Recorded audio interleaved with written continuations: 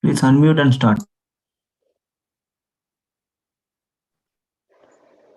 Good morning, everyone. I would like to thank all our participants who are excited to be here with us on our GUJ DIGI NEOCON 2021. So we are all very happy and thankful to you for joining and registering with us. Now we are a family of around 450 registered participants in our family. So I thank you all for registering and being a part of this GUJ DIGI NEOCON. I thank all the faculty who is being there with us. So our organizing team and faculty, we have all tried to keep our your promise to the best. That is our theme, applied neonatology. So we would yesterday the workshops went well, and the what feedback we got was that most of our family members, that is our faculty, stuck to their theme. So we are trying to give you the real applied practical neonatology in this virtual conference. So we will try to be real for the rest of the day, which starts now and will end by around 6 p.m. today in this virtual conference. And in most of our conference previously, we used to, when we start our conference, we used to tell our participant and delegates that this is hall A, hall B, the layout of the whole conference. So for our conference, the layout is your cozy room. The next step was we used to tell them the directions to the restroom. The best part of our conference is the conference, it goes into your restrooms. So you are all allowed to take your phones, mobiles, laptops, wherever you want in your restrooms, but be aware, just be watchful that your cameras are switched off. So we all welcome you with this. And now I would like to start with our, because all our lectures are chaired by chairpersons. So I would like to start with the introduction of our first chairperson for the day, and then we will start with our lectures. So our first the chairperson for this lecture is Dr. Afsana. So we welcome you, Dr. Afsana. Okay. Are you able to, everybody able to see my slides and can hear me? Yes. Okay. So Dr. Afsana Patel, she is a consultant neonatologist and pediatrician at Gotri Medical College, Vadodara, and at Little Star Children's Hospital. She is very active in NRPs in Gujarat, and she has been trained in functional echocardiography, and she is a DASI certified assessor. So welcome, Dr. Afsana. Now you can go ahead and introduce our speaker, Dr. Rishikesh Thakre, please. Dr. Afsana, can you open your on your video? Yes. Thank you, sir. Thank you, whole entire NNF team and the organizing committee for inviting me as a chairperson. First of all, I would like to invite Dr. Rishikesh Thakre, sir, for the lecture for the talk of recent changes in NRP. That is, I can say, as a being neonatologist, I can say that is the core topic, the heart of neonatology, which is the most important topic of neonatology. I would like to invite Dr. Rishikesh Thakre for the talk. Dr. Rishikesh Thakre, he is a director at NEOClinic Hospital, Aurangabad. He is extensively involved in training of undergraduates, postgraduates, fellows, and nursing. Number of fellow students are there under him. Innumerable of publications, books, paper presentations, and neonatal and international forums. He is the president of IAP Neonatology chapter and vice president of NNF. Thank you, sir, for inviting, taking our invitation, accepting our invitation. Thank you, sir. Rishikesh, sir, you can share your screen, sir, please. Thank you.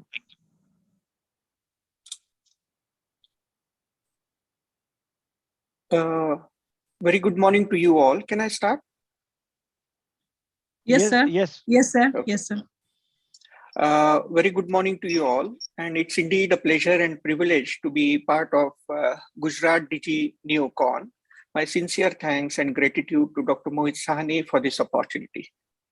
Well, let me share with you the recent updates in newborn resuscitation and their practical implication in this talk.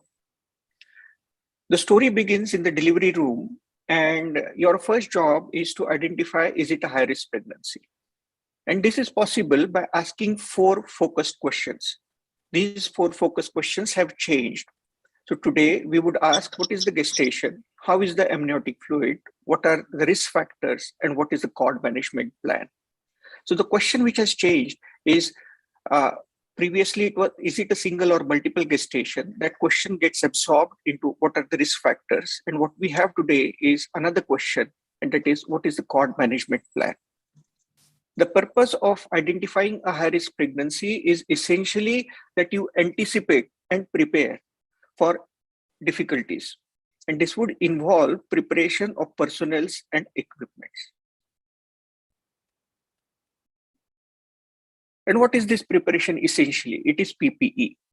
And this PPE is nothing but person, place, and equipment.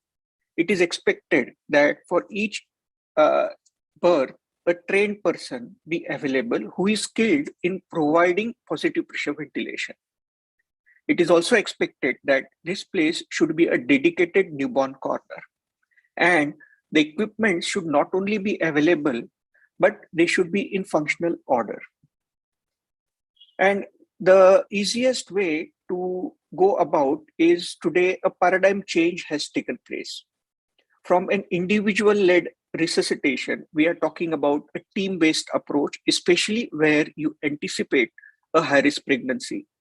Mind you, in up to 50% of times, babies who are found to be depressed would not have an identifiable risk factor.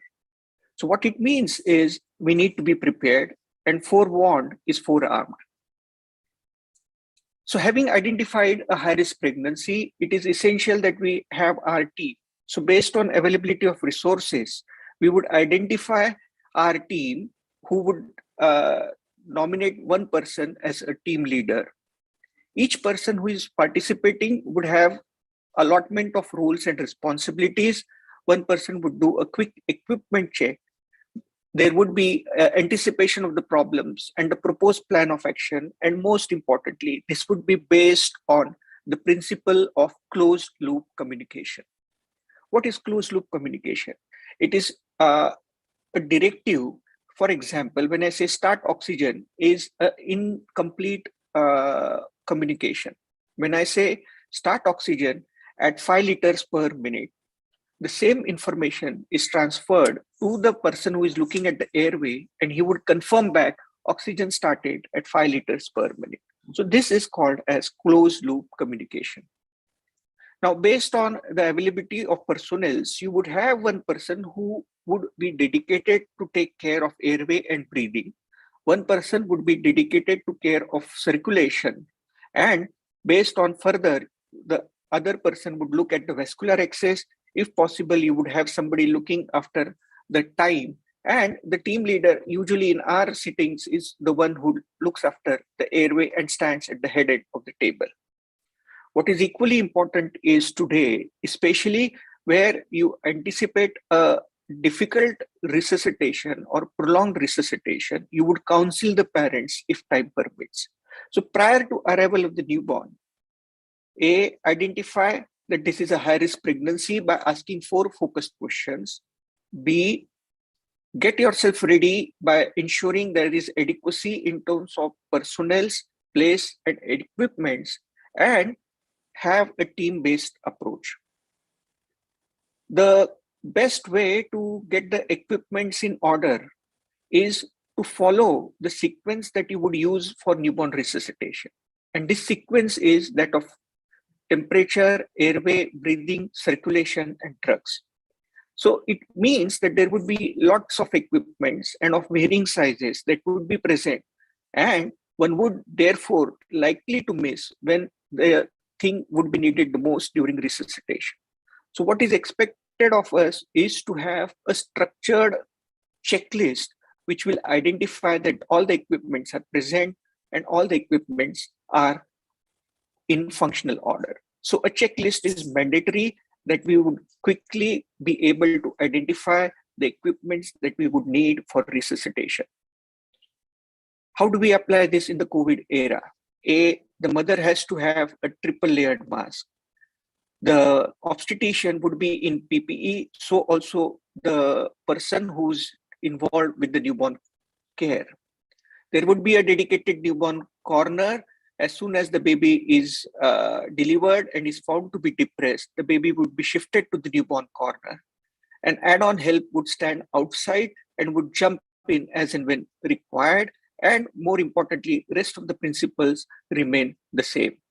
The key point here is that minimal personnel would be there in the delivery room, and you would use disposables and avoid or minimize use of aerosol generating procedures. So the first message which needs to be drilled is failing to prepare is preparing to fail. Let me repeat, failing to prepare is preparing to fail. Having said that, as soon as the baby is delivered, focused question, is the baby breathing or crying, will help you identify need for resuscitation. Majority of the babies would establish spontaneous respiration and cry. The baby would hence be delivered on the mother's abdomen, and there would be no hurry to cut the cord. But prior to the baby arriving, it is equally important is how do we practice delayed cord clamping in the delivery room. And therefore, we need to identify who will be holding the baby, who would cut the cord, who would keep a track of the time. More importantly, we would also identify where will the baby be kept. Is it over the mother's abdomen? And if it's a cesarean section, how would the baby be held? And last but not the least, do we have the equipments in order that would be needed for cord clamping? Current evidence suggests that masterly inactivity is expected of us in the first 60 seconds of life. So wait a minute policy is what we need to practice for all vigorous newborns, both term and preterm. We would not practice delayed cord clamping if the baby is depressed at birth or if there is placenta previa or vasa previa. Current evidence also suggests that the benefits outweigh the risks involved if the mother is HIV or HBsAg positive, and therefore delayed cord clamping would be practiced even in such circumstances. And therefore, the most under-recognized, underappreciated step of resuscitation, which would be applicable to majority of the newborns and which have huge implications in low resource settings, is delay in cutting the cord. The second step that needs to be followed is providing early skin-to-skin contact right from the delivery room, and this is feasible for babies beyond 30 weeks of gestation, especially if the babies are otherwise well and stable. So the mantra today in the delivery room is zero separation, early skin-to-skin contact, and early initiation of breastfeeding. Mind you, today in the COVID era, delayed cord clamping, early skin-to-skin contact, and early initiation of breastfeeding holds true because the benefits far outweigh the risks involved. So in majority of the term and preterm newborns who establish spontaneous respiration and cry at birth, who do not need resuscitation, you would offer them early skin-to-skin contact, cut the cord after 60 seconds, and early initiate with breastfeeding. What about those babies who are depressed at birth or have no spontaneous respiration or cry?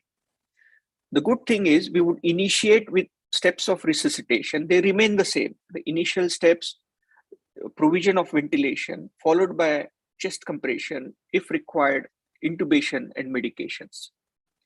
So the point where the change has taken place is the sequence for initial steps in the recent guidelines have changed. So today we would warm the baby by getting the baby under the warmer. You would dry the baby, which would serve as a form of stimulation, position the airway to open in the sniffing position and suction if required. So there has been a slight change, and this is a more practical change, the way we would go on providing initial steps. The best way to stimulate the baby is while drying, which is a form of stimulation, and if required, giving a quick, firm back rub, and that is all that is needed. No longer tactile stimulation is part of initial steps. Further, we must realize that suction would be required only if there are visible secretions or if the airway is obstructed. So there is no role of routine suctioning for babies at birth. For those babies who do not respond to initial steps, the key point is to initiate ventilation if required within the first minute of life, what is called as the golden minute. So what it is expected is these steps: assessment for need for resuscitation at birth, provision of initial steps that we just saw, followed by the response to initial steps assessed by simultaneous evaluation of respiration and heart rate, would find that the baby is not breathing or has difficulty in breathing. One would initiate positive pressure ventilation, and this should happen within the first 60 seconds. So the key point here is that ventilation is a critical step and a key step for babies who are depressed at birth, and therefore the mantra is initiate ventilation within the first minute of life. Having said that, you have option of using either a self-inflating bag or a flow-inflating bag or a T-piece resuscitator. You would use either one based on your skills and expertise. Each of these bags have their pros and cons, but what is equally important is that you should be able to achieve an airtight seal, which is what you can say gap in terms of effective ventilation. And further, as you initiate provision of bag and mask, you must document within the first 15 seconds a rise in heart rate. If you don't find there is a rise in heart rate, you would move to the next step. But if you find that there is rise in heart rate, you would provide uninterrupted ventilation for next 30 seconds. If there is no rise in heart rate, you would look for chest movements. And if there is no chest movement, then you would look for ventilation corrective measures. Now, ventilation corrective measures are reflected by a synonym MR-SOPA. What it means is that mask reposition and reposition of the airway should take place simultaneously. What is important is to give 5 breaths and assess for chest movements. If there are still no chest movements, you would move to S and O, that is suction with the mouth open, and you would suction first the mouth, then the nose. You would again provide 5 breaths and then assess for chest movements. And if still there is no chest movements, you would move to having an alternative airway in place. And therein comes the role of pulse oximetry, especially where you anticipate resuscitation or are about to begin ventilation. If any time you find the color is abnormal, you would again get onto a pulse oximeter, and supplemental oxygen and CPAP would be other ways where you would administer pulse oximeter to this baby. It is expected that you would prefer signal extraction technology based pulse oximeter. The pulse oximeter probe would be applied for the right upper hand to detect preductal oxygen saturation, and you would look for minute-specific oxygen saturations. Anytime your range of oxygen saturation falls below the minute-specific oxygen saturation, you would increase the oxygen requirement as displayed. What is equally important here is therefore to have a blender in the delivery room where a precise concentration of oxygen can be delivered. For babies who are beyond 35 weeks of gestation or are of term gestation, you would initiate ventilation in room air. But for preterm babies less than 35 weeks of gestation, you would initiate ventilation somewhere between 21 to 30% and titrate the oxygen based on minute-specific oxygen concentration. For those babies who have a drop in heart rate below 60, despite effective ventilation, corrective measures being in place, you would start chest compressions. Today, the emphasis is not to use the 2-finger technique, but move on to 2-thumb technique. You must intubate the baby prior to initiating chest compressions so that you have secured the airway and ventilation is guaranteed. The ratio of ventilation to chest compressions remains the same, that is 3 chest compressions followed by 1 ventilation, and 100% oxygen is expected during this phase because you are almost in a state of asystole. So the two-thumb technique is preferred simply because it generates a higher systolic pressure and it leads to lesser fatigability. And you would move over to the cardiac monitor for rapid and accurate assessment of heart rate. The current guidelines also recommend use of cardiac monitor if an alternative airway is in place. So if you are in chest compressions, you have to have a cardiac monitor.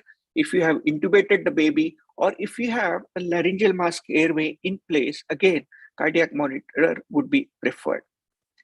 The further heart rate assessment, once coordinated chest compressions and ventilations have been initiated, would be every 60 seconds.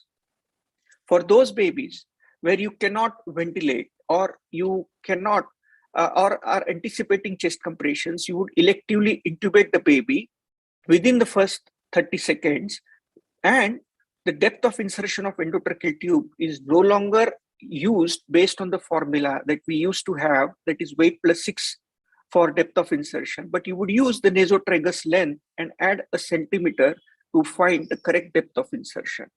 For those babies where intubation is not feasible or where you are finding it difficult, you would consider an alternative airway, and that is laryngeal mask airway, which is recommended for babies beyond 34 weeks of gestation or who are beyond 2 kgs. Mind you, LMA is not applicable if there is a need for suctioning, especially for meconium stained liquor babies, for administration of drugs, and there is poor data of its efficacy along with chest compressions. The first drug to be used in newborn resuscitation is not epinephrine. It is oxygen, and we talked about it. That oxygen would be initiated in room air for babies beyond 35 weeks of gestation. But for babies who have a heart rate which is less than 60, despite ongoing coordinated ventilation and chest compressions, you would administer epinephrine. The concentration remains the same, 1 in 10,000. The preferred way to administer epinephrine is by vascular access, that is through the umbilical cord. In out of hospital settings, you may consider using intraosseous access, and the least preferred is endotracheal, which may be used till you get a vascular access. The dose of epinephrine has been rounded up rather than a range, and this is more for practical feasibility rather than based on science. Anytime you administer epinephrine, you must follow it with a flush of 3 ml normal saline, and this is for irrespective of gestation. And a flush would not be expected if you have given an endotracheal dose of epinephrine. For babies born through meconium stained liquor, again, you would follow the routine, that is initial steps followed by ventilation. And if you find that the airway is obstructed, it is coming in the way of your chest rise, you would take ventilation corrective measures. And it is at this stage that you would perform suction or consider an alternative airway. Meconium aspirator today. 1 minute left, sir. Yeah, meconium aspirator today is no longer considered as a part of resuscitation. How long to continue? Around 20 minutes. That is what is expected of us. For preterms, the thermal combination takes a priority. You would prefer PEEP along with ventilation, consider ECG for heart rate, and consider use of CPAP, and document temperature prior to leaving the delivery room. What are the errors that you would like to have? Well, there is need for low dose, high frequency practice. It is not enough today to have knowledge and skills. Teamwork and quality improvement matters. And what is expected of us is to use bundles of care, checklist, and have an audit time and again to see that we are up to the mark. So what have we learned? Newborn resuscitation today is all about preparation and anticipation. We need to practice delayed cord clamping and early skin-to-skin contact for all well newborns, both term and preterm. You would initiate ventilation within the first golden minute, and rise in heart rate indicates adequacy of response to your resuscitation. And last but not the least, teamwork is dream work. Thank you very much for your attention, and I would be happy to take questions. Thanks a lot, sir. Yes, Dr. Afsana, please. Thank you, sir. That was an excellent talk. Almost you have covered each and every point of neonatal resuscitation. I would like to say that especially part of ventilation and cord part that you have covered very nicely. Thank you. Thanks a lot for accepting. Thank you. So in the chat box, there are no questions. And I hope there are no questions, sir. So we should go move ahead with our next chairperson. Thank you very much, Rishikesh, sir. So our next chairperson for the next talk is Dr. Yogesh Parekh. Sir, are you there? Yogesh Parekh, sir? He's not there. Mohit, you can introduce. Okay, sir. So Dr. Yogesh Parekh was supposed to be our chairperson. He is our former professor and head of department at Government Medical College, Rajkot. And presently he is in Surat, Government Medical College, Surat. He is being EB member and for many of the organizations of neonatology and pediatrics. And he is the president of AOP Gujarat. So now as if he's not there. Sir, are you there, sir? Yogesh Parekh, sir? So he's not there. So I can't see him. Don't worry. Go ahead. Okay, He may sir. not be there. He's traveling. Okay, fine. So now I am really luckily I got the chance to introduce my mentor, and I'm really excited to introduce Dr. Patrick McNamara. He was my mentor, and whatever I've learned till now is from him. He has done his medical school from Queen's University, Belfast, Ireland, and he was there at Sick Kids from 2001 to 18 for 18 years. So presently, he is a professor of pediatrics and internal medicine and vice chair of pediatric acute care at University of Iowa, USA. And he is the chair of Pan American Hemodynamics Collaborative Society and also of American Society of Echocardiography. He has got more than 300 peer-reviewed publications. His main focus is solely and wholly on neonatal hemodynamics, but particularly on patent ductus arteriosus and the development of the cardiovascular physiology. So we welcome you, Dr. Patrick. We are really excited to have you with us. Welcome. You can share your slides, please. Perfect. Thank you, Mohit. Can you see the slides okay? Yeah, we can. Okay, perfect. So thank you. It's late at night here in the US, but I'm very, very happy to connect with my Indian friends once again. Mohit asked me to talk about neonatal shock, and I'll try to do this as a kind of in a whirlwind exercise over the next 25 minutes or so. So why do we need to evolve from our current status of the provision of particularly cardiovascular care? Well, what we've learned is, irrespective of the problem that we are managing in the NICU, a non-physiology-based approach doesn't work. Whether it's hypotension, PDA, pulmonary hypertension, everybody is familiar with the fact that there's significant controversy. There are polar opposite opinions. There are sometimes fairly evangelical opinions on either side.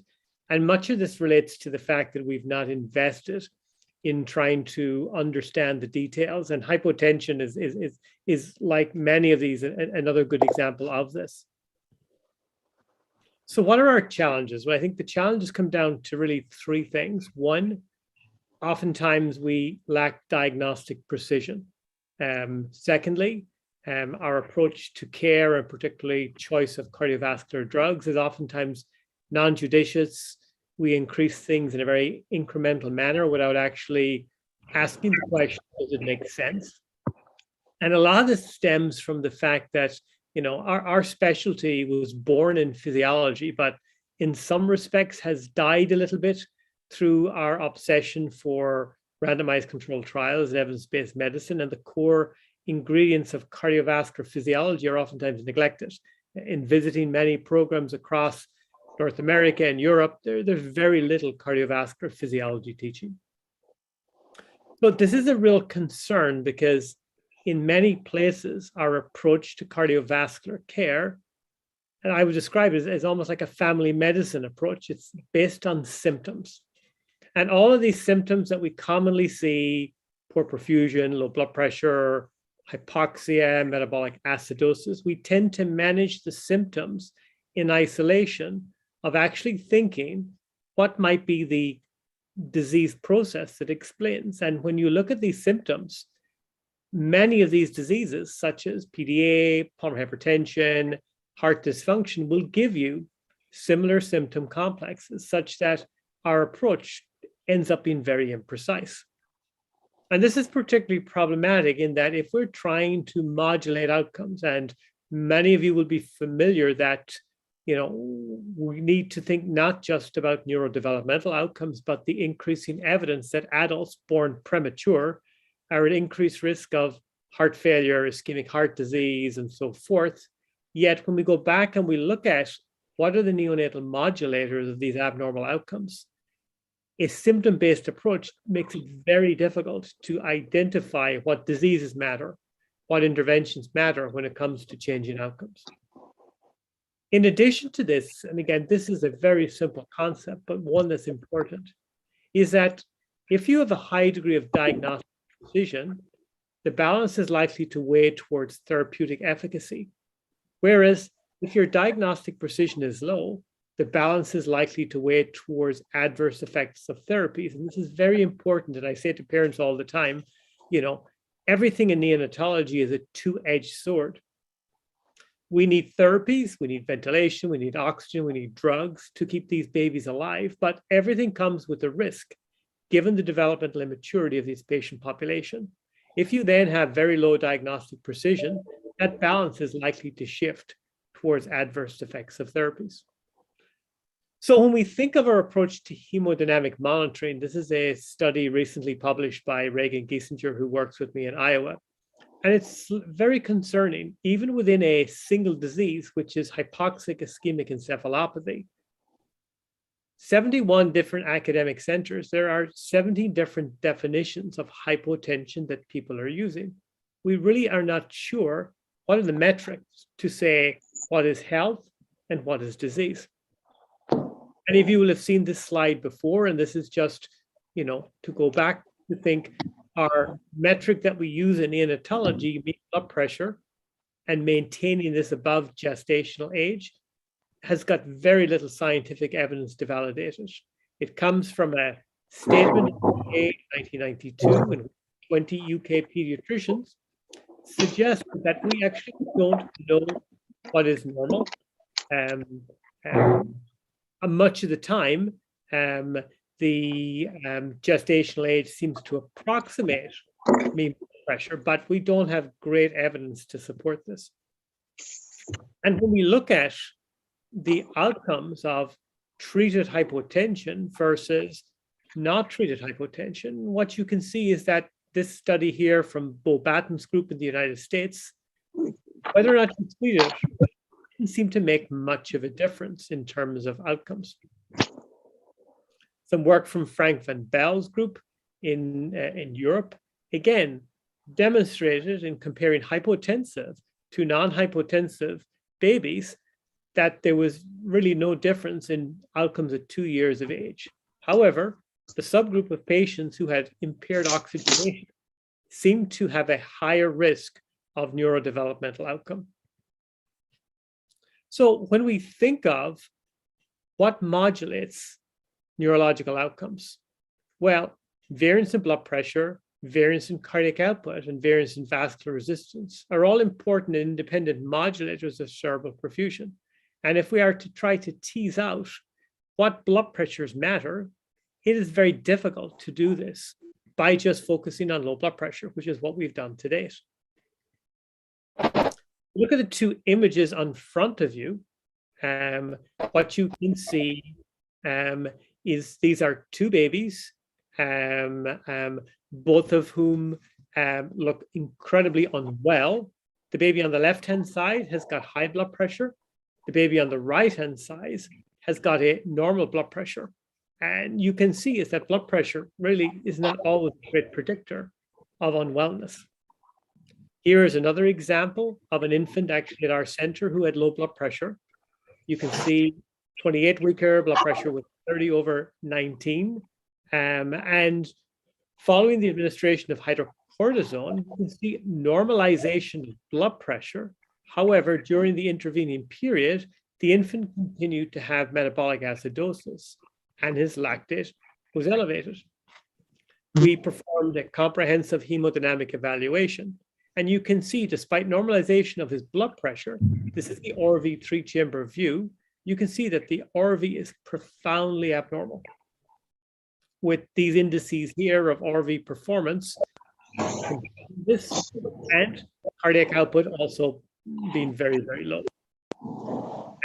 Heart function, cardiac output were managed with a combination of milrinone and epinephrine, which led to resolution of this baby's symptoms.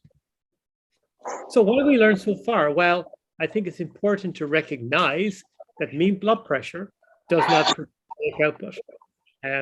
As you can see here, the relationship between mean blood pressure and either left ventricular output or SCC flow is nonlinear, such that there are babies with high blood pressure who are in a low cardiac output state, and vice versa, infants with a low blood pressure who have preserved cardiac output. So it's incredibly important that if we are to optimize our approach to hemodynamic care, we need to think beyond blood pressure.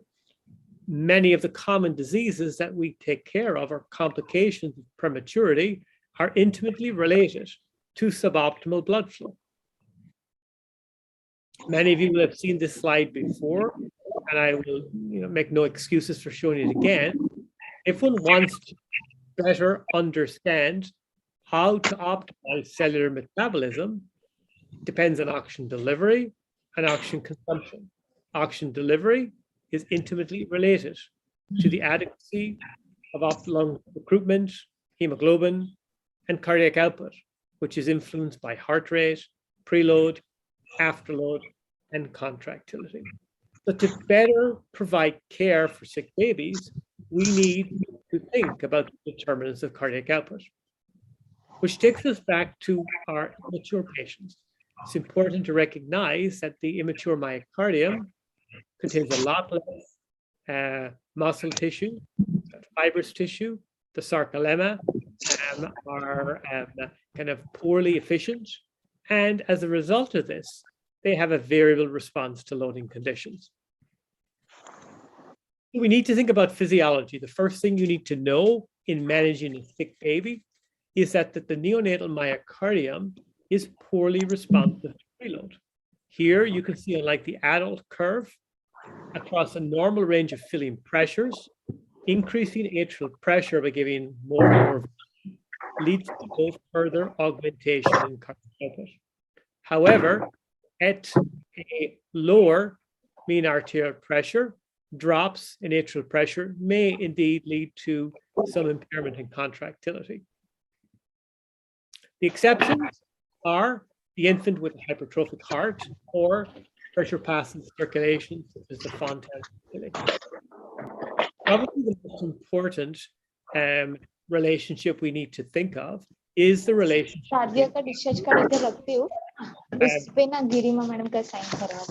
Please mute yourself. Thank you, Mohit. I think there have been a few noises here. I think there's somebody else is not muted as well. Maybe you can mute them for me. Yeah. Thank you, Mohit. So the second important concept, and probably the most important physiologic principle in neonatology, is the relationship of afterload to contractility. So the image you can see on the right is somebody in the gym doing bench press. This is putting afterload on the muscle. What you can see on the left-hand side is the relationship between afterload and myocardial contractility. And what you can see is that the newborn, the slope of the line is much steeper compared to the older adult, basically meaning that increments in afterload lead to a much more significant decrement in contractility. Now, if you look at the relationship for the left versus the right ventricle, you can see that the right ventricle is even more sensitive to afterload, which is particularly important in infants with pulmonary hypertension. The final principle you need to be aware of is what we call the force frequency relationship, which is the relationship between heart rate and contractility. You can see in normal, healthy babies, as heart rate increases, contractility increases. However, in a blunted force frequency relationship where the medications that you're giving to try to optimize heart function are not effective, all you achieve is an increase in heart rate. And remembering that your coronary perfusion is dependent on your aortic diastolic pressure, if you become more tachycardic, you have less filling time, meaning your coronary arteries will be more underperfused and your heart function will likely to deteriorate. So these concepts are important. And even within patients who may present with the same illness, such as these three cases here, which were babies who presented with hypoxia and a low cardiac output state, you can see that the physiology was different. The infant on the left had too much mean airway pressure and his left heart filling was compromised, leading to a low output state. The baby in the middle had an RV that was dysfunctional. The baby on the right is an infant of a diabetic mother with a very hypertrophic heart. And this is a particularly dangerous physiology and one people need to be very careful of, in that increases in heart rate for this physiology lead to decreased filling of the heart and a low cardiac output state. So how do we better select drugs in sick babies? Well, there are three questions that one needs to ask. One, what is the disease? Two, what is the science? And three, how does the drug work? Physiology is highly dynamic, and one of the messages that you will hopefully take away from today is the dynamic nature, even within a single patient. This is a 26-week infant born at a community hospital in poor condition. The infant really had little in the way of lung disease. However, there was head entrapment, difficult delivery, and the infant was asphyxiated. Initially presented with hypotension, particularly his systolic blood pressure, received a blood transfusion at the local hospital, and when the infant arrived to us, had significant metabolic acidosis, elevated lactate and elevated troponin. So in thinking about blood pressure, and even before one thinks about echo, are there better ways to think about blood pressure? Well, the first concept is that one needs to think of blood pressure and cardiac output together. As you learned already, blood pressure does not predict cardiac output. They both are equal important determinants of the adequacy of tissue perfusion. So firstly, thinking, are there clinical signs of shock? Prolongation of the capillary refill time, poor perfusion, elevated lactate, and so forth. And if indeed there are, the next question we need to ask is the problem one of systolic blood pressure, meaning presumably a low cardiac output state, or diastolic blood pressure, presumably a low systemic vascular resistance state, or perhaps impairment of filling, or potentially both systolic and diastolic. This infant had low systolic blood pressure. And if we think of low systolic blood pressure, the possibilities are incredibly diverse. There are situations in which there's less blood entering the left ventricle, either a problem of RV function, elevated pulmonary vascular resistance, or restricted filling, like the infant with hypertrophic cardiomyopathy. Is there a primary problem of heart contractility, or is there an issue of systemic afterload? All of these things may independently present in a very similar manner. It's also important to recognize, and there's a looseness sometimes in the way in which we think about drugs, but we talk about inotropes and vasopressors as if they're the same thing. They're not. Inotropy is a positive effect on myocardial contractile force. The beta-1 receptors are the prominent drivers of increase in contractility, whereas vasopressors reflect an augmentation in systemic vascular resistance. predominantly through alpha-1 or alpha-2 receptors. The other thing that's important to consider is that across the range of drugs that we use on a day-to-day basis, there are extremes. At one end of the spectrum is you have drugs like milrinone, which are predominant vasodilators. At the other end of the spectrum are drugs like vasopressin and norepinephrine, which are predominantly vasoconstrictors. And then you have within the middle, ranging from dobutamine, more of an inotrope with some weak vasodilation, to dopamine, a weak inotrope with predominant vasoconstricting effects. We don't have a lot of data in neonatology. This is one of the very few randomized controlled trials conducted by Martin Kluckau's group, which demonstrated that if you want to increase the blood pressure, dopamine probably will do this more effectively. If you want to improve cardiac output and heart function, dobutamine is potentially a better drug. The problem with drugs like dopamine is that it's an imprecise, non-specific agent in which the properties are highly variable, not just between patient populations, but even within patients. Here you can see a cohort of infants who had two very different effects. The cohort on the left had an improvement in blood pressure that coincided with an improvement in cardiac output. The cohort on the right had an improvement in blood pressure, but a drop-off in cardiac output, which, if you're not measuring indices of cardiac output, may lead to subclinical end-organ hypoperfusion. What was particularly troubling is that the group on the right actually had received a lower dose of dopamine, which to me suggests that, it's really important to be able to predict not just the effects of blood pressure, but the impact on end organ perfusion, and why we have moved away from using dopamine as our first line drug, particularly for preterm babies. So going back to this baby, what did we find? Well, what we identified was the infant had significant LV dysfunction. Here you can see his ejection fraction is poor. He also had impairment in LV strain. The RV was in relatively decent shape, and the infant was in a low cardiac output state. So at this point, the diagnosis was LV systolic dysfunction. We switched him from dobutamine to epinephrine to give a more potent positive inotrope, and we watched him. Unfortunately, over the next 3 hours, the baby started to suffer symptoms of his hypoxia ischemia. His blood pressure recovered nicely on epinephrine. However, he developed hypoxemic respiratory failure. So we went back and re-echoed him, and the physiology had changed. His LV had recovered, but now we were dealing with severe RV dysfunction, very low right ventricular output, and you can see that the flow across the ductus was predominantly right to left. So this infant now has severe pulmonary hypertension with RV dysfunction. So at that point in time, we recommended to the team, and sometimes we use 5 parts per million of nitric. This time they used 20. We recommended that they watch the post-ductal blood pressure very closely and wean the nitric oxide if there was any hypotension, potentially concerned that the flow across the ductus would change very radically. And the clinical clue of that would be the post-ductal blood pressure. The issue of receiving nitric oxide in prematurity is highly, highly controversial. And again, an important point to be made here is that what is the evidence to support or refute?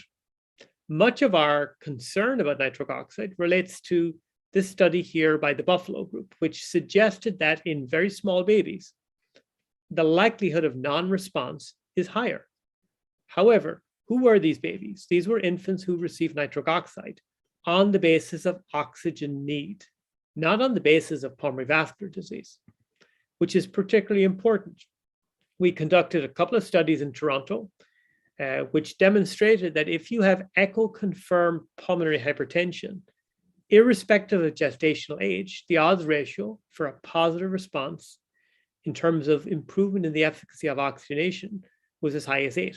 And nitric oxide responders were more likely to have survival free of long-term disability. So what happened to the baby? Well, the baby weaned to room air within a short time of receiving nitric oxide, and as expected, the post-ductal blood pressure fell. And this is something we don't pay a lot of attention to, is the discordance between pre and postductal blood pressure. You can see now the physiology is different. Unrestricted left to right flow across the ductus. And when we looked at the other markers of hemodynamic significance, this infant now, again, this is all within 6 hours, has a third physiology. Large PDA with a torrential left to right shunt. And at this point in time, we proceeded to start him with intravenous Tylenol. So why Tylenol? For the last few minutes, I just want to share with you the evolution of care at the University of Iowa. We are a center that has one of the highest rates of survival at the extremes of prematurity. In infants at 22 weeks gestation, our survival rate is close to 60%. At 23 weeks, it's close to 80%. And when I got to Iowa, I was particularly impressed at survival. However, some of the morbidities potentially related to hemodynamic instability were a concern, particularly the rate of grade 3, 4 IVH, rates of NEC, and so forth. So we decided to implement a targeted screening program in which we would define the physiology, define the phenotype. If it was heart dysfunction, we would treat with dobutamine. If it was pulmonary hypertension, we would probably treat with low-dose nitric oxide.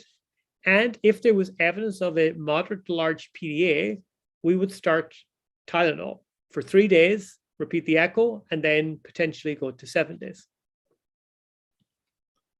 The ascertainment of hemodynamic significance of the ductus was based on this comprehensive PDA score that we published earlier this year. So why might you want to treat the ductus early? The AAP says 7 days.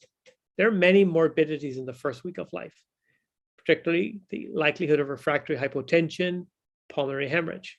This is some work from Ron Kleiman's group demonstrating that if you're a center that used prophylactic indomethacin and you stop using that, the incidence of refractory hypotension was significantly increased. But we were more concerned about the relationship of progressive PDA shunt in these hypotensive babies to IVH.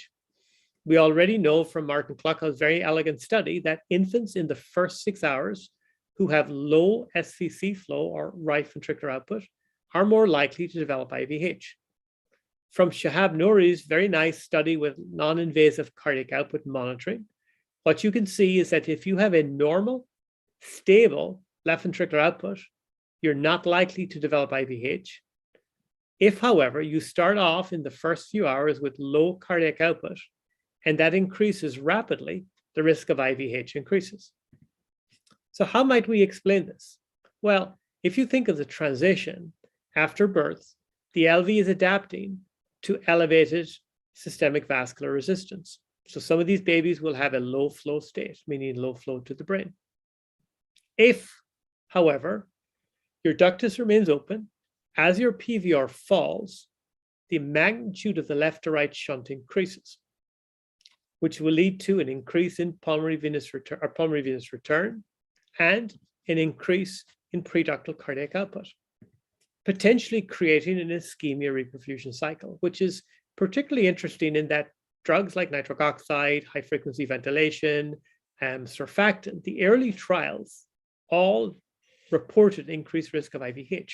One could speculate that this may relate to these independent effects on PVR. So what have we learned over the last 3 years? Well, what we've learned is that up to 60% of babies under 27 weeks gestation have subclinical abnormal physiology. About 1/3 of these infants have a hemodynamically significant ductus arteriosus. What's been the impact of our screening program?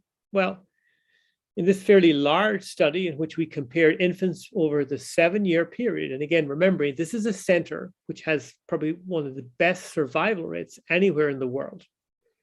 In the last 3 years, even though the number of 22 to 23 weekers has doubled in this sub 27-week population, there's been a significant reduction in the rate of death or severe IVH. The need for PDA closure has decreased. Our rate of NEC also has fallen substantially to 1%, which is incredible considering the numbers of tiny babies we have. We didn't have comparative chronic pulmonary hypertension data from the prior epoch in that they didn't have a good screening program. But our rate of severe chronic pulmonary hypertension is less than 5%, which is interesting in that some of the recent evidence from centers who have stopped treating the PDA, the rate is as high as 45%.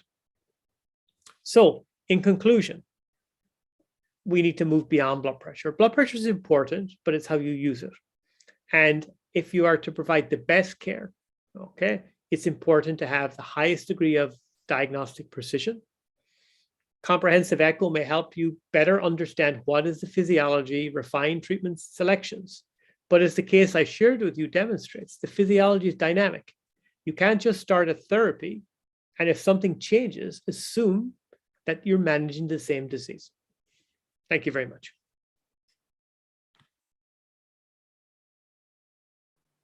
Thanks a lot, Dr. Petri. It was really mesmerizing. Like I remember my olden days of 2008 and 9. So I was really excited to see you and seeing all those things again. There are no questions in the chat box, but the one question which regularly comes to us is, now what is the role of norepinephrine in treating specifically the septic shock?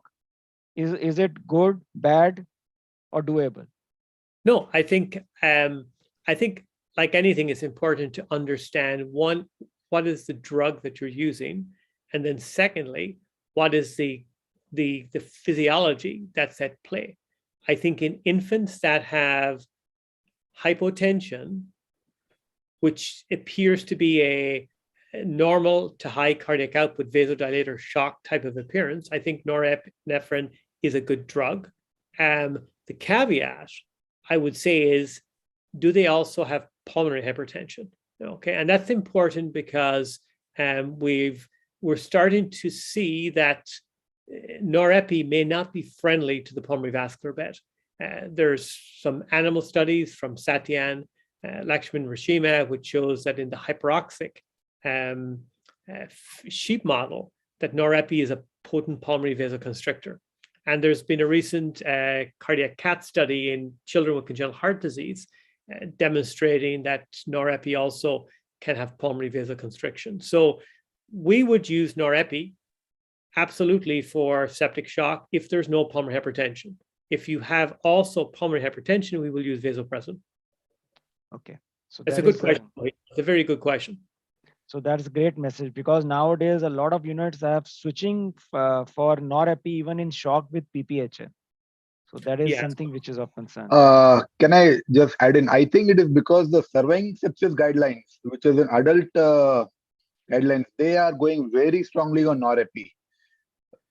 And therefore that is coming to our, but I think as sir rightly said, we need to, our children and our units are much different than adults. Yeah, no, and again, it's you know, we have seen, just to give you an example, we've had babies referred to as severe pulmonary hypertension babies, ECMO candidates, who are on very, very high doses of norepinephrine and are able to avoid ECMO, and they improve almost immediately. So, you know, So, you know, I think in the past, people thought that norepi had very little effects on the pulmonary vascular bed. It's got potent pulmonary vascular effects. So I think be very careful with it. But in regular septic shock in a baby who's doesn't have pulmonary hypertension, I think it's okay to use it. Great. So it was very nice. Thank you very much for being with us and sparing time. And that I know it's very late there in Iowa in US. So thanks for being with us. Thank you. No, my pleasure, Mohit. It's always nice to see my friends from India, and I hope everybody's keeping well. And particularly during this COVID times, I hope everything is going okay. Thank you very much. Yeah. Okay. See you. Okay. Bye-bye now. Bye. And just for everybody's knowledge, this whole meeting is being recorded and will be available to the registered candidates, registered participants for the next 1 month. And then it will be on our website of Gujarat NNF in the YouTube channel. So for the next lecture, we have our chairperson, Dr. Sandeep Trivedi. So Dr. Sandeep Trivedi, just a second. So Dr. Sandeep Trivedi, he is our next president-elect for Gujarat NNF. He is a consulting pediatrician neonatologist at Trivedi Hospital, Idar, Gujarat. And he is being into EBs and zonal convener for many things. So, Dr. Sandeep, please, we welcome you. So you can introduce our next faculty, please, Dr. Sandeep. Yeah, good morning, sir, and good morning, Dr. Mohit. And I thankful to you and NNS Gujarat to give me opportunity. I welcome Dr. Jan Klimek. He is the senior staff specialist neonatology center for the newborn care, the Westmead Hospital, and the clinical lecturer of neonatal University of the Sydney's. And his talk is on the PDA clinical application in the NICU management and based on the evidence and knowledge. I welcome Dr. Jan Klimek. Thank you, sir. Welcome. Hello, everybody. My name's Jan Klimek. Thank you for the lovely introduction. I see that you've given me a 6-minute late start. I'll try and keep to my schedule. I've been given the impossible task of talking to you on patent ductus in 20 minutes. So I wouldn't wish this on anyone. It's a curse from hell. But thank you very much for the offer, and I'll try to do the best I can. So what we'll talk about is a number of aspects, but before we even start on, we need to show how do we do the ductal view. A lot of you are learning or experienced ultrasonographers. So to see the ductal view, we would use the left parasternal view or the suprasternal view. Important to remember, for the suprasternal view, you need to put a roll under the shoulders in order to be able to get there. Babies have a very short neck, and you won't get this view unless you do this. So that's very important. The parasternal short axis view, the upper view will show us the main pulmonary artery. And to get the ductal view, we need to rotate the probe slightly anti-clockwise in order to see the main pulmonary and the duct in its entirety. So it's almost like a parasternal short axis, but it's slightly rotated anti-clockwise. So that's how to do the ductal view. Let's look at an ultrasound approach. How do we approach this? And what I'm going to tell you today is that the ultrasound cannot tell you whether the duct is hemodynamically significant. Why is that? And Sonnenberg recently in their paper have shown that different people use this term differently. So hemodynamically significant means very different things in different papers. So it's difficult to use this term. I will come back to this later, but the ultrasound by itself cannot give us this answer. What can an ultrasound do is we can check normal anatomy. We can see, is there a duct? We can describe the duct. We can describe circulatory effects. And from then, we can maybe get some sort of an idea of, is this duct important for my patient? So we will go through that slowly. So in terms of looking, firstly, is there a duct? Before we even start, it's important to remember that any ultrasound, we need to make sure that the anatomy is normal. You don't want to be assessing a duct in a baby with congenital heart disease that actually needs its duct open. So you really need to have a normal scan first before you do anything else. Once we've got that, we can ask ourselves, is there a duct or not? And this is important because we need to know, is it complicating the respiratory course of my baby? Do I need to treat this duct? As Kath Karma has shown us, could we stop the treatment partway through? Because to expose the baby to 3 doses of indomethacin may not be necessary if the duct closes after the first course. So we can reassess the duct throughout the course. When we do a ductal scan, it's very easy to see on color flow Doppler now whether there's a duct or not. The duct is red, it's going up towards the probe, the blue is going away. So on the right side of the screen, you'll see the descending aorta going down. In the middle of the picture is usually the left branch pulmonary or part of the main pulmonary. And so those are blue because with the ductal view, we actually show those blood volumes moving away from the probe, so they look blue. And the duct, usually, if it's left to right, will show up as red, and it's very easy to see. So it's easy to say, is there a duct or not? But for some of you that have been doing this for many years, as I have, sometimes the duct is very small, or it may enter the pulmonary artery from the side or from the back, or if there's a right-sided aorta, it may enter from a different angle.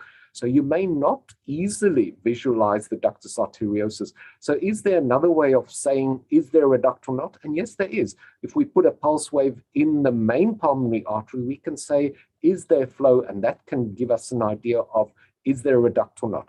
So I've shown you how to do that here. I suggest putting the gate closer to the, at the bottom end of the main pulmonary, just before the branches. Why? Because if there's a small duct, you'll still catch that duct at the lower end. But if you have the gate higher up in the main pulmonary artery, you may miss a small duct. And what this normally shows you, if you put that pulse wave in the main pulmonary, you will see that the pulse wave itself, there's not much flow here in diastole. So this baby would likely have a closed duct, in contrast to a baby like this, where there is quite significant flow in diastole. This implies that there is a duct. So if you haven't seen the duct, you need to go and look for it because it is there. So this gives us a sort of a proxy indication to, is there a duct? So now that we've identified, is there a duct or not? If we know there's a duct, we now need to describe it. So we describe the duct with looking at the direction of flow. So looking at this on the, both of these will show you a left to right flow. So there is a red duct. So that means it's the left to right flow. We don't just look at the direction of flow, but we also look at the color itself. So just by looking at these, you can see the left side of the screen shows us a very deep red velocity. So the deep red indicates that it's a low velocity flow, which means the duct is wide open. There's no restriction to this duct. It's probably significant because it's wide open. There's flow going through that at very low velocity. In contrast is on the right side of the screen, a duct with increased velocity flow because it's closing. So you can see the color changes from red to yellow and sometimes even white because it's a high velocity now, which indicates that it's closing. So we've now got a direction of flow and also a rough assessment of the duct itself. We can measure the actual flow velocity by putting a pulse wave through the duct itself, similar to how we would do a tricuspid re-GUJ, and that can give us a pressure gradient to give us an idea of is this closing or not. And Patrick McNamara, your previous lovely speaker, has in one of his papers suggested that the velocity of flow can guide us as to is it a small, moderate, or large duct, because if it's unrestricted, low velocity flow, it's large, whereas where it's a high velocity, it's more likely to be closing. So that is useful to measure. Once we've described the flow velocity, we look at the flow pattern. And how do we measure the flow pattern? We put a pulse wave gate in the closing part of the duct. So that's at the pulmonary end. Remember, there's an aortic end and pulmonary end. We don't want the pulse wave in the aortic end. And as some of my students regularly do, they put the gate into the jet in the main pulmonary artery itself. Now, this is not the duct, it's the jet, it's just volume of flow in the main pulmonary. So you don't put the gate in there either. The yellow, the orange and the yellow, you don't put those there. You put the gate in the, where the green tick is, that's at the closing end of the duct. And if we look at this particular nice duct, you will see there's a jet in the main pulmonary artery. There's a flow in the aortic side of the duct. It's a nice long duct, very easy to see. And there's a little shelf there of at the pulmonary end where this duct is closing. So that is where you really want to put your pulse wave. And I've shown that in with a green arrow. That's where you put your pulse wave because that's going to show us the pulse wave pattern. And looking at the patterns, this has been described by Sue in his paper in 1997, 5 different flow patterns. And we've since modified that. And we have now a number of different patterns. And just to stress that the pure right to left and the pulsatile flows are clearly abnormal. They will always be abnormal. Whereas the others are a progression from birth. As the child gets older, you may get initially a bidirectional, then there's a transitional, as then progresses towards a closing pattern. Sue et al. Initially described the transitional as growing, and it's a similar, the same pattern. but it can be growing back towards a pulsatile type pattern, which would be an abnormal left to right flow. So it's important to describe this flow pattern and put that into your clinical picture. So we've now got a flow pattern. Now we come to the PDA size. Now, is the PDA size important? Of course it is.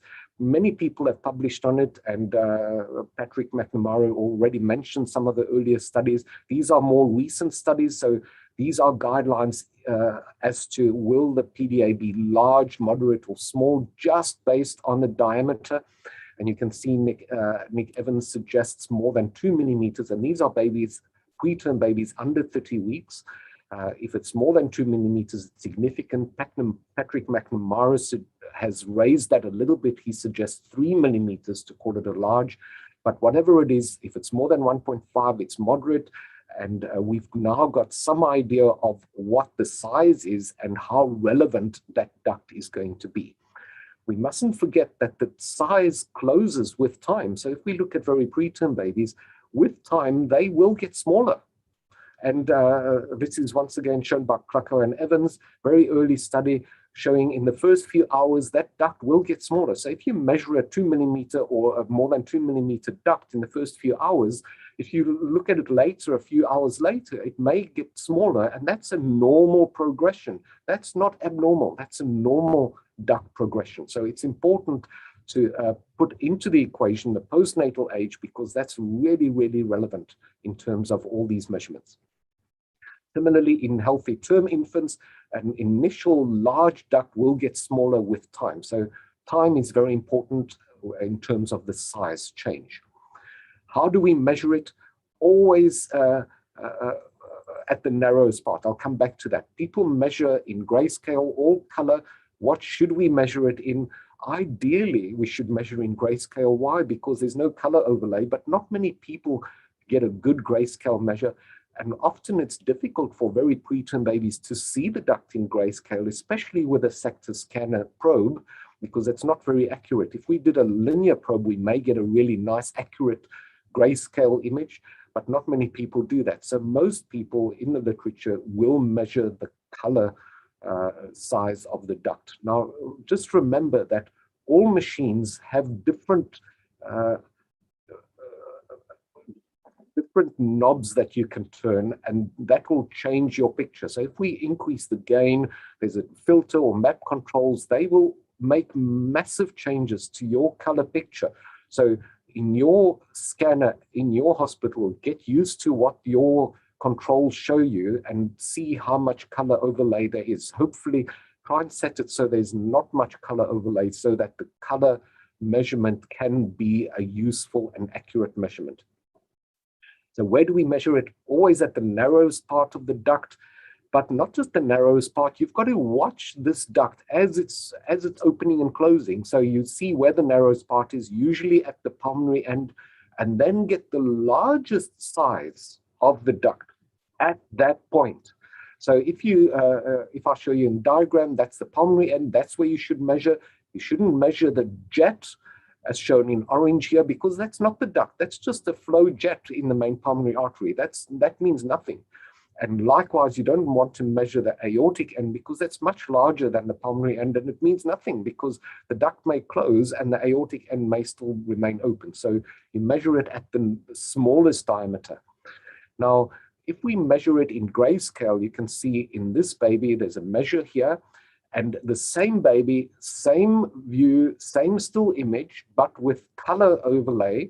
You can see that color measurement will be significantly more on this particular machine. So just be aware that the color image may be different to a grayscale measurement. So we've now described the PDA. Let's look at circulatory effects of the PDA.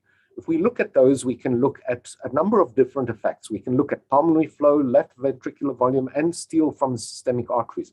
Looking at pulmonary flow, we can look at LAAO ratio, and this has been well documented over many decades. People have used an LAAO ratio of more than 1.5 as significant in early studies.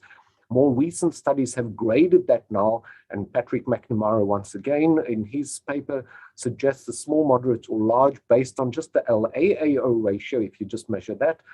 And it shows you more than 1.5 is still significant, and it becomes large when it's more than 2. Just remember, the LAAO ratio should be 1. The aorta compared to the left atrium, the ratio in most babies is going to be a 1. So if it's higher than 1, it means that the left atrium is dilated. And why is it dilated? There's more blood flowing through the duct and coming back to the left atrium and dilating that left atrium. So it gives you an idea of volume of flow through that duct. If we look at the main pulmonary artery and looking at the branches of the pulmonary, this is the left branch pulmonary artery flow, and it's been shown that the end diastolic flow can be useful because the end diastolic flow should be close to 0 in all babies. There's not much flow in end of diastole, but if it's more than or equal to 0.2 meters per second, that's been shown to be significant. So another proxy measure of volume in the right side.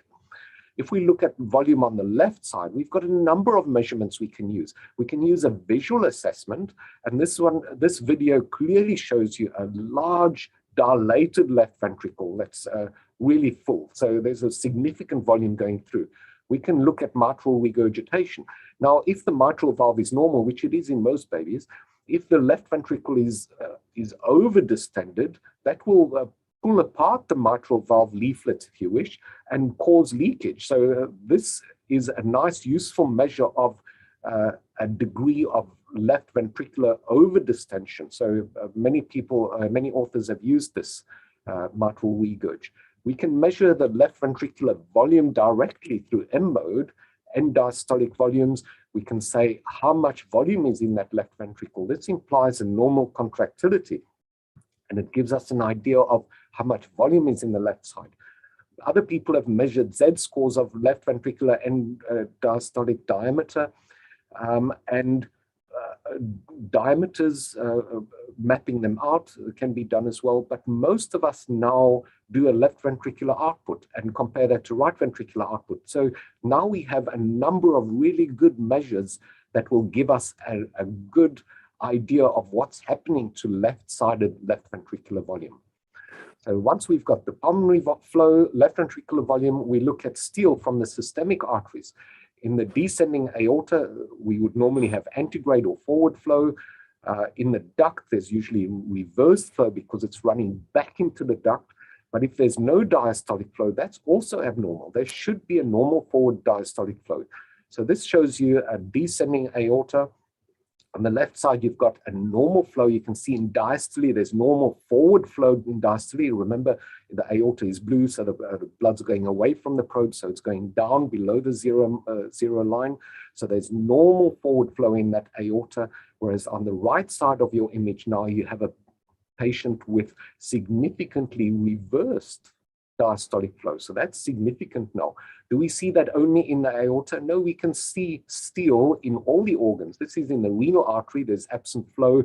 On the right-hand side image, there's absent flow. On the left, it's normal. We can see it also in brain arteries. So on the left-hand side is normal. On the right, you're seeing an anterior cerebral artery showing absent diastolic flow. Now, is that important for all the organs? Of course, it's important. You've got less perfusion going to the organs. In terms of the brain, these are preterm babies. What happens to preterm babies? They've got impaired cerebral autoregulation. That's been nicely shown by Nuri and other authors, showing the very narrow cerebral autoregulation range that preterm babies have. So a low blood pressure significantly decreases their cerebral perfusion.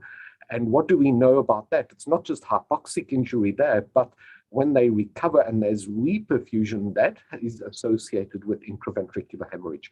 So a duct will cause this decreased blood pressure, systolic, diastolic, and mean, and that will impact on the abnormal cerebral autoregulation in these preterm babies. So now we've looked at the circulatory effects. Now I'm going to go to another section. Patrick McNamara has spoken to you about PPHN. So I'm going to specifically look at PDA in PPHN itself. Now, you all know that measuring PPHN can be done very nicely with tricuspid regurgitation. And if we look at a video of baby with significant tricuspid regurgitation in the apical or four-chamber view, very easy to see. You can also see it in long axis view, the same jet, same patient, and it's very easy to measure. And once you measure the peak systolic velocity, we apply the Bernoulli equation, and we get an assessment or calculated pressure in the main pulmonary artery, which is the systolic pressure in the right ventricle, and that implies the pressure in the main pulmonary artery. So we can now get a really good and relatively accurate calculation of what the pulmonary pressures are through tricuspid regurg. We can use IV septal bowing as a proxy, and many authors have commented on this. So the septum in short axis view should be bowing towards the right ventricle, because the left ventricle is dominant, there's higher pressures. In this particular patient, the septum is quite flat, and in fact, it's bowing more towards the left side. So in this patient, you've got significant increased pulmonary pressures just looking at the septal motion. We can look at shunts. If we look at atrial septal or PFO shunt, you will almost never see this sort of picture. This is a pure right to left shunt, and you will never see this unless there's significant congenital heart disease like TAPVD. In a baby with significant PPHN, you may see this, but you will usually you will see a bidirectional shunt at atrial level. If you have a ventricle septal defect, that is very helpful. Why? Because that gives you a direct measurement of ventricular pressures. In this baby, you've got a shunt going from right to left. The blood is going towards the left ventricle. So whatever you've measured at tricuspid level or ductal level, this patient's right ventricular pressures are higher than the left ventricular pressures. Why? Because the blood's flowing from the right to left during systole. So that's a really good assessment of pulmonary pressures.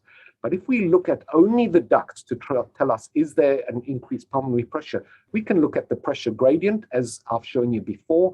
We cannot calculate an actual pressure, but it can still give us a good indication of the pressure difference between the aorta and the pulmonary artery. So that's still useful doing.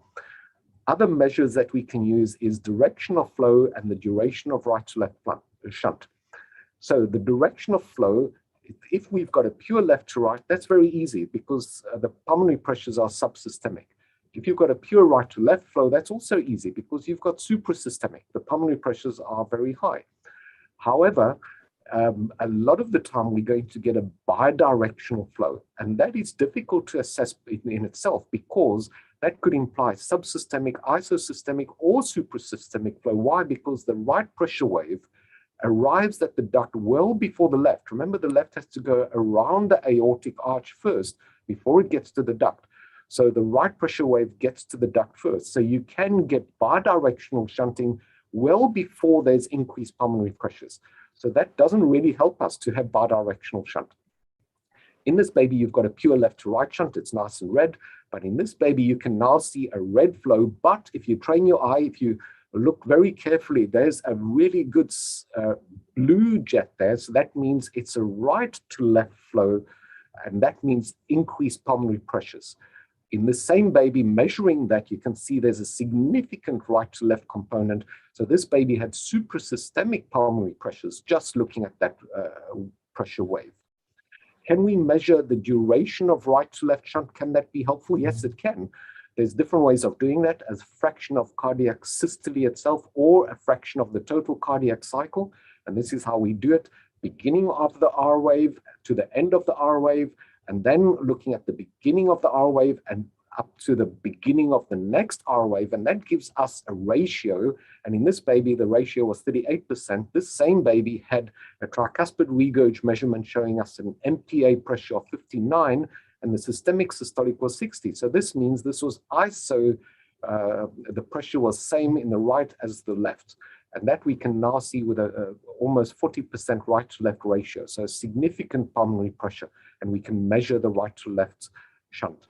So just as a very quick last section, I'm going to say so what have I shown you?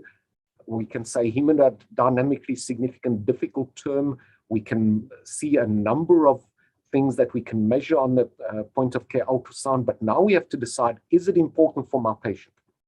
And we need to say, is it important? Why? Is it significant? Is it hemodynamically significant? And I'll come back to this term. Will it cause pulmonary hemorrhage? Will it get smaller or bigger?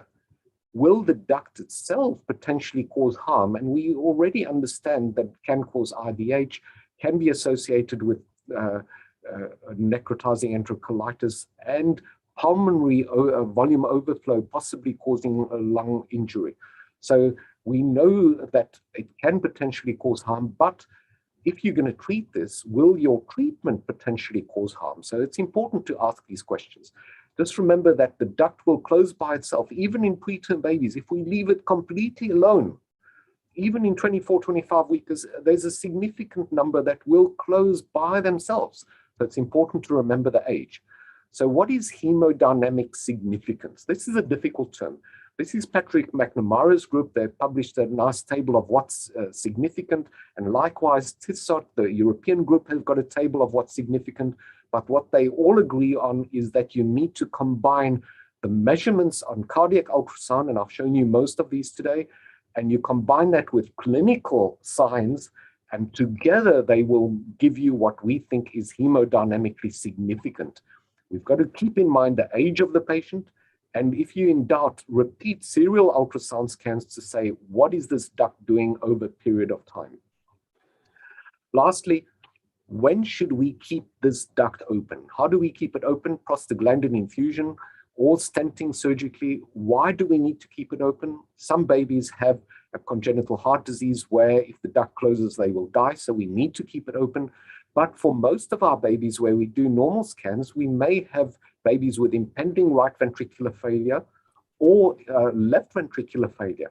And it's important in those cases, you may want to keep the duct open to prevent the right side failing or to allow some sort of systemic circulation. So current use for PTH and prostaglandin is not recommended as current use, but if you've got impending right ventricular failure, you may consider doing this. In a baby like this, you can see clearly the left ventricle is not working. There's not going to be much cardiac output, very poor perfusion to all your organs. So you're going to try inotropes first, obviously. So cardiac medications. But you may, if those don't work, you may consider keeping the duct open to allow some perfusion to your organs. Otherwise, they get very little or no perfusion at all. So in some patients, you may want to keep it open.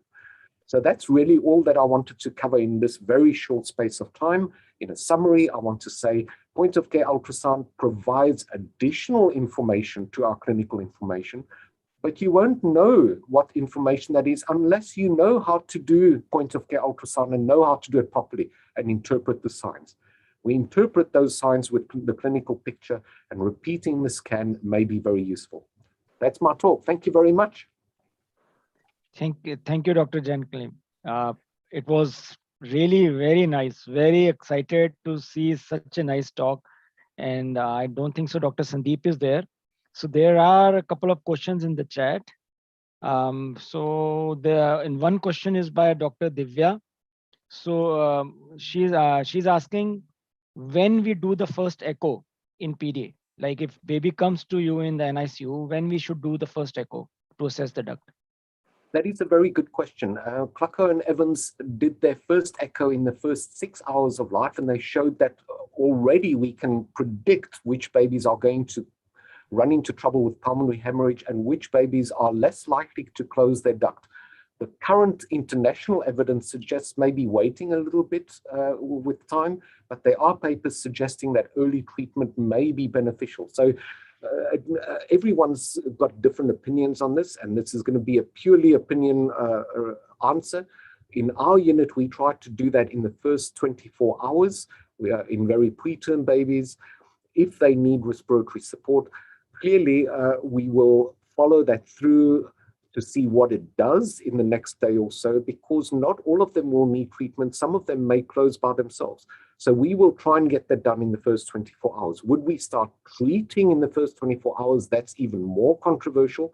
So that's very difficult. I cannot answer that question. We do start treatment early, but that is very controversial. But to get an early assessment would be useful because that provides you with a time frame and you can see what it does in the next few days. Great. And again, she has asked that how frequently should it be done, like the screening for the duct, what we now call duct monitoring? That's a very good question. If your baby is nice and stable and following the normal course, surfactant, ventilatory reduction, then there's no point in doing that at all. That baby's following the normal course and that baby's getting better. You're not going to treat that baby. So I would say that one I wouldn't need to do at all. So if the baby's requiring significant respiratory support and or low blood pressure, then I would be doing that scan regularly and looking to see, does it respond to my treatment? So if we're going to start inotropes, then we're going to need to repeat the scan to say what's happening at the heart level. Is the cardiac output improving? Is it doing what I want it to do? So in a sick baby, there's no answer. I could do that every few hours. In a non-sick baby, you don't need to do it at all. So it really depends on the clinical situation. Great.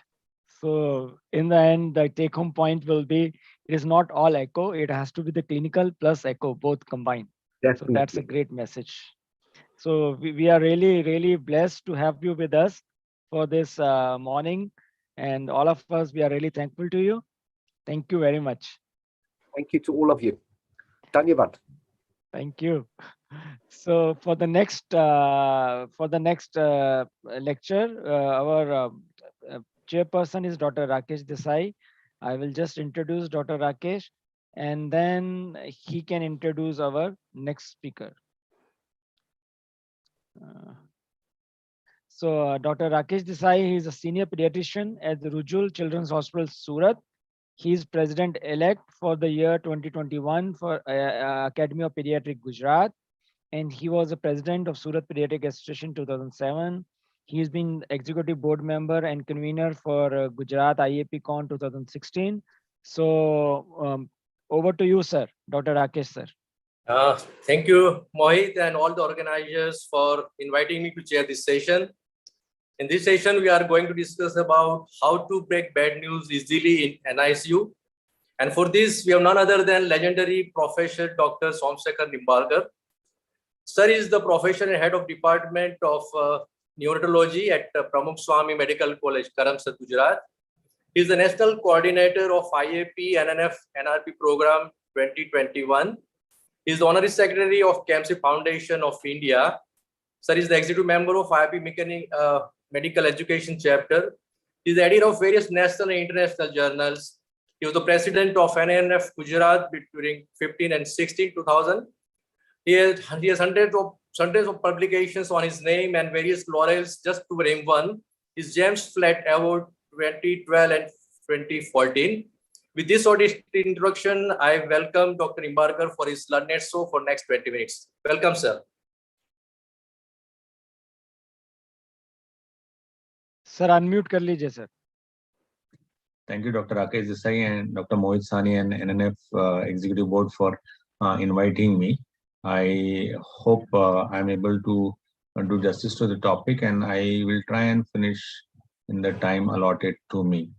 I'll be talking about breaking bad news easily in an ICU. I really don't know why I got selected for this topic, but probably because I have some publications on communication and some publications on ethics.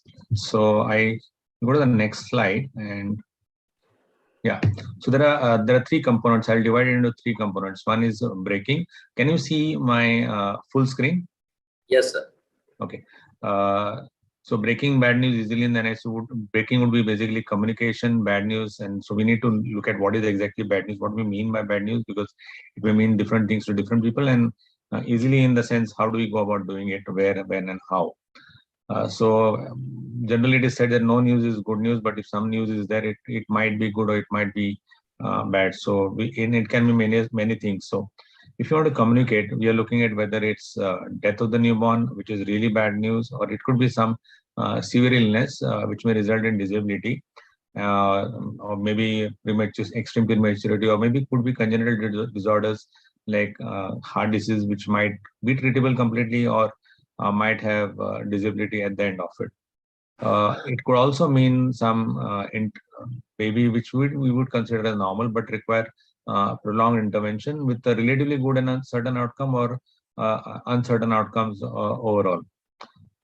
It can also mean for some people prolonged admission. Many times patients come to us, newborn comes to us, and parents expect that baby will get discharged in 2 days' time, but the baby is just 1.2 kg, and we know that this baby requires admission for a longer period of time. And if the baby is in a good shape, then we'll probably have a good outcome, but or also may not have a good outcome. Many times healthcare workers don't think about it, but if a treatment is very expensive, that may actually be bad news for the parents, and some people may not want to use blood products in their babies in some religions, and that could also be bad news. So what is bad news is actually contextual and depends upon how it is interpreted. So even prolonged interventions can also be considered as bad news. Even separation, maternal neonatal separation would be considered as bad by parents. Transfer to different hospitals. So there are various things. So when we talk about, when we think about bad news, it is not that what we think is bad news. We should understand what parents might interpret it as. So breaking the news. So whom are you going to be telling it? To the parents, mother or father or both? In our in Indian context, it is usually parents along with the grandparents or some elderly relative along with it. Many times you have to, it is said that it takes a village to raise a child. So oftentimes in our places, you have around 15 people or maybe 20 people coming over to, and everyone wants to know the same thing. Okay, what is happening? So you should be knowing whom you are communicating with.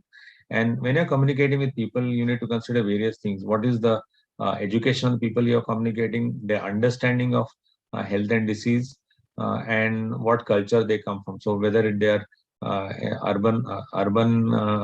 they come from an urban background, metros or towns or villages. So your way of breaking bad news to all of them would actually vary depending upon what backgrounds and what is the understanding which is there.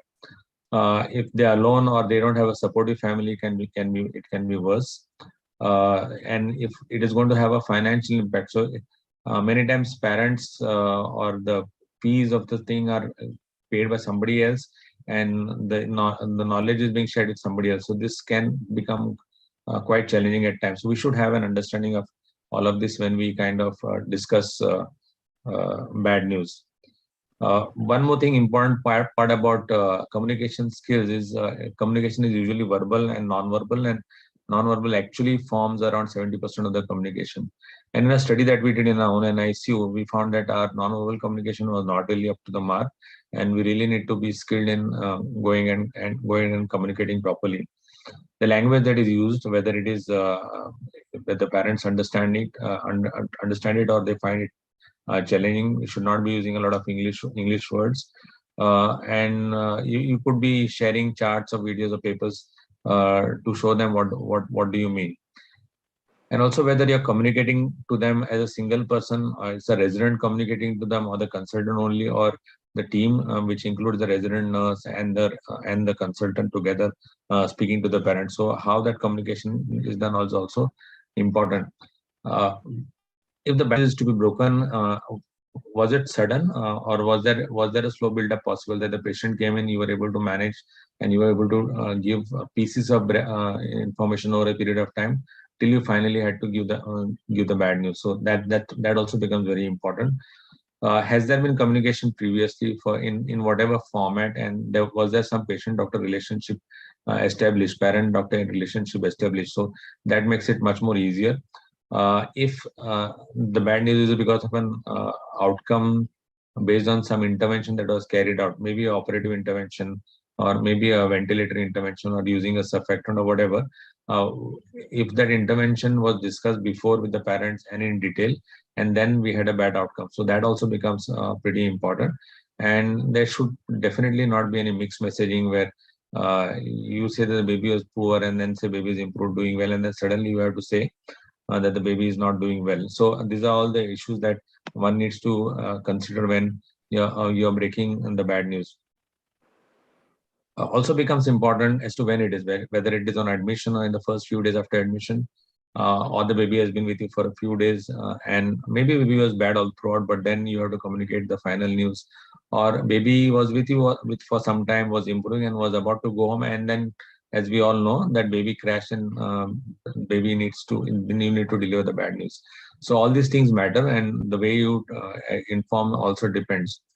Or it could be a baby that you had seen discharged, baby was all right, and then baby came back, and then you have to deliver the bad news that the baby is not doing well anymore, so which is one of the worst things that would happen to for a doctor to communicate. Where it is being communicated, you are speaking to the parents next to the newborn, where the baby is in the warmer or the isolate, in another room in the NICU, in another area, or in the corridor of the NICU. So I have seen many times news is communicated to the parents in the corridor where there is a lot of disturbance. Preferably, it should be done in a separate room with good ambience, and whether, at least in recent times, whether there is any audio or video recording that is present. The NICU communication framework. So communication actually, when it happens between people, there are actually frameworks which are there, and these are based on studies and how you go ahead about doing communication. This is just a framework that I'm sharing, and when we communicate, we should be able to do this. We should be understanding how we are communicating. So I would not go into details of this, but there is a communication which is called as tailored. You talk about what are the aims of communication, location, route, how are you giving the communication, and the design of the communication. So when we share our conference information, whether we are sharing it in text format, PDF format, image format, so all these things matter, and it is extremely important that we understand the framework of communication. We actually don't do a lot of this, and I think we need to do this more in the future. So following this kind of brief idea of what is bad news and what communication frameworks we should be considering, I would go to a protocol for breaking bad news. It's a commonly used protocol in oncology, and this is actually derived from oncology, which is where it was used. Spikes is the one which is used, and it is commonly now used in pediatrics and neonatology for communicating bad news. So spikes basically means setting up the interview, assessing the family's perception, obtaining the family's invitation, giving knowledge, addressing the emotions of the family, and strategy and summary. And the other part of the spikes is what the parents respond with. So we should also understand how the parents are responding to your bad news. So this is what is called as the bad news response model, where it could be watchful waiting, active change, acceptance, or non-responding. This is from the parents' perspective. Okay, now this is all based on studies in the US. So while we are not sure that it is applicable to our situation, I think it's we should probably learn about how to going about this and maybe adapt it to our situation. So it's very important to be well prepared for anything. We should have a quiet office where we can give face-to-face information. And this communication, what I'm speaking, may not be death. It could be something like the baby is going to be bad and is extremely premature and might become a CP later on. So that could be the part of the communication that we are doing. You can have either both the parents or whoever wants to know the situation, who is responsible for the baby, be there. And you should understand that people might respond differently, and you need to respond to different people in a different manner. And preferably, before you go ahead and do the communication, you should be rehearsing in your mind as to what you're going to be speaking and what you expect and what is going to happen. So you should have anticipation should be there. And also try and stress the positive points that the parents might have done or the baby might have had when you're breaking the bad news. Second is the perception. Mainly, basically, it says ask and don't tell, means try and get questions from them. Use open-ended questions, get the parents to talk more. And if the parents talk more, you're able to understand what they're understanding and what more information that you need to give. All parents want honest, transparent, and specific information. They need more information, and if they are more involved in the management and what is going to happen in the future, they are more responsive to what you're going to be saying. There are various non-verbal communication cues that I'm not speaking about, but that is also important, where there should not be a barrier between you and the parents. Ideally, they should not be sitting across the table. You should be sitting in an open setting where two sofas are facing each other, and there is not much distance between the parent and the person who is communicating. Most parents have a lot of questions. So as I said earlier, having explicit requests, asking them to ask questions is more useful because they feel that they are involved and that what they are saying is being heard. So you can straight away ask them what are your questions, what results would you want to know, and so on and so forth. So this should be answered openly and honestly. Very important that they understand knowledge as to what is going to happen. Warnings can lessen the shock and facilitate information processing. People prefer simple, direct, and jargon-free language. So no use of medical language and with a hopeful and emphatic and supportive tone. Be clear and certain. So don't use vague language at all. And it's better to if there is no clear diagnosis, then don't say that the baby is normal, but you could say that we don't have adequate information currently, and we would know in the future. So you also can give written information to the parents because as I tell my residents, if I tell you 10 things, you will barely remember 2 things or 3 things. And when you're giving a lot of information to parents and when they're in a state of shock, they're less likely to remember everything that you said. So it's very important many times to repeat the information verbally as well as to give them written information. So they can also discuss with others. You can share videos of website or maybe on flyers with respect to the information that you're sharing. Address the emotions. If they're sad, ask them why they're sad. If they're angry, ask them why they're feeling angry. Or so you should be able to identify the emotions and address the emotions straight away. Because if the parents feel that you are paying attention to them, they're more likely to listen to what you're trying to say. And say that it is okay to be sad or it's okay. And so you should be able to validate emotions, and you could say that it is very normal to feel sad and stressed with this type of news. Ask what they're thinking and feeling, and what if you want to do anything else to explain to others in the family or anyone else that you would want to talk to. And if it is a bad news which is not resulting in the death of the child, but it is something which is long standing, then it is important to ensure that the parents are involved in the future planning, and you can discuss some part of the plan, not the entire plan, but some part of the plan when you're breaking the bad news at the first point of time. And so it's important to know whether they're ready for that discussion. You should be able to anticipate that, and you should be able to give them some kind of a stepwise attention key. These are the things that you could do, and you could come back to me, and you should give them an open kind of invitation that if you have a question, you can contact this number, or you can come back on this and this day, or maybe in the evening or in the next day morning. And so they want to try and act, and you should make sure that they're able to get the knowledge they want and be able to act in a way that they're able to act. So as I said, you should be able to give them a contact name. So these are the parts of the active response or the spikes model, but from the response model, we are going to be discussing active change and acceptance responses. Active change response is when parents are able to do something about whatever bad news that they're listening. So they should be able to maybe read up more and find out what is happening. The clinician can teach the parents and tell them that this is what you need to understand. They usually want to seek information, so you should share more information and how they can ensure. So it could also be important that they're able to go to some other place, maybe take a second opinion, or maybe go and see another doctor. And so you should be able to share all these things straight away and talk about various treatments that might be needed in the future. So very important to provide ongoing information.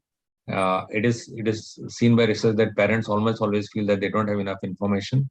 And of course, you have to repeat information because people don't remember very easily, and encourage them to write down the questions. And as we see in our OPDs regularly, most parents who are educated and clued into the health of the child often write down questions either on their phone and come and ask questions. And this is something which is useful, and you can encourage people to do it if they have not started doing it already. So parents who respond to the active change actually usually have a high level of activity. They'll be calling people. So their indication that they want to talk to other doctors or they want to talk to this person that they know in Bangalore or Mumbai should not be taken as an offense, but should be supported and say that you would want to discuss with anyone that they want to talk to. So this is something which is very important. The acceptance response is something when the bad news is so bad that the patient is not really going to do well. And unlike the active response, here the parents might just retreat and accept what is going to happen. So this could be in the situation of maybe the death that is going to happen of the child, etc.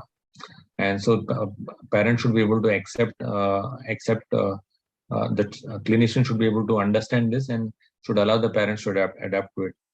In our hospital, we have something called as the Sri Krishna Hospital. We have the Code Krishna, where if a child is dying, we have the healthcare workers surrounding the child and saying a prayer, so that the parents understand that the healthcare workers are interested and involved in the care of the child. Okay, so this is something which we should be understanding. We should also give them hope, because many times in neonates it might be the first baby or the second baby or both the babies that have died, and they're looking forward to another baby. So they might have questions related to that also. So you should kind of understand, anticipate and respond to it. So information sharing is important. Many times when the news is very bad, they would want to know whether they can be discussing with others, and they should know how much to share with others. Very important that they need knowledge. So they need knowledge about the diagnosis, treatment, daily caregiving, equipment, support, the future. If there's a disability, what disability, they should be able to explain, and so on and so forth. So one of the very important parts about breaking bad news is that parents want knowledge, and we should be able to share more knowledge with the parents. Coming to the last few slides, from the staff perspective. 4 minutes to go. Yeah, last 2-3 minutes only. There are staff should ensure that the parents have sufficient time to take in what they've been told. So we should allow them time to formulate their questions and express their concern. If they're not ready for it immediately, we can ask them to come after half an hour, after 1 hour, so that they know that you're open to answer the questions whenever they come back. Balance honesty and realism with sensitivity and support. So you cannot say that the baby is going to do extremely well. You can say that there are chances that the baby is going to do well, and if you think you can give a percentage, you can surely give a percentage. For example, in terms of survival of the child in your unit. Okay, avoid medical terminology as much as possible. Don't say your baby. Don't say fetal heart is not there. Say your baby's heart rate is no longer breathing. So be very clear. And very important to understand dialect, because even if it is the same Gujarati language, dialects might mean different thing in different regions of Gujarat itself. So and so same for other languages. Okay, so we should be very careful with what language we're using, and be sure to express some sympathy and sadness. Problem with staff is many times staff does not know how parents are going to respond, because many times the staff is not aware of the culture or from what background the parents are coming from. So it can be difficult, and they can become silent. They can become distressed, or they can become angry. They can start blaming each other in front of you. So all of these things can happen. So staff should be ready for this kind of situation.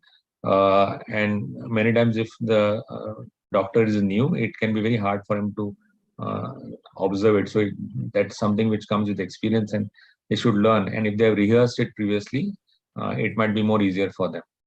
And if the parents cry, you should be able to support it without becoming embarrassed or without getting agitated.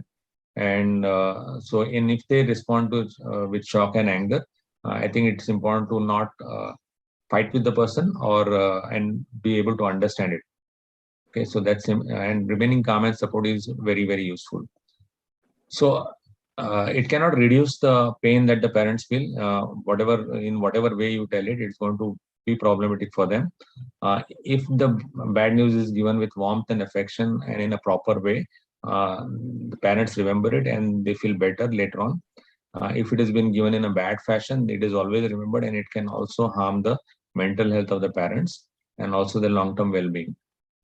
So finally, it's never easy. It's okay to say it's easily in the NICU, but it's never easy. One should try and do it with as much empathy as possible. One keeps on learning. Every bad news that I explain is a learning moment for all of us, and very important, because all of the stuff that I spoke in the second half of my presentation is from Western literature. There is hardly any literature in India, and I think it is important for us to do our own research so we can discuss it or be able to do it in a much better fashion in the future. Thank you very much. Thank you for the opportunity. Thank you. Thank you very much, sir, for your learned talk. These are the things that are usually not taught in our medical schools. And thank you for preparing all of us for the talk. Yes, so there are no questions in the talk in the chat box. Sir, I have one question. So in spite of effective communications, at the end, when you break bad news, relatives become hostile. In many setups, there is a tendency to take grave prognosis consent. Does it have any relevance to this? So, from what I understand from legal perspective, it really doesn't matter whether you take grave prognosis. You should be able to explain, and you should explain that this baby might not do well in the future, but it doesn't help you in any way. The grave prognosis consent is useful if you're doing it in a slow fashion, like you have explained to the person over a period of maybe a few hours that the baby is not doing well, not improved, and maybe at the third or fourth time that you're communicating to the parent, you take a consent, maybe that's okay. But when the baby comes in, baby is not doing well, and you start taking with the grave prognosis consent, parents would usually probably get offended and may not like it. So I think maybe doing it at the later part of the consultation or a few hours later might be more useful rather than taking it. Because if a baby is very sick and comes to you, parents definitely know, at least in the neonatal period, that baby is not doing well. It can be different in the pediatric section because there is already the child has been there. There have been happy moments. There is a lot of connection. But in the neonatal period, it's relatively more easier. It's more tougher in the pediatric critical care arena. Thank you, sir. Thank you, If sir. there are no Thank you. questions. Can I have a question? Yes. One small. So a lot of times taking these consents about grave prognosis, we feel that we feel disconnected to the parents. कि ये तो अपना हाथ धो रहे हैं. So do we do this actually? We have been told to take consents all the time, but I find it a little disconnecting to the parents. So this grave prognosis consent, I think is more of like kind of a defensive medicine, and I don't think it has much legal validity. But the point is, doing it later on, maybe like suppose the patient has come to you at 9 o'clock and it's come in a bad condition. You discuss the condition, 10 o'clock, 11 o'clock, you find the baby is not improving. Or maybe 11 o'clock, 12 o'clock, you can take a grave prognosis. So basically, you're trying to give the patient an opportunity that the patient is not likely to do well here. And if you feel that you want to shift to another place or you want to take a second opinion, you're free to do it. So I think if you put it in that kind of fashion, the parent is more likely to listen to you rather than be agitated. Ashish bhai, go ahead. Yes, Nehal, basically it's the right point, but it depends on who is taking this consent. If my receptionist is taking consent, she will take as a blank paper, sort of. She would not be understanding what has been written in the paper. She wants them to sign, and that's the place where the relatives will become angry that aap to haath dho rahe ho. When I talk to them, for example, a baby has got very bad NEC, stage 3, and may not be operated. I will discuss with them in length and then tell them that, see, at any time this can go wrong. Do you want me to call you at that time? Number one. Do you want to be there with the baby or not? So this kind of background has been created. And then say that there's a consent, it is a hospital Policy. That the parents need to sign few things, and for that matter, this is to be signed. It all depends on how you're putting the things there. And I'm pretty sure, for example, even for the explaining the bed charges, if I'm explaining and my receptionist is explaining, it makes a lot of difference. You know, the receptionist say that का charge है, doctor का nursing charge है. मैं बोलूँगा देखो per day इतने charge है, इसमें तो इतने regular रहेंगे, इतने one time रहेंगे. That makes a huge difference. Thank you, sir. So I think so we should conclude this talk over here. And thank you, Dr. Rakesh. Thank you, Dr. Somshekar, sir. And now we can move ahead with our next lecture. Our next chairperson for the lecture is Dr. Vijay Shah, sir. Sir, are you there, sir?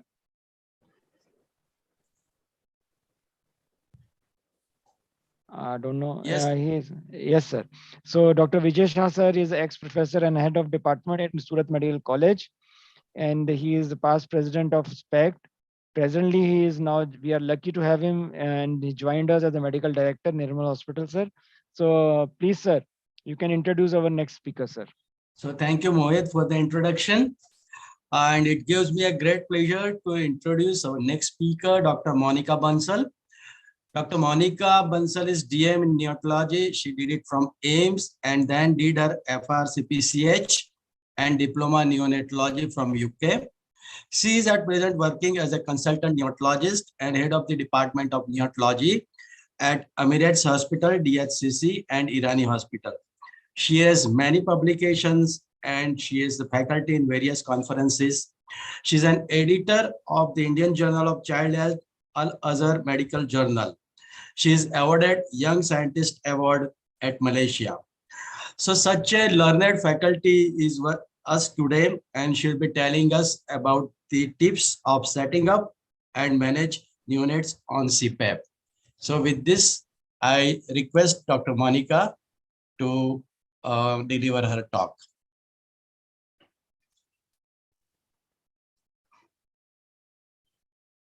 Dr. Monica? Dr. Monica? She was there. I don't know where she has gone. She's here only. She's here. We can see her. She's muted. I don't know what's wrong. Unmute kar lijiye, madam, please. Her video is not on. Monica. We are not able to hear her also.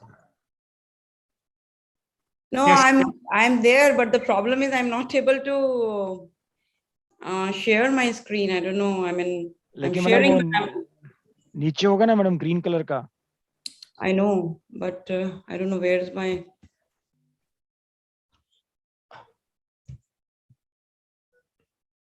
I'm trying to share my screen, but I'm not able to reach my PowerPoint. लेकिन madam आपने खोला हुआ power point पहले आपने open किया हुआ. Okay, okay. आप पहले उसको ओपन कर लीजिए madam. It's okay. Yeah. Yes. Yeah. Okay. Thank you. Sorry for the confusion. Thank you very much, first of all, for inviting me. And I'll be talking on tips to set up and manage the neonates on CPAP. So I'll go through a case like a 28-weeker, 1 kg female child, preterm, only 1 dose of steroid was given 6 hours prior to delivery. Baby was born by C-section and had distress at birth, shifted to tertiary NICU after giving 4 hours of nasal oxygen. And at admission, he's a bit hypothermic and his score is around 7. Saturations is 93% on actually 100% FiO2. So we did a Silverman scoring and this is the X-ray. And what would people like to do? People would, I think, with this bad X-ray and this bad Silverman scoring might go for intubation and ventilation. However, I would say that whenever you put a baby on a ventilator and you actually intubate the baby, baby may have a traumatic and painful experience. It may cause hemodynamic instability. There might be an infection, airway emergencies may occur because of the blockage. And if you keep it too long, there may be increasing the resistance and work of breathing and air leaks may happen. So this may happen if you put the baby on ET and you may cause a lot of trauma on the airways. So that's why this baby who are less than 35 weeker nowadays, even if the Silverman score is going 7, 8, and we say that it is a primary respiratory distress, we can support these babies on a non-invasive ventilation. And non-invasive ventilation could be in the form of, there are 4 to 6 modes. It can be CPAP, it can be SIPAP, NIPPV, or a high flow. And others are high frequency ventilation, and the latest is NIVNAVA. I'll be talking on the CPAP because this is the most common things which we also use in our unit. And what does it do? It assists in reducing the alveolar collapse at the end of the exhalation. Actually, it increases the functional residual capacity and corrects the ventilation perfusion abnormalities. So it will improve the shunt, reduces the incidence of obstructive as well as central apneas and decrease the pulmonary edema. So it helps in a very, very great way. So how do we set it up? We can set CPAP in a different fashion. We can use a bubble CPAP, we can use a ventilator CPAP, and we can use a infant flow driver. So I'm just going to talk about in general of the bubble CPAP. That's the one main commonly we are using. So how do we set it? How do we fix it? And what do we do and adjust and see how it causes problem? The most important thing is that asepsis should be taken as a real precautions. So everything should be, we use everything which is disposable, and open the things in a aseptic manners, put things you should have a checklist about the things, and keep it in a clean cloth which is disinfected. Use your sterile gloves and always use distilled water. So for a baby to be connected on the ventilator CPAP, you can just put the ventilator on the CPAP mode on and you can connect. And we are using this way of the circuit. And I will not go. So when you go for a bubble CPAP, what we have to see is here we have a flow in oxygen and the tubing for the air. And then we have a blender, which will give you how much FiO2 you are going to keep. So this is very important setting, because you should know that you're not, the baby was brought to you with 100% oxygen and got too much of oxygen toxicity. We don't want to do that. And these are the actually kind of if you are using too much of a pressure or something inadvertently. So these are our safety devices, but you have to be very careful. They should not be remaining open so as to cause leaks. And then you should be very much careful on humidification and warmidification, because you have to keep the distilled water inside this humidifier, and you have to put this on an invasive mode. Don't put it on a non-invasive mode, and make sure that the temperature is 39 at this end and 37 at the patient end. So it will be 39 over this end, because patient will go, the air will go here further, and the temperature will drop further down, and what the patient would receive would be 37 degrees centigrade. And for the bubble CPAP, we all know that the water should be here. This should all be distilled water, and the tube which is going inside will determine how much pressure are you going to give. So if it is dipped up to 4, that means you are giving 4 CPAP, and if it is dipped up to 5, that means it is giving 5 CPAP. So this is very important, that you should know your machine, and then you should know that how are you actually putting the airway on the baby's nose. So you may use a different kind of devices. This is how the ventilator CPAP would look like, that you will be setting a flow here, you will be setting a CPAP, and you will be setting a FiO2.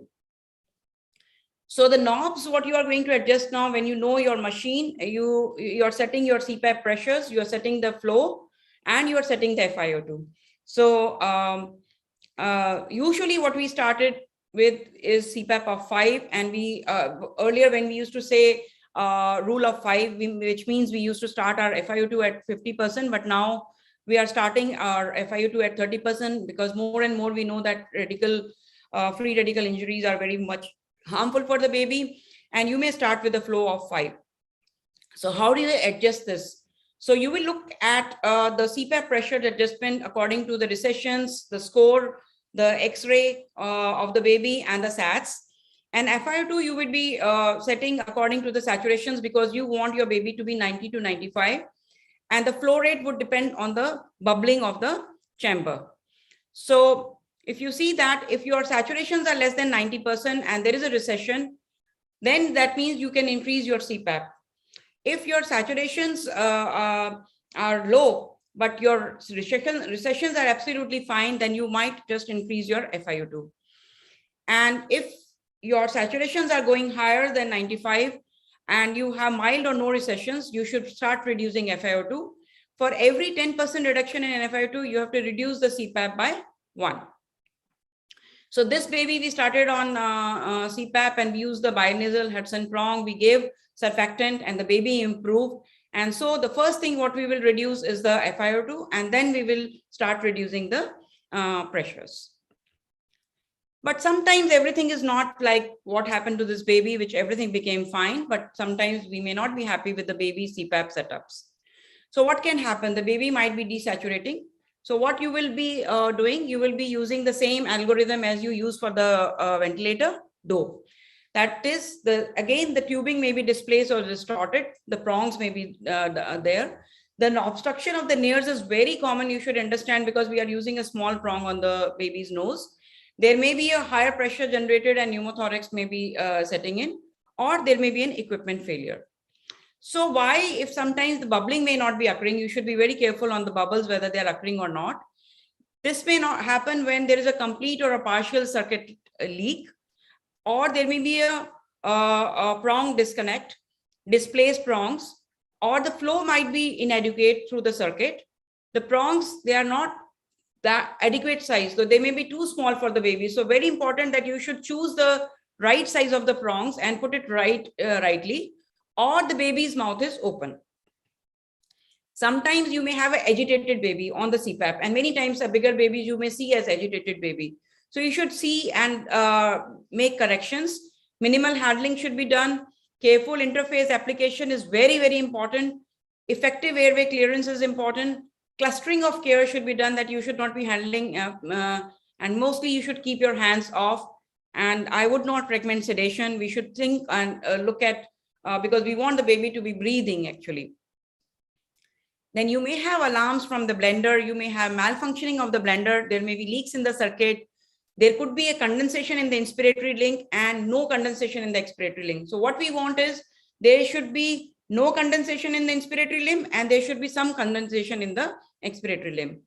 Then there may be a problem with the blender and there may be a problem with the safety device where there may be a leak. So don't forget about that.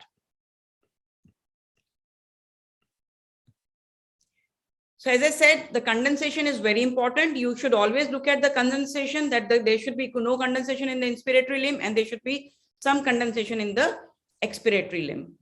Now, if there is a problem there, that there is a condensation in the inspiratory limb, what should you look for? So it could be that your heating wire is not working properly, or your room temperature is too low, or your distal circuit is not under the warmer. So you have to be seeing all these things. If there is no condensation in the expiratory limb, it is possible that your humidifier is not working, or opposite to what happened when you have condensation in the inspiratory limb, your room temperature is too high. So please go ahead and look at that. Then maintenance is very important. Once we have put that, we should be using disposable worms. We should be putting water which is clean in the humidifier as well as the CPAP generator. The water in the circuit has to be cleared off and on, and we should look that the blender is functioning properly. So the basic requirement is pressure generator, graded oxygen warmidification, bubble generator, blender, oxygen, compressed air, all these should be seen, and warmidification is very, very important. Now, when you say failure of the CPAP, when the baby is still continue to retract and grunt, we have apneas, we have SATs going less than 90, oxygen PO2 in the blood gas is less than 50, you are already on the PEEP of more than 7 to 8, and your FiO2 requirement is going up more than 60%. When you do a blood gas, CO2 is going more than 55, and the babies have poor respiratory efforts. So that means also sometimes the baby may not be tolerating CPAP and very, very unhappy. There is the time when you have failure of the CPAP. So the failure can be due to the CPAP system, or it could be due to the baby's worsening, which may be worsening in the respiratory angle, cardiovascular, or a neurological. So you should be very much knowing how do you identify this. So criteria which you should be used to define failure should be very clear, that the babies who are smaller or the severity of the disease is more, or the moms have not given antenatal steroids, or you're using a CPAP in a place where they don't have experience in the CPAP, you don't have good supportive care or a nursing care, and the interface what you're using is not good enough, or you have started the CPAP early, because nowadays we say we should start the CPAP in the delivery room itself, and you have not given surfactant in time. So these are very important, but having done all that, still we know that ELBWs, 30 to 55% of them may have failures. And we already discussed about this. So where these babies may have comorbidities, so we should look at those. And how do we improve success? Ask your gynecologist colleagues to give antenatal steroids, start your CPAP in the delivery room itself, And don't give, if the baby is not able to breathe by itself and has underwent an asphyxia, give Lisa or Ensure. And right setting of the CPAP should be done. And interface is very important, that you should start using short binasal prong rather than the one-sided ET tube or nasopharyngeal, which are long prongs. Nursing care is very important. We should know that they are applying CPAP interfaces properly. They have chosen the right size, and the pressure delivery should be adequate. There should be no leaks anywhere, and the water level in the bubble CPAP chamber should be correct. There should be a proper airway position. The neck should be semi-extended, not flexed or not too much hyperextended. Secretion should be seen time to time and looked into. And humidification of gases is very important. The supportive care is important because this is the time when you should look at, there should be no nasal trauma. We should look at, nurses should look at the temperature, perfusion, blood glucose, feeds, fluids, and gastric distension should be avoided. So they should be ensure that orogastric tube is there and it is open. Asepsis is important, that we should not be giving any infection to the baby, and we should have a training going on in the unit. So this is very important that we see the pressure, oxygen, humidification, rule of 5, CPAP, we should at recession and X-rays, FiO2 we look at SATs, flow we should look at bubbling, and we should proportionate and have this in your unit, that you should be having this charts which should look at heart rate and all those things. And you should see if your SATs are low, your retractions are more, your air entry is poor, you have bubbling, that means lung disease. If your SATs are low and your retractions are more and not there much, but your air entry is good, bubbling is good on, that means baby is not improving, something is bad with the baby.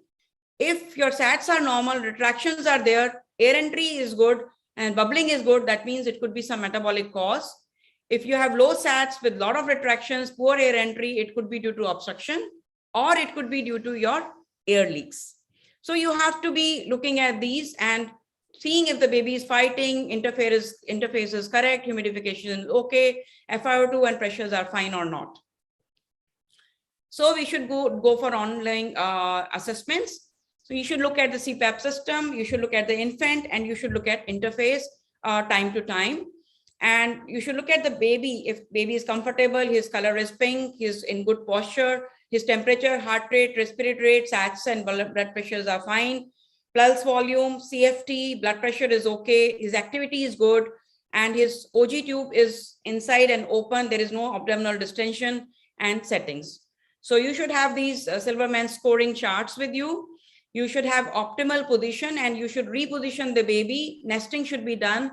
Promote flexion, the baby should be same as in utero position and a very comfortable position. And the airway monitoring should be done by color, consistency, nasal secretions. You should time to time do suction, mouth, nose, and pharynx. Moisten the nares and normal saline or with sterile water. Interface is very, very important. They should fit snugly, but not hitting. So you should put some tegaderm or you get some colloid things which should be between the nose and the interface. Look at the blanching of the skin at nares. There should be no skin breakdown, and there should be some gap of 2 millimeters between the columella and the prongs. This is very important.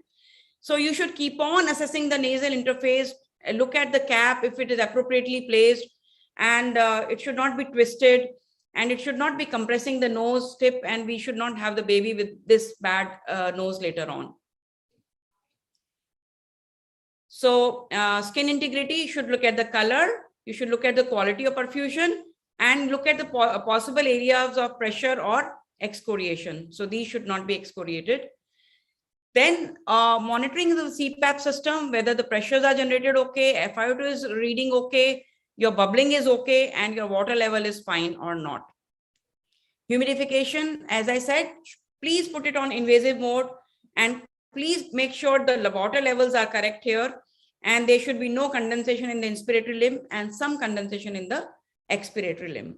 So baby should be comfortable, should not have any retractions, capillary refill time should be normal, blood pressure should be fine, SAT should be 90 to 94, and blood blood gases should be absolutely within the normal range. And you should be hearing bubbling and while you're actually looking at the breath sounds also. Then you can have a radiological monitoring. So from this bad X-ray, you will have this good X-ray, but make sure you don't do hyperexpansion. Feeding is very important, should be always, the OG tube is inside. You should start feeding as early as possible. Don't think that you have put a baby on CPAP, so you cannot feed the baby. You can actually keep the OG tube closed when you are feeding, and after 1 hour, you can actually open it, the NG tube. The only reason when you will not feed the baby is if the baby is in shock or if there is a bilious aspirate. Otherwise, or the bowel movements are not present at all. Otherwise, you should always feed the baby, and you should close the feeding tube, as I said, after half an hour or 1 hour of the feed. And I say start the colostrum for the baby, put it in the mouth if you're not able to give feed. And nowadays, what we are practicing, we are putting the colostrum in the mouth as well as we are giving through the tube, and increase the feed as normally. Don't think that CPAP, so we will not increase. 30 to 40 ml per kg we can increase, and do a kangaroo mother care even when the baby is on CPAP. Try to stop your TPN as early as possible, and try to add human milk fortifier. So orogastric feeding is the norm for the newborns on CPAP, and I'm aggressive feeder, and mother's own milk is the best. KMC is best for these babies. So what equipment monitor? As I said, you look at the pressure at the patient airway, check the alarms. Low pressure or disconnect should be seen. High pressure or pop-off in line can happen. And frequency of bubbling, you should evaluate for using the bubble CPAP. So if you don't bubble, as I already told, there could be leak, and you should look for those. So you should be monitoring all these, and one does not simply leave bubble wrap unopened. And I would say that if you have a CPAP level too low, oxygenation is not improving because your alveoli are not recruited enough, can lead to erythectotrauma. So don't increase the FR2 for this. Please make sure you're giving enough PEEP to open the alveoli. So the complications which can happen with CPAP is you can have a nasal trauma, you can have respiratory problem, cardiac or a GI tract. So do not take CPAP as lightly. So you may have babies with the columella R notch, or you can have these columnar transactions. So you should make sure your distance between the prong and the columella should be 2 millimeter. You may land up with these kind of septal damages. So you should use a size appropriate and soft nasal prongs. And what we do is we are switching the nasal prong with the nasal mask so that the injury is at different levels. And so it is we don't see these kind of babies. So snubbing while on CPAP is very, very common. We have to be taking care of that. And so we should carefully observe, correct prong size should be put, correct prong position should be done, gap of 2 millimeter between prongs and columella should be there, and effective attachment should be there. And I said, every hour you should look at it, and you can switch from this prongs to the mask. Skin integrity is very important to be maintained. So that can be done by frequent observation, minimizing point of contact, clean, dry and clean, and avoid topical applicants. Then air leak can happen, which can be due to the lung compliance when it is improving and you're still using a higher pressure. Smaller babies may have more issues, and flow of the gases if you have put in advertent or you have used a large pressures. So this should be avoided. And these graphs should be there, as I told, monitor to make sure that you don't have complications in your unit. If you want, we can share this with you. And this is made by Murki, which is very, very important. This can be shared to everybody where you can, how do you use a normal this thing. And with this, I would end. And if anything you want to, and this is important slide where you can keep with you when you will look at troubleshoot on your CPAP. Thank you very much. And I'm open for discussions. Thank you, Monica, for a wonderful talk on CPAP, how to set the CPAP. And we know that CPAP is the first thing which is to be required when the infant is having some respiratory problem, baby is having respiratory problem, but that too requires lots of close monitoring. So if there are any questions. Yes, sir. There are questions in the chat box. Madam, one is Dr. Ronak Patel is asking tips to prevent CPAP valley. Yeah, so I already said you should put a orogastric tube. And if we have started the CPAP even in the delivery room, you should put your orogastric tube in the delivery room itself. And you should keep it open. And what we do is that we are actually hanging it up on the putting it open and hanging it up and stucking on the wall of the incubator, which is helping us to prevent the CPAP belly. But having said that, as I already said, we will want to feed the baby. So when we want to feed the baby, we have to keep the orogastric tube open. So we have to keep it open for at least 20 minutes to 30 minutes and sometimes 45 minutes. So we keep it open, closed. And once we know that the feed has gone and absorbed, then we again open it up.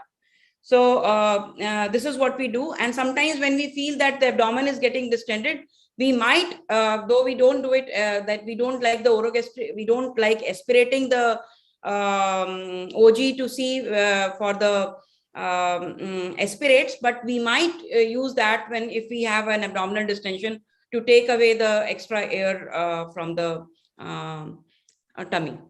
So this is what we actually do to prevent the CPAP belly. And the right size of the orogastric tube is to be used as well. Ma'am, I have one question. Like, say, when we start with the CPAP, we follow the rule of 5. You rightly said flow, pressure, and FiO2. But then we need to increase the pressure sometimes. So maximum what pressure we can go up to? Yeah, so as I told that, how do you go up to the pressure high? So we should see why we are going the high pressure. So we have to look at the retractions and we have to look at the grunting, and you know that that means the and also the blood gas is showing high CO2 plus the X-ray showing it's less than 8 the spaces are. So that is the time when you can increase the pressure. And also you look at the baby on the side and you look at how the chest rises there. So I always see that, you should be by the side of the baby and see from laterally and see how the chest, if it is not too much inflated, that means you are not on a higher pressure already. So if baby really requires the pressure is going high, by seeing all these parameters, you can go up to 8, and some of them are actually going more than up to even 10. We don't use if I say if Gurdev is there, he would say don't be peepophobic, and you can give a peep up to 10, and some of them are giving if really it is required. But in our unit, we don't go above 8. I don't know what about Mohit, what you do, but we don't go above 8. But some of them are going up to 10, but we don't do it. Thank you. Yes, thank you. Same with us, madam. We go till 8, not more than 8. Yeah. So thank you. There are other questions, madam, but we are already late with some time constraints. So I'd like to thank Dr. Vijay Shah sir and Dr. Monica Kaushal. Thanks a lot for a very practical and nice lecture. So for next lecture, I would like to introduce our chairperson. Thank you very much, Mohit. Thank you. So Dr. Monish Shah, he is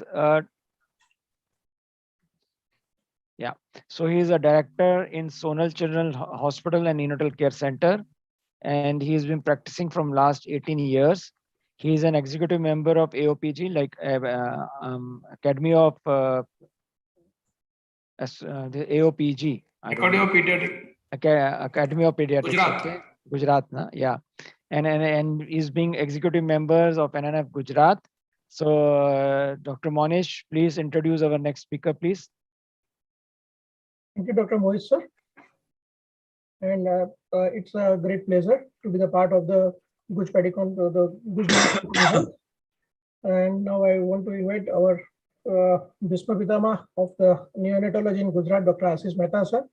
So to introduce Dr. Ashish Mehta, sir, it's a great pleasure for me. He's a director of the Urban Newborn Care Center at Ahmedabad. He is also a director in Sterling Hospital and visiting neonatologist at VS Hospital and Medical College. He has received an award from Indian Medical Association for excellence in medical field. Recently, he has received an award from Times Group for Health Icon 2018. He has done his fellowship in neonatology at the College of Pediatric, Australia, and a visiting fellow in Sick Kids and Medicine Hospital at Canada, sir. And I request Ashish, sir, to proceed for his speech, sir. Good afternoon, it's right 12 and time to go ahead with the next talk. It is going to be on tips. The basically theme of the conference is great. We are talking about the thing, I mean, in the current era of digital and data, we have full access to the knowledge, but clinical implementation is always an issue. And I'm happy to see that the conference theme is about tips of managing various issues. And my responsibility to talk about how do you successfully manage a baby on newer ventilator or how do you manage a baby with surfactant. So let's start. And I'm quoting this from the latest edition of Goldsmith, which is like Gita of neonatal ventilation world over. And you can see the first sentence that in one particular ventilation, particularly they mentioned that, I'm just copied this from the textbook straight away. Care Fusion Avia has got 44 different modes. And in a survey to better appreciate the need of systemic approach, in USA, they find out 33 neonatal ventilators. And in this 33, they had total 290 names of the modes. This is coming from the textbook, a reliable source, and that is where the confusion is. And that serves the purpose of giving the clinical tip of using the ventilators.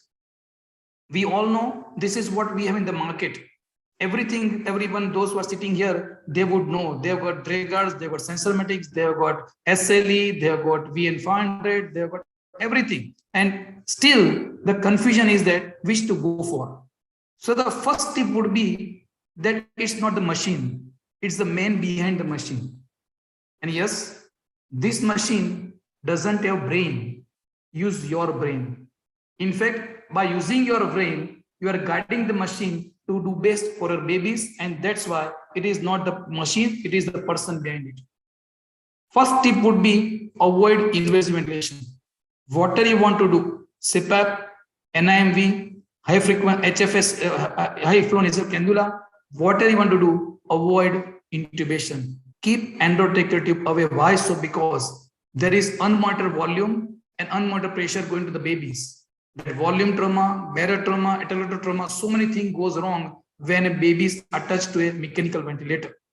And that induces the lung injury. That causes ventilator-associated pneumonias. All this ultimately lead to the longer stay in the NICUs, morbidities, and cost increases like anything. So if possible, try to avoid intubation.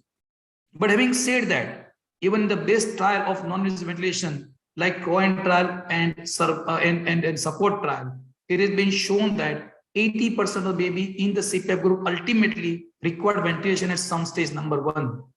And number two, these small babies that we have started looking after, 700 gram, 800 gram, there is issue with the lung maturity itself. In spite of antisteroids, in spite of surfactant right in time, still the lung thorax is not ready to keep that lung open. And for this matter, this is a group where intubation is required. Next would be that, do we need big ventilators or the newer ventilators? Why? We had simple bare cup ventilator when we are doing registrarship in Wadi Hospital long back 1993. It was working well and it was saving babies at that time also. Why do you want to spend extra for a newer ventilator? Yes, this lot is different. These neonates, they are different time constant. That respiratory rate is very high. That muscle strength compliance is chest wall. I'm talking about small babies or very sick babies with meconiums. Their muscles are very strained. The compliant chest wall is there. And they struggle to breathe or they struggle to catch a baby's ventilator support. And then there are technological challenges like, if I want a good ventilator, I want to mimic this ventilator breathe like a baby's breathe. And for that matter, I need to pick up a time when baby starts inhalation, when baby finish inhalation. and what is the tidal volume that is going to the baby. So the second tip being, the key to the success of using newer modes would be to find out the right sensor. We'll not go into detail, but there are so many sensors available in the market. And as long as the base sensor is concerned, you are looking at HWA, hot wire anemometer kind sensor, the flow sensor, to see that your newer ventilator or newer modes functions well. Second issue in my newborn baby is uncuffed endotracheal tubes, and there are issues with tidal volume measurement. We need to look at the leak compensation protocol in the particular ventilator that you're going to use. Without leak compensation, you can see here that inspiration is not terminating. Inspiration has begun, leak is continuous, flow is continuous, exhalation is not happening at all. And that is why we need to get a ventilator which has the criteria to adjust the leak which is happening through the uncuffed tube. And why do we need a good leak compensation? Because it will decrease the work of breathing, it shorts the trigger delay time, there is high trigger success rate, low auto-cycling. I'm not marketing any ventilator here, but when I'm told to give a tip, I must say that you need a good sensor, trigger sensitivity, and you need a few important things which will help in making the work go or word go. And that is leak compensation parameter on the ventilator.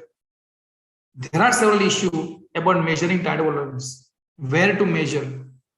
Adult ventilator or pediatric ventilator, we have tidal volume deliver at the end of circuit. And when it is the opening happening there, the tidal volume is fallacious because it get lost into the circuit. In my 1 kg baby, required tidal only 5 ml. And the circuit volume here would be something like 600 to 700 ml. So the tidal volume which baby requires will be lost in this circuit. Second part is the leak of the uncuffed tube. So water is going in, a part of that is coming out. And third problem would be that this distensibility of the circuit. Because it is distensible, again, lot of flow get disturbed there. What is answer to that? We need to find out a ventilator where everything is measured at the proximal end, as close as possible to the baby. So at the end of endotracheal tube, you are looking at the flow sensor or pressure sensor, and that will measure correct tidal volume. It will measure correct leak. By measuring the leak, it will go for leak compensation. And by feeding what is the size of the tube, it will ask for the automatic tube compensation. So these are two important parameters for which one should look for, in a newer ventilator. These are two main important. This is important for the very sick babies, even full-term babies, very important for the sick tiny babies. Next question being asked is which mode? I can show here two kind of graph. One is our conventional pressure limited ventilation. You can see here that we set pressure of 20, and with that, suppose 5 ml of tidal volume is delivered. You can separate into this baby. The lungs have improved, and the same PIP will end up giving 10 ml of tidal volume. So if you are not vigilant to come down on the pressure unnecessary, there will be volume trauma. And trial have shown it is not the pressure, it is a volume which cause problem with the long-term outcome in form of BPD or chronic lung disease. Instead of that, if I go for the volume ventilation, I set the volume. And in a given case, suppose I set volume 5. To deliver this 5 ml of volume, I need to deliver pressure of 20. Now I can separate this baby, lung has improved. So now the same tidal volume is delivered with the less pressure. So we are controlling the volume and automatically pressure is being weaned, and that's the way to go. So what is purpose of this? Based on the thing that we discussed, people started looking for the volume ventilation in newborn babies. And when you look at the volume ventilation, there are so many modes. It is like a soup of ventilation. And really, when you see all these numbers, PRVC, VAPC, PSV, assist control with VG, you feel dizzy, which is the right mode for which I can ventilate my baby. 2014 is already proven in the meta-analysis. This included 18 RCTs. and all kind of volume modes were compared with the pressure limited ventilation. And this is for the babies less than 37 weeker, less than 2.5 kg. What is outcome? The volume ventilation, you can see the diamond curve on the left side, which favors VTV. Number of babies involved 310. And look at the number of various trial with various modes, volume modes involved here. Outcome is that it decreases BPD, volume targeted ventilation or volume guarantee ventilation, decreases BPD by 39%. Second thing, it reduces ventilation by 2 days. And when you talk about ventilation decreases, obviously the lung injury time is less, number one. Chances of getting pneumonia associated with ventilation, number two. And cost of the therapy will also increase if you happen to put your baby on volume guarantee ventilation. And on top of that, there are certain mortality strong tables decreasing mortality. So by using simple volume ventilation, you can decrease lung injury, you can decrease number of days of ventilation, and you can decrease the mortality. Apart from this, certain other benefits will be in form of decrease in the comorbidities like IVH, PVL, pneumothorax, number of oxygen days, number of hours on hypocarbia, everything is reduced when volume ventilation is used. This is followed by recent Cochrane meta-analysis, which is published in 2017. It clearly says that by using VT modes, it reduces rate of death or BPD, pneumothorax, hypocarbia, IVH, PVL, everything gets better the moment you select a mode which has a volume control. I'm pretty sure will ask me that what is volume control? We have pressure ventilator. If you look for a newer ventilator, they have hybrid mode where volume is targeted and pressure is controlled. Like in the graph that I showed, the targeted volume was 5 ml, 10 ml, and the initial pressure was 20. The moment patient gets better, automatically the pressure is decreased from 20 to 10 on its own, and still baby gets the same tidal volume. This volume mode can be combined with SIM and assist control. It averages previous breaths, increasing the PI done on a few breaths to avoid overcompensation, and so many things goes well when you are using with it. So fourth tip will be volume ventilation has shown advantage over the conventional time limited pressure control ventilation. Hybrid modes where the control is pressure and the target is volume seem to be beneficial and user friendly. Second part of talk is which surfactant. You can see here, this is what we have in the Indian market. Surventa, which is bovine surfactant, it is lung extract. Bovine means it is cattle. Scorosurf is porcine, which is pig. Neosurf is lung lavage of the bovine, again cattle. And Infasurf is again one of the calf surfactant. That's why I say Infasurf, calf surfactant. One question is which one to use. Obviously, years back, 2015, it has been shown that animal-derived surfactants are better than synthetic surfactant. So we are going for the most of the animal-derived. There are few good newer synthetic surfactant available in the market, which is a better protein B. But at least in Indian scenario, it is not available. It shows that by using higher dose of coractant, which is porcine surfactant or Curasurf, the dose is 200 mg per kg. By using higher dose, you can decrease the risk of mortality prior to discharge, number one. By using higher dose of Curasurf, you decrease death and oxygen requirement. You decrease PDA, which requires treatment. You decrease receiving of the second dose. Of course, when talking about higher dose, the cost is also on the higher side. What you are seeing here is the cost of various surfactant. I'm not here to market any company. So if you are talking about 100 mg per kg of Surventa and 100 mg per kg of Curasurf, that is almost equal. But when you talk about higher dose of Curasurf, it is better than 100 mg of Surventa or Neosurf or Infasurf. So baby with RDI should be given animal-derived surfactant. Coractant in a higher dose proved to be better than the Beractant for rescue therapy. And the level of evidence is A1, which is highest evidence with evidence that we can have. Next question is when? Early or late? I'm pretty sure those who are sitting here and listening to this talk, 70% of them, they are in the private practice. And we know that we do not have in-house labor room next to your NICU. So early rescue surfactant, which is surfactant to be delivered within 2 hours, at times becomes difficult. And that is where the quality of care will matter.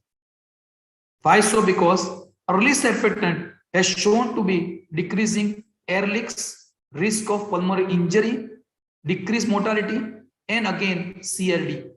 So biggest morbidity of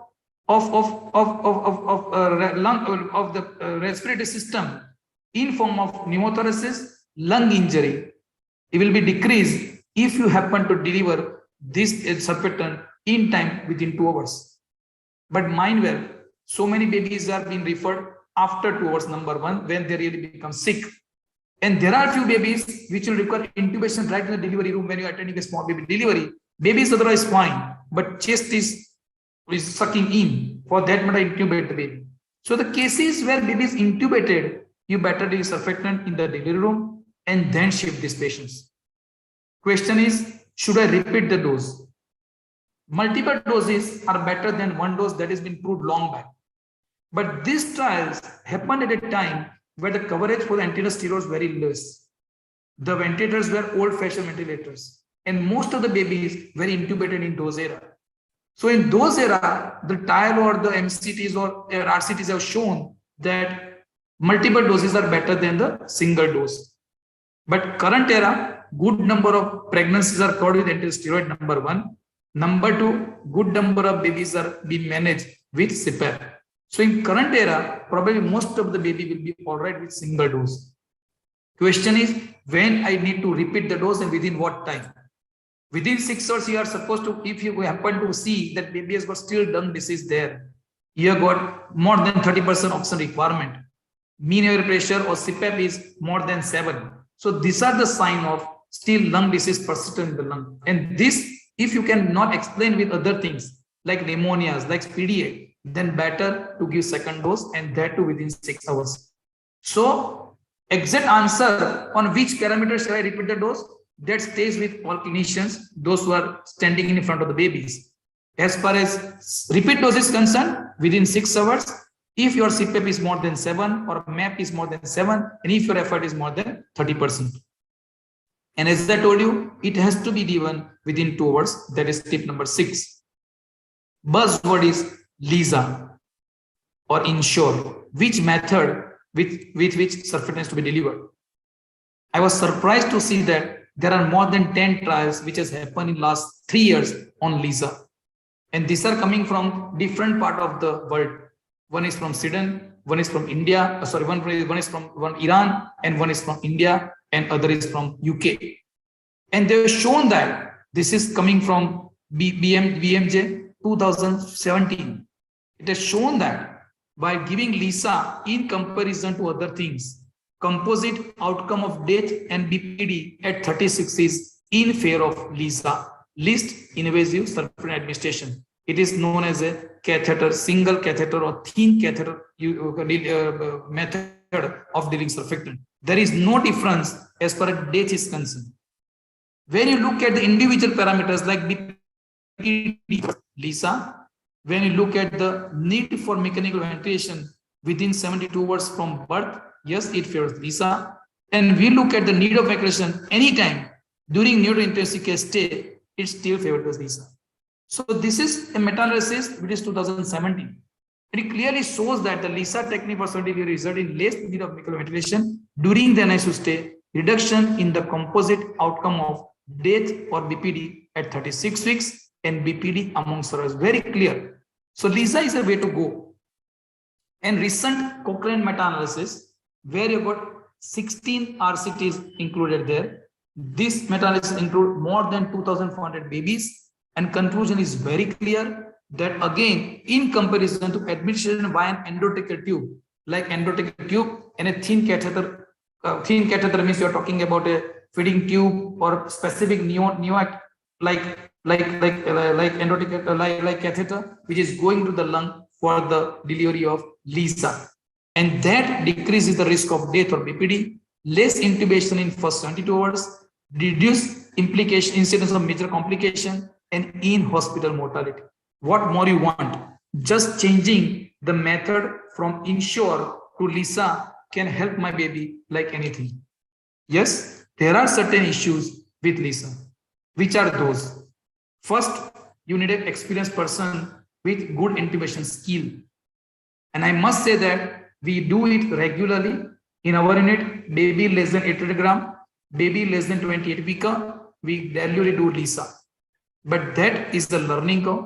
We achieved this after doing it for last 1 year, and now we have mastered the technique.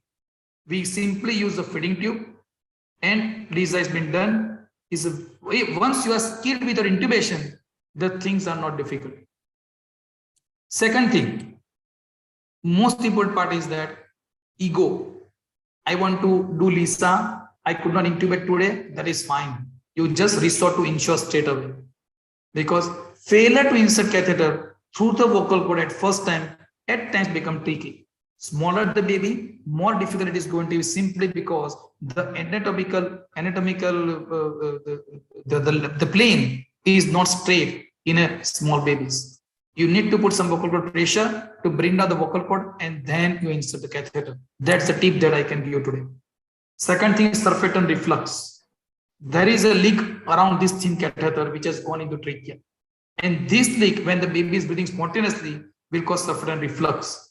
So one need to make sure that adequate length of your catheter is in the vocal cord or in the trachea, then deliver, or baby is not fighting this procedure or fighting on for the intubation, then only reflux will be less. And there are cases of acute deterioration or bradycardia because of the vagus stimulus. You are trying to intubate a baby who is otherwise fine. He has distress, but otherwise this is a live baby. Intubating and putting a catheter in the airway, you will realize even a small drop of water going into our airway, we start coughing badly. Here we are talking about putting a catheter into trachea. So that's why this really need a clinical expertise. And I'll be honest, learning curve. If we start today in a bigger babies, probably in a time to come, we start doing this in a smaller babies. So the Lisa is the preferred mode of surfactant administration for spontaneously breathing baby on CPAP, provided clinicians are experienced with this technique. Look at the level of evidence B2. Why so? Because yes, the evidence is robust. As far as Cochrane is concerned, it has been proven. But administration is always an issue. And that's where the learning curve is. So in a time to come, maybe in next talk when I'm going to speak on this, the evidence would change from B2 to A1. But believe me, the 25 baby that we have done so far, early 1 or 2 baby required surfactant to be delivered with Ensure. Rest all baby were all right with this kind of technique of delivery. So to summarize, tips to successfully manage neonatal monomethator and tips for the surfactant. The first tip, avoid intubation. In most of the places now, the first thing that we apply is CPAP. CPAP. If it's a big size baby, even CPAP will not require, HFNC will do. In a small baby with apneas, but otherwise fine, growing baby, you can use of NIMV. But a first attempt would be to keep the tube away. Second thing would be a good sensing device is must for optimum use of PTV. All your ventilators that I've shown will do work where only when 2 things are managed well. Number 1, a good sensor. Number 2, no condensation in the circuit. And number 3, the leak compensation is good. Why so? Because we have uncuffed tube. And in comparison to the tidal volume that a baby requires, the flow or the gas in the circuit is huge. And that's why this leak compensation, automatic tube compensation, leak adaptation, these are the words which we need to keep in the mind when you are using the neuro ventilator. Go through the manual, talk to the representative, and understand how much compensation is there. If the leak is more than 60%, few ventilators will not able to compensate. While there are few ventilators in the market which will compensate up to 80% of the leak. So by changing baby's position at time, leak increases. If your ventilator can adjust that, the all mode will work fantastic. Volume ventilation is better than pressure modes. Higher dose of protoractin yields better results. Early administration of surfactant need to be practiced. Why I say practice? We all do, we know that. But is it reality? At times not. Good number of babies are coming to us after 2 hours. And we miss this golden period where it is important to deliver because trials have shown that it decreases mortality and BPD. And of course, LISA is better than other methods of delivery. Thank you very much. Thanks for the opportunity. Thank you, sir. Yeah, there is only one question. Actually, we have not time, but there was one question by Dr. Ronak. That is, what is the any contraindication for the LISA? There is no contraindication actually.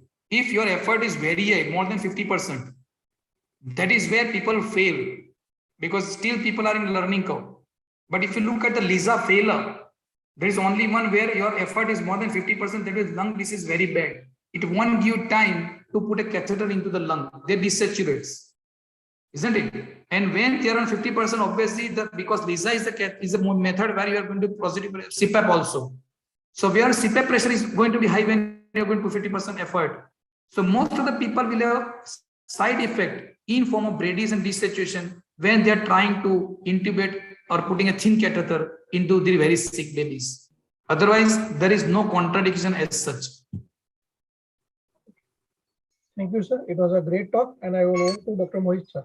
Thank you. Thank you. Thank you, Dr. Monish. And this was a benefit of having a scientific chairperson as a speaker, because each and every slide was as per the theme of our conference. So thank you very much, sir. Yeah, thank you very much. Thanks. Sir, there was a question regarding LISA only. If Dr. Monica is still there, there are a few questions. I can ask one question on CPAP. If she is not there, then you can answer. Dr. Monica, are you there? I can see her, but I don't know. Okay. So the question is it okay to continue CPAP in case of NEC and abdomen seems to be worsening? See, by NEC, when you're talking a sick baby with NEC, of course, there is some hemodynamic compromise also. And when abdomen is distended, it will compromise the lung expansion also. So when you take the X-ray of this baby for the abdomen, you will realize that lung volume is going to 5 or 6 ribs in spite of providing CPAP. So sick baby, definitely will not like to continue CPAP. A very sick baby will be stabilized on the intubation in a mechanical ventilator. It will give better hemodynamic stability. Thank you, sir. Thank you very much. Now we can move ahead with our next talk. And for next talk, our chairperson is Dr. Purva Shah.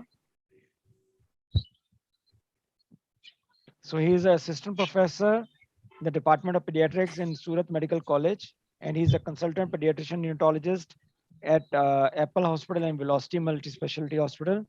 And we were fortunate to have him as one of our fellow. So Dr. Purva, can you introduce our speaker for the next talk, please? Yes, sir. Thank you, sir, for kind introduction. It is my pleasure to introduce our next speaker, Dr. Sachin Shah, who is working as a chief neonatologist at Anand Children's Hospital. Sir has been contributed as a faculty in many national and international conferences. So, sir, you are welcome to this DIGI NEOCON to deliver a talk on tips to successfully manage neonates on HFOV. Sir, over to you.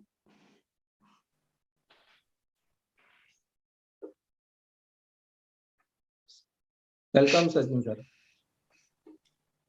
Hello, everyone.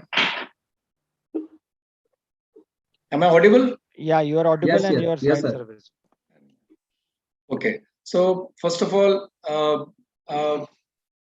thanking Mohit and his team for giving me an opportunity to share my views on high frequency ventilation. And as we are today talking about CPAP, about invasive ventilation, I would go one step further and try to drive my car on the expressway on a speed of 150. And I will try to take you all through only basics of how to manage a patient on high frequency ventilation. It's a long talk, but I'm not going to talk about any details about the theoretical aspects, about the aspects of high frequency ventilation. And I will just try to be more practical when we should be using high frequency, how to use it, how to monitor, what are the machines which are available. And I hope I am doing justice to this topic. So let us just start with a case scenario so that we get a good view about how to use the patient. A 27-weeker preterm 900-grammer child born with a history of leaking PV with distress, grunting, and as we all will start with the CPAP on these type of babies, was given 1 dose of early surfactant. Still, patient was not maintaining saturations, required a PEEP of 7, FiO2 of 60%. So which according to the definition goes into a definition of CPAP failure. This was the X-ray, which is compatible with severe RDS. ABG was showing acidosis and hypoxia. The baby was ventilated, was started on a pressure of 20/6 and FiO2 of 100%. This is what conventional we have been doing with a lot of preterm babies. We try with non-invasive. Many of these patients land up into intubation, surfactant. This baby was not maintaining saturation, so the pressures were increased from 20 to 28/7, then FiO2 of 100%. Good tidal volumes, but still saturations remained less than 90. This was the X-ray after 1 dose of surfactant on the ventilator setting. So we all know that this is a patient where he's not maintaining very well on the conventional settings. He is still on invasive mode with proper tidal volume, but still the saturations are not less. So we want to go one step ahead in this type of patients, and where I think high frequency comes into picture. So this is a preterm who is failing conventional modes of ventilation where high frequency can be used as a rescue mode. I'll share one another case. They're all real case scenarios. A full-term 3.2 kilo child delivered with meconium stain liquor, had distress and hypoxic, so ventilated, started on conventional with 25/6 and FiO2 of 100%. Gradually, with persistent hypoxia, the settings had to be increased till a PIP of 33, a PEEP of 7, and an FiO2 of 100%. Still, saturations continue to be on the lower side. And as we all have an excess now, we do an echo. Echo was suggestive of moderate pulmonary hypertension. We started on with sildenafil, inotropes, zolpidem, which everyone starts now. But still, in spite of all these things, the saturation continued to be less than 85. This was the X-ray, which was suggestive of a severe MAS. This was the ABG, which was showing acidosis along with hypoxia. And now you have an option. What will you do? You are on a setting of 33/7, whether you will want to still increase the pressures. You will want to shift this patient to a place where high frequency can be started. So this is also another patient where a rescue high frequency ventilation is advocated. So just let me show you a patient on the high frequency ventilator. It is a huge machine. This is the SensorMedics 3100A. You can see there is a very rigid tubings, different from what we use for the conventional settings. And you can see that the patient is vibrating. That is, these are wiggles, or what we call is the wiggle factor. The chest is vibrating.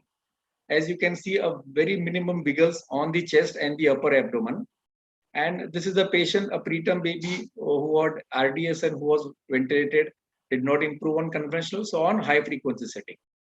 This is the machine, and you can see very few knobs. This is the mean airway pressure, this is the frequency, and this is the amplitude. So basically, high frequency ventilator is a sturdy, strong machine, makes a lot of noise. And how is it different from the conventional?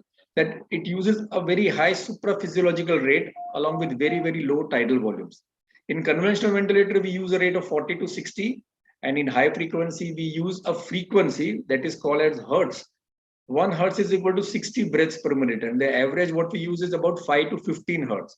So if you put a patient on a frequency of 10, that is basically 10 multiplied by 60, that is 600 breaths per minute. So you know this is very, very high rates if we compare it to the physiological rates. The tidal volume which the high frequency delivers is very, very low, even low as compared to the anatomical dead space of 1 to 3 ml per kg. And that is where it comes into picture of protecting the lung against the damage which is caused by the disease and by the ventilation-induced lung injury. Because you all know that there is a lot of volume trauma whenever we ventilate. As Ashish Bhai told you, first point was try to avoid ventilation. But if we need ventilation, then we will try to see that we do not induce a lot of volume trauma. And we all know that anytime invasive ventilation will lead to a lot of trauma in terms of volume trauma, barotrauma, rheotrauma, and atelectotrauma, which are all the things which will lead to the development of chronic lung disease. So basically, high frequency ventilation is a CPAP machine along with the wiggles, which I showed you. It is basically the vibrations along with a fixed CPAP or the mean airway pressure what the machine delivers. There is active exhalation in the SensorMedics. and the PIP, the peak inspiratory pressures, which the HFO delivers are low as compared to that on the conventional ventilator. And there is the less risk of the barotrauma and the volume trauma. One thing which is very particular about high frequency is that there is decoupling of oxygenation and ventilation. In conventional, whenever we change one parameter, that parameter is going to change oxygenation as well as ventilation. For example, if I change the PIP, if I change the PWP, if I change the I time, both the parameters of oxygenation and ventilation will be changed accordingly. But in high frequency ventilation, the machine is simple. It has very few knobs and few knobs which will take care of oxygenation and ventilation. So it gives us an advantage in using in some patients where we cannot manage them on the conventional way. This is just an example. I just want to show you how the alveoli recruit during a conventional ventilator. See, this is a conventional ventilator. At the end of expiration, the alveoli are completely collapsing. This is what you are seeing, which occurs in tidal breathing in the conventional ventilator, and where there is an application of PEEP. If you use a proper PEEP or a higher PEEP, so that you can decrease the atelectotrauma what you have. See, at the end of expiration, where you are seeing this as a PEEP of 5, you are seeing some alveoli which are still remaining patent, not completely closing down. If you still increase the PEEP, then you can see that even at the end of expiration, most of the alveoli are still remaining patent. So when we recruit the lungs, we want to open up the alveoli when we want to protect the lungs. This is how it is being done on the high frequency ventilation. You had a completely collapsed alveoli. You are increasing the pressures gradually, and then you are seeing that the alveoli are remaining patent. Still, by increasing the pressures, the alveoli which are still collapsed, this is a collapsed alveoli, this is a collapsed alveoli. By increasing the pressures gradually, by increasing the mean airway pressure, you are able to recruit these alveoli. And once we recruit the alveoli, we have an open lung strategy so that the saturation start improving. That is basically our purpose of keeping the lung open. This is how it looks in the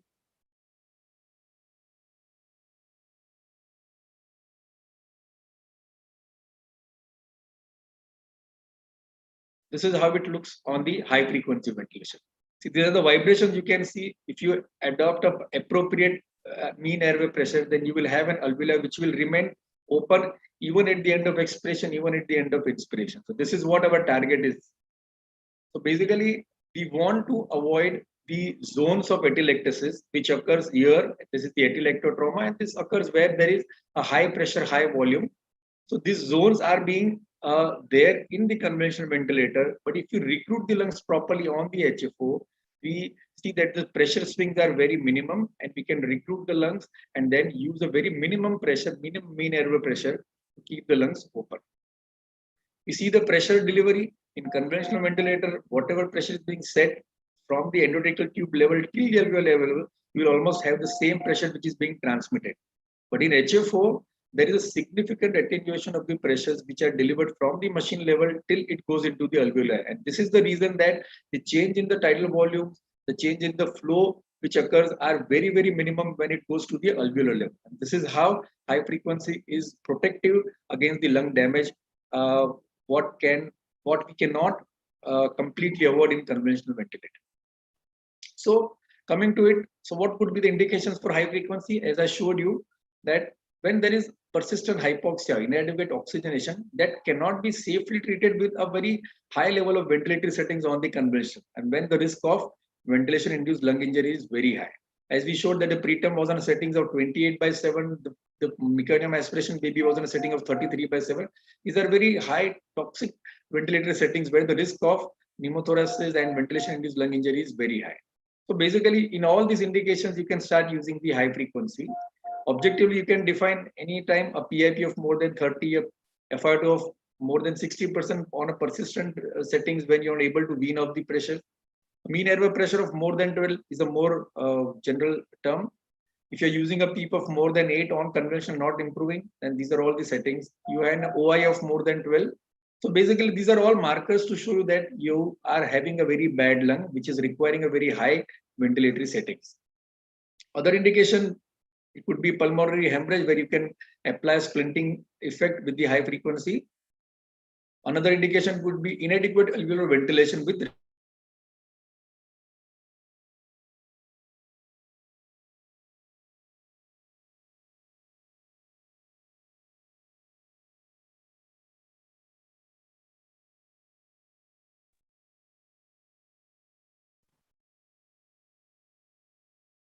Yes, Air leak next. syndromes with pneumothorax and all those things, there is also an indication where you can use high frequency. This is the machine. I'm not going into the details of the machine. It's a very strong machine. It has an oscillator. It has a piston which is moving, which is related to the movement of the piston, which will lead to the wiggles or the vibrations what we see in the patient. And the CDP is the amount of mean airway pressure with these valves will control. So when we talk about ventilation, there are two aspects. One is oxygenation, one is ventilation. In conventional, if you see, you have a lot of things where you can change your mean airway pressure. You have the PEEP, you have the PIP, you have the flow, you have the I time, all these parameters. By changing all these parameters, you can increase your mean airway pressure. But in high frequency ventilation, the knobs are very, very simple. You have only one knob of mean airway pressure and one knob of FIO. FIO is simple, the nursing staff will manage. It is your duty to decide which mean airway pressure your patient is going to require. So how do you recruit your lungs on the high frequency ventilator when you have a very bad X-ray? So basically there are two strategies. You gradually increase the mean airway pressure until you have a good X-ray or you have a good saturation. This will be taken gradually. Once you start a patient on conventional, on high frequency ventilator, you increase the MAP in gradual steps to get a good saturation. Another strategy would be using a very high mean airway pressure for a very sustained amount of time, for example, 15 to 20 seconds. That is called a sustained inflation. It is helping to recruit the collapsed alveoli, but it has a lot of complications of sudden pneumothorax and everything. So the first tip is what most of the people manage. When we change a patient from the conventional to the high frequency, we start by using a map at least 2 to 3 higher than what we were on the conventional settings. For example, if you're on a map of 12 to 13 on the conventional, then we will shift on the high frequency to a map of 14, 15. Gradually, we'll want to increase the map in increments of 1 to 2, seeing the saturations, monitoring the patients clinically to have an improvement in the saturation. Our target would be to get a saturation of at least 90%. We increase until we get that saturation. We may start from 14, 15, we may go till 20, 23, 25 according to the condition, and seeing the perfusion is not compromised. Should repeat an X-ray after half an hour because we don't know what amount of pressure the baby is requiring to have an open alveoli. So we need to get an X-ray after half an hour to see for the lung expansion. Our target would be to have a good 8 to 9 ribs of exposure. And an ABG is required after 20 minutes so that we can decide what is the level of CO2, how much MAP do we need. These are the clinical settings. So this is just an X-ray to show that once you start on a MAP which is low, you gradually start recruiting the lungs. It will take, the time taken for recruitment depends upon the disease process per se, the timing of the ventilation, and what amount of damage has been done prior to the use of HFO. If you're using HFO early, then the recruitment process is very fast. If you're using HFO in a very, very late phase, then the recruitment process might take hours also. We usually wait for 5 minutes and incrementally we increase the map. So this is the X-ray which was very bad at the time of starting on HFO. And this is a map after recruitment of lung, which was about at 4 hours of flight. So this has a very huge significant impact in improving the lung compliance. So that was about oxygenation, ventilation. In conventional, a lot of settings are there, but in high frequency, only 2 knobs. One is the amplitude, which is the amount of vibrations what the patient you see. This is the wiggle factor. And second is the frequency or the rate. So it is the regulation of the stroke volume which will decide the washing out of carbon dioxide. So the stroke volume will increase if you increase the amplitude. The amount of delta P, which is on the sensor medics, or the amount of vibrations what you see will depend upon the amplitude what you are using, and it will lead to a washout of CO2. So the higher the amplitude, the higher CO2 washout. So if you're having a CO2 retention, you will use a higher amplitude. Second is the frequency, which we usually do not change it. But if you use a lower frequency, then the tidal volumes are going to be more. So it is contrary to our conventional ventilator. When we have CO2 retention, we try to increase the rate. But in high frequency ventilator, if we have CO2 retention, then we have to decrease the frequency if we cannot manage that with a proper increase in amplitude. There is a DCO2 value, which is basically a diffusion coefficient of carbon dioxide, which is equivalent to the minute ventilation what we see in conventional ventilator. But here the formula is, it is frequency multiplied by tidal volume square. It means that the tidal volume, even a small or very minor change in tidal volume can lead to a significant change in the carbon dioxide levels in the patient. So this is the machine. If you have to set up for oxygenation only two knobs, mean airway pressure and FiO2. FiO2 will start with 100 if you are having a severely hypoxic patient, and MAP we start with about 2 to 3 higher than that on the conventional setting. For amplitude, for the ventilation, it is amplitude and frequency. Frequency, usually we keep a higher frequency for smaller babies. So if you are ventilating a 700-800 gram preterm child, the frequency would be somewhere about 12 to 14. For babies, bigger babies, the frequency would be somewhat 8 to 12. So you start with one frequency what you are setting and then fix it. You don't have to change the frequency frequently. Setting up of amplitude is according to the chest wiggles what you see. The wiggles, you should be seeing that vibration of the wiggles to the upper part of the thighs. Your fingers, the tips of the fingers should not wiggle. And that is a very basic principle. So you start an amplitude until you are having a good proper vibration. You fix up your frequency, you fix up your eye time. Usually we keep the eye ratio of 1:2. So 33% of eye time is basically a fixed thing. We will not change it until some specific indications are there. So these are very, very basic settings. So if you see, you are just setting up a mean airway pressure and amplitude. These are the two common things what we see. One is taking care of the oxygenation, one is taking care of the ventilation. How do you monitor clinically? It is the most important thing. You have to monitor how the vibrations are there. This wiggles is taking care of your carbon dioxide. So you have to be very, very clear whether you're seeing proper wiggles on both the sides of the chest. Markers of perfusion is very important because a sudden increase in MAP will lead to decrease in your venous return and you will have hypotension and shock. Auscultation, you will not hear the conventional breath sounds what we see on the conventional ventilator, but you will listen to the wiggle sounds on both aspects on the both axillary regions so that you are sure that you are having proper wiggles on both the sides. If you are having auscultation, you are having wiggle sounds more on one side, there could be a possibility of a tube block, there could be possibility of a pneumothorax, so you have to watch for those things. Proper humidification is needed. Even if there are a little bit of secretion, your ET is blocked, then there will be significant dampening of the vibrations and there will be severe CO2 retention. So your ET has to be blocked. ET has to be patent.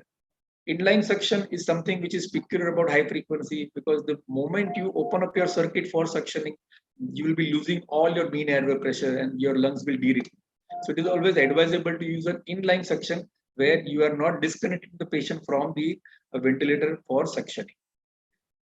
On high frequency, the weaning is quite fast as compared to that on the conventional ventilator. So if you're putting a patient on high frequency, you cannot forget the child that the patient is stable. So we'll monitor after about 10 hours or 12 hours. You have to be very, very vigilant.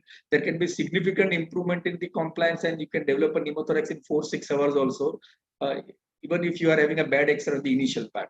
So you have to watch for those things. Oscillator is a very, very strong machine for washing out CO2 and you don't have any monitoring on the sensor medics. So you will not know whether your carbon dioxide levels are 20 or they are 100. So you have to be very, very watchful. There has to be proper clinical monitoring and an X-ray and ABG monitoring. X-rays have to be done 20 minutes after any change in major mean airway pressure if there is any deterioration. ABG, you will have to do more frequent ABGs to check for the PCO2 values because you will not have a clinical monitoring. But then according to your experience of the unit and according to the previous blood gases, it can be done accordingly. In your high frequency oscillators have the tidal volume monitoring available, which is there in SLE, Babylog, the Fabian ventilator. So you can monitor the tidal volumes and you will have a DCO2 values. So the trend of tidal volume, the trend of DCO2 is important. It will help you in correlating with your PCO2 values. So that is important. Transcutaneous carbon dioxide monitoring is more important. If you are having that machine, it is very useful so that you can understand, you can know the trends of the carbon dioxide, and then it will, if you are having a TCO2 monitoring, then you will not be needing to do frequent ABGs. This is just how to change the ventilator settings when you're on the high frequency. If you're having a desaturated patients, atelectasis and poor lung expansions, you all see that all the diseases are being taken by the X-ray picture. If you have an atelectatic lung, then gradually you will increase the mean airway pressure. If you are having an inadequate X-ray, you are having desaturation with severe CO2 retention, hypercarbia, and you are having an X-ray which is hyper expanded, you are having about 9.5 spaces with a patient of shock with poor cardiac output. It means that you are using a higher mean airway pressure. So then what you will do, you will try decreasing the mean airway pressure step by step and repeat an X-ray. You may have severe hypercarbia without any lung issue. You will have related to either your tube block or you're using very less amplitude, then you can just increase the amplitude after taking care that your ET is properly patent. For hypocarbia, just decrease the amplitude. For hyperoxia, decrease the FiO2 and decrease the inner. So these are very, very simple things how you do on the high frequency ventilator. This is just the real case of the patient. I talked about the second case of meconium aspiration. This was the settings when we started on the high frequency. We started with a map of 16 because the patient was on a map of almost 13 on the conventional. Gradually increased the map, and this is X-ray which is a little bit better. Saturation were improving, but this is on a map of 25, FiO2 of 100, and you can have a good. This patient was having good saturation. This was an X-ray of 4 hours. DBZ also improved. PCO2 was better. PO2 was better. The same patient, X-ray at about 12 hours, we could decrease the mean airway pressure, brought down from 25 to 15, FiO2 of 50%. You can have a reasonably well expanded lung. And then within the next few hours, we developed a pneumothorax. This is very, very common. The patient did not develop a pneumothorax at a map of 25, but he developed a pneumothorax when he was on a map of 12. So it leads to the complications of high frequency. Air leak syndromes are very common. You have to monitor very rigidly. Frequent X-rays are required when you're on a very high map. Hypocarbia, inadvertently, you will have hypocarbia if you are not monitoring ABGs properly or transcutaneous CO2. So that has to be monitored very properly. Hypotension, necrotizing tracheobronchitis are also complications related to that. The same X-ray of the patient, put an ICD, started improving gradually. Pressure settings were reduced, FiO2 was reduced, and this was after removing the ICD. So this comes down to how do you wean a patient from high frequency. So you wean when your pathology is improving. You're having a better X-ray, your map requirement is coming down. First, you reduce the FiO2, bring down to less than 40%, and then start decreasing the mean airway pressure. You can extubate the patient directly when there is a map of 8 or 9, which an FiO2 of less than 40%. Amplitude, you have to change the amplitude according to the vehicles and according to the CO2 levels. There is no fixed plan as how you will reduce the amplitude. We usually do not change the frequency in eye time, even during the weaning process. And either you extubate directly to the CPAP mode or to the hood oxygen, or what we are commonly doing is we are extubating the patients to nasal HFO, which is a newer way of non-invasive ventilation. Next question would be, there are a lot of machines available in the market, which is better? You are seeing the SensorMedics, which is the isolated high frequency machine. And then there are a lot of other machines which have the conventional modes together, like the Draeger, the SLE 5000, the Fabian HFO. I think all machines are good. It is just basically what your team is convinced enough in how you are monitoring the patient. I'm not in favor of SensorMedics or any other ventilator, but I have more experience with SensorMedics and I find it quite useful. There are machines where you have the high frequency mode along with the conventional mode that is there in the SLE 5000. If you are happy in using that mode, it is also very important and very useful mode. And now you have the tidal volume monitoring and you have the volume guarantee mode also on the HFO, which can be used accordingly. So I will just brief what are the strategies on HFO. How do you decide which patient to be put on HFO? The rescue mode, as people have been using it when there is a lot of damage to the patient on the conventional, not maintaining, developed in air leak, and then yeah. And in these type of patients, when you are late in starting HFO, the results have not been very encouraging. Proactive is a mode when you are using very high settings on the conventional ventilator, and before the onset of a barotrauma or an air leak, you are maintaining a saturation, but on very, very high settings. So you know that the chances of VI-LI are very high. And in these patients, when you shift to HFO, the results are better. As I guided you, you should have your institutional guidelines, but any map of 12 or OI of 20, PIP more than the gestational age, FiO2 more than 60% should be an indication to shift over to high frequency ventilation. And early intervention is a mode where you are using high frequency as an early mode of ventilation. You are intubating the child and putting the patient on high frequency ventilation, considering the pathophysiological advantages of high frequency over conventional. It is usually applied to RDS or meconium aspiration babies when you start ventilation before 4 hours of life. And it is very, very useful. And there are a lot of studies which show that the long-term benefits are there. As I told you that high frequency requires a lot of X-ray. You just have to monitor the X-ray. So this is an X-ray which is well expanded. This is an X-ray with a very collapsed lung. This is an X-ray with a one-sided complete collapse and one-sided showing hyperinflation with almost herniation. This is a severely hyperinflated X-ray. This is an X-ray with a one-sided pneumothorax and a pneumopericardium. These are all X-rays of our patients on the high frequency. So basically, it is important that you monitor with proper frequent X-rays. So now, just a carry-home message that high frequency and the state-of-art conventional ventilator are converging upwards. Our target is to decrease the ventilation-induced lung injury. High frequency remains an important tool because when the conventional fails, high frequency might work. Optimal use of the available equipment with attention to the underlying pathophysiology is more important than which machine is employed. What type of machine, what company of machine, what way of machine, it is not very important. It's basically the man behind the machine which is important. The open lung concept, which protects against ventilation-induced lung injury, is important. So don't be afraid to use adequate PEEP, as I talked about. And you should know your machine and your disease pathophysiology well. In our experience of high frequencies of last 17, 18 years, we find it very exciting mode. It is very safe and very easy to use, not very difficult as we thought initially. You should learn the machine and the art of monitoring the patient on high frequency. You have to train your team about how to monitor the patient on a high frequency. Our experience is that the days on ventilation is significantly less as compared to that on the conventional. So overall, it decreases the cost and decreases the rate of infection. And definitely it saves lives. When your conventional fails, it is only this machine which will save the child. So basically train your team and you learn the art of high frequency ventilation.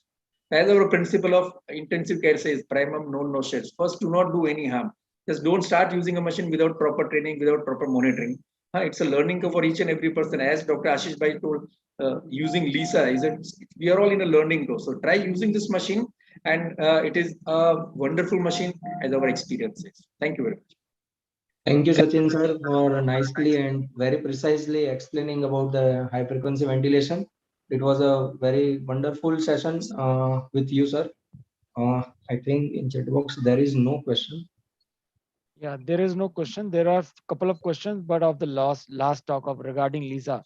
So Yes. I think so we are already overshooting the time. Yes, sir. So we will, avoid those questions for the last chat.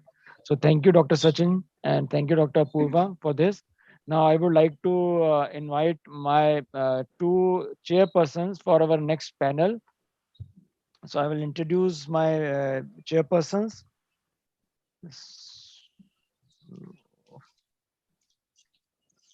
Now we have Dr. Kanak Singh Surma. He is an ex-EB member of Central IAP. He is an EB member of Central IAP 2022, elected now. Organizing chairperson, GUJ Pedicon 2021. Organizing chairperson, West Zone Pedicon 2019. So sir has organized a lot. Like whatever happens in Surat in SPEC happens through him. And sir, I would request you after I introduce Dr. Archana, you introduce Dr. Manoj CV, our moderator, and Dr. Archana, then she will introduce four of our panelists. So Dr. Archana Limbarkar, Professor Archana Limbarkar, she is a professor at Department of Physiology in Pramukh Swami Medical College, Anand, Karamsad. And she has interests neonatology and simulation and nutrition. She has got around 31 index publications, more than 100 international research presentations. So welcome, sir. Welcome, madam. Now over to you, Kanak sir, for introducing our moderator, Dr. VC Manoj. Thank you, Mohit, for giving us this opportunity to chairing these sessions. Thank you to you and the Snehal both. And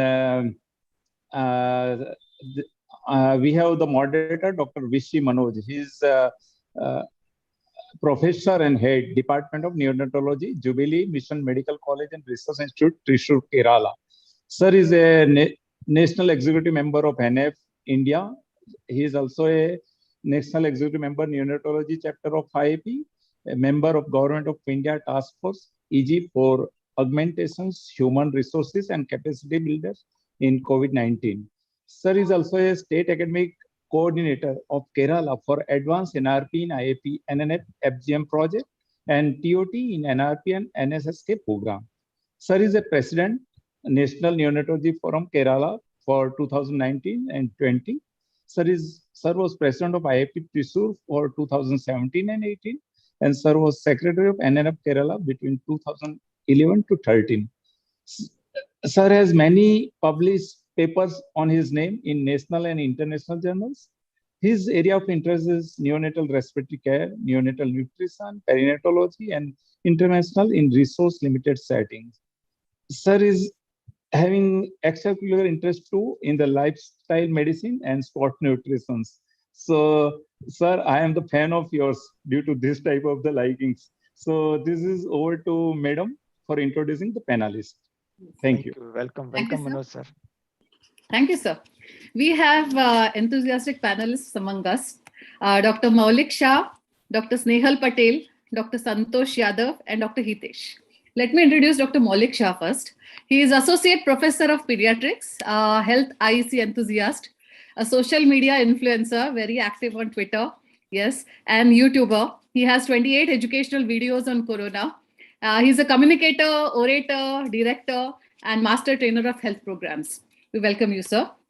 Then we have Dr. Snehal Patel, consultant neonatal and pediatric intensivist, KD Hospital, Ahmedabad. Her specific interests are neonatal ventilation and follow-up of high-risk NICU graduates. Neonatal simulation instructor she is, and NRP course instructor. Welcome, madam. Then we have Dr. Santosh Yadav, who is trained in neonatology, consultant neonatologist at Nirmal Hospital, Surat. He is faculty for NRP courses, IIP, both NNF, advanced NRP trainer, basic life support training program, and he has special interest in high-risk newborn follow-up and parenting. Then we have Dr. Hitesh Patel. He is consultant neonatologist, Neo Plus NICU, Surat. So many of them are from Surat. Faculty CPAP and ventilation workshop, neonatal procedure workshop, GUJ NEOCON 2014, 17, and 19. Faculty for NRP courses, IIP, NNF, and NRP resuscitation. Then program First Golden Minute Project. Faculty of Neo Hemodynamics 2018, Ahmedabad. Special interest in neonatal ventilation, neonatal nutrition, neonatal nursing training programs. We welcome all of you. Today's topic is going to be tips to manage and follow-up of NICU graduates in office. As we all know, improving perinatal and neonatal care has increased survival of infants who are at risk for post-discharge comorbidities. There are lots of deficits which are seen in these neonates. There is failure to thrive, growth failure, neurosensory impairment, and developmental deficits. So who should do the follow-up, when, how, and what are the scales to be used for these will be discussed. So I hand over this session to you, sir. Manoj sir. Thank you. Thank you so much, both the chairs, for the kind introduction of our team. Good afternoon, ladies and gentlemen. At the outset, let me thank Dr. Mohit and the whole team of behind this great conference. Had a wonderful workshop yesterday and a nice conference today. I bring warm greetings from Kerala. We'll straight away move on to the tips on how to follow up of the babies whom you struggle to make, both and meet and survive in the NICU. When they come back to you in the office practice, what are you going to do?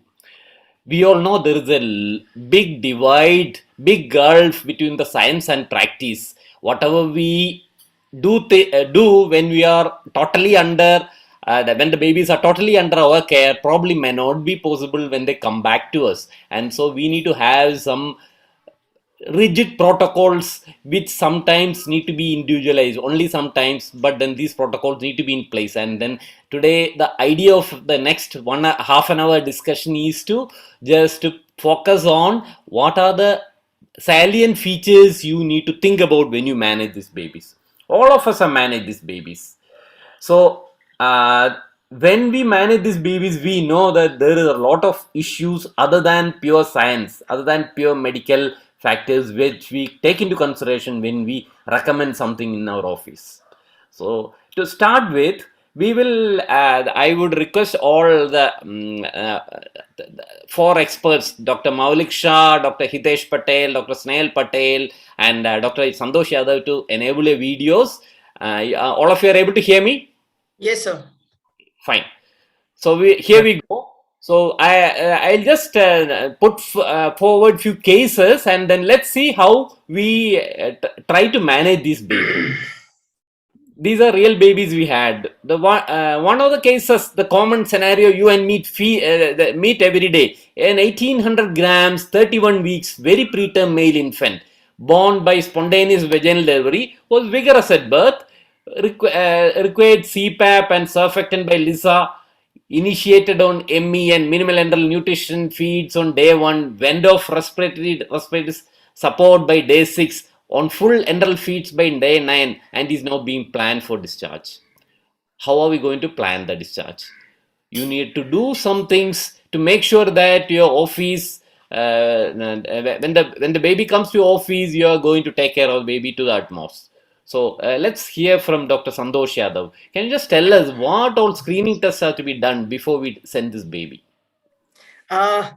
Discharging a baby is a halfway through. As we know, our motive is intact survival. So for next 2-3 years, we are going to keep baby in follow-up with us.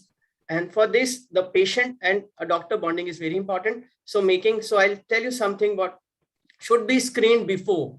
First, physical examination of the baby to see from head to toe, to see the pallor, jaundice, red eye reflex, if there is oral thrush or there is a hernia, hemangioma, so that we can explain and the prognosis of that, followed by nutrition and growth of the baby, charting the chart on the chart for the preterm babies, high risk baby, a spatial chart is there where we'll chart and we'll tell what we expect about the growth. Then neurological examination to know the tone, vision, hearing, reflexes at corrected 2 weeks or in full term after 2 weeks. Then lab, very important to see the anemia, prematurity, osteopenia, thyroid level of the preterm baby, and inborn error of metabolism. Then come important thing about the neuroscan to see the brain, how is the brain, whether it is absolutely normal or is there some bleed, so that we can counsel and plan if required in future CT scan or MRI. Followed by ROP, screening of ROP and hearing, which is very important because if it is missed, there may be a medical legal issues.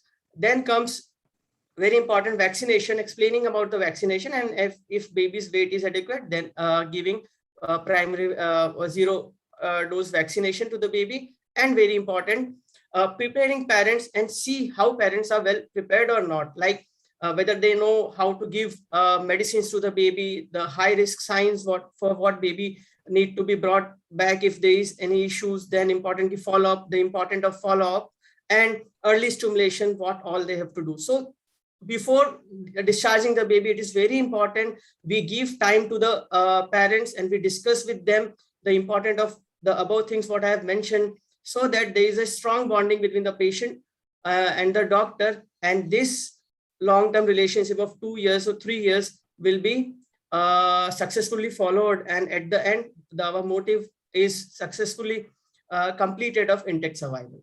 Excellent, Dr. Santosh. So actually, it's a big the preparation for discharge. That is the time you lay out the roadmap for the next 2-3 years when they're going to come at this time. What are we going to do at this point? So this is the time. So make sure you have a checklist. You tick off each and every point. We had he has elaborated all the points. So we need to tick off all these, and these need to be done, and then you send the baby. Make sure the mother, the father, the parents are ready to take the baby home, and that is a process in itself. Most of the time what happens, you tell them everything and then the compliance factor is not there. So depending on the compliance factor, we call them whenever whatever is the time schedule that is suiting. So now this baby, first 6 months we were very categorical baby to put the baby, make the mother realize the importance of breastfeeding. So baby was on exclusive breastfeeding, but now after first 6 months, baby is not gaining adequate rate. Now what are we going to do about it? Dr. Hitesh Patel, how are you going to assess the growth? How are we going to make sure that the baby has not gained adequate weight? Thank you, Dr. Manoj sir, for raising this question, because this is a very common scenario of what we are seeing in our routine OPD consultation. once we discharge a baby, most of the baby we discharge after 1.4 or 1.5 kg, and we follow that baby in our OPD consultation. We will just track the growth of the baby, like weight, height, circumference, length. So how the baby is growing. So what are the indicators and how we need to check these growth parameters? Usually, I will give the few tips, like as per the theme of our this conference. Like we are routinely using the Fenton growth chart for the premature baby for checking the growth of the baby. That we need to have some growth chart. Okay, let's hear about the growth charts. Yeah, please go ahead. Yeah. Basically, before giving some idea about the growth chart, I would like to say whether my baby is growing well or not. There's some few indicators. First, we need to think about what is the cutoff of normal weight gain pattern. So ideally, the baby should gain around 20 to 30 grams per day when we discharge a baby, and we should keep on checking during each and every visit. Second thing, whatever the growth parameters like the head circumference, length, and weight of the baby, that is on the track of that growth chart or not. So for that thing, we are just plotting these growth parameters on that growth chart. There is a Fenton growth chart for the premature baby that is according to the corrected gestation age. Suppose we are discharging a baby of 30 weeks and we are following this baby according to the corrected gestation age of up to 40 weeks in this Fenton growth chart. But once the baby completes this 40 weeks of corrected gestation age, we will keep on tracking this baby's growth as per the WHO growth chart. So use the WHO growth chart once the baby completes the 40 weeks.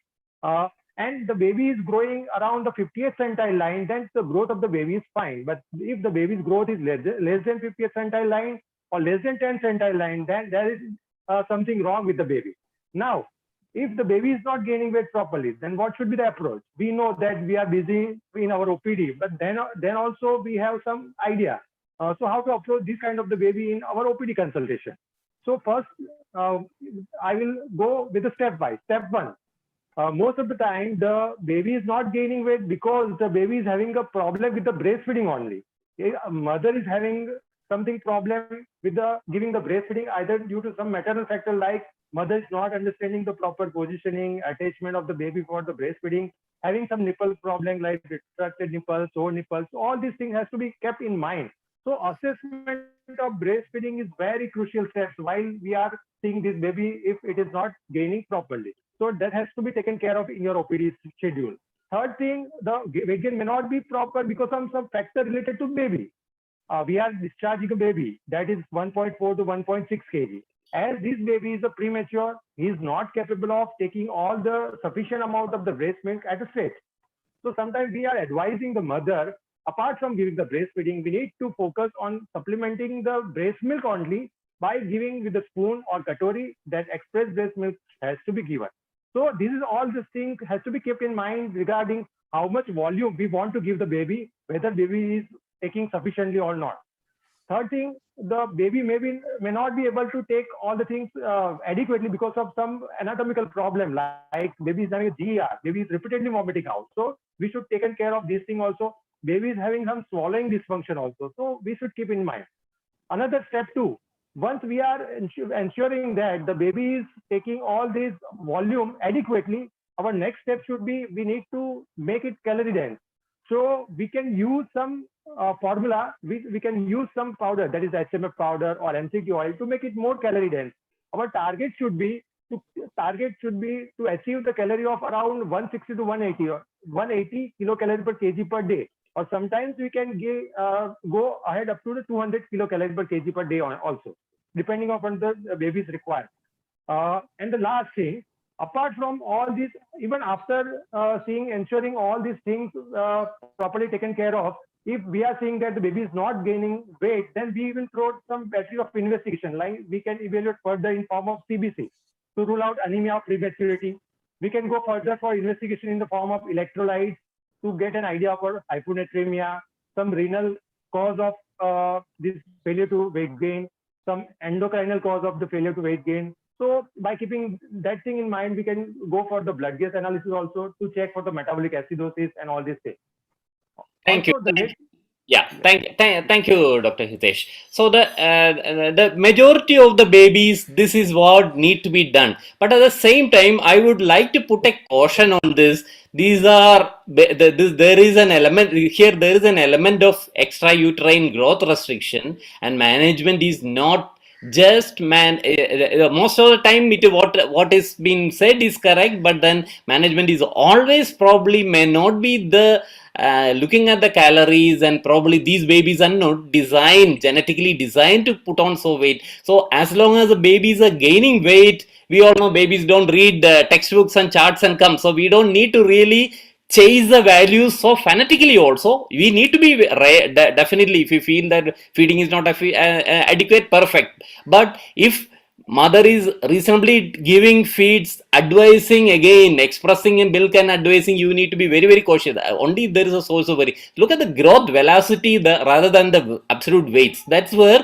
as Dr. Hitesh said, the growth charts are important. And we would the modified Fenton's chart we have for boys and girls separate, but they are marking, you know, that it's only up to 50 weeks corrected age. So after 40 weeks we need to change over, and then we will go on to IAP growth chart. So sorry, the WHO growth chart, never go use IAP growth chart for below 2 weeks baby. So WHO growth chart you will use. So the idea is that growth velocity is what is more important for you, because this baby was low birth weight when it was born. Do not expect this baby to catch up to those babies who were 3 kg at birth. And the same thing you need to take it to the other aspect also. So for this, let us hear.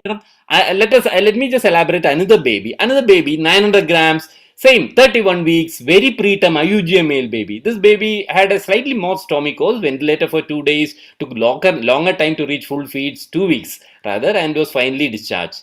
And this baby, now mother is now really worried. My baby is only 900 grams. What do I do? So baby, mother, now, despite your advice, started doing all the other than breast milk, started giving for adding formula to the milk, started giving MCT and all. And then finally at 4 months, baby came back with a weight of 7 kg. Now, Dr. Malik Shah. So, yes, sir. Baby, is the baby obese? So, what are you going to do now? This is a peculiar scenario. I don't know about Gujarat, but I see this in my office most of the time. They are very conscious about weight, the small babies, and then they all land up with this concept called infantile obesity. What do I do about this? Very true concern, sir, that most of us are often looking the nutrition to make our babies chubby and looking always hefty.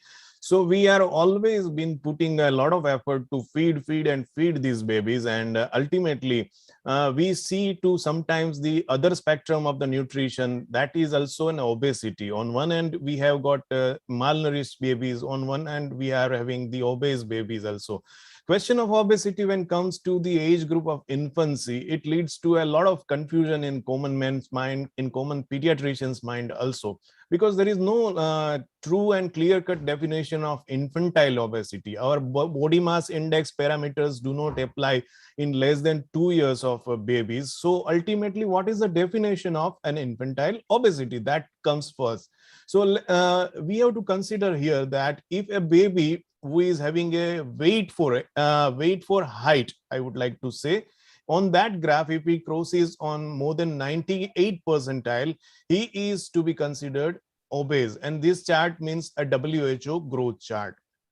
Now, here we know that there are 3 possibilities which can come across in a baby. If we talk in larger as an obese baby or an overweight baby in an infancy, he could be an LGA, means large for gestational age. He could be an overfed or maybe a bottle fed baby, like in our case. And he could be having some endocrine issues or genetic issues lying with him, which is leading to obesity or increase in the growth. So naturally, as a neonatologist, we all can look into the history and other things like pregnancy weight gain and the birth weight and growth of this baby, as you said, growth velocity. We can easily target those LGA babies born out of diabetic mother, back with women or other things. So those are out of question here. Then the second, who are excessively growing and growth velocity is out of proportion to the normal physiological values, are usually from the endocrine issues or metabolic problems. And those are the problems associated with Cushing syndromes or hypothyroidism. We are seeing very rare or less patients in infancy of such patients. So let us come to the main chunk here, where we are seeing the over enthusiastic parents, often in terms of thinking that they might be doing good and they are doing harm to the baby. These are usually a group of patients whose mothers are anxious and they are overfeeding the child. Often these are bottle fed children. The problem which occurs here is frequent feeding. Patients are so fanatic that they are usually we say that you have to wait till the child shows the hunger cues. And these mothers are overzealous and often feeding according to the time cycle, and they are over and frequent feeders. They are using wrong formulas, often making it them calorie dense as well, and they are using bottles for making theirs. So all these things leads to a little bit of overfeeding to these children, and ultimate end result at the 1 year of age or at 6 months plus age, usually we come across that the babies who are bottle fed or fed like this are usually heftier, heavyweight than the breastfeeding babies who are there to compare with. Excellent, Now, excellent, Dr. Malik Shah. yeah. Now, yeah. So now you need, so the message is that it's a actually tightrope walk. You need to make sure that baby is not falling, but at the same time falling the growth charts. But then it should not be that the velocity is shooting up because the term baby is at a particular value. That should be there. And the most of the time now, humanity has realized the more you tamper and then try to artificially do things go wrong. The mother's milk is the one that is supposed to be given. We know that when you have mother's milk, definitely the weight gain will not be as fast as when you give animal milk. So, and do you want this weight gain? We don't want weight gain. No. We want the increase in the lean body mass, and lean body mass is fat minus your weight, which we unfortunately measure. So, excellent the point. Just to add a point here, sir, that now the question remains is what to do to address this problem. Number one is promote breastfeeding whenever it is possible and acceptable. Then you have to go for selection of formula. As far as possible, don't select cow's milk based formulas. Instead, use protein hydroxylates formulas because they lead to easy satiety and overfeeding is avoided. Third thing is avoid bottle for feeding. Instead, use spoon and the bowl or the katori, and promote the activity of infants. Whenever is possible, try to play with the child, and that way which can be leading. And then later on, follow up the good principles of complementary feeding as per our Indian customs and traditions. Thank you. So usually what happens is the mother will feed for her sake and baby's sake. So it is a double feeding that is taking place, which we should not probably be doing. We put so much of, because the baby was initially low, this was 900 grams baby. We put so much of that concept will sink into the mother's head that baby will be better only if it puts on weight. So we need to put a break to this as well. So unfortunately, we are running short of time. So I will request all the experts to be brief. Now I will put in another scenario, another different type of high-risk baby. It's a 40 weeks term male infant born by emergency section through thick meconium stained liquor, severely depressed at birth, had stage 2 HIE, again it's from my unit only, underwent therapeutic hypothermia and ventilation for 4 days, roomed in with mother on day 7 and is being planned for discharge on day 14. Now, what do you want to do before you send this baby home? Because that is going to be a plan when you follow up this baby in office. Can I ask Dr. Snehal Patel, what is the because we all now talk about intact survival, this is the baby, you're worried about brain, nothing else. So neurodevelopmental assessment, how do you do it, and then what is the schedule, and just give a brief overview about it. Yeah, so absolutely, this baby is a high-risk baby. It is meconium aspiration syndrome. The baby require a ventilator, and baby has an element of a birth asphyxia, HI grade 2. So in this case, is like, to prevent the neurodevelopmental delay and all, as per the cooling criteria, I'm sure the cooling has been, applied to the baby to prevent further neurological damage to the baby. And when we are prepared to discharge this baby at 14th day, we should be sure that, the neurodevelopment of the baby is good enough to send the baby home.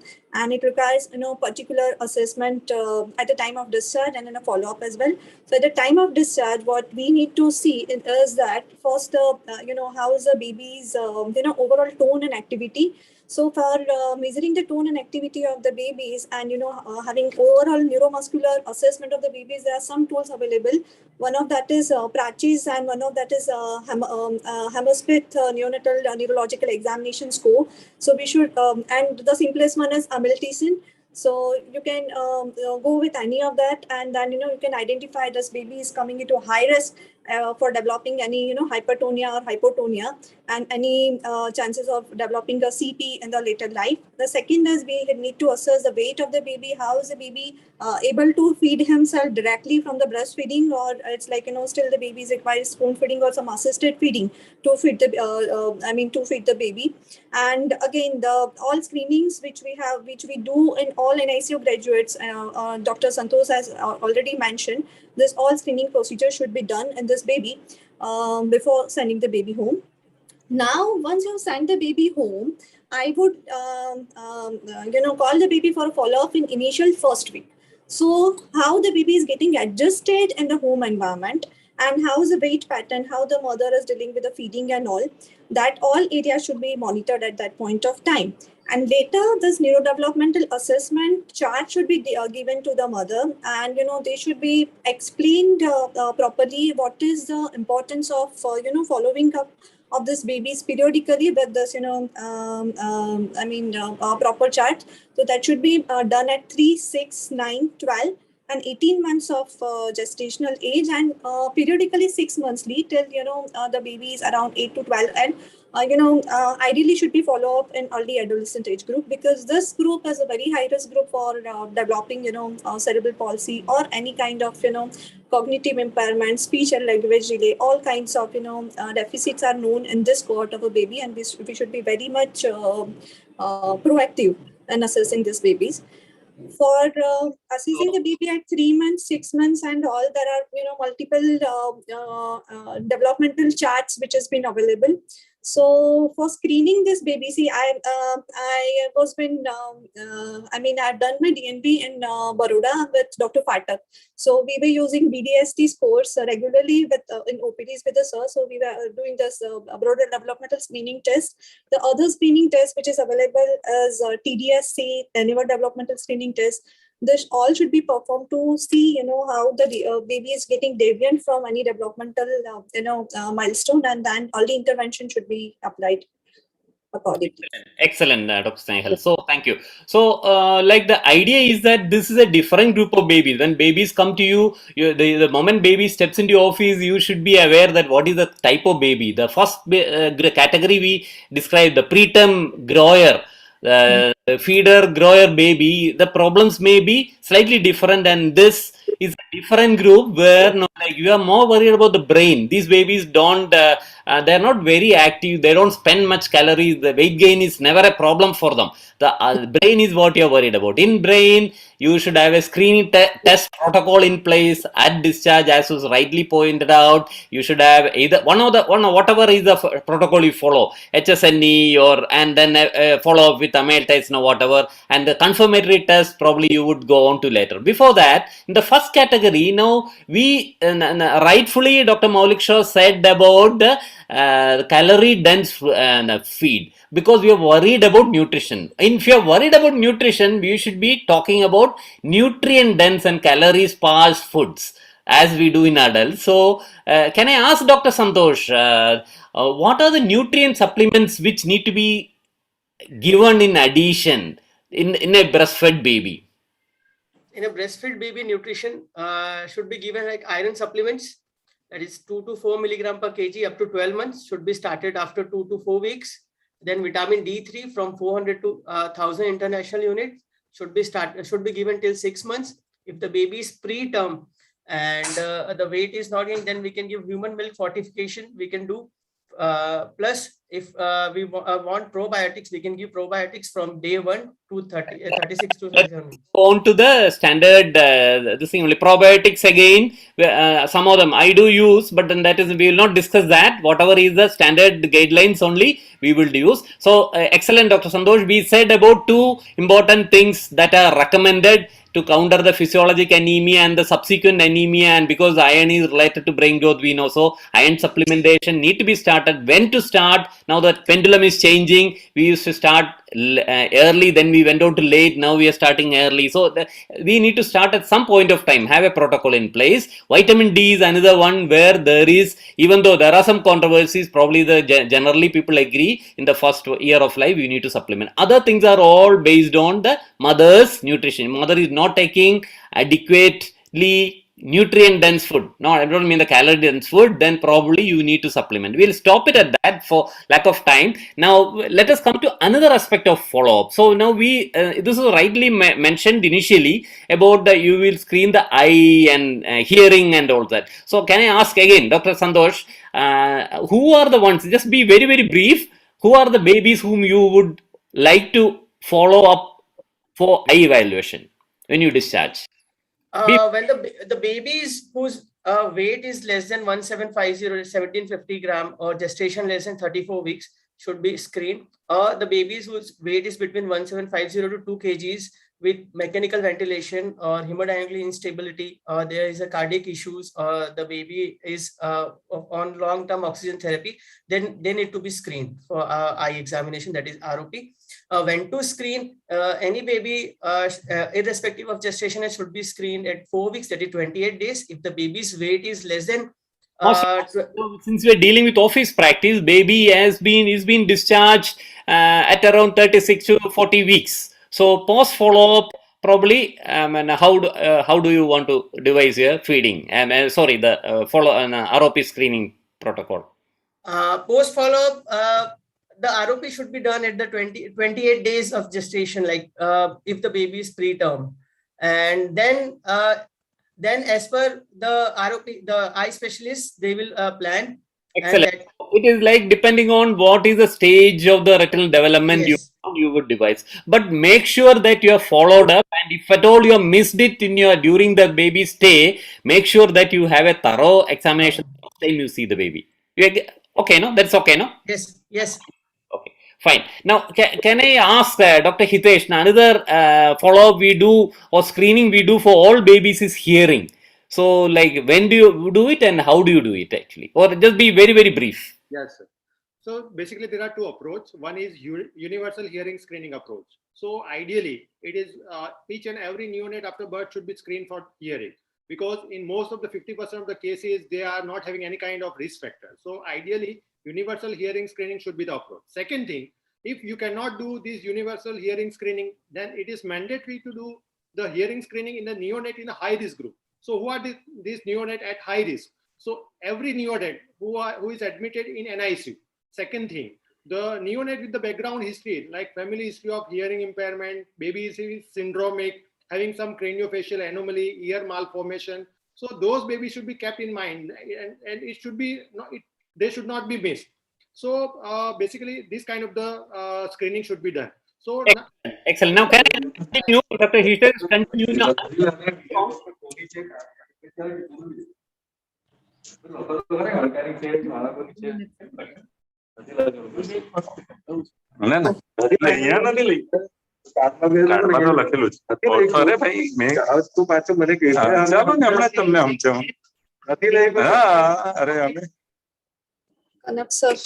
Yeah, okay, yeah. Sorry, we just broke off. So now, continue, Dr. Hitesh. Now, another area. So you would like to hear, look at, make sure that you are taken care of the eye, taken care of the ear. Now, another area which we usually miss in the frantic search for other things is language.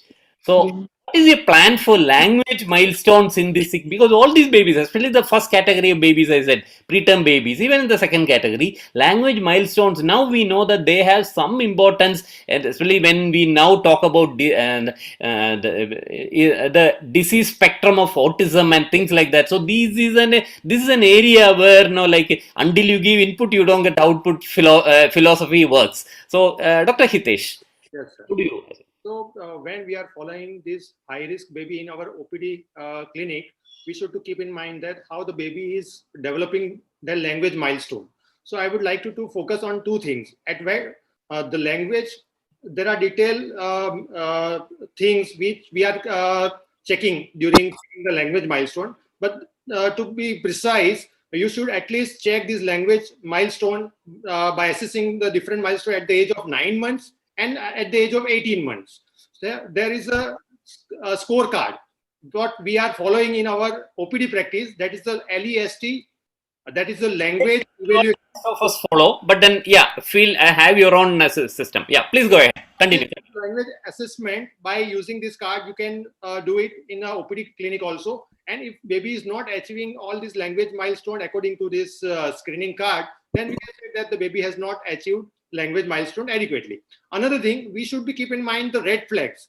What are the red flags for the language milestones? So if any kids or if any child is not achieving a language milestone, baby is unable to speak a single word by 18 months. And if the baby is not responding to your command by waving or by pointing something or by doing gestures, then it indicates that the baby is having problem with this expressive language milestone. So if the baby is not achieving this milestone at 18 months, then it indicates it is a red flag. So you definitely need to assess baby further. You definitely need to intervene this baby so that the babies further can be taken care of.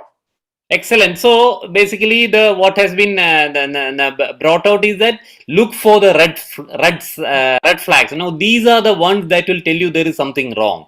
And now let us go on to another area, which again is we know that now growth and development and rather immunization are basically the basic two pillars. So now immunization of these babies, we know now we have a beautiful schedule laid out by the IAP to immunize all babies, and most of us do follow that. Initially, in the government program, some of the vaccines were not there, some of them have come now. But now, what are the additional vaccines where you need to really look at in these high-risk infants? Can I ask Dr. Maulik Shah?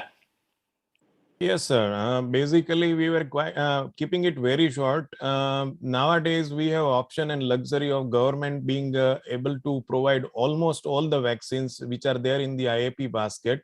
Naming a few which have been left out should be covered, like influenza vaccine, which is not covered in UIP or the government program. MMR is not covered. Hepatitis A is not covered. So keeping it tight to 1 year of age, these all are the vaccines which can be implemented and executed. The question remains, since principle is that as long as the baby's chronological age is taken into consideration, we can follow up the IAP or the UIP immunization program, except that less than 2 kg, we have issues related to hepatitis B vaccine uptake. So if the vaccine is given in less than 2 kg babies, then that dose might to be forgotten and has to be added with one more extra dose. Many units have their own policies regarding this, and based upon that, they can use. So ultimately, immunize with either IAP schedule or either the government schedule. Try to fulfill that as much as protection is possible, we should give to all these babies. Excellent.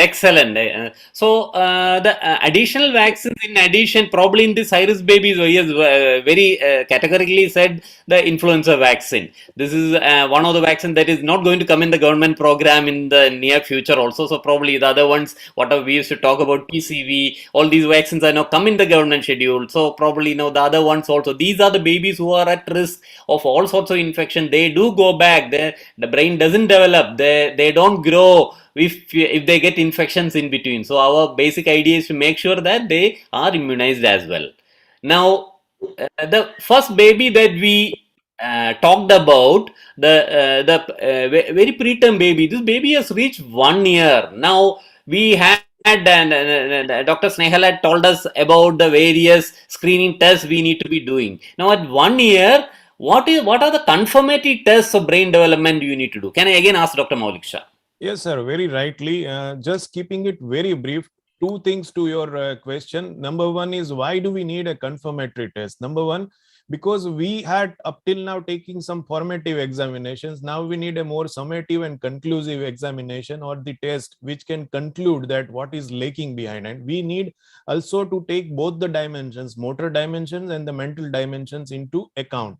So that's why at 1 year of age, probably the best test to perform would be a developmental assessment for the Indian infants. In short, what we know as DASI, which is the Indian modification of the Bailey's developmental testing, has to be performed. And this takes into account the motor component and the mental component, and takes approximately 45 to 60 minutes in an expert hand, to be preferably done by a neuropediatrician or the developmental pediatrician. And that would bring us to give us something on the motor development quotient and the mental development quotient, and that would help in the further therapeutic part of the baby. Sorry to interrupt. Another 5 minutes, please. Yes. We will wind up. Apologies. So now we said that we need to categorize when the baby comes to office. We need to categorize them. What is the group of baby? This is just a well baby who has come to office. Then fine. If it was a high risk baby that is coming in, then what is the category baby is on? Sometimes these babies might have been in the ICU classified as high risk for a surgical problem or for a cardiac anomaly, and then they have been surgically operated. So such babies, do we need to do anything more? Can I ask Dr. Snehal? Post-surgical babies, babies with cardiac malformations, what are the tips in the follow-up? Yes, sir. So the babies with the surgical anomalies and who needs to be operated at the neonatal age in the form of, they will have a, diaphragmatic hernia or tracheoesophageal fistula or any neck which has been perforated or any major congenital anomaly which has been operated in the neonatal age. This cohort of the baby is having a high risk for developing the recurrent respiratory tract infection because impaired pulmonary functions, especially for the diaphragmatic hernia babies.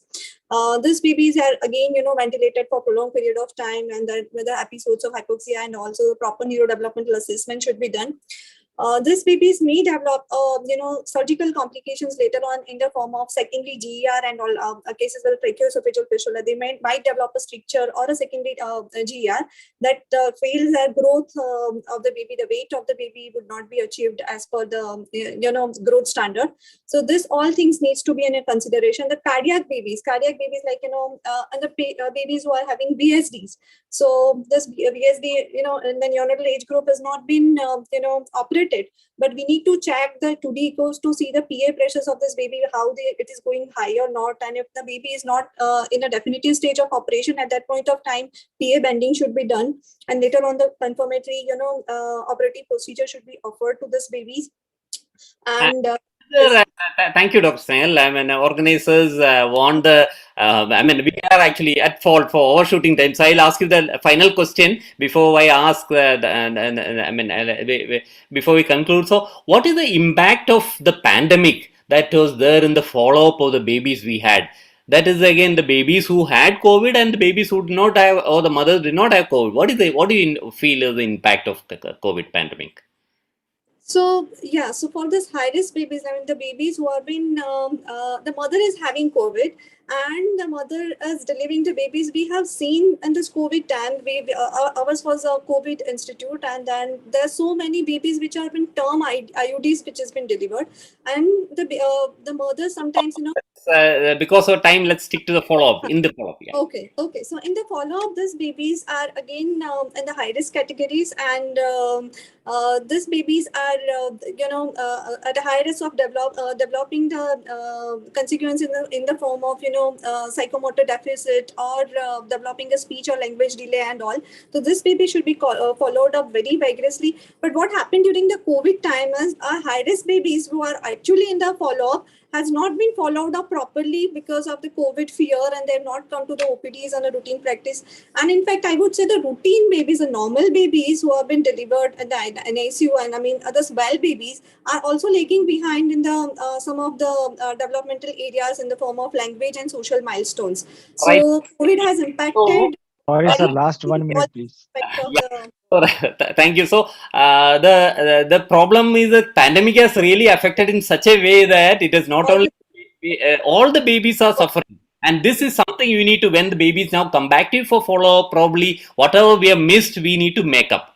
So I think because this is an area where all of us are good at following up babies, but some of the tips will help us to do better. And I thought, and I hope that we have done some justice to the topic. And I would like, we had an excellent array of experts for this: Dr. Maulik Shah, Dr. Snehal Patel, Dr. Hitesh, Dr. Santosh. So all of them have really given a gist of what is in store for us when we do the office practice. So with all your permission, I would hand over to organizers. Before that, I'll take a 30 seconds liberty of inviting all of you to Kerala for an international neonatology summit. We are planning in the second week of March from 10 to 12, 10, 11 workshop and 12, 13. This thing. Please do come with your family, enjoy the hospitality of God's own country. Thank you. Over to organizers. Thank you so much, sir. It was a wonderful talk, actually. Because of lack of time, we could not discuss more. I can't see any questions in the chat box. So just to pass the concluding remark, Tanak sir has gone to see some patients. So I'll just conclude it very shortly. So it is just that you have to categorize the patients, and depending upon what kind of patients are there, you have to plan the follow-up. And yes, exclusive breastfeeding promotion should be done, and make sure we should give calorie dense and nutrient dense diet to failure to thrive after identification of the causes, and various scales which were discussed in greater details, various screens depending upon the protocol. So thank you very much, everybody. It was a wonderful discussion. I hand over this session to Sahani sir. Thank you. Thank you, madam. So there are a couple of questions, but we will be intentionally avoiding that because of lack of time. So I would like to thank Dr. Manoj, Dr. Snehal, Dr. Hitesh, Dr. Maulik Shah, Dr. Santosh Yadav, Archana madam, and Kanak Singh sir for this session. Thank you very much. And then now we move ahead with our other session, the last before our break. Actually, it was to be a lunch break, but we have now overshooting the time, so we will skip the lunch break. For that, we have a chair, Dr. Kirish Sisodia. So I will be sharing the slide, and then he can. So Dr. Kirish Sisodia is a pediatrician neonatologist at Surat, and he is being president of Surat Pediatric Association, SPAC, for this year 2021. His areas of interest are infectious diseases, and he is being secretary for West Zone Pedicon and GUJ Pedicon. So welcome, Dr. Kirit Bhai. Please introduce our speaker. Thank you, Dr. Mohit. Am I audible? Yeah. Okay. So while going through the CV slides, they had shared all the CV slides. This is one of the smallest CVs I had found during the whole CVs. So this is Dr. Naveen Jain for our next session. Sir is a senior consultant pediatrician at KIMS Health at Trivandrum, and two line, which is in the next slide, 2 lines in the CV. That is, and sir is one of the editor in the Cloharty, and sir is one of the editor in the book of Illingworth. So this 2 line would be, I think, enough for our next session. So which is the 2 books we read during our undergraduate as well as the postgraduate study and throughout the practice during the year. So I would welcome Dr. Naveen sir for our next session. Is on tips to capture the developmental pitfall in the neonates. Naveen sir, are you there, sir? Yes, sir. Thank you. So he is. He would have I can joined. see him. He's there.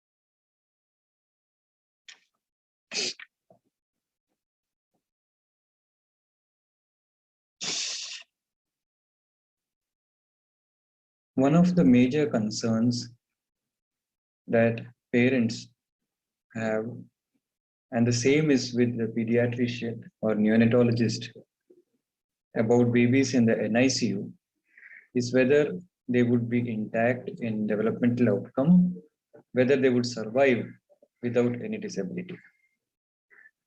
In the next few minutes, we will try to see and learn a few simple tips that can help us to understand whether the baby is likely to have a development deviation and needs to be a candidate for closer follow-up and early intervention. When do I get worried when I'm in my neonatal practice? Let us say a baby has been born, needed extensive resuscitation at birth, and has early onset seizures which is not going away, which is requiring more than a few anticonvulsants. The baby is brought from the ward into the NICU, was an IUGR baby, had poor feeding, has now low blood sugars and persistent weakness, requires IV fluids also. The baby comes back from home on day 3 with a bilirubin of 28 in the setting of OA, and the parents say a baby is refusing to feed. There is an antenatally diagnosed ventriculomegaly of 12 to 15 millimeters, and the baby is very slow with feeding. Baby is having rattling of secretions in his throat all the time, and baby tends to choke feeds. Parents are unable to initiate breastfeeding, and you have to insert an OG in this baby, term-born baby, for poor swallowing, continuous rattling secretions in the throat. A baby having fever, and the parents come to the outpatient saying that he is not waking up for feed. He has been difficult to arouse today. He's not like yesterday. Or that he is having a continuous shrill cry and we are unable to console this baby in spite of feeding the baby. So you can see that baby with resuscitation who had seizures versus one who did not. Presence of hypoglycemia with persistent jitteriness or symptoms of encephalopathy of brain. Jaundice, if there is refusal to feed, poor suck.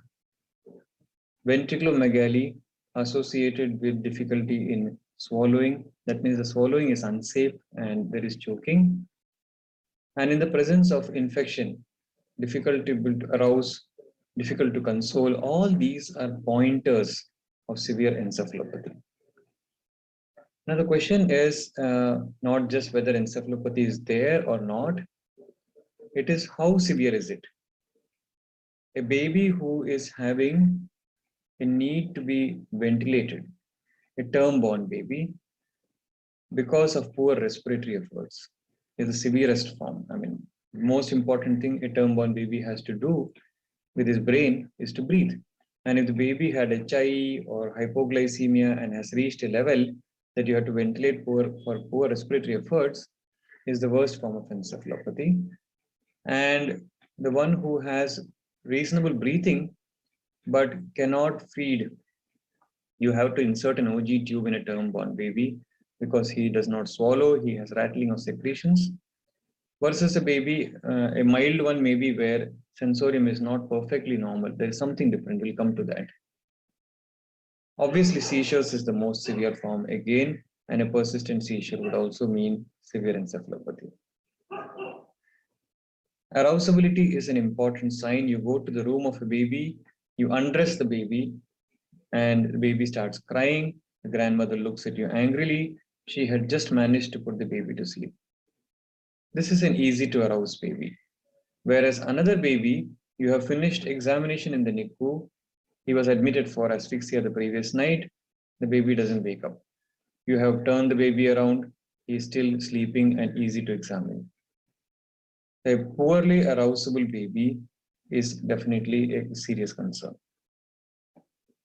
The same baby you examined in the room, he started crying, you console the baby, you wrap him back, and you pat him and he settles down, he has got a good brain, he's listening to you.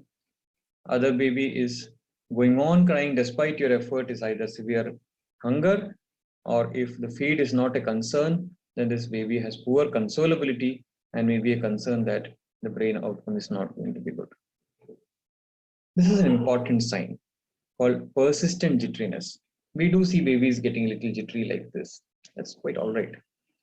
But suppose you go near the baby and becomes jittery after you open the clothes, this is quite all right, normal.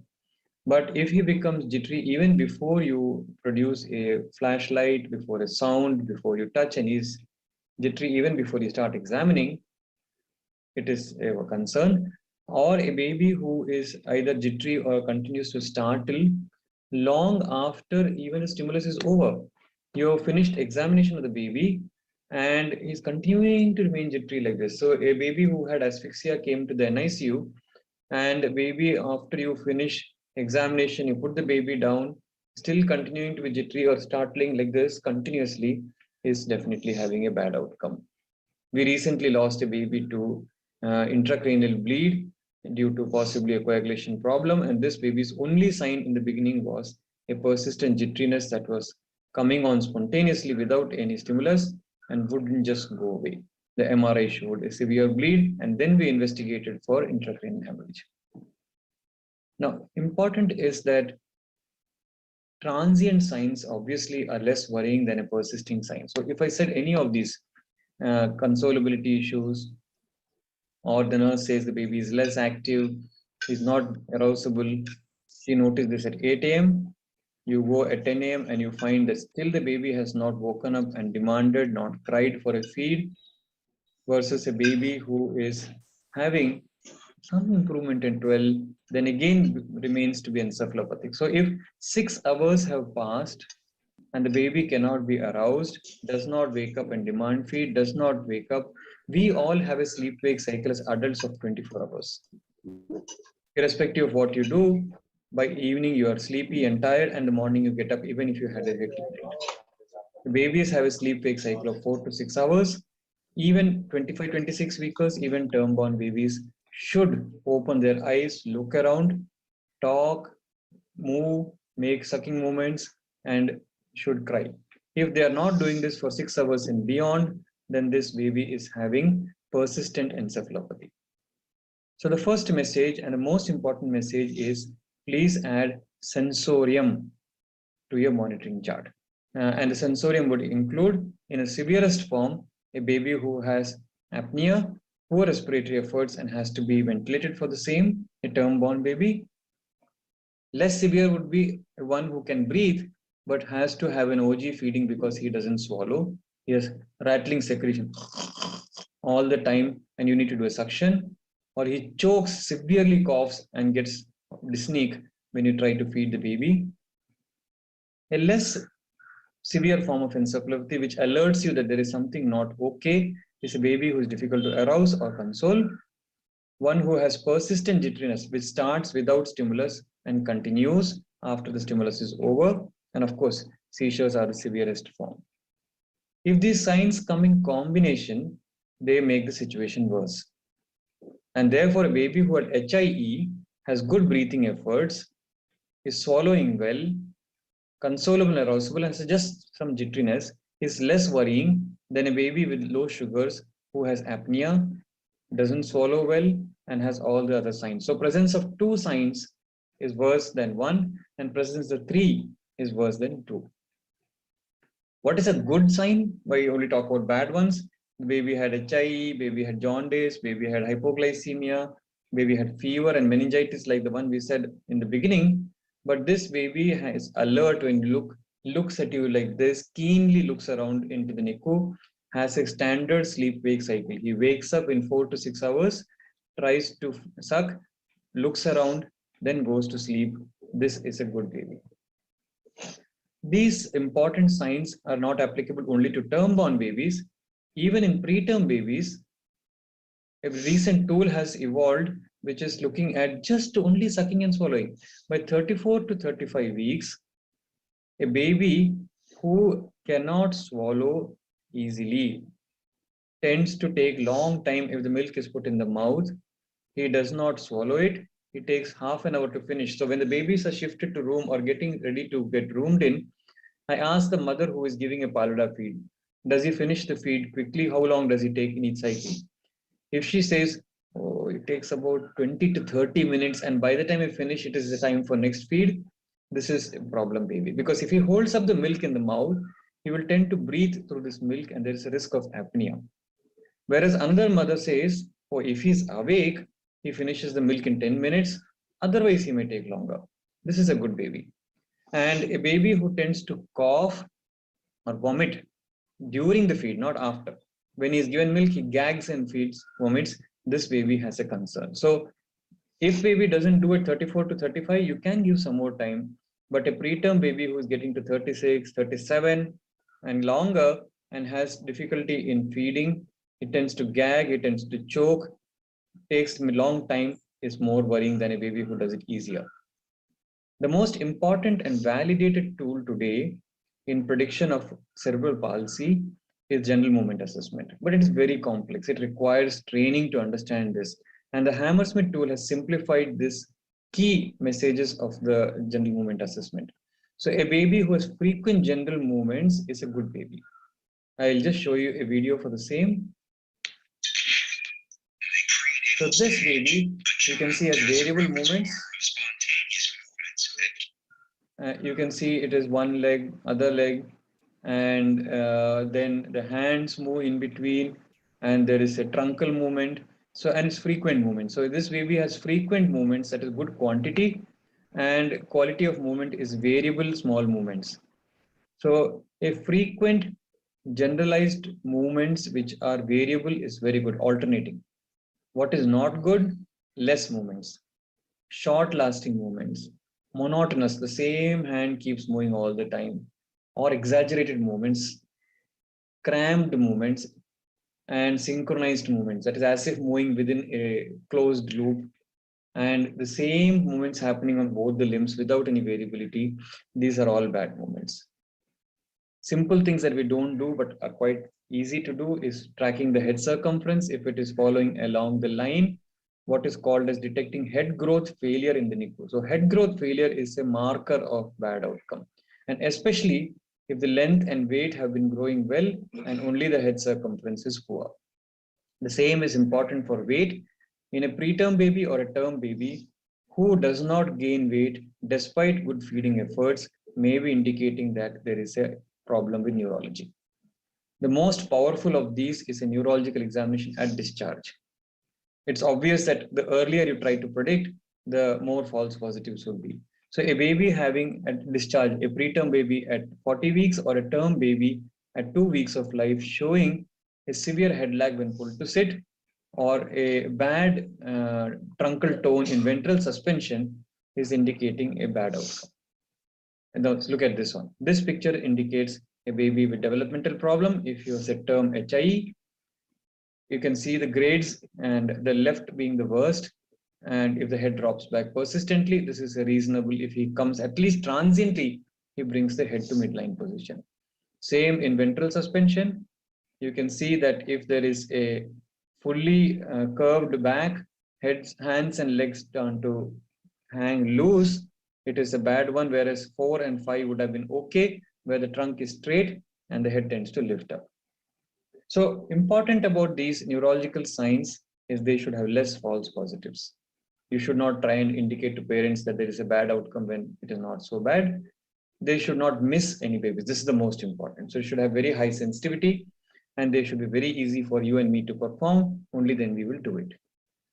Once you suspect, then you can do imaging in a preterm baby with a ultrasound done at 36 to 40 weeks. The presence of ventriculomegaly, which is a picture on the right side, you can see this one indicates that there is a 50% risk of severe cerebral palsy against only 4% risk if it is a normal looking ultrasound. Term baby with HIE shows severe basal ganglia hyperintensity like the picture in the middle. This baby would either have severe cerebral palsy or moderate severe cerebral. No baby is going to be normal. Whereas if it is only mild intensity in the basal ganglia, then they would either have no cerebral palsy or only a mild form.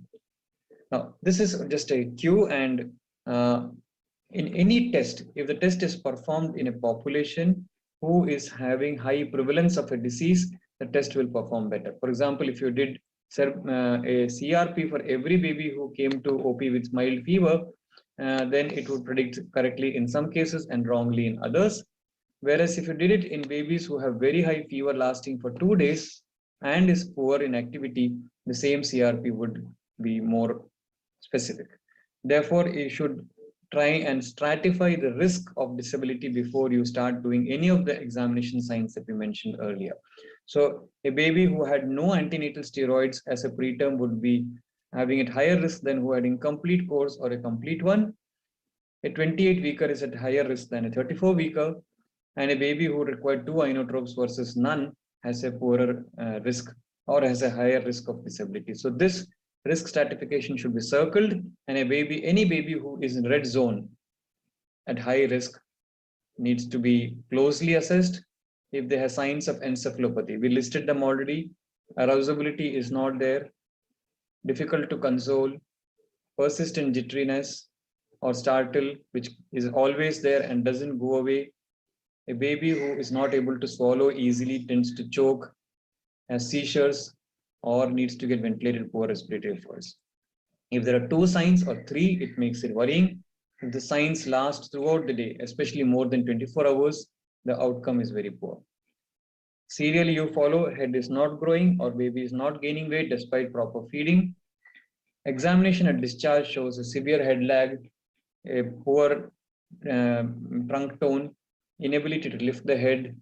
These are all bad signs.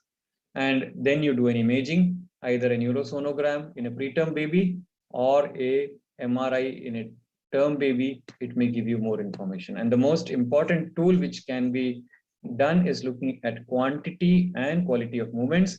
A baby who has either too many movements or too little movements, not looking like a normal baby. He doesn't have variable movements, the upper limb, lower limb like that, and tends to have synchronized movements all the time or cramped movements as if moving in a tight space. A baby who is having good sensorium, is very keen and looking around, has a normal sleep-wake cycle, is possibly surviving without an injured brain. Now, very important message that I would like to give is, if you want to detect a baby with developmental problems early and you wish to address them by early intervention, then it is very important to keep thinking brain all the time. When you're resuscitating in the labor room, when you come to the NICU, add brain sensorium as a monitoring chart. And I would urge you to read the chapter of neurological examination of a neonate. The recent edition of Illingworth has been actually focused totally on newborn, and it should have been really called the development of the newborn and the infant and young child. So thank you for your attention. Thank you. Thank you, sir, for giving such a nice guidelines. And it's a very crisp guideline. You had shown some indicators like who requires or whom we need to have an identification required for the developmental pitfalls are. Some of them are resuscitation patient with who requires a seizure, or IUGR who comes with a severe hypoglycemia, RBS less than 20, hyperbilirubinemia with refusal to feed, or antenatally ventriculomegaly and who cannot establish the feeding, or fever on a 5th day with difficult to arouse or high pitched cry. Associated with this, some of the markers and indicators you had shown, it shows wonderful. As there is no question from the audience, I think. No, there is no question. Still, Dr. Naveen is there, or he has left? No, he is there. Is there? Sir, are you there? I think so. Actually, he was busy somewhere. So it's fine. So thank you, Dr. Kirit, Dr. Naveen, for this wonderful session. And now we will go ahead. So Kirit bhai, be there, because now we are going to continue with our inauguration And to moderate and run this show, we have our one of our fellow now consultant neonatologist. She has cleared her exams, Dr. Shubhangi Agarwal. So over to you, Shubhangi. Thank you so much, sir.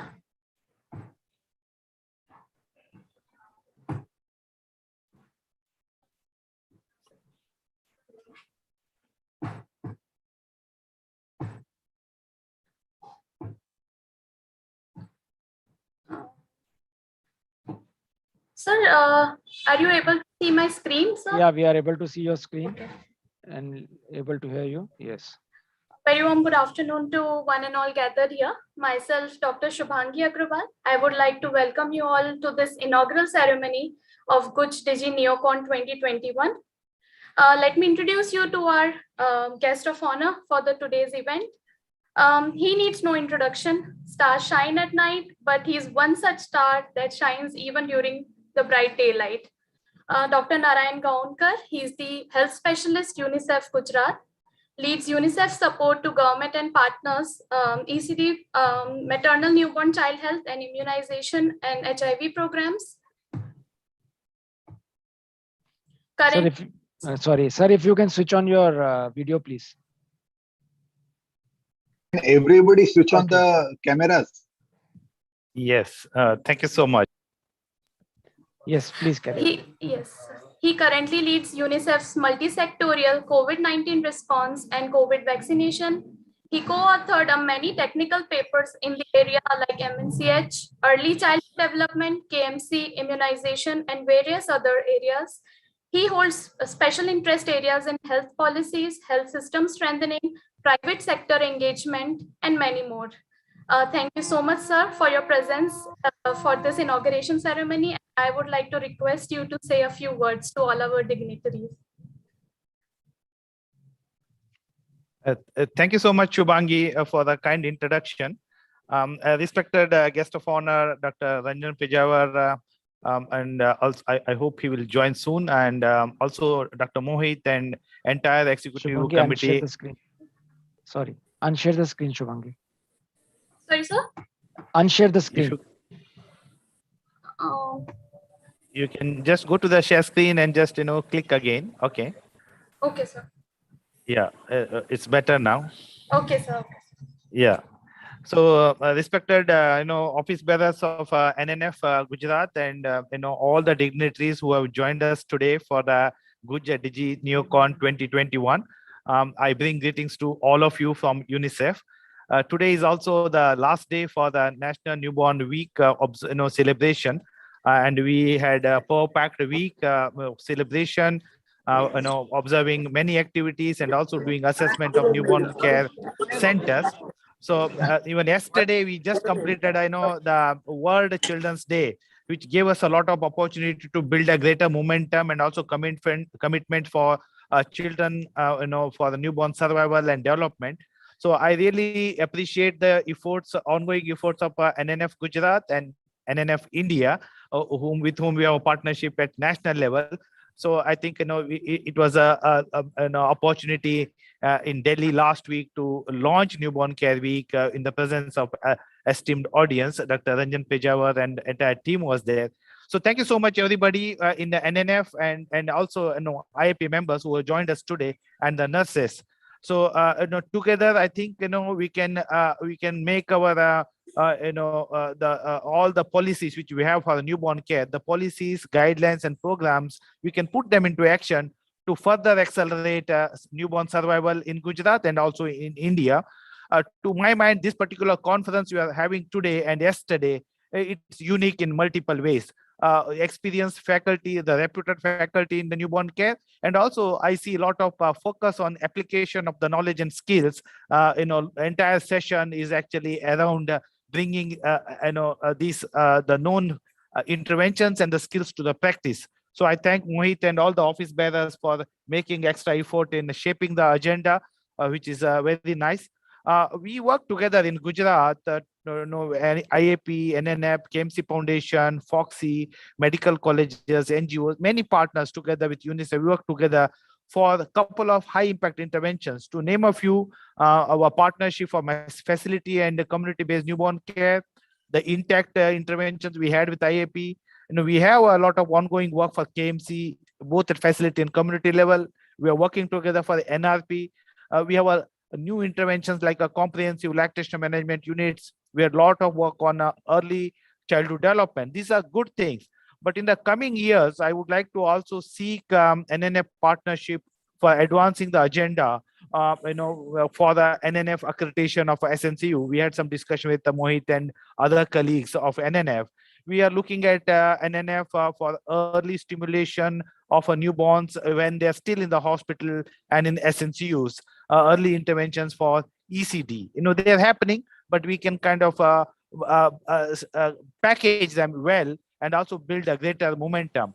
Last NNF meeting, we remember talking about enhancing the skill of nursing students when they are still in the pre-service. You may be surprised, in Gujarat, we have 115 private nursing schools and around 8 government nursing schools. So we had an opportunity last month to build their capacity in 3 days TOT on perinatal care, including essential newborn care, NRP, and all those things. So we seek your support to build a greater momentum for moving towards accreditation, again, promotion of this ECD or perinatal care, even in the pre-service, and of course in service for sure, and continue dialogue for perinatal care. I'm sure with this conference, you are building or enhancing a greater understanding and also enhancing our commitment for enhancing the quality, safety, and nurturing care for every newborn in Gujarat. I take this opportunity to thank Mohit and entire office bearers of NNF Gujarat, for calling me and making UNICEF as a partner in this noble endeavor. I really appreciate Dr. Ranjan Pejawar sir for being with us and encouraging Team Gujarat. I will also request you, sir, to mobilize greater support to NNF Gujarat for moving towards accreditation of many of our SNCU and advancing our work from to the next level. So thank you so much, everybody. And I really appreciate your ongoing effort and promise full support from UNICEF side for everything you do for newborns in Gujarat. Thank you so much. Thank you, sir. You are always there for us, and NNF Gujarat is always there with you, sir. Thank you very much. Thank you, sir, for your kind words. Very grateful and humbled by your presence.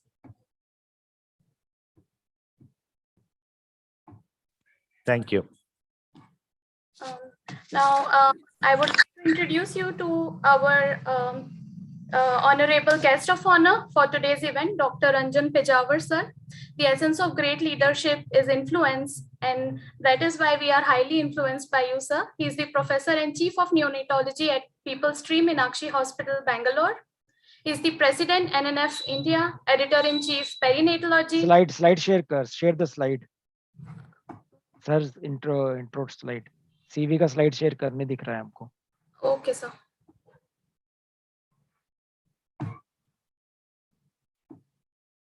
Sir, I will share again.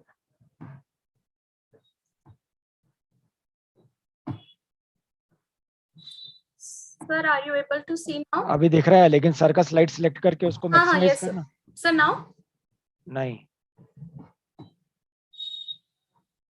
Sir के उस पे side पे ले जा, कोई maximise नहीं कर तो साइड के स्लाइड पे लेके जा. You are sharing the wrong window, bro. Oh, sorry. Yes, चल बोल दे. He member editorial board of Journal of Perinatal Medicine, member editorial board Journal of Feto-Maternal Neonatal Medicine. He is the past president for FAOPS and he currently is the advisor. Past president neonatal chapter for IAP, member for International Committee World Association of Perinatal Medicine 2014 to 2018. He is the convener of International Liaison Committee for IAP. He has many, more than 100 publications, national and international, under his bucket, 32 major research projects. He is the author of several books on newborn and child health and several contributions to various textbooks. A very warm welcome, sir, and I would request you to please say a few words. Unshare. Yes.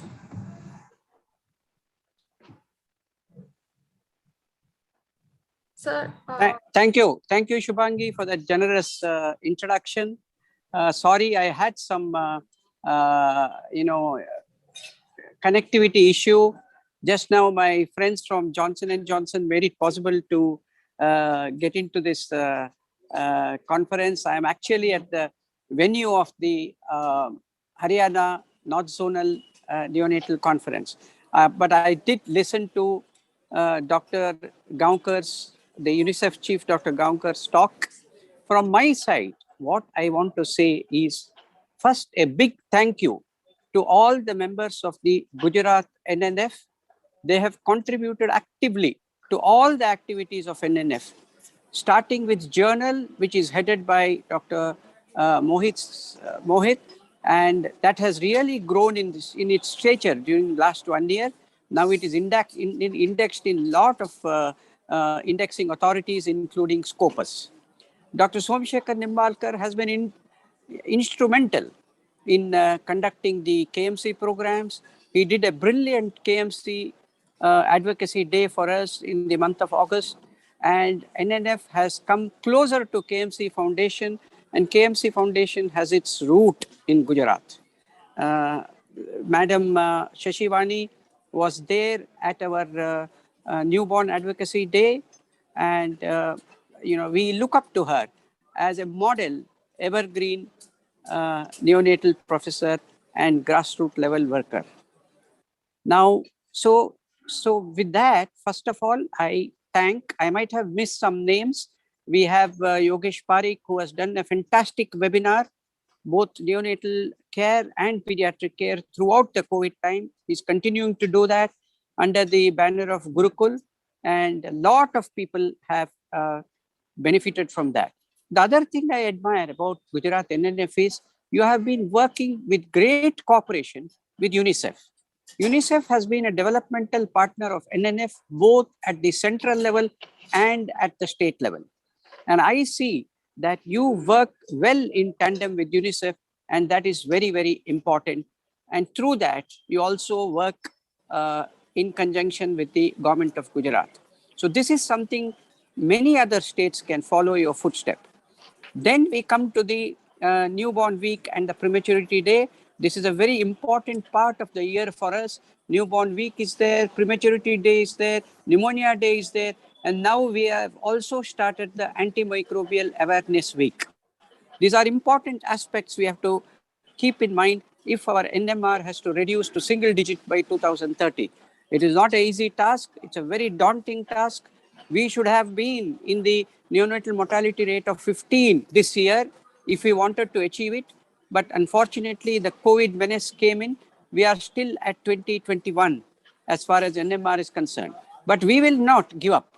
We will work hard. We will try our best. We will aim at the sun, hoping that we will at least land on the moon.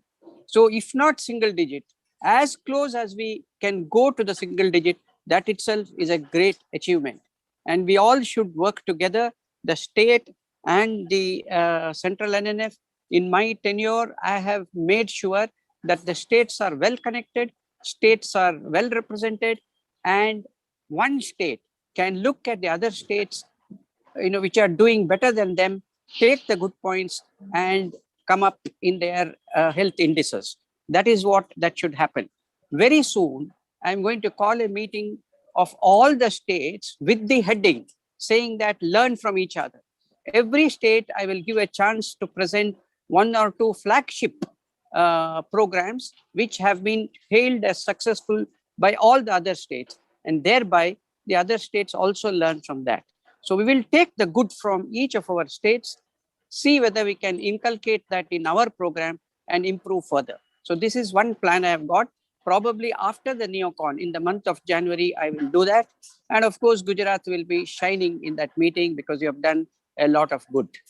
So with these few words, I would like to thank once again the GUJ NEOCON team, and also thank UNICEF for being with the NNF Gujarat. And I request you to continue the good work and work towards the INAP goal. Thank you. Thank you very much, sir. Thanks for your leadership qualities. And this is one thing we should be learning from you. And one plan in place and another plan in head. That is one thing we have been seeing in you, sir. Thank you very much. Thank you, Mohit. Shubhangi. Thank you. Thank you so much, sir. If you Always very inspiring to hear from you. Now, let me introduce you to our SPECT president. Sir, are you able to see my screen? Yeah. To our SPECT president, Dr. Kirit J. Sisodia. He is the president, Surat Pediatrics Association 2021, co-opted member, IAPID chapter 2021. He is the head in the Department of Pediatrics at BAPS Hospital, Surat, and he holds areas of interest for infectious diseases, vaccinology, and adolescent medicine. Under his special achievements, awards, and publication, he has been the organizing secretary for West Zone Pedicon 2019, organizing secretary GUJ Pedicon 2016-2011, executive board member AOP Gujarat, and faculty at Pedicon and various state and national conferences. Author of Target 5 and publication in neonatal journals. Very warm welcome, sir. Please share a few words with us. Thank you, Dr. Shubhangi, and thank you, Dr. Mohit. In this annual state conference of NNF Gujarat state, which is organized by NNF Gujarat state branch in association with Surat Pediatric Association on this online platform. So this is the online platform where we cannot state any state or city or country. It's a broadly say the all over the world. But on behalf of Surat Pediatric Association, City of Diamond and Textile, I welcome all the dignitaries present during this session, all the national and international faculties of the conference and the workshop, and all the chairpersons and delegates of the GUJ DIGI NEOCON on behalf of Surat Pediatric Association and organizing team. We try to cover, as Dr. Mohit and all the scientific team has tried to cover all the topics which are helpful and related to the neonatology and day-to-day practice during this conference. And I hope that all the delegates will find this very helpful and very promising during their practice in next coming year. And I welcome and thanks all the organizer on behalf of this. Thank you. Thanks a lot, Kirit Bhai. Thanks for your encouraging words. Shubhangi. Yes, sir. Thank you, sir.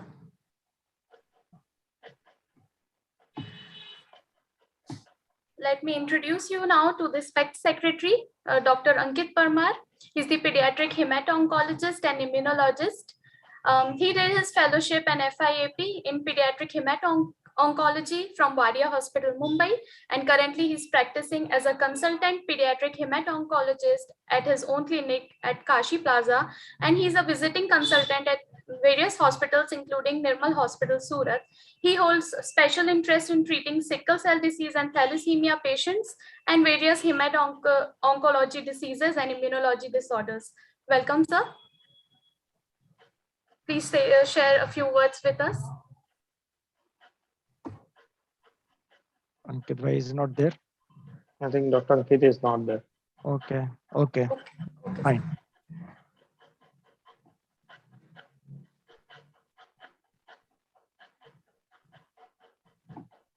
It's good. I can take his time then. Okay. Let me introduce you to the NNF GSC president and my mentor, Dr. Mohit Sahni, sir. He's the director academics NICU, Institute of Child Health, Nirmal Hospital, Surat, editor-in-chief, Journal of Neonatology, ex-assistant professor, neonatal cardiology for Sick Children Hospital, Canada. He's the president, NNF Gujarat State Branch 2020-2021, governing body member, NNF Western Zone. He did his fellowship in neonatology at Royal Hospital for Women, Sydney, and Matters Hospital, Brisbane, Australia. Fellowship in neonatology, neonatal transport, and neonatal cardiology and echo at Hospital for Sick Children, Toronto. Diploma in research project management. Fine, you can stop here. Thank you very much. You can answer your screen. Yes, sir. So good afternoon, everyone. First of all, I would like to thank Shubhangi for running this show very well, and Dr. Goenkar, who agreed on very short notice to become chief guest for our online Good Digi NEOCON 2021. Dr. Ranjan Pejawar, as he's always been there. SPECT President Dr. Kirit Bhai, Secretary Dr. Ankit, Dr. Prashant Karia, who is upcoming next secretary for NNF Gujarat, Dr. Sandeep Trivedi, who is the president-elect for Gujarat NNF, my EB members and the upcoming EB members, Dr. Somsekhar sir and Dr. Ashish Mehta sir, who are always there with us for mentoring the Gujarat NNF. So I'm really, really thankful and glad to be in this team who's been looking after the neonatology of Gujarat. There are few things which I would say that happened during last previous year. I was being selected as a president Gujarat NNF for 1 year, but because of COVID, it increased.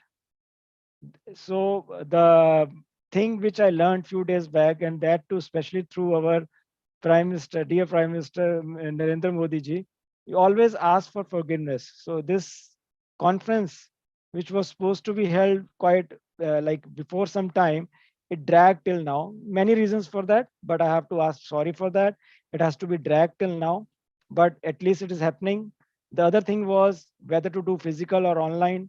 There is always pros and cons for any physical or online programs, but I think online also have some advantages.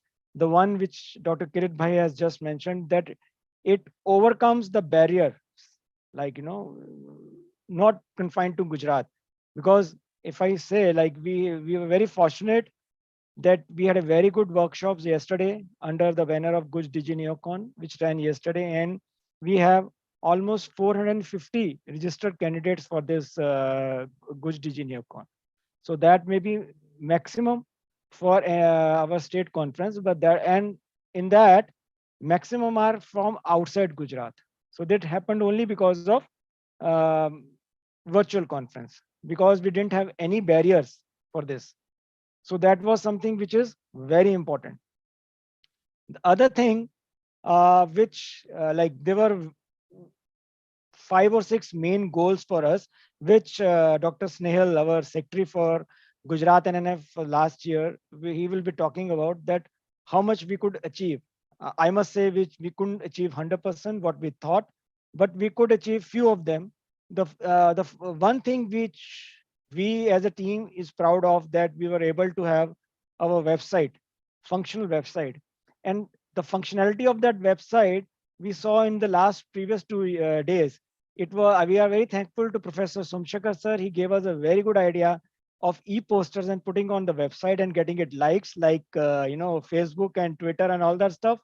So it happened, like, before we started counter and we put these posters on website, the hits on our website was just 5 to 6, and in the last 48 hours, number of hits, we couldn't even believe it is more than 3,500 hits just in last 48 hours. So this is something which is happening. It should happen. And we were on the rounds. We went for inspection of SNCUs. I met Dr. Gonkar in the last few days. So the things were coming up that Gujarat NNF, it's from the center NNF, you have to make connections, this thing. So what thing which we were lagging was our visibility. What we were doing was not visible on, like, online. It has to be virtual. Everybody should see what we are doing. So the first and foremost platform was our website, which is now in action now, which is of unique and very actionable. The other thing is online teaching classes and online teaching for the fellows and the resident. That happened. And then other thing which happened was our constitution was, in the books, handwritten on paper. Now it is on website, well typed and managed. The other thing we wanted was to upgrade and do some changes and update our constitution. That the next time hopefully we'll do it. And then another unique thing which we did was, there's members with the numbers. I know the privacy issues may be there, but we have to build up now. So everybody should know whether we are there in the list or not. So it is published on our website. You can visit and see who all is there, who all is not there, can call, talk and get the things done. And everything is online. So that is the main thing. Our account has come online. So many things which happened and activities happened. I'm really thankful to our team, Dr. Snehal and Dr. Vardhan, and our mentors and guides, Dr. Somshekar sir, Dr. Ashish Mehta sir, and the encouraging team which is incoming. So I would like to say thanks to all who have helped to achieve this much. And I would expect and pass on the baton to the upcoming team. And naturally the team will be much better than us to bring out the changes and things what we started.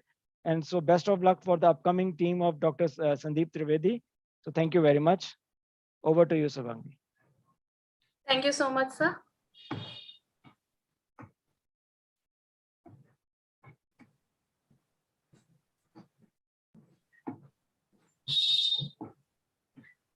Let me introduce you to the President-elect Gujarat State NNF, Dr. Sandeep K. Trivedi. He is the consultant pediatrician and neonatologist at Dr. Trivedi's Hospital, Gujarat, organizing secretary of Mid-Term GAPCon 2018, Trump's project of IAP, NSSK program held at Himmatnagar in 58 delegates, organizing secretary of NGPC 2014 first annual conference of Uttar Gujarat Pediatric Conference.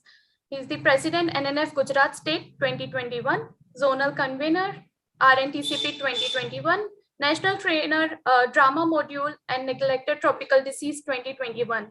Welcome, sir. Kindly share a few words with us. Thank you, Subhangini. I am thankful to team, organizing team, respected organizing chairman, Dr. Nirmal Bhai, Chetan Bhai, and AOP President Gujarat, Dr. Yogesh Parikh, convener and immediate past President, Dr. Mohit Sahani, SPECT President, my friend Kirit, and Secretary, Dr. Ankit, organizing Secretary Karya and Snehal, and respected senior and NNF and IAP colleagues. Good afternoon to everybody. I bring greetings from the NNF. I am thankful all the member of the NNF Gujarat to imposing trust me and giving me opportunity to lead the NNF Gujarat as a president for the year 2021 and 22. I consider myself very lucky that being my tenure is being with the digital conference, and I thank the organizing committee for it. I also thank the team for inviting me to the inaugural function. As you know, the mission statement of the NNF is improving the neonatal care and neonatal survival. The NNF is striving hard for it. It is indeed a proud village for me to work NNF Gujarat as a president, and I herewith express my commitment to work in close with the collaboration with our partners, professional partners, UNICEF, WHO, AOP, FOXI, and IMA. We will continue working collaboration with the government of Gujarat to reduce the NMR in our state. And we also thankful Dr. Ashish Mehta sir and Dr. Somshekar sir. We under under the guidance of both, they are our parents, like NNF parents is called him. So under guidance we taking the good achievement, and I also thankful Dr. Mohit to achieve this work, and we are going to continue work with you, and we are achieve newer height. Thank you. Jai IAP, Jai NNF. Thank you, sir. Thank you very much. Yeah, please, Shubhangi.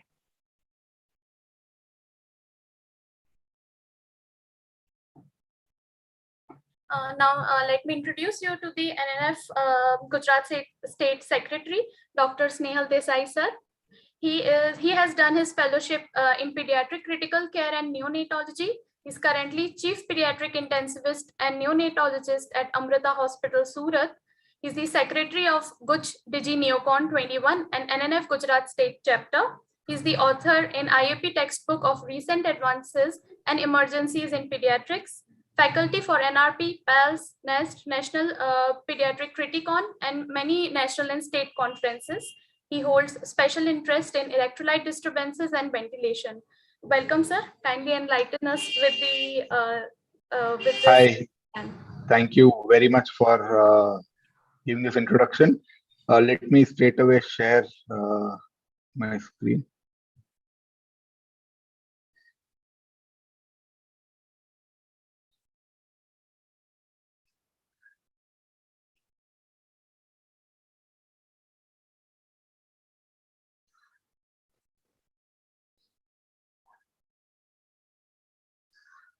Yeah, hi. So activities of the Gujarat State NNF for the Snail, year we can see a folder. We can't see a PPT. तुमको पहले खोलना पड़ेगा share करने से पहले. Yeah.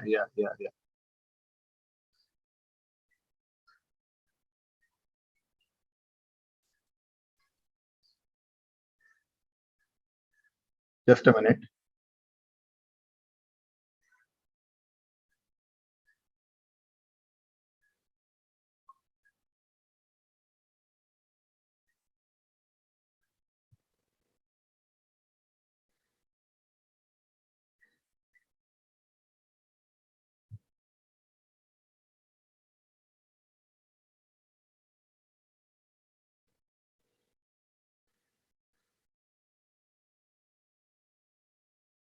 Can you see now? Yes. Make it full Yeah. screen, please. Make it full screen. Otherwise, Now it's full screen. yes, sir. Yeah. So let me enumerate very briefly the activities of the Gujarat State branch of NNF. If there is one word which can describe the tenure of 2021 NNF Gujarat State chapter team, which is predominantly because of Dr. Mohit Sahani sir. Let me be very frank. He has been a true visionary and futuristic. कि अभी ये साल का नहीं देखना है. You have to see the entire next 10 years. So that is how the tenure has been. As he already said, there's a fantastic interactive website. If you can look, this is the front page. And let me take you through quickly to people who are not there when that website was launched. So here mainly we can focus, academics was given the utmost priority. If you look at the academics, what's new this fortnight?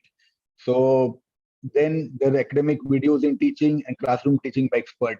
So all the sessions which we did, which I'll come to it a little later, all the 7 to 9 sessions which we did are available on the website, recorded to be viewed at a later date. What's new this fortnight? Every fortnight for 15 days, a new topic which has come into a journal which is interesting is uploaded. So, and the remaining are as in archives. Then in academics, a quarterly news magazine, NeoBlaze, was released, and 2 issues have already been released, and hopefully many more will continue. So this is our official academic publication. It takes a lot of efforts from the editors to publish a journal. As Dr. Mohit sir had said, entire member list is made digital. Now I can see whether my name is there or no, what is my phone number. So the next team, it's much easier to make an entire directory. So that has been done. Entire constitution, as sir said, has been converted to soft copy. So e-poster competition was Dr. Somshakar Nimbalkar sir's idea.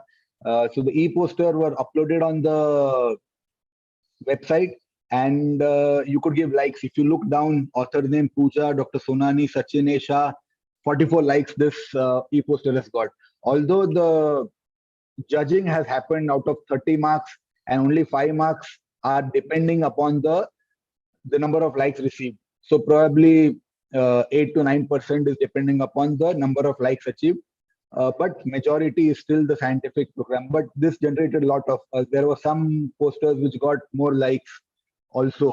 So this made the website very interactive and generated a lot of interest among all the delegates. Already 2680 hits on the website in the morning. So throughout the year, International Kangaroo Awareness Day was done along with Gujarat NNF, with KMC Foundation and AOP Gujarat. Around 150 delegates attended the program. We had people from all over India, Dr. Suman Rao, Ashok Devdari sir, and Ashish Mehta sir. Then in July, we had a retinopathy of maturity program. More than 100 delegates were there. Then Central NNF and Gujarat NNF conducted the first of its only online course in neonatal basic functional echocardiography. It was conducted over a 4-week period, and more than 150 candidates completed the course and got certificates. 6th August, Kangaroo Mother Care Program, along with NNF Gujarat, AOP Gujarat, and KMC. Here, the focus was breastfeeding in current pandemic scenario. I still remember it was for 1.5 hours, and it went on for almost 2.5 hours, and attended significantly by a large number till the end. This was another interesting newborn week. We had a program on breast milk banking. So Dr. Biraj from Anand gave a virtual tour of the bank. For us, for many of us, the first time we've all seen blood banks, but what a milk bank looks like was shown. And Dr. Ketan Bharadwaj gave a talk on the art and science of organizing a milk donation camp. We all arrange scientific programs, but milk donation camp is a very different ball game. So it was a very different and enlightening conference session that we had. International Nursing Day, we had a big program on panel discussion on is neonatal resuscitation and post-resuscitation of care of newborns born to COVID positive mothers different from normal newborns. It had demonstrations, lectures, panel discussions, question answer sessions. Again, it was very, very widely attended all over India. This was during the peak of COVID or just post-COVID when we had these MISC cases and MISCN cases, neonatal cases. We had a national CME on neonatal COVID. We had panelists from all over, from Pune, Hyderabad, Chennai, Kerala. This was also went on for a long time, and we had a major discussion. We had recently had the West Zone Neonatology quiz was hosted by Surat this time. A mammoth task of changing the bank account out of Baroda was done. So till now, probably all the previous treasurers were from Baroda, and it was a major task. And I congratulate Dr. Vardhan for this. Probably the next treasurer secretary is from Surat, and it will be very useful. Couldn't complete a few things. Drafting of a new constitution. We did make a constitution committee, but probably the first step of making it online is done. We will, the next team will take up this matter because the constitution is made at 1998. So it's almost 24 years, and we need to upgrade it now.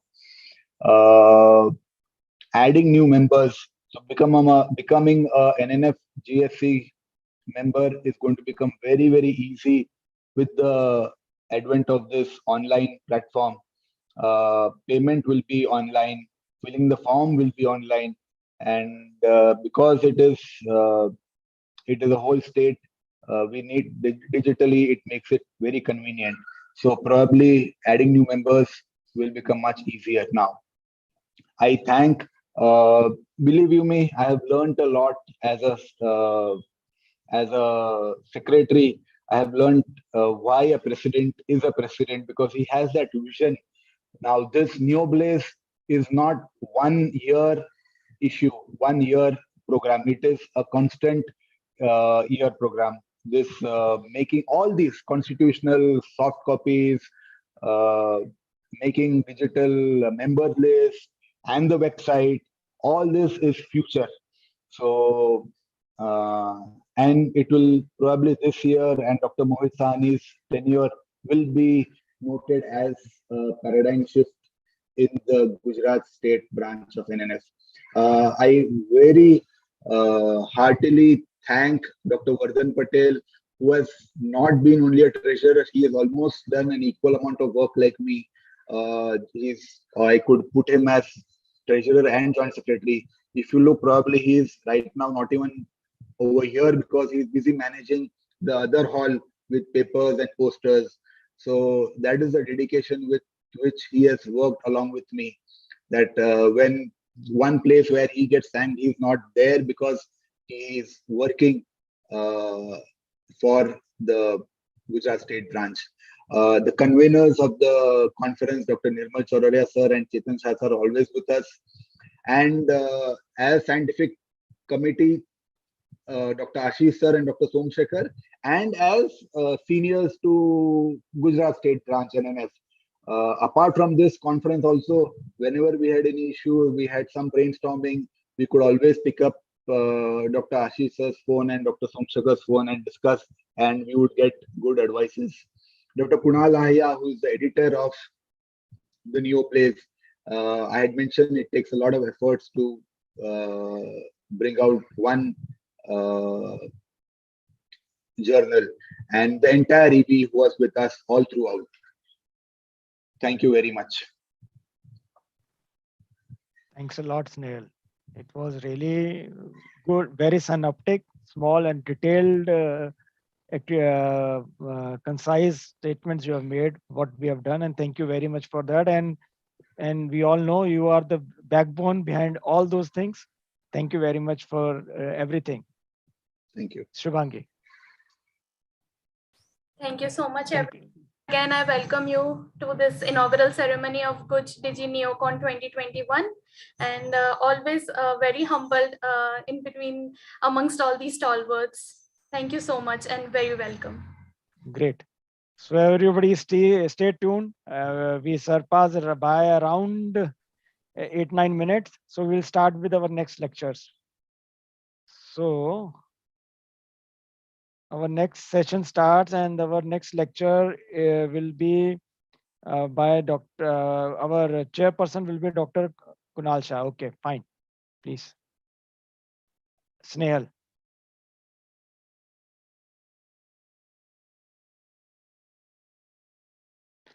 Unmute yourself and maximize. Unmute. Yes, sir.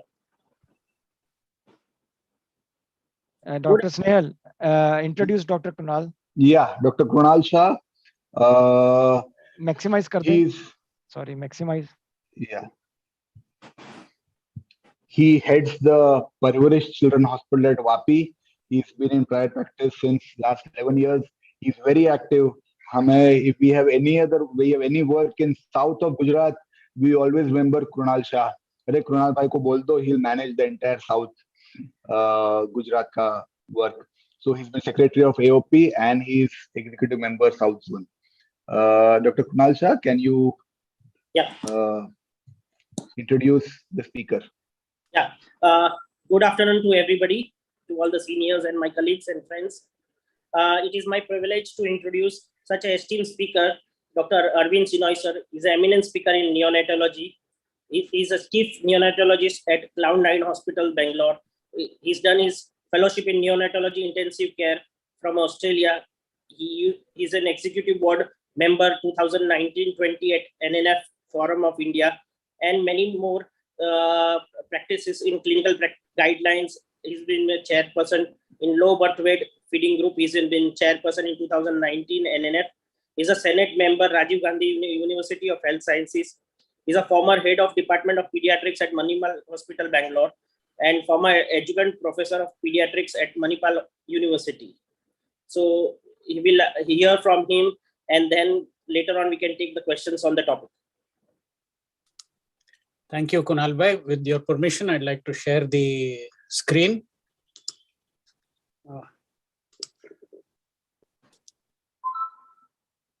At the outset, I must thank the organizers of Gujarat DIGI NEOCON. I think this is a beautiful concept. I hope all of you can see my slide. Congratulations, Mohit bhai, and all my good friends in Gujarat, and Kem Cho to all of you. With your permission, sir, may I start the talk on neonatal jaundice, tips for the practitioner? Yes, sir. Thank you, Kunal bhai.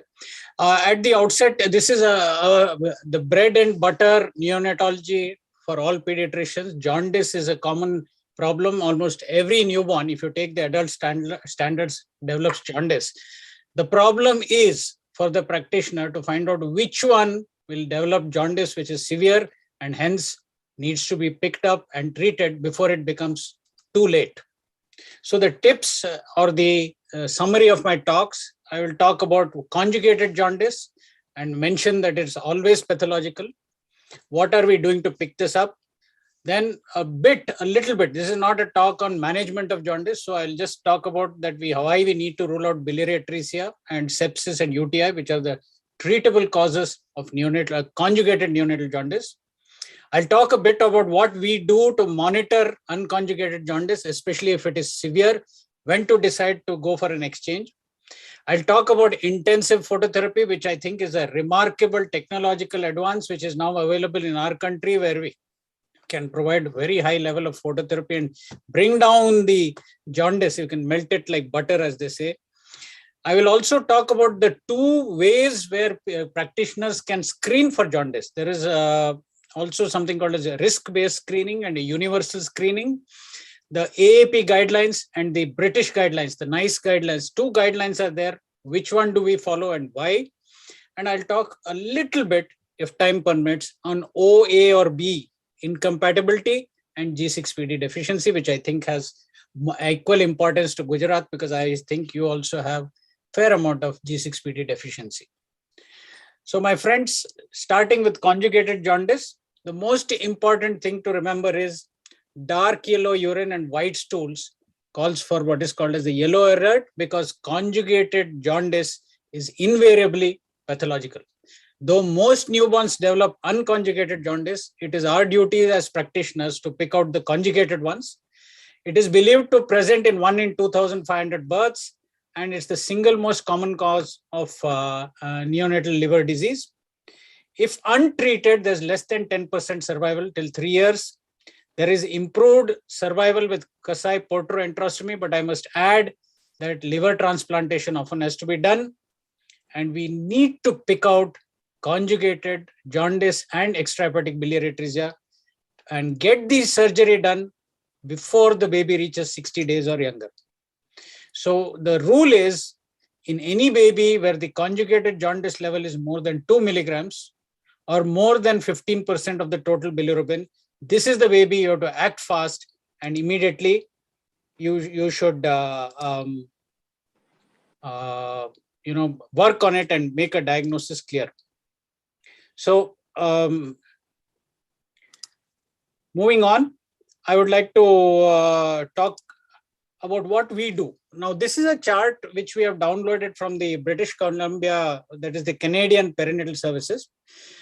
You know, the problem with medical teaching was right from the time when I was an MBBS student, everybody said, how do you detect conjugated jaundice? They said, look for clay-colored stools, without realizing that clay-colored stools referred to the clay in England, where in certain parts of England, I believe the mud is white.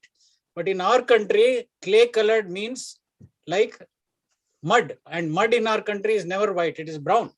So that used to cause a lot of confusion. How to improve, how to find out whether the stool is whitish or not, this lovely card we have found useful. So when the parent comes within the first 1 month to the OPD, we ask them, what is the color of your baby's stool? Potty ka rang kya hai? And if they point to 1, 2, 3, 4, 5, and 6 on this card, then we say this baby requires a total as well as conjugated bilirubin estimation. If the color of the stool is 7, 8, or 9, then we say this is normal stool, and we reassure them.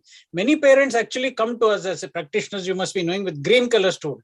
Please note, green is in a newborn is normal, but the other 6 colors, which are shades of white and maybe faint yellow, and this is what causes the confusion, are actually stools where there may be conjugated jaundice, and that needs to be ruled out. If there is conjugated jaundice or you suspect conjugated jaundice, you have to do a blood estimation.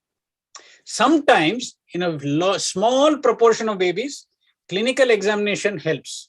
For example, if there is dysmorphic facies or there is an associated congenital heart disease, mainly pulmonary stenosis, or if there is abdominal mass, or there is a large hepatosplenomegaly, for example, you can think of torch, storage diseases, tumors, metabolic, or if there is hypotonia or abnormal reflexes, mitochondrial disorders, or there is failure to thrive, you can think of cystic fibrosis.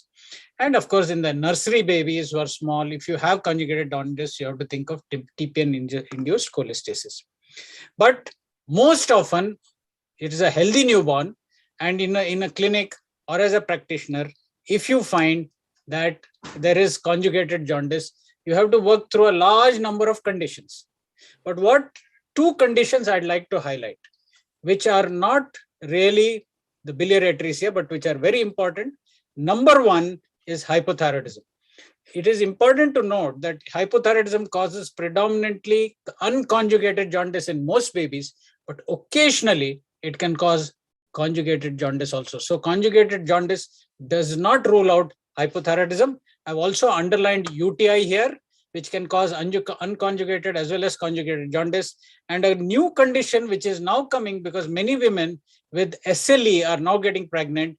There is what is called as gestational alloimmune liver disease, presents very much with liver failure in the newborn, and it has a different treatment by use of IVIG, and which is a topic in itself for further talks.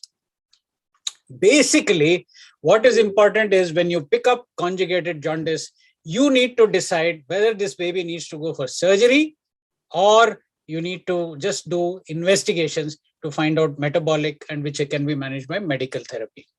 Sometimes this distinguishing is difficult, and many senior people in the audience will know in some babies you have had to go for surgery, and only at surgery have realized that this is not biliary atresia, but some other reasons, because often we do a liver biopsy along with the exploratory laparotomy. Now coming to the main jaundice, which all of us day in and day out deal, this is unconjugated jaundice. Now, why are we worried about this? It is predominantly because of one reason. Unconjugated bilirubin is a neurotoxin. It damages the brain and it causes an acute bilirubin encephalopathy. If you don't treat it, or if the level is very high, it becomes chronic bilirubin encephalopathy, which means a child with bad deficits. And this should be added on to the list which Dr. Naveen Jain elucidated earlier. A very high level of jaundice and the baby has gone into kernicterus, then you can move heaven and earth and it will not come back to normal. Now, what we need to understand is we need to pick out acute bilirubin encephalopathy, and that has three stages. An early stage where there is subtle hypotonia, and this is where you can manage with intense phototherapy. And maybe you may need an exchange. An intermediate stage where the baby is febrile, lethargic, poor feed, shrill cry, you have to go for exchange. And advanced is when you miss the boat and the child is having seizures, apnea, and can lead to either death, and even if you treat, can have sequelae. Now our aim is to pick up bilirubin encephalopathy, or better still pick up the jaundice early. What do we use? If we admit a baby with high jaundice, 20, 25 like that, invariably we put them onto this bind scoring chart. This has been in an article by Bhutani et al. Very simple. This is the same things which Dr. Naveen Jain talked about. It has three areas of marking: mental status, normal, sleepy, lethargic, semi-comatose or comatose, score of 0, 1, 2, 3. Muscle tone normal, persistent mild hypotonia. That becomes, when it progresses, hypertonia. And then, of course, all of you know about severe kernicterus, that is persistent retrocolis and opisthotomus. The third is cry pattern, normal, high pitch when aroused, shrill, not consolable is next, and inconsolable cry or even absent cry is this. Now, the importance of this score is why we score is sometimes it is difficult in a baby under phototherapy to assess whether things are going wrong. And we severely develop on the bind score. Scores between 1 and 3, we give intense phototherapy, prepare for the exchange. Any score above 4, is actually an indication to get the exchange transfusion going as early as possible along with intensive phototherapy. 7 and 9, it is advanced acute bilirubin encephalopathy. It is an emergency exchange transfusion if we can get hold of blood, and there is a potentiality to reverse brain damage, but this becomes lower, higher the bind score. What is intensive phototherapy? And this was an article again by Bhutani et al. And it was incorporated in the 8, is when you give an irradiance of more than 30. Now, earlier they said 25 to 35 microwatt per centimeter squared. But the point I'm trying to make is that you must aim for a bilirubin fall of as much as 1 milligram per deciliter per hour. And it is available it is possible with the currently available phototherapy units, particularly the LED units. And you can have a baby, as you can see in the unit, surrounded with multiple lights.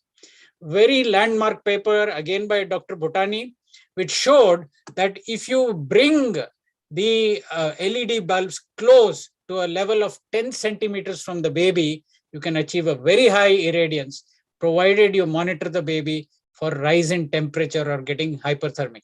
So if you can do that at a low, as you can see here, as high as 76 microwatt per centimeter squared per nanometer. So you can achieve with the modern LEDs, keeping it close, you can, this thing. You don't necessarily have to go for the Billy blanket, which is a very costly fiber optic blanket. Even by using the LED bulbs, you can achieve very high levels of irradiation at the skin level. And then in the same paper, Dr. Bhutani et al. Listed out what are the 6 ways you can make your phototherapy effective. You need to have a correct light source, preferably a blue LED, I would say, which has an optimal irradiance of more than 30 microwatt per centimeter. So when you buy a phototherapy units, administrators in the group, please insist that they show you how much is the irradiance the LED phototherapy is giving. If it is at 10 centimeters, if it is giving more than 30, you buy it. If it is less than that, don't buy that unit, go for one which provides that. Third, expose as much surface area as possible. And what is crash cart intervention? I'll come to a little later. And you can briefly interrupt phototherapy for feeding. And you can periodically measure the rate of fall of bilirubin. Once you start this, as I mentioned to you, even you can get 1 milligram fall of bilirubin per hour if you do optimal crash cart phototherapy. The duration again depends on the desired bilirubin value. I'll come to that. And you can stop the phototherapy. It is when it is, in the safe range.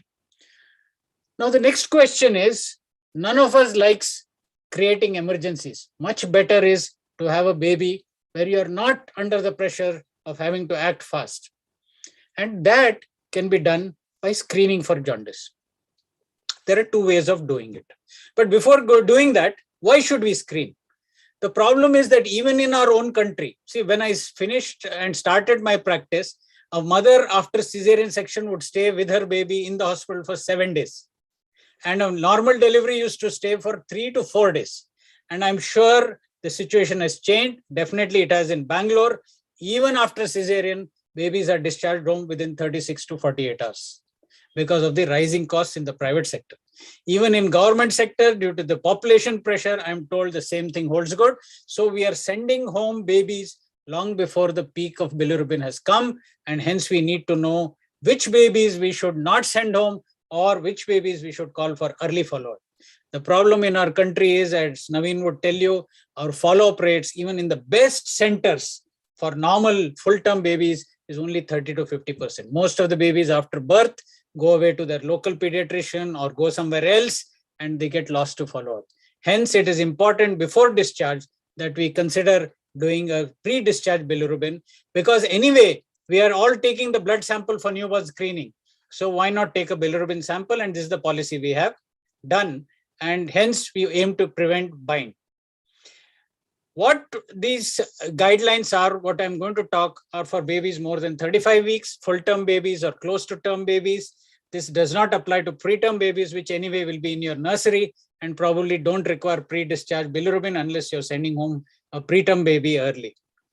If you're sending a baby home early before the peak of jaundice, it's worth doing it. Why? And the reason is the risk of kernicterus is directly proportional to the level of peak bilirubin. If the peak is between 20 to 25 milligram per deciliter, then the risk of kernicterus is rare. 25 to 30 is about 6%, 30 to 35, 14 to 25%, more than 35, it is almost close to 100%. So the level of peak bilirubin is directly related to the kernicterus, and consequently, we cannot allow a baby to definitely go into the zone. And I'm talking about full term of more than 35 weeks, anywhere above 25 is dangerous. So there are two ways of doing pre-discharge bilirubin. This has been popularized by Professor Bhutani, and many of you would be knowing about it. What they do is they do clinical assessment. And second, they do a bilirubin. They mark it on this chart. Based on this chart, based on the hours at what the bilirubin was done, it could be high, it could be high intermediate risk, low intermediate risk, or low risk. And this thing is that if it is low risk, then it is less likely. High and high intermediate, you need to be careful. And how do you assess the risk factors? You go through the right-hand side list of risk factors, which are divided into major risk factors, minor risk factors, and some factors which decrease the rate of, decrease the chance of significant jaundice. I just want to point out two things, that if there is a blood group incompatibility, or if the gestation age is 35 to 36 weeks, or if there is cephalometoma or a previous sibling has received phototherapy, these are some of the factors which are also relevant to us. But the point is, this is a two-step method. So if you have to do bilirubin once, you have to see the risk factors, decide whether the baby needs to go home. And if the bilirubin falls in these ranges, again, the treatment cutoffs are dependent on the combination of risk factors as well as the level of bilirubin, as well as the gestational age. So if the infants are more than 38 weeks and are well and are feeding well, the level of cutoff for, you can see, phototherapy starts somewhere around 7 milligrams at close to birth and goes up to about 21 milligrams when the baby is around, anywhere between 5 to 7 days. If the baby, on the other hand, is more than 38 weeks and has risk factors, any of those major risk factors which I've mentioned, or falls between 35 to 37 weeks, then you have to follow the red line, which is in the middle. And if the infant is at high risk, meaning it is slightly preterm or near term, as we call it, and has risk factors, you follow a much lower level, and you may go for phototherapy as early as on a bilirubin level of 15 by the time it's about 96 hours old. The levels for exchange transfusion for these three groups, as you can see on the right, are correspondingly slightly higher with a cutoff of around 25. Now, this is an interesting concept, and we used to use this till the NICE guidelines came along. And unfortunately, why? Because this is a two-step process, and there is the concept of risk factor, which many parents don't understand when we talk about risk factors. So now we have switched over to what is called as the NICE guideline. This is the overview of the American system, which I just want to show that it has a two-step process, and then you have to decide whether the infant reaches the criteria for intervention, and then again repeat the bilirubin, and then you also calculate the rate of rise of bilirubin, and then decide about whether to give phototherapy or rarely exchange transfusion. Now, the American one is hence a little complicated, and we have thus decided to go on to what is the NICE guidelines. This is widely available as this sort of URL, and these are very simple graphs. You can download and print them.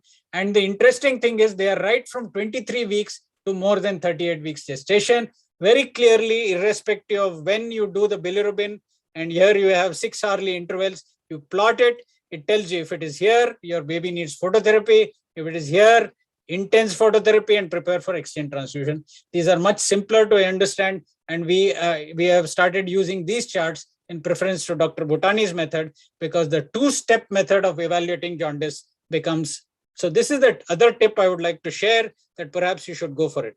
The other advantage of this is there are apps available both for iPhone and for Android, where you can plot the bilirubin, and that will give you the report. What else do we do? We also take into fact, and this was a study done by my colleague, Dr. Kishore, in his center in Jayanagar, where they looked at the weight loss, postnatal weight loss as an important marker for hyperbilirubinemia. And what we learned was the lowest risk for jaundice was if 37 to 40 weeks, and if the baby did not lose more than 5% weight in the first 48 hours. And the risk was very, very low, and most of these babies never required phototherapy. But as you went up, that if you looked at even more than 40 weeks, in general, with or without weight loss, they were quite safe. And then if you came down to the 35 to 37 weeks or 37 to 40 weeks with weight loss of more than 5% within the first 48 hours, these were at high risk. Nearly 30% of them would require phototherapy. So what addition we have done is we also look at the postnatal weight loss and the percentage of weight loss.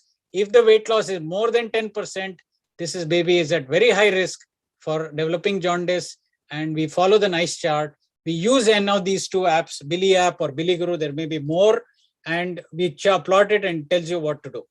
The advantage of the NICE guidelines is it's a very handy guideline. It is gestation appropriate, and it is very, very useful whether you're doing it pre-discharge or even on follow-up.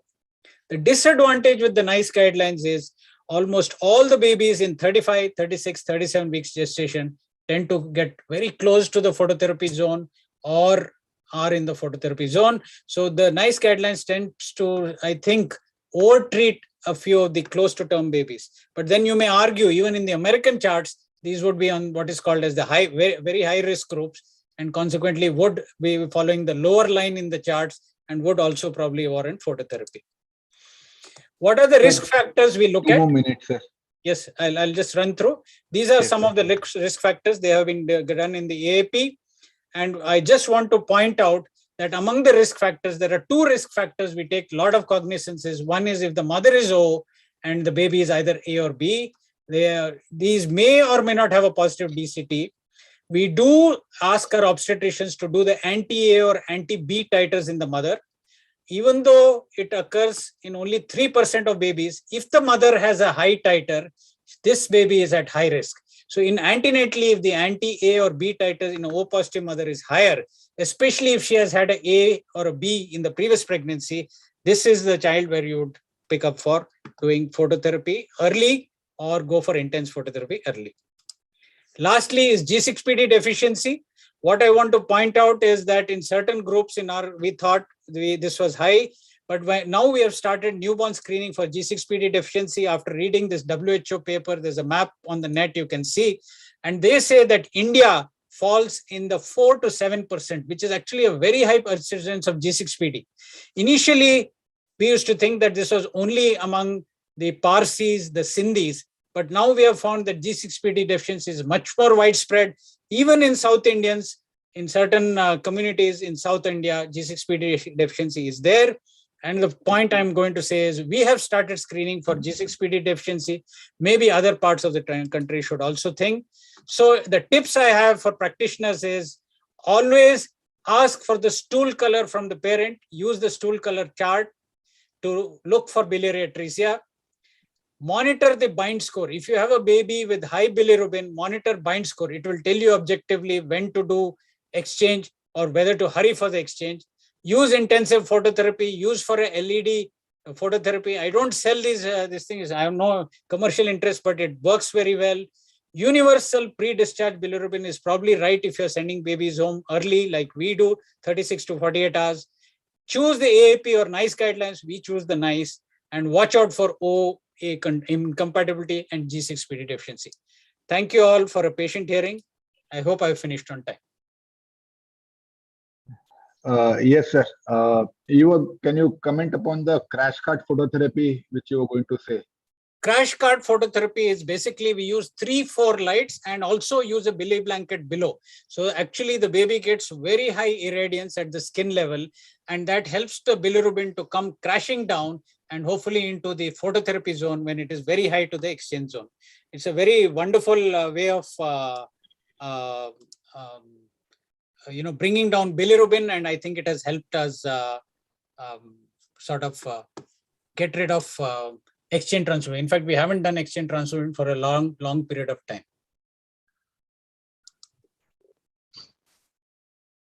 Yeah, thank you very much, sir. Since there are no questions, thank you. No question, sir. One question, sir. Your point on millimeter usage. You mean transcutaneous bilirubin? Yeah. Thank you for bringing it up. I actually didn't talk about it. I'm not a great favorite of it. The problem with the transcutaneous bilirubin is it is inaccurate at higher levels. So when you think, you see, we are all clinicians. If you think the baby has conjugated jaundice, then there's no point doing a transcutaneous. If the baby has unconjugated jaundice, sorry about that. If you think the baby has high unconjugated jaundice, there's no point doing a bilirubinometer. Directly do this bilirubin, it will give you, because of the charts, it will tell you what to do, what not to do. If it is low, reassure the parents. At the most, if you have highly anxious parents who want you to prove कि बच्चों को jaundice ज़्यादा नहीं है, then the billimeter comes into use. But that is a very high price to pay to reassure parents. I hope I want. One more thing, when we use 3 or 4 surfaces of phototherapy in intensive, should we cover with a cloth around the phototherapy? Very good question, sir. We do. There was a study which showed that what they call shields, which white linen, reflecting it back enhances the flux at the level of the skin. We do use it. Thank you so much. But you must make sure that your phototherapy units don't get overheated. So you must allow adequate ventilation and, of course, monitor the temperature of the baby also. Thank you, sir. Thank you. Thank you very much.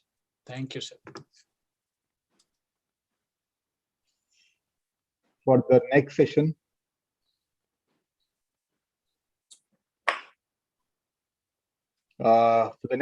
may I invite our chairperson, Dr. Ronak Patel. He's done his fellowship in neonatology. He's a director and neonatologist at NeoKids, Palanpur, and he's the executive body for the next year. Dr. Ronak? Yes, am I audible? Yes. So thank you, team GUJ DIGI NEOCON and Dr. Snehal Bhai and Dr. Mohit Sahani sir for giving the opportunities to chair this session.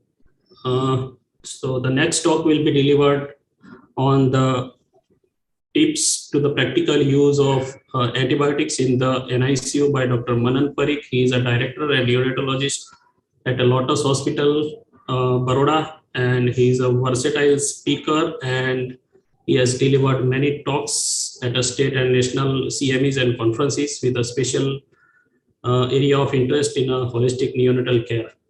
So with this short introduction, I would like to invite Dr. Manan Parikh sir. So Dr. Manan Bhai, over to you. The hall is yours. Thank you.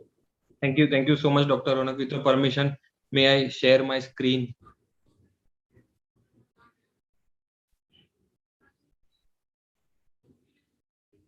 I hope my screen is visible now. Yes. Yes, visible and audible. So at the outset, I thank GUJ DIGI NEOCON organizers and our own Dr. Mohit Sahani, Dr. Snehal for such a wonderful academic experience in this tough post-COVID, let us say COVID times, and enriching our day-to-day practices with such practical topics. So thank you so much for the whole team for bringing this idea of practical topics into this GUJ NEOCON. At the outset, as the topic itself says, that practical tips for antibiotic use in NICU, or say is I think, and we know day in day out when we are working with the babies, this is a full day workshop, or we can have a full conference on the only this topic, antibiotic use in neonates.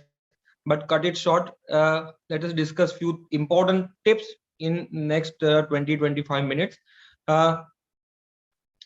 Just to give you a prospect, an idea that despite being wonderful players this team had, despite the richest cricket board and all the available resources we had, this team could not win this edition of World Cup.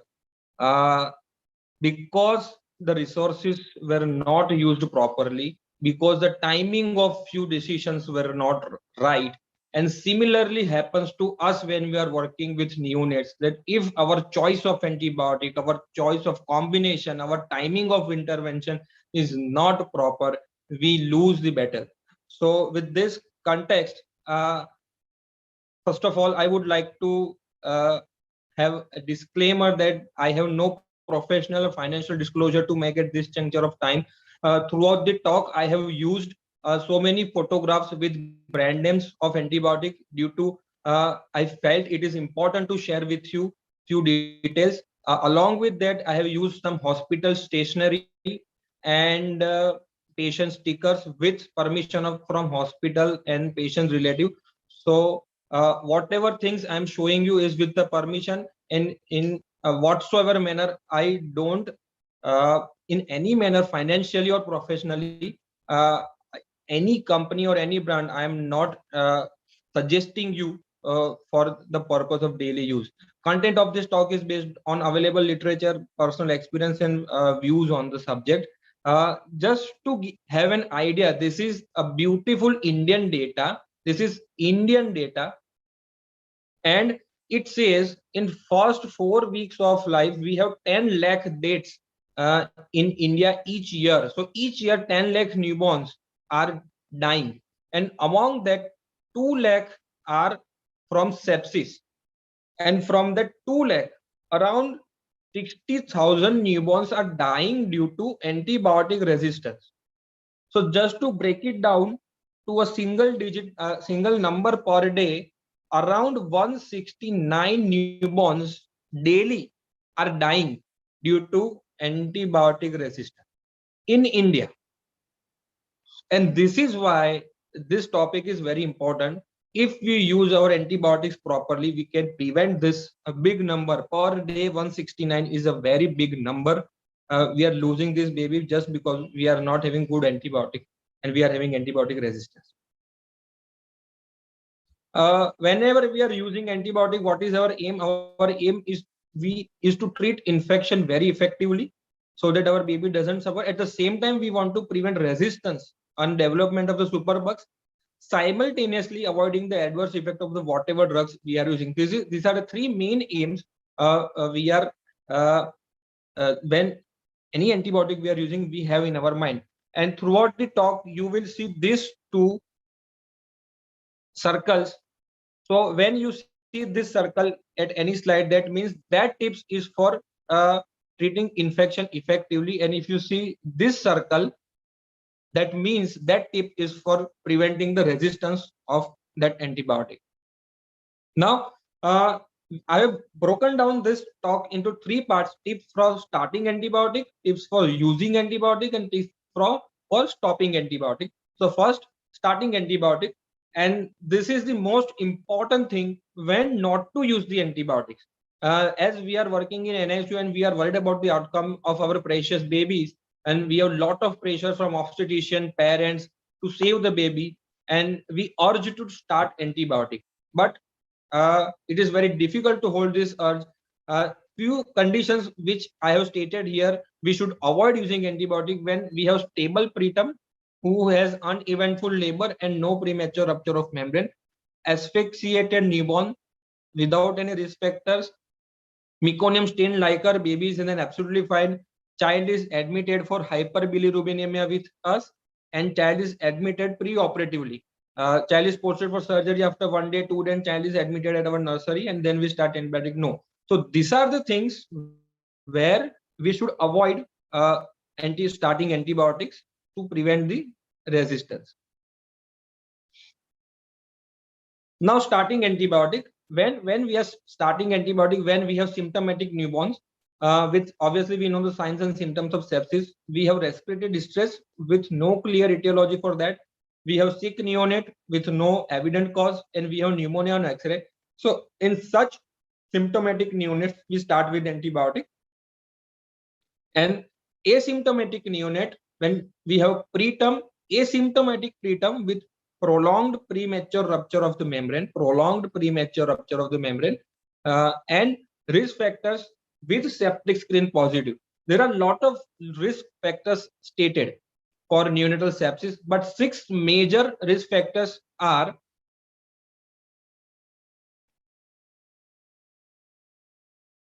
chorioamnionitis, clinical chorioamnionitis, multiple PV examination, birth weight less than 1.5 gram, 1.5 kg, gestational age less than 30 weeks, male gender, and no intrapartum antibiotics to the mother. These are 6 major risk factors. And with this risk factor, if septic screen is positive or we have preterm with prolonged rupture of the membrane, we start antibiotic in asymptomatic neonate also.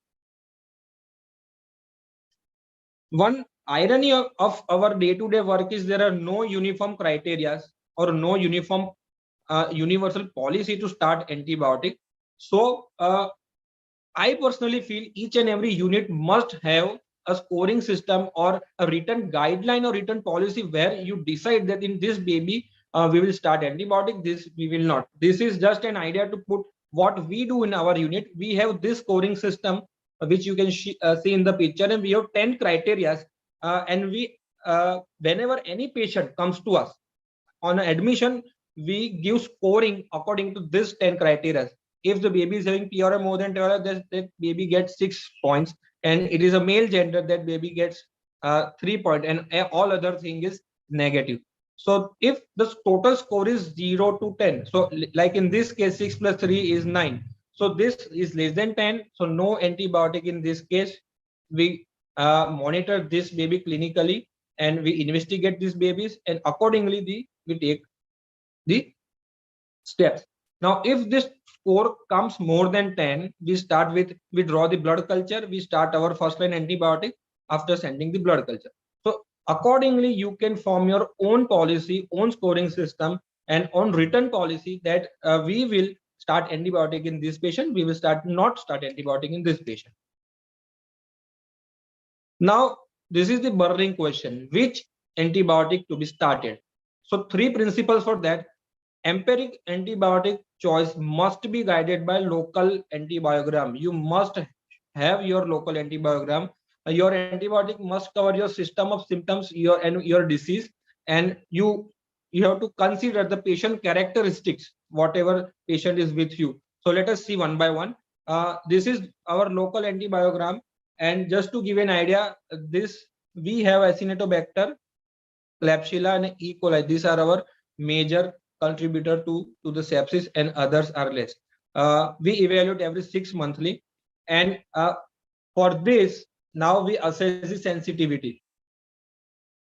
So amikacin is sensitive in a good number of the organisms, like imipenem is sensitive in good number of the organism. So this is how you can have your own antibiogram. We divide it in early onset sepsis and late onset sepsis also, so that because the organisms are different and antibiotic choices are different, so you can have your own units data. You can assess the data every 3 monthly, 6 monthly, and decide your sensitive group of antibiotics. Again, this is to show you that our gram negative bacilli, this all green area are more than 80% susceptible to this antibiotics. Red is less than 60% susceptible. Same for our gram positive. So from this antibiogram, how you can decide if your antibiotic is 70 to 80% sensitive, it is a your first line antibiotic. We call it as excess group. From your antibiogram, your antibiotic is 80 to 90% sensitive. It is your second line antibiotic, and we call it watch group. And if from your local antibiogram, your antibiotic is sensitive in more than 90% of the organisms, it is your third line antibiotic, and we call it reserve group. So this is how you can decide. And for that, you need to involve all the stakeholders. You need to have a surveillance and audit committee. You need to, and this committee does 3 functions: surveillance culture of your NICU, hospital antibiogram, and audit of routine antisepsis policy like hand hygiene, procedure asepsis, disinfectant use. And every 3 to 6 months, we conclude everything. And then from this discussion and data, we decide our first line, second line, third line. Every 6 monthly, we keep on changing our antibiotics. And from this data, like in early onset sepsis, now this is my first cefotaxime and amikacin. This is my second line piperacillin and cefoperazone. This is my third line meropenem and vancomycin. And for late onset, piperacillin, tazobactam, cefoperazone is my first line. Meropenem, colistin is my second line. Tigecycline, teicoplanin is my third line. So this is how, this is a tip that we must have our local antibiogram of our own hospital, our own unit, and then we every 3 to 6 monthly we decide and decide the antibiotic plan. We have to use disease specific antibiotic like piperacillin doesn't cross meninges. So if we are suspecting meningitis or proven meningitis, there is no role of giving piperacillin. We have to give other sensitive antibiotics. And similarly for system specific, like if we have gastrointestinal symptoms, skin, soft tissue, abscesses, pneumonia, we have to give gram positive coverage. So depending upon your disease or system of involvement, we have to modify our antibiotic. This is a second tip. Now patient characteristic. Now a patient may have GSHPD deficiency, as we discussed earlier, cannot give any antibiotic, few antibiotics. Renal failure, we have to modify the dose. So patient characteristics should be kept into mind. According to gestational age, weight, and postnatal age, we have to change the dosage, frequency. So again, this is like policy of our unit that for amikacin, less than 29 week and first 7 days, we give at this dose. 8 to 28 days, we give at this dose. But if the baby is 30 to 35 week, we give at this dose. So similarly, for ampicillin also, first if less than 29, 12 hourly. If 37 week, 12 hourly and 8 hourly, 0 to 70 and more than 7. So similarly for all the antibiotic, we have to decide according to the patient characteristic that in this age group and this day of life, we will give this antibiotic at this dose. And you have to have the written policy for your unit. To simplify, we may have gram negative, gram positive bacteria, anaerobic coverage, fungal coverage, and these are the antibiotic or say we can use, but best is to have your own local antibiogram and then decide accordingly. Now, before starting antibiotic, we must do septic screen. CRP, we are very fond of now, but nowadays from the literature and from the clinical perspective, it is very non-specific and unreliable marker.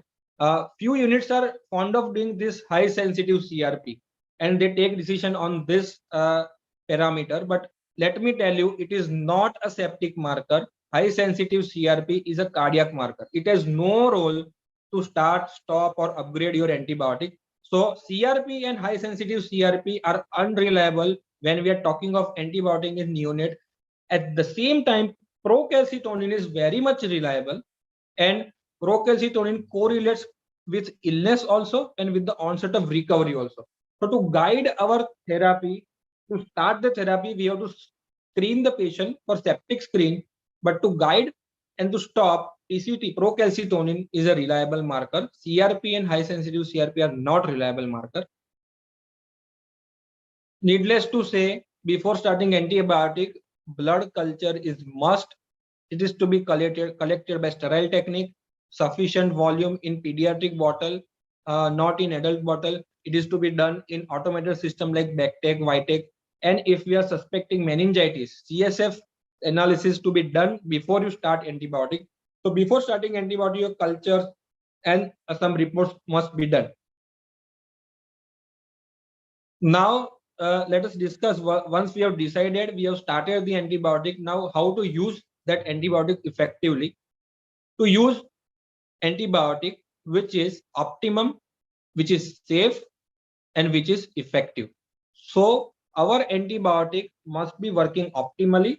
It is to be safe in majority of the condition, and the effective action of this antibiotic should be there on our patient.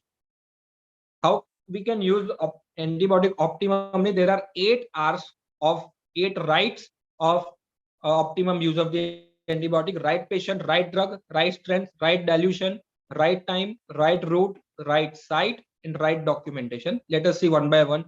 Right patient and right drug. So like this, in this pic, if you can see, this is the drug, and we have pasted a label with a patient's name here, with the date here.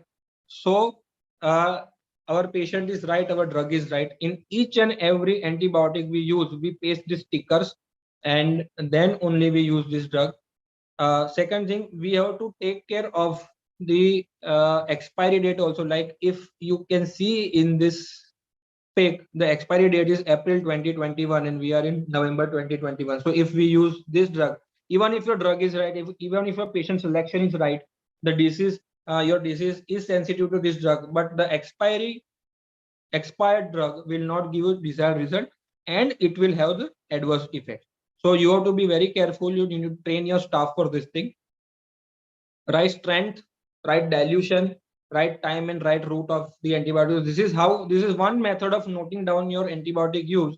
Like in this case, if we are using amikacin, this is the dose, this is the strength we use, this is the dose 15 kappa and OD, IV, and at this time. So everything must be noted in clear-cut handwriting so that everybody understand and everybody who is using this drug is sure of whatever things they are doing. So right strength, right dilution, right time, and right route is maintained.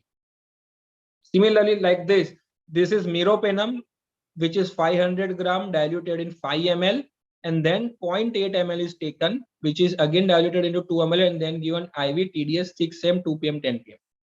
So all the things, whenever you write order, you have to write everything properly with clear handwriting, and everybody, your staff must be trained to read this and give the doses according to this. Right route, right, this is the antibiotic we are giving IV. These are the drops we will give in eyes at right side. Like this, in our unit, we have a color coding. When we put umbilical line, this pink means umbilical artery and this yellow means umbilical vein. So that one new staff comes and gives antibiotic in umbilical artery, it will be havoc. We will have complication.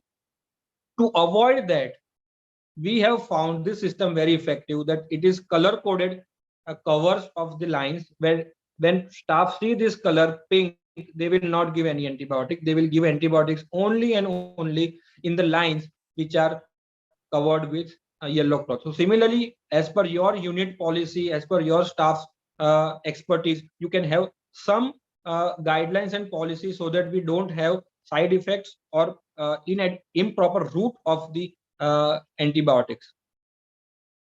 Right documentation is very much important after you do everything. So this is the chart how we maintain the antibiotics, and after giving this antibiotic, the staff puts the initials so that staff has given the drug according to this, whatever we have decided, and then documentation is done properly. So these are 8 rights of giving proper optimum antibiotic use. Then safe antibiotic use. For safe antibiotic use, you need to follow all, needless to say, aseptic precaution. You need to consider for YZ incompatibility. Whatever antibiotic you are making, discard after 24 hours. Take care of the photosensitive drugs and consider adverse effect of the antibiotics. Like this, everybody uses this. This is alcohol swab, and this is our hub.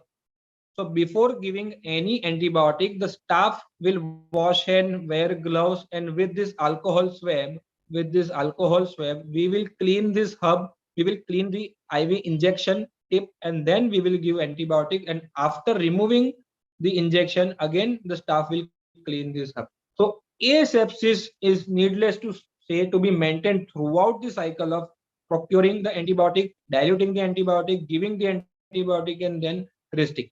So this is how you can train your staff to use these things. Y side compatibility, when we are using 2 drugs at white side, we need a few combinations we cannot use, like vancomycin and piperacillin cannot be used at same side. Similarly, ampicillin, amikacin, amphotericin and normal saline, vancomycin and Lasix. So you have to make this chart, and whenever there is Y side and you are using the same drugs, you have to train your staff and put some mark on your patient so that they don't use the same drug at this white side. Discard after 24 hours. So like in this, we have made this antibiotic on 19th at 10 am. So on 20th of November, 10 am, this antibiotic will be discarded and new antibiotic will be diluted. So this is how we can prevent sepsis and nosocomial infection. Some drugs like linezolid, amphotericin B, they are photosensitive, and they should be covered with photosensitive carrying material. Like nowadays we have this photosensitive extension line. We have Dr. photosensitive Manan, covers. 2 more minutes. Dr. Manan. Yes, Thank you. I'm finishing. I'm Yeah, finishing thank very you. fast. So this photosensitive drugs you can use by this method. We have to consider for adverse effect whatever drugs we are using. Effective antibiotic use for supportive care. This is very important. Whenever we are using antibiotic and patient is not improving, we think that antibiotic is not working, but we have to take care of all these things. Temperature control, humidity, fluid, electrolyte, euglycemia, ventilation, inotrope blood. Everything else must be done properly, and then you blame antibiotic that antibiotic is not working. Some antibiotics to be given in infusion, some antibiotic by boluses like piperacillin, cefoperazone, amikacin in push, while gentamicin, meropenem, venco in infusions. Some antibiotics require loading dose like colistin, tigecycline, fluconazole. Some antibiotics at different frequency, OD, BD, TDS. In some scenarios, we have to cover the gram negative, gram positive, and we have to combine the antibiotics. And whenever you are in doubt, you give gram positive plus negative cover and change as per your sensitivity report. Whenever you are upgrading antibiotic, you have to have dedicated plan put on paper and then you upgrade antibiotic, not before 48 hours. Tips for stopping antibiotic, for downgrading antibiotic. One sensitive antibiotic from your culture you use narrow spectrum. If intermediate sensitive drug is there, 2 antibiotic you can use and you consider clinical course of the patient. Course, culture positive sepsis 7 to 10 days, fulminant sepsis meningitis 14 days, pneumonia or only positive screen 7 days, and empirical with culture negative less than 3 days. No oral antibiotics for newborns, although the formulations are available. For newborns, only IV antibiotics, no oral antibiotics. Repeat investigation before, once you start on this investigation and then the investigation are good, then you stop your antibiotics. So repeat investigation. These are most commonly misused drug, and the point I want to stress here is this team is throughout the years and throughout the format they are successful, and because they are using the tips and resources very properly. And this is what I want to say. Just 3 slides. Selecting antibiotics, this thing you have to keep in mind. Using antibiotics, this thing you have to keep in mind. And stopping antibiotic, as we discussed, this thing we have to keep in mind. Thank you so much. I end my talk here. If Thank at you, all Dr. any Manan. question. Yeah, I couldn't see any question on chat box. Thank you for an excellent talk, and it's very well covered and a precise description on the tips to use the antibiotics in the NICU. You have listed plenty of tips which can be used by day-to-day practice for the many practitioners. I can see one question: antibiogram, who to develop? Okay, antibiogram, basically when the unit is fresh for first 6 months, you collect the data of your patient from outside admission and indoor admissions, and you see what is your culture sensitivity pattern. You have to just make a plain Excel sheet, and this is the organism and this sensitivity pattern I have got. And once you have the data over a period of next 3 months or 6 months, you will have sufficient data to decide that this drug is 70 to 80% sensitive, this drug is 80 to 90%, and this drug is more than 90%. Probably your microbiologist of your lab also can help in this thing. But just a simple Excel sheet with your 6-month data of culture, positive culture reports, you can decide your antibiotic. Thank you so much. I think your talk has given a clear-cut message to the audience. Over to you, Snehal bhai. Thank you so much. Yeah, thank you very much, Manan bhai. We quickly move on to our next session.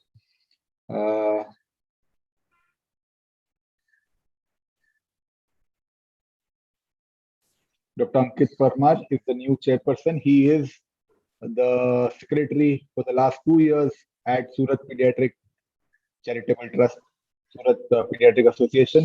He is a hematologist, immunologist, and he is all over South Gujarat. He is one of the most famous pediatric hematologists that you can find.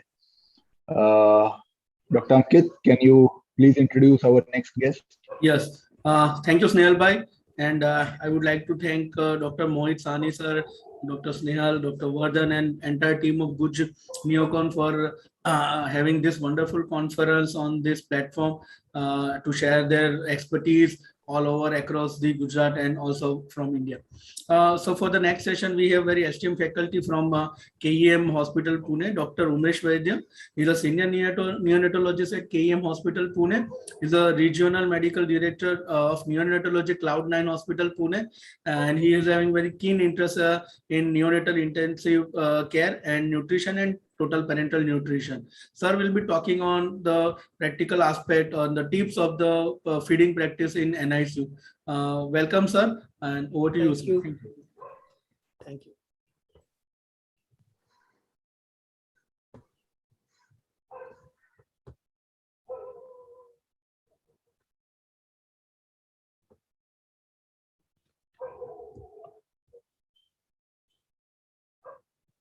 Okay, so can you see my slides? Yeah. Yes, sir. I can see and hear you. Thank you Yes, very sir. much. Thank you very much for this invitation, and I'm really enjoying the sessions from the afternoon. This particular talk given to me is about nutrition, and I have just included 7 tips for feeding preterm babies. I have included NICU as well as a few aspects of the follow-up as well. So when you talk of nutrition, it's very well known that we have to prevent postnatal growth failure. And for the last 2 decades, people have been trying to prevent EUGR.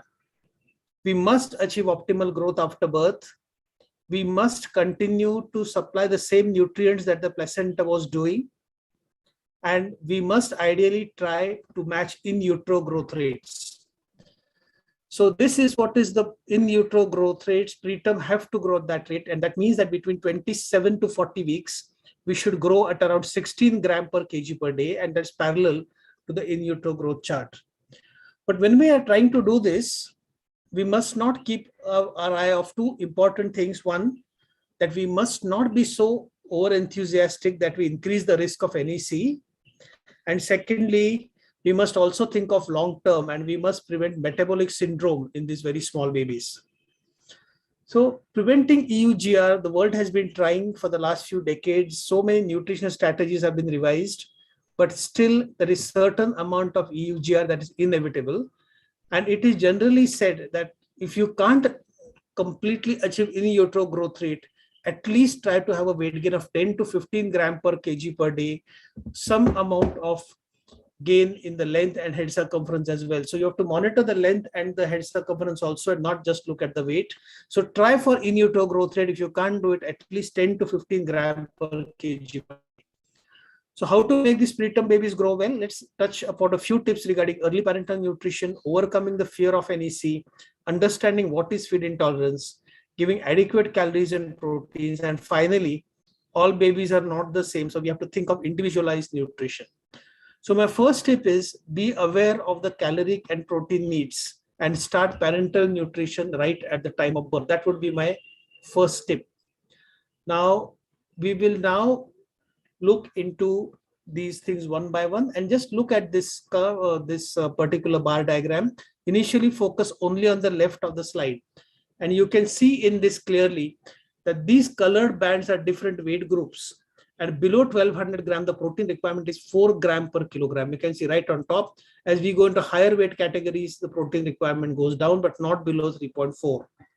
On the other hand, when you move to energy, this between 100 to 135, and the smaller weight groups require lesser calories and more protein, and the bigger weight groups require more of protein and less of calories. So this is how the protein and calorie requirement is. So soon after birth, now it is well established that the small babies need early parental nutrition right from the time of birth, and several studies showing that there's a positive benefit on growth and does not increase mortality and morbidity. So we must ensure that all need early parental nutrition. The doses vary, 1.5 to 3 gram of amino acids and 1 to 3 grams of lipid along with glucose. At our hospital, we generally start with 2.5 and 1.5 grams of lipids. And this early parenteral nutrition is started soon after birth. It prevents catabolism, reduces EUGR, and leads to better neurocognition. My second tip is about starting enteral feeds early and grading up at a reasonably good speed. So lot of evidence to show that there is no reason not to start feeds in these small babies.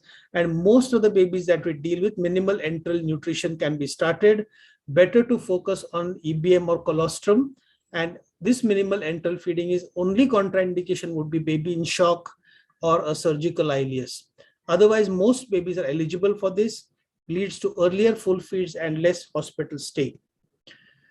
Grading of feeds varies from consultant to consultant, but there is enough evidence now and enough number of studies to show that one can easily grade up feeds at 30 to 35 ml per kg per day in most of the preterms, and this does not lead to increase in NEC or mortality, and there is earlier achievement of full feeds. We now have recent evidence to this effect. The SIFT trial 2019 again shows the same thing, that stable preterm babies, you can grade them up at 30 ml per kg per day. There is no increase in NEC, no increase in late onset sepsis, and there is no difference in the mortality. So there is enough evidence from the past as well as recent studies that we can feed these babies at a reasonably good rate. I have to bring your attention to this very important study from Dr. Sushma Nangia about full total enteral feeds, very relevant to our country. Babies 1 to 1.5 kilos, stable babies taken directly on full enteral feeds on day 1 and not put on any IV or any parenteral nutrition, and clearly demonstrating earlier full feeds, less hospital stay, and no increase in NEC. Very relevant study to the Indian setting. The only baby worry is that you need enough mother's milk. On first day, getting 80 ml per kg of mother's milk may be difficult, and this study has largely relied on the milk bank and given pasteurized donor human milk. We at our unit in KM also practice this in the stable, very low birth weights, and this is something that we need to consider. My third tip would be that assess feed intolerance correctly and make a unit policy.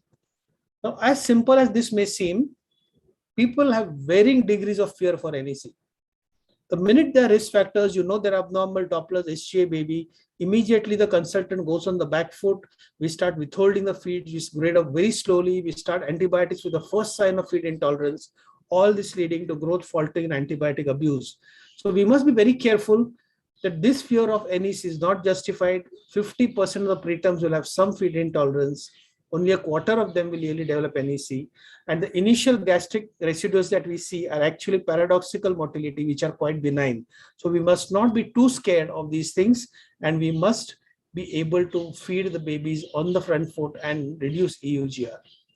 So feed intolerance, every unit has a different policy. People look at gastric as residuals volume, somebody looks at the color, somebody looks at abdominal girth, people include visible bowel loops.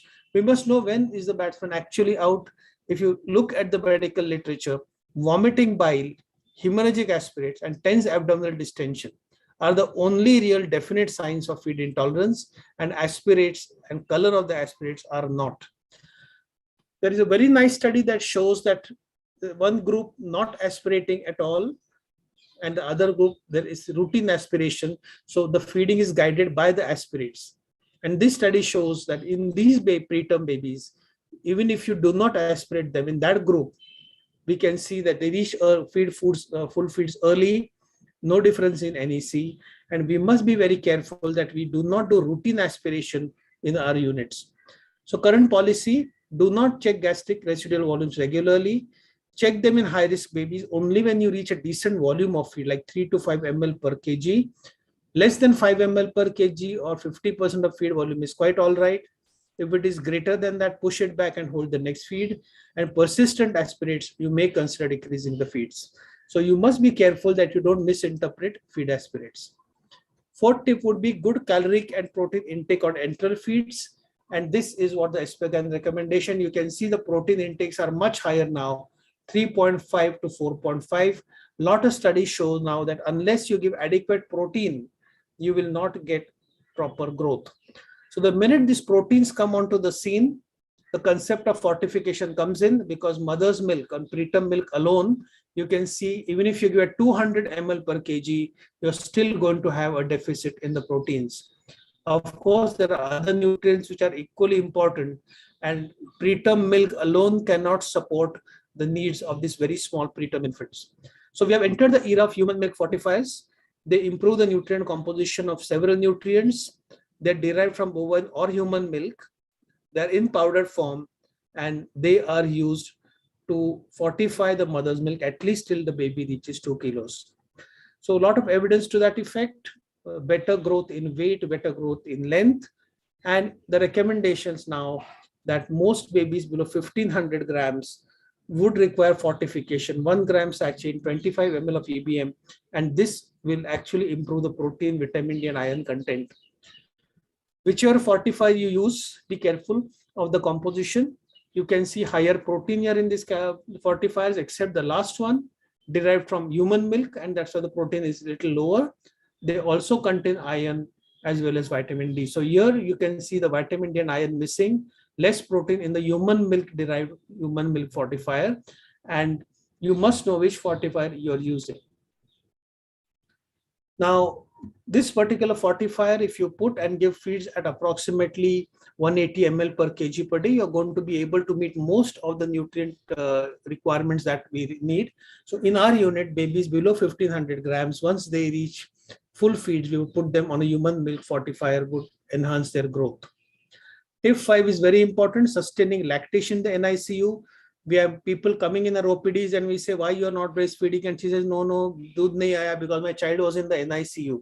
So child being in the NICU is no reason for lactation to fail. Breast milk is important not only from the immunological point of view, but also has a profound impact on neurocognition and also reducing metabolic syndrome in later life. So we must make every possible effort to see that our babies get mother's milk. We start very early expression of milk in once the baby is in NICU, restrict the use of formula, use lactation counselors to pursue the mother for provision of human milk, use milk from milk banks, motivate the mothers, allow them to participate, give kangaroo care and NNS, use galactogogues and a proper diet for the mother, and the entire unit, all the staff, consultants, residents and nurses, everyone should be very pro breastfeeding in the NICU.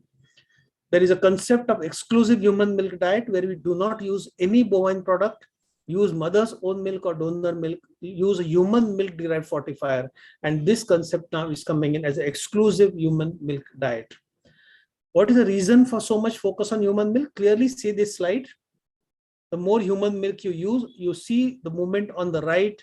Clearly, if less human milk, you can see more late onset sepsis, NEC, and more hospital stays. So virtually a dose-dependent effect of use of human milk and outcomes. Of course, profound impact on neurocognition. So it is our responsibility to see that every preterm gets mother's milk at least for a year, if not more. Another very landmark study from Richard Chandler, clearly showing that mother's milk is a neurodevelopmental intervention. Clearly see the MDI here at 18 and 30 months, clear difference between the blue bar and the pink bars. The blue ones are breast milk and the pink ones are no breast milk. And you can see that I personally feel that human milk is a real neurodevelopmental intervention, improves the outcomes in these very small babies. This concept of oropharyngeal colostrum in preterm infants. So these are very small babies, some of them are assisted ventilation. You use a few drops of colostrum orally. This is given by mouth every 3 hours. And if you do that and continue in the first few days, less VAP, less sepsis, and better immunological properties. So we have started this practice of oropharyngeal colostrum in small preterm infants. Tip number 6 is standardized feeding regimen. And every unit should have a standardized feeding regimen. This is what we follow, starting early TPN for all below 1500 grams, starting minimal enteral feeding with colostrum, use mother's milk or donor's milk, grade up at a reasonable rate, 45 at 100 ml per kg per day with HMF, give optimal calories, proteins, vitamin D, calcium, phosphorus, and iron. So every unit must have its own standard feeding regimen. It improves growth rates and also decreases the risk of NEC. As I mentioned at the beginning of my talk, that all babies are not equal, and some babies grow very well, some babies don't grow very well. And here you can see that you have to individualize nutrition And you have to keep on increasing the feed volume, the calories and proteins till you get optimal growth. And you can see this growth chart here, that we continuously watch the growth and accordingly we scale up the nutrients till we achieve optimal growth. It's like your car. Put your foot on the accelerator, increase the speed till the speedometer shows you the right speed. So we scale up nutrition till we get the right feeding. A few words on post-discharge nutrition, because that is equally important and you have to sustain the growth that you got in the NICU. See that breast milk doesn't fail. Fortification can be done post-discharge. Slight difference here that those of these mothers who go home are expressing the milk. We know approximate volume, so they can mix the fortifier and give it to the baby. We generally continue fortification till the baby reaches around 1.8 to 2 kilos.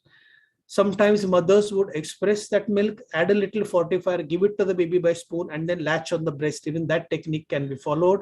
I repeatedly tell in all my talks that please do not use MCT oil anymore. We have multi-component fortifiers, so there is no need to use MCT oil now. As simple as it may seem, thermoregulation is very vital because it affects weight gain. Many parents assume that they know how to keep the baby warm and how to wrap the baby. So we must teach them how to do it, encourage them to give kangaroo mother care at home and continue oil application. Growth charts are a must. So whether low birth weight coming into the OPD, please see that there is a proper growth chart attached. People are moving to intergrowth charts now, but you can also use the Fenton chart, and subsequently we must continue to monitor their growth on the WHO charts. Few words on supplementation. At the time of discharge, we add multivitamin with zinc, a calcium phosphorus preparation, and vitamin D. We start iron at 2 to 4 weeks and we continue iron at least till 1 year. As you can see, the multivitamin drops and calcium phosphorus preparation may be stopped at term or 3 kilos. You must be aware of the doses for nutritional supplementation, and the vitamin D is the only one that seems to be a little controversial, but I'm told that IIP is revising this back to 800. So we currently stick to 800 for the vitamin D, 150 for the calcium, 75 for the phosphorus. We use very different brands of commercial products, and whenever your unit is prescribing vitamins, please see there is a variable content of vitamin A and vitamin D. So choose one brand, be aware of what content it has, and then you write your dosing accordingly. Most important in the preterms would be iron deficiency, and you can see 25 to 85% of preterms will have iron deficiency in infancy. Risk highest in the first 6 months, more common in preterms from developing countries. Mothers are iron deficient. We have IUGR babies, and once the babies start rapidly catching up, they will get a relative iron deficiency. So iron deficiency acts on multiple organ systems. Don't just rely on hemoglobin, because anemia is a late sign. And once the hemoglobin levels start dropping, the child is quite depleted with iron. And that is why it is recommended that in these small babies, screen them for iron deficiency. See for the preterms at 2 months and again at 6 months. Don't check hemoglobin alone. Check the ferritin and the transferrin saturation, because that would give a good idea of the iron status. Again, the iron dose may have to be increased if the ferritin levels are low and there is evidence of iron deficiency. Do not rely on hemoglobin alone. Smaller the baby, higher the dose of iron. And we start at 4 to 6 weeks and continue for 1 year. Ferrous sulfate salt is preferred, and a single daily administration with mother's milk is what is recommended.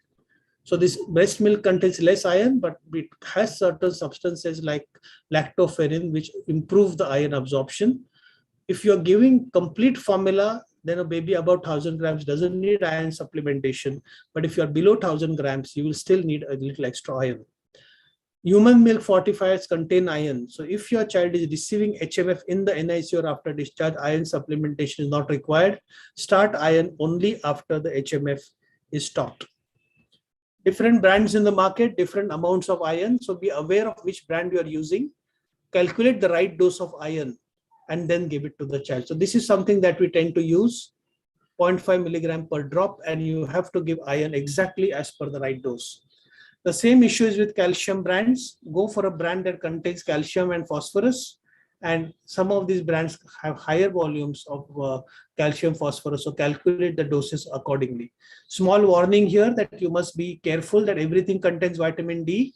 So if you are giving vitamin D supplement in isolation and a multivitamin drop and a calcium preparation, you're giving vitamin D through 3 preparations. And in no situation, the vitamin D intake should exceed 1000 international units. So be a little careful of vitamin D overdose. So I conclude with my 7 tips. And remember, nutrition is not only for growth, but I've also shown you that there's an impact on neurocognition and long-term health. We must assess the caloric and protein intake and ensure at least 10 to 15 grams per kg per day. Use early TPN in the right doses. Start feeding early on enteral nutrition, but grade up fast. Calculate calories, proteins, and keep on individualizing intakes to achieve the optimal growth. Come what may, sustain breastfeeding because of its short-term and long-term benefits. Don't slacken post-discharge. Continue your growth monitoring and ensure that growth is sustained after discharge also with right fortification and appropriate supplements, which I showed you. And of course, these small preterm and low birth weights, we must monitor them with respect to metabolic health. So you must ensure that these small preterm babies grow optimally, do not grow into the obesity zone, do not develop micronutrient deficiencies, and see that breastfeeding is sustained. Thank you very much. Thank you very much, sir. Very practical oriented question, talk. We have one question and we have the time to take that also. Dr. Ronak Patel is asking parameters or points to be monitored to start feeds in babies having absent or reversed umbilical flow on Doppler. Right. Now, babies who come to the NICU will have risk factors for developing NEC, or sometimes they'll have no risk factors. So many a times we have babies who are growth restricted, and the growth restriction can be quite severe. And we have enough information from the antenatal Doppler studies. And studies have shown that if you've got absent or reversed end diastolic flow, the in chances of NEC can be as high as 20%. So once you're aware of this risk, we are going to be very cautious in monitoring, but we are not going to be cautious in feeding. So we follow the same policy. We will start minimal enteral feed. We will grade up at least 20 ml per kg per day. And we will be more intense in our monitoring, but we will not be giving the feeds very slowly. And the ADAPT trial does show the same thing, that delaying feeds or grading up very slowly does not really make a big difference. So intensify the monitoring. Do not slow down the feeding. Yeah, that is a very practical point and important point. Thank you very much, sir. Thank you very much, Dr. Ronak. Now we go on to something which is very different and brainchild of Dr. Mohit. Since morning we have been, although all the lectures were very practical, we are tired and we will relax a little bit, but get inspired from our gurus. Before I hand over to Mohit sir, let me tell you that Dr. Karthik sir is I have learned one of my favorite teachers, and he was my teacher when I did my fellowship at Manipal Hospital, Bangalore. So it is very exciting to see Dr. Karthik sir over here. Thank you. Over to you, Mohit sir. Thank you very much, Mohit also. Snehal.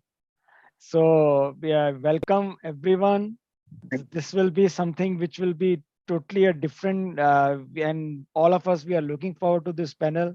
This is something which is non-academic, academic people in non-academic role. And the discussion and their life history is being steered by someone who is very well known in Gujarat, in India, Dr. Prashant Nayak, who will be the anchor. I won't say the moderator, he will be the anchor. He is a consultant pathologist in ABHA lab. And he is, these are, what you are seeing are the professional and academic and medical career, but his non-academic and non-medical career is that he is someone who is very dear to even to our Prime Minister now, Modi ji, where he has been anchoring for him. And then we have the other four legends with whom he will be discussing their life events and their life journey are Dr. Nirmal Choria. Snehal. Yes. Move on the slides, please.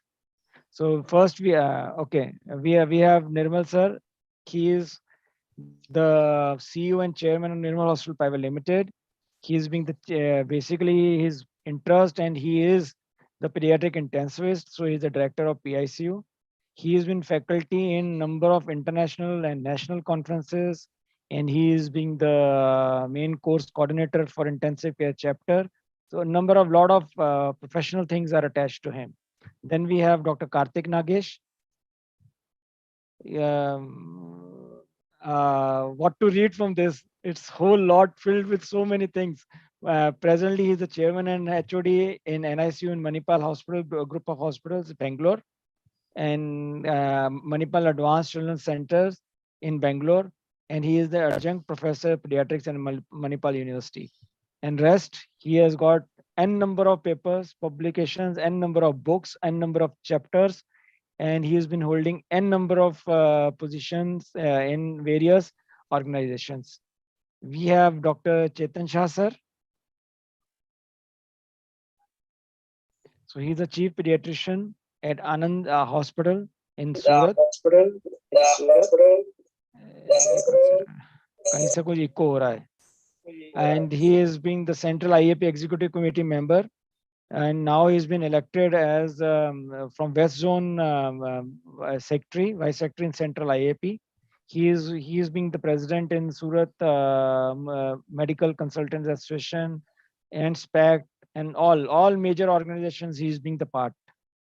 And then we have Dr. Girish Gupta sir. Sir is there. Snehal, Girish sir is there. Yeah, I am there. Thank you, sir. So, like, he has been the mentor for many of the neonatologists in India. He is being the head of neonatology and pediatric advanced services at HIMSS, Dehradun. Previously, he was at SGPJ, and he was Admiral. Sir, Admiral the na, sir? Sorry if I'm not wrong. Rear Admiral. Sergeant Rear Admiral. Surgeon Rear. So in the Navy, so he is someone we always look upon for everything in our profession. So over to you, Prashant sir, and we will enjoy the legends for the next 40 minutes or so. Thank you. At the outset, I'd firstly like to say good afternoon to all of you, and a big thanks to the organizing secretaries, Dr. Snehal Desai and Dr. Prashant Karia, along with Mohit, who's used his cerebral hemisphere very well, and he's created this platform whereby we all can interact and learn from the legends. The Gujarat DIGI NEOCON 2021, I think, has been a blistering success. So many participants, and at the same time, putting it on a digital platform makes it all the more challenging. So big congratulations to all of you. Luckily, I have four. It's like a multi-starrer movie. I have to do justice to all the four great actors, and the script that I have will definitely prove whether it's going to be a dud or it's going to be a stud. So all those who think it's a dud, I'll just say you need some mental equipment. So in short, I'm telling you, say it's a stud. We have a combination of four people who are just fascinating. Two people I've known personally, and luckily, thanks to technology, I can see them smiling away with headphones, without headphones. That is the local team from Surat. Karthik Nagesh sir disappears, appears. I don't know what is going on. I think it's the Bangalore environment, or his secretary is keeping him busy. And with Girish sir, I think it has been amazing, because let me start with him. He's a man who's moved out from the water and he's gone up onto the hills. This is something which I call a real 360-degree turnover in life. When I say water, it's not like he was a scuba diver or something. He was in the Navy, and he's somebody who fills up that space which I really look upon to. That is the armed forces. In the Navy too, if you look at his credentials, he was a Rear Admiral General. So which is almost as equivalent to a major general in the army, right, sir? And if any of you have his phone number, I really want you to check his DP out in the uniform. So beyond neonatology, I think it's the discipline which keeps him going. And even right now, all the 4 participants, when they weighed up in terms of kilos, they were equal to me. That's why Mohit selected me and he put them on the other side of the spectrum. So the balance should be correct. Now, beyond the introduction, which was already, cited, I just want to add some more in what makes them those legends. Today, a legend is one who has this leg which never ends. That's how I look at a legend. So they're on the run, no matter what they've achieved, how they've reached there. And today, I think the entire team will get an insight into what sweat and blood has gone in to be who they are. And when it comes to Girish sir, starting with a robotic wife, when I say a robotic wife, she's actually a gynec who does robotic surgery. And I think that's the best way to keep a army man under control. He use robots. Otherwise, they won't stay under control. So his selection of the partner is the first tick that he knows what he wants and what he needs to do. Secondly, major degrees, all of them, starting from DMs, because now it sort of feels MBBS is nothing. Because then they go for an MD, they go for a DM, they go for a fellowship, they go for this and that and this. So there's a horde of degrees and you can see that filled up. And beyond the whole fact is the fact that the kind of purity with which they have applied themselves, that's what makes them really different. And with Sir, beyond the discipline, it's like he has these things like Ek Pahal, which he runs. There are 7 vows which he makes everyone take every single day. And that's how they inculcate discipline into their lives. He will be talking about that when I frame up the questions for all our 4 legends. And beyond that, there's Dr. Girish Karthik Nagesh sir. Again, something very different. Basically, we attained our independence from the British. He attained his knowledge from the Brits and left them. So just like we dumped them, he left them. So this is how he started his role. And then comes the point that he comes over to India. He starts practice at a time when people never knew what a neonatologist is. Already beyond the fact that as a non-neonatologist, I find it really fascinating. Here we deal with patients who can talk. Here you deal with patients who can't even talk. And yet you diagnose them. And then this whole day, all the talks that I've heard have been so fascinating, the small intricacies. So I salute all the 4 legends from the bottom of my heart. And I feel it's a tough job. He's also an electric personality. And his son is at Google. He's looking after artificial intelligence over there. And his daughter is a gynec. So now eventually, if you look at it, that entire breed of thinking is on a different scale. One has taken up the computer and AI, which seems to be the future. And I think Karthik sir is going to talk about that too. And beyond that, he started at a time when there was no one. It was virtually a virgin field. And when you start plowing a blank field, it's, believe me, today what you see is the success. But what all these 4 gentlemen have seen has been disparity. First is convincing people, mothers, gynecs, as well as the common people, that we are there as a specialty. And I think that's where all the accolades lie. Today, the National Neonatology Forum has been very gracious in selecting 4 people from whom you would learn a lot. Then I come to my 2 Surat locals, Dr. Nirmal Bhai and Dr. Chetan Bhai, 2 very astounding people, members of almost every committee that you would see.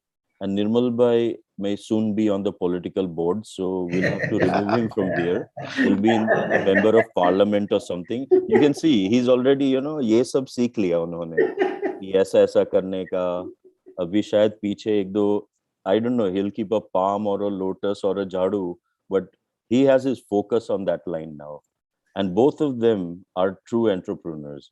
Like if you look at the way they've started from a seed and grown a tree, I think it's not a joke. Everyone would love to be them.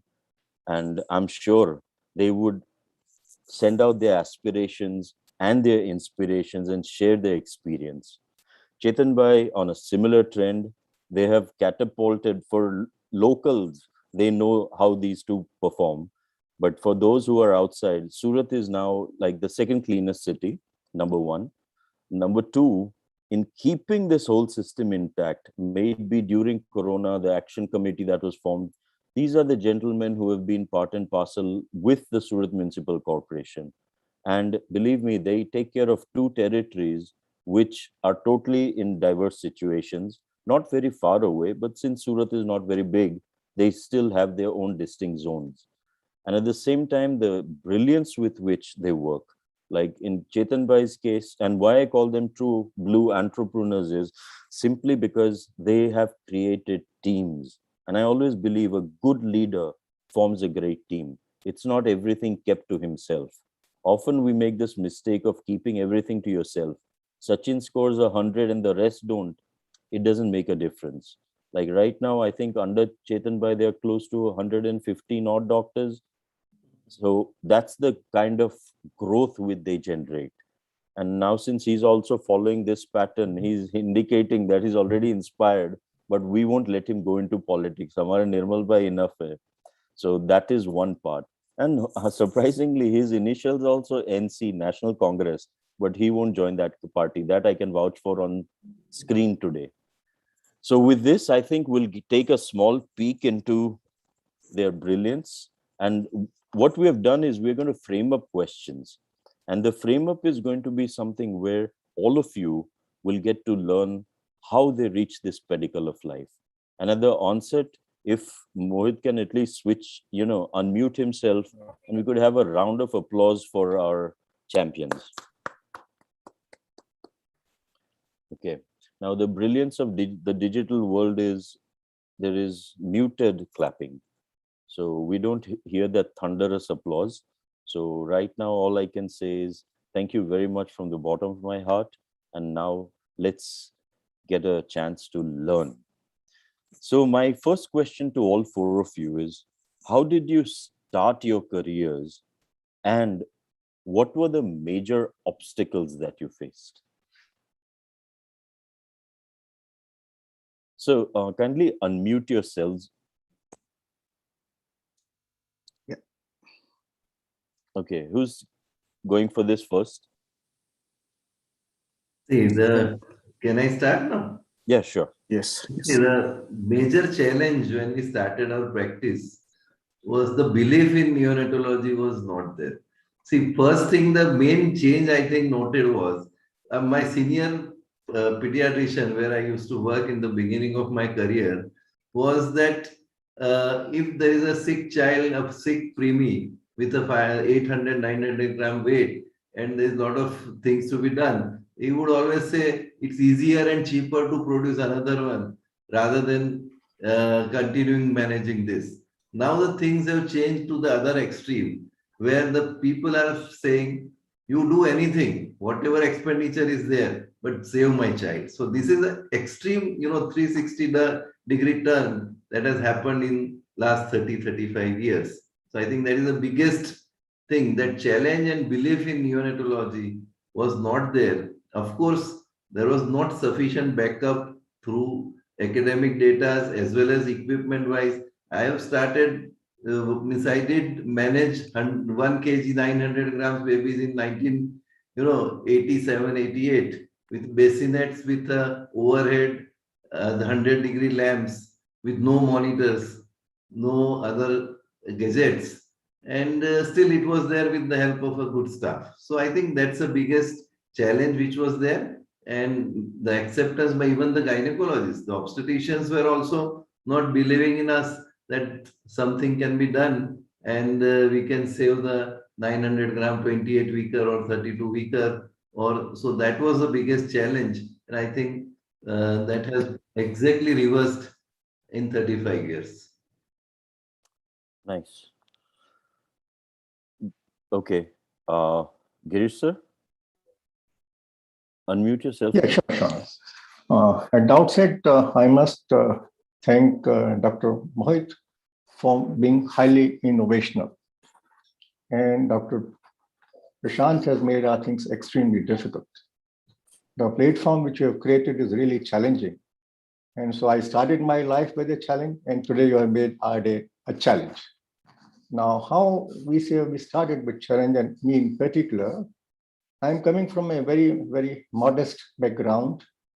I went to the municipality school, sat on the floor with a mat, and those days a wooden plate, we used to call it as takhti, and a white chalk, we called it buddhaka, and with that I had started my career.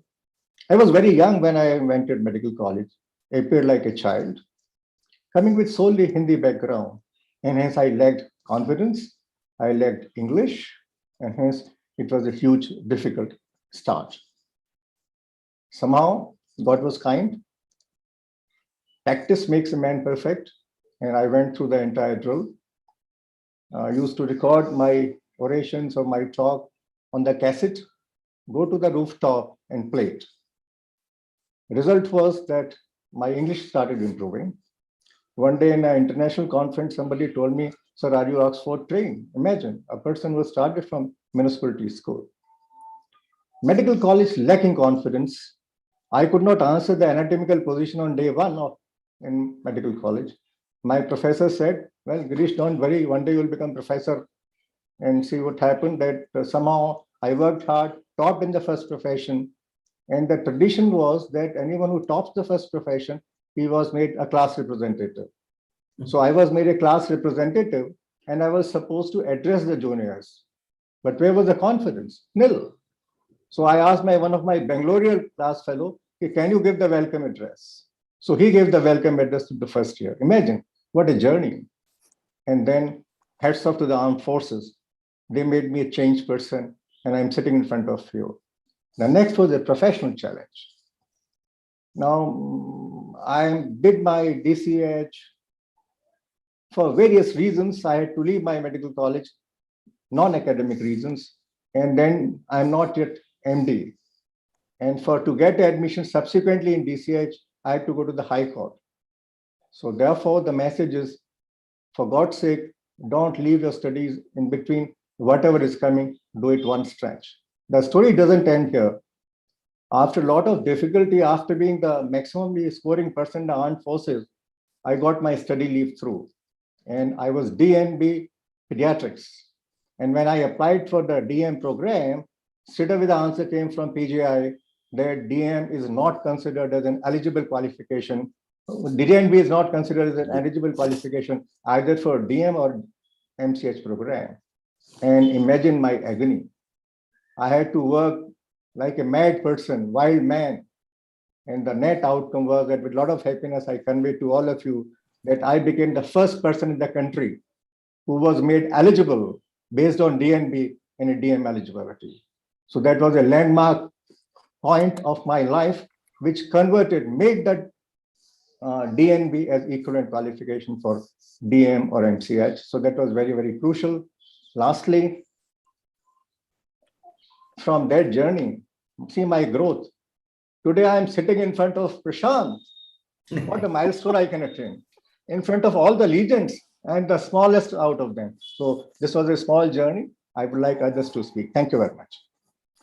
Thank you. So the never give up attitude is in both of the gentlemen. And now we have Dr. Karthik.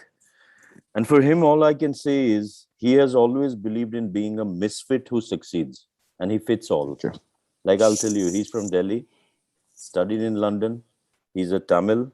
He's in a Kannadi city. He doesn't yet speak Kannada. You said it, and he deals Prashant. with Kannada. And the beauty is, I don't. Sorry. Hello. Can you hear me? Yes. Yeah. I can hear you. Yeah. So the beauty is, I think, because the best thing with neonatology is they get to at least speak to beautiful mothers too. So I don't know which language he uses, but then I'm sure ki illa baby theek hai, you fine. So he must be using something. So now the same question to you, Karthik sir. Prashant, thank you so much. First of all, I must thank with all my heart Dr. Mohit Sani, the President NNF, and my own very dear student, Snehal Desai, who was one of our best fellows. It's indeed a proud privilege. I'm so proud that I have close to 400 neonatologists trained by me over the last 3 decades or so. And that is now the culmination of this meeting here. It's really a proud feeling. I have been a kind of a maverick, as you rightly said, Prashant. Thank you for pointing out so many things about how it was in 3 to 4 decades back, how neonatology was so difficult to practice. As you rightly said, I am a born and brought up Delhiite. My hometown is Delhi. And I did everything what a medical student has to do rightly. As Dr. Girish Gupta, my senior, I did well in medical studies. I was probably one of the top students in the medical school at Maulana Azad Medical College. I was very keen to do my post-graduation at the PGI Chandigarh. The first time I failed, I couldn't get admission there, but second time I made it into PGI Chandigarh. I did pediatrics because I really love children. I have passion for children. But at the end of my MD pediatrics career, I realized that I had to do something more because general pediatrics was not my forte. And I would see as in charge, I was made a senior registrar in charge of the neonatal unit at Safdarjung Hospital, which is one of the busiest neonatal units in that time. And even now, it's one of the foremost neonatal unit. At that time, Professor Bhargav was a teacher. I had great mentors who really inculcated neonatology in me. Professor Bakhu, Dr. P.N.S. Walia, and Dr. Narang were my mentors in PGI Chandigarh. Subsequent to that, I worked at All India Institute. But then what I would see that neonates were still in apex centers like these. These are all great institutions. They were still dying for want of good care. And I knew something was missing. I really would feel very hurt when babies would die. We would be ventilating babies, but we would not be able to successfully get them out. I felt something was lacking. So that took me overseas to the UK because at that time there was no formal training in neonatology in this country, and the DM programs had not yet started. So I thought these kind of babies need to survive for something better. I learned intensive care, probably higher quality care I would be able to inculcate in the UK because I was trained under great mentors like Professor David Harvey. They were stalwarts at the time, and Dr. Nina Modi, subsequently trained as a registrar in Manchester. But that was about the time. And I've always had this passion to come back to India and do something here because neonatal morbidity and mortality here was what we needed to address. I didn't really like, I had a great career going in the UK, but at that time, I really thought there was a burning desire in me to come back here. Very unfortunately, at that time, I couldn't get any placement anywhere in Delhi, which was my hometown. But I said I had to do something. So there in Bangalore, I just on one of my visits from the UK, I just thought I should probably visit a new hospital which was created recently in 1991. So in 1992, I visited that unit and they gave me the opportunity. Though I was very young, I was just 32 at that time, they said you can become in charge of a neonatal unit. In fact, I had to sell the idea of tertiary care neonatology to them and they said, hey, why don't you start it? Because definitely it's going to do well. The medical directors at that time were basically trained in the UK and US, and they were very good with that. And they said, go ahead. That was a great opportunity. I came back. I started a state-of-the-art neonatal unit. Those days, about 12-bed unit. Whatever you can think of in intensive care, I did. That was the time also we had to really show to the world that in this country, especially that neonates need tertiary care. And we were one of the first neonatal units in that time. The other institutions like PGI, All India Institute, Safdarjung, and Child Trust Hospital in Chennai were the other private institutions. That was a very chaotic time. I must say the challenges were terrible, chaotic, unorganized, and I had to bring the systems up to date. We had to show to the world that our excellence in care was bringing out babies alive and with good intact survival. Parallelly, I would say, very, very committed to academics, teaching, training, nursing, and also pediatricians and neonatology training. I was also very keen to do something for the community. So I took up activities for the NNF, and I was a member of the NNF Karnataka, and subsequently about 20 years back, I was the president of the NNF Karnataka also. So I did try to do parallelly lots of things. And you can imagine in an unorganized system where you try to bring about quality of care, and it is so chaotic initially with not many residents or even nurses knowing what exactly is neonatal all about, and the expectation the parents and the referring doctors were also there.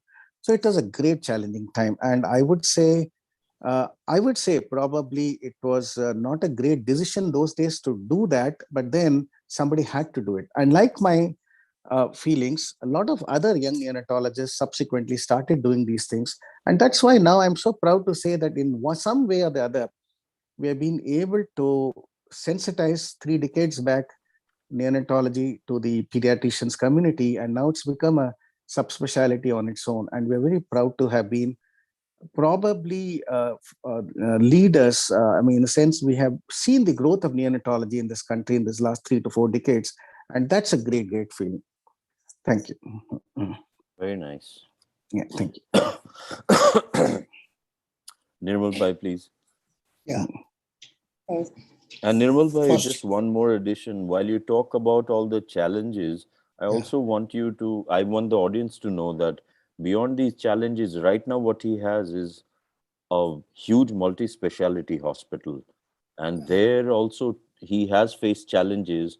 And I want you to couple up that whole experience, because there would be few new tech generation guys over there who would love to fill those booths later in their lives.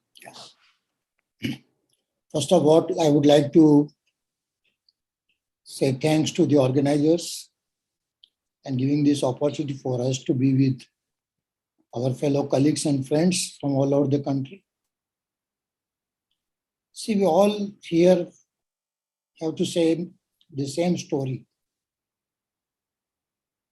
But with this story, I don't think there is any kind of a feeling of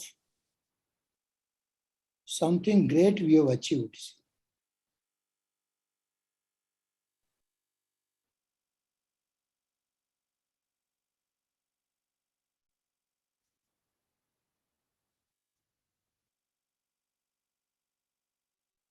net connection चला गया sir का लगता है. I can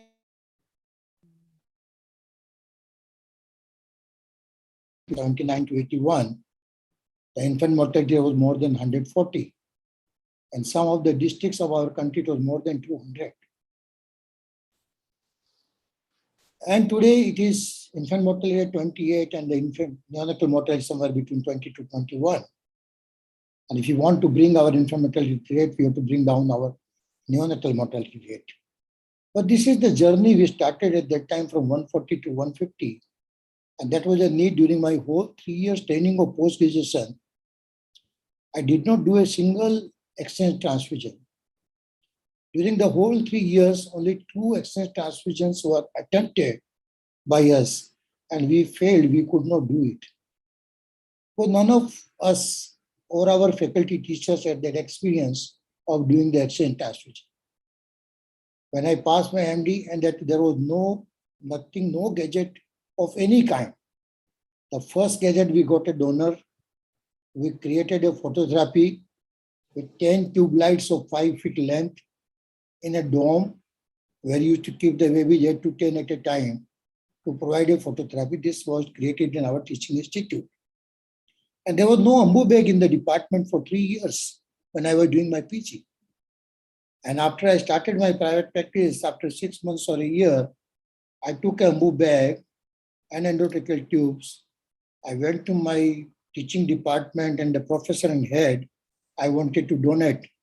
But somehow he said no, so there's a government setup and there are a lot of things involved. So I cannot accept like this. So this was a very unfortunate part, but this is the part which we all have faced. When I started my private practice in 1983, I joined in 82 to Trust Hospital. And that time, first exchange transfusion I did of myself after reading a complete Nelson book, how the exchange transfusion is done. And that time in Surat, 2 pediatricians were doing the exchange transfusion. And one pediatrician came from Bombay with KM, so he also had experience. So before doing, I just consulted him and talked to all the 3, what precaution I had to take. And I finished in 45 minutes exchange transfusion. So sometimes what happens to your need trains you. And so I feel that whatever I have achieved so far in the field of pediatrics and neonatology, I am totally trained myself. I gave my surfactant, first surfactant to the baby with myself without getting trained anywhere. See, I intubated the baby without getting training of intubation anywhere. I started the first ventilation of Surat city. It was the first ventilator and no training of ventilation any sort with any institute. In 96, I went to Gangaram for a critical care course run by Dr. Chu for 10 days. There the theory was taught. But before that, I started ventilating before that, quite early in 89-90s. So whatever was available, that time we were hardly worried about what will be happen on medical legal case or this court and consumer court and all these things. See, nowadays we are worried about small things. Should we do this or should we want to do it? There was a need, we had to do it and we have to develop. So we developed almost everything from the scratch. See, before 2008, fellowship program was started, and both NICU fellowship and PIC fellowship, our hospital was the first 8 out of first 8 center in the country to start the fellowship program. Before 2008, from 87 to 2008, the 150 pediatricians after passing their DCH and MD, they worked with us just for training after their degree in pediatrics. And after this 2008, the fellowship program is started, and DNV in 2010, more than 75 students have developed, either got fellowship in pediatric critical care or neonatal care or DNB. So all these things, only thing kept in 2 things in mind. Number 1, we have to grow every day bit by bit what is available at the Western world or what is available in our India in the metro cities or big corporate hospitals or the government teaching institute. We can develop in our private setup and we can do these things. Number 1. And second thing, if you really want to contribute, then create a team. The training the people, taking people with you, training them, it's very, very important. I think that when this Mohit formed this panel and wanted a question, so he just came to me, sir, we would like to listen your experience and how you balance your professional life and personal life. So that was he wanted me to ask, and I think my all fellow colleagues and friends here will speak about that. I realized very early that if you really want to live your life and contribute in the best way, then don't have professional jealousy. Make your professional people your friend and colleagues. Go along with them, and then you will be able to contribute. So this mantra, I am still practicing. And as you asked me what happened in multi-specialty hospital, Prashant, you are a pathologist. I would like to say, my hospital, when I started in 92, a 60-bedded children hospital, I employed a full-time pathologist in my hospital. Until 92, none of the hospital in Surat had a full-time pathologist. All the laboratories were run by the part-time pathologist or by the labs who were conducting the samples. So this is how we wanted. If we really want, then we need to have a good diagnostic setup. And I will conclude by saying what made me or think me to go for a multispecialty, because though newborn is a newborn, it's a small creature. Now 500 gram or less than that. But even that time, 1 kg or 1.5 was definitely very miniature. But pediatric, but all newborn and pediatric need everything.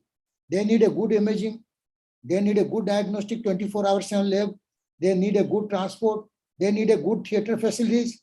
And providing all these things only for newborn and the critical care means a pediatric population in private setup is not cost effective. And that's why when I converted my 100-bedded children hospital in 98, I realized that this was a big blunder with me.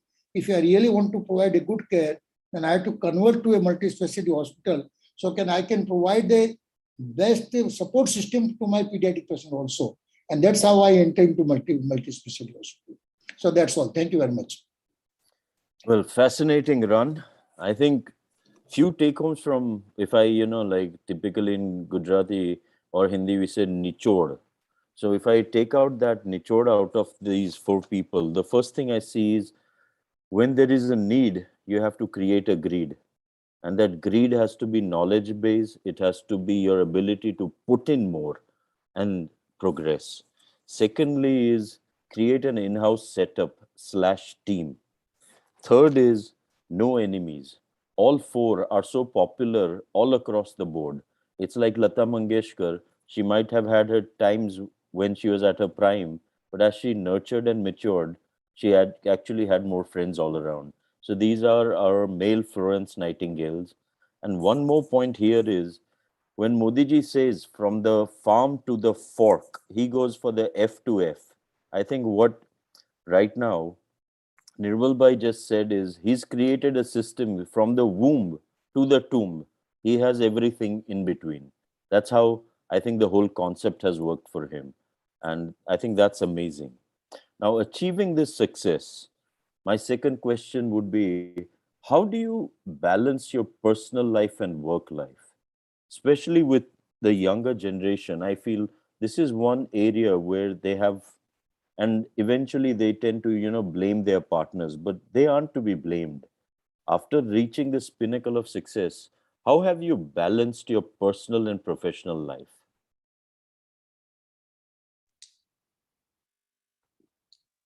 Can I answer that question? Sure, sir. See, typically when we want to do all these things, and especially when, as Professor Dr. Nirmal and everybody would have realized, initially you set the systems in place, you're trying to do quality care, you want to also get into academics, training, you want to be the advocate for newborns, you want to do everything at a time. It's like sailing in a boat where in a storms you're just getting sailed and you're getting pulled at every angle. So initially it becomes quite hectic. I would definitely say that the first 5 to 8 years was very, very difficult, and you're also trying to establish a reputation for yourself and trying to do justice to the sickest of babies who's under your care. During this time, family support is important, and it's typically the wife. My wife, Dr. Gayatri Karthik, herself an obstetrician and gynecologist, was wonderful. She supported me and my parents. Unfortunately, this is around the time when parents become unwell, and my father himself developed brain cancer and is a very senior scientist. He had to come down from Delhi and stay with me towards the end of his life. That became emotionally very difficult. There are three things which are very important to be able to do well in the career. One is your emotional support, and financially also you should be independent. Both these things, if they don't balance it out, it's very difficult. So I was emotionally shattered during those years because of my father's ill health also, but it has to go on. Once you take on the responsibility of looking after children, it becomes very, after the patients who are under your care, it becomes very difficult to balance your. So I would say for a long time, I would always feel that I probably neglected my family, my father, and my children. There were times when we would all be prepared. Those were the days where there was no internet, there was no mobile telephony, only land numbers and no pages also. We'd all go out for an evening, we plan to go out, but suddenly you realize there's sickness in a child and you really can't leave the bedside of the child. So lots of sacrifices need to be done at that juncture. It's only when things, as Dr. Nirmal Choraria said, when you develop a good team and there's a good quality of care being provided by the rest of the team, you start realizing it's time to take time out. So probably after 7 to 8 years, I realized that, and I used to spend a lot of time and moments with my children. We travel together, and we would be very happy that the children under our patients and our care are still being looked after. So developing a team is important. Spending quality time with children is important. These are the moments subsequently in later years which we remember. Yes, I can proudly say that we have treated more than 20,000 babies, and we have done this, we've done this. The first in anything, for example, the first in surfactant therapy in the country, I was the one to publish. The first forays into ventilation we have done. First, let's say high frequency ventilation or nitric oxide. But all these things don't matter personally. When it comes at the end of the day today, I feel children are with you. They're still happy. I hope my children are not saying that dad didn't spend enough time with us. But that is something I realized quite earlier on. And I think that's very important. You have to have a good work-life balance, and you have to have time enough to promote the profession. You have to give time to teaching, training, and developing and mentoring students. So I can proudly say people like Dr. Snehal Desai are one of our best students who were mentored by us, and they are doing so good work, and he's now the secretary of the NNF, and so that is very important. So I would always say that if you were to be able to train 3 students under your care at any time, subsequently every month you'll be probably able to save 100 lives in newborns. That's very important, because these students who have been under your mentorship are going on to look after babies better. So these are all the principles we are stood by. Nice. Please. Who's taking? Yeah, Chetan Bhai. So I just in the initial there was no nobody to come forward. I just forgot to thank the NNF Gujarat and organizers Mohit and Snehal, and of course Prashant for bringing out many things from us. And regarding this, I think Dr. Nagesh sir has already given sufficient weightage to family life. I would also add to this that personal health also takes toll many times whenever you are into a critical care type of setup. So even in my career also, I had to take a call because when I was having a peak of my practice, that time neonatology was just coming up. And I had to take a call whether I have to continue with my general pediatrics work, which was huge at that time, and then either to go for a full-time neonatology. So at that time, I was fortunate to get a good team in the form of a team leader. I have a Dr. Sachin Shah as a team leader with me, and he established my entire neonatal care unit, which has become a level 3 unit at present. And we have also fellowship programs and other things. So at that particular time, it was a moment of decision for me, and I took to general pediatrics, which was more suiting to my type of practice. So that was the importance of team, so that I could spare some time for my family. And of course, later on, he has created his own team in neonatal care. So friendship, as Nirmal Bhai has told, is another good source of mental well-being. We are just maybe 1 kilometer apart in our professional life. Nirmal Bhai's hospital is just 1 kilometer. We are into same type of practice, and still we are one of the best friends. You see, whenever we go abroad, we are staying in a same room, and we all enjoy company of each other. So that is a height of friendship, you can say. So that gives you a lot of strength, a mental backup. See, many times what happens is, many of my patients, as a Dr. Nirmal Bhai is little senior to me, they'll go and ask him whether the treatment is fine. But he always reassures them rather, that no, everything is been fine, Chetan is doing all well. So that assurance is there on my back of my mind. So that gives the strength. So I think a good friend, good family life. Of course, I am fortunate enough to have a wife who is working with me next door to me as a pathologist. So Nirmal Bhai brought out the pathology department with a pathologist. I have an in-house pathologist. My wife is handling everything.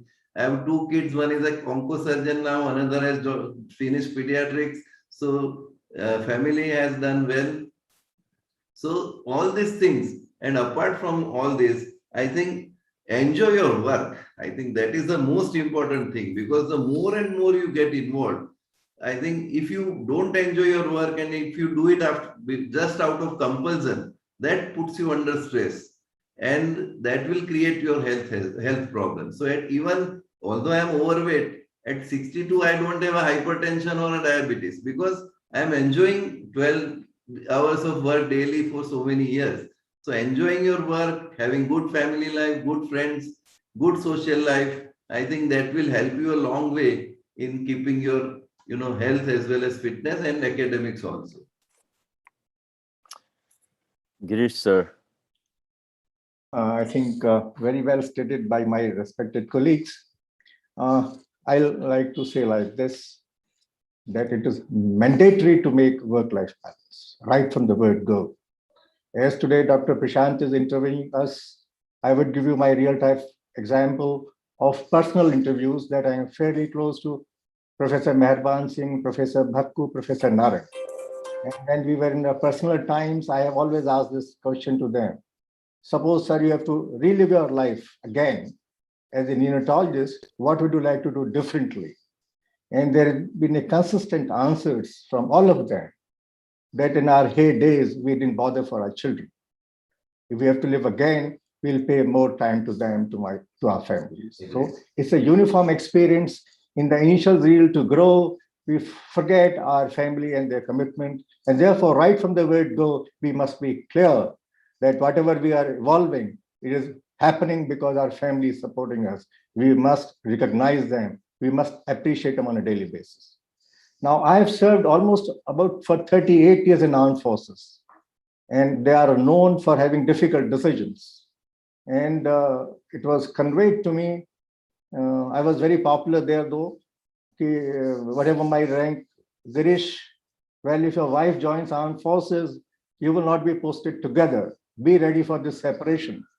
But I must convey with due humility that in my 38 years, I was never separated, whether I was in Chandigarh or Port Blair, because I made my things very clear to the armed forces headquarters that my family is mandatory. I am ready to work anywhere. And therefore, we stayed together for the entire period, which is an exception, but I'm putting my priorities clear, and therefore we are a happy family. My children are well settled. Now, what I do, this I will also convey, that we have a very important responsibility of mentoring our fellows, and therefore our classroom, I don't call it as a classroom or seminar room, I call it as a temple of learning.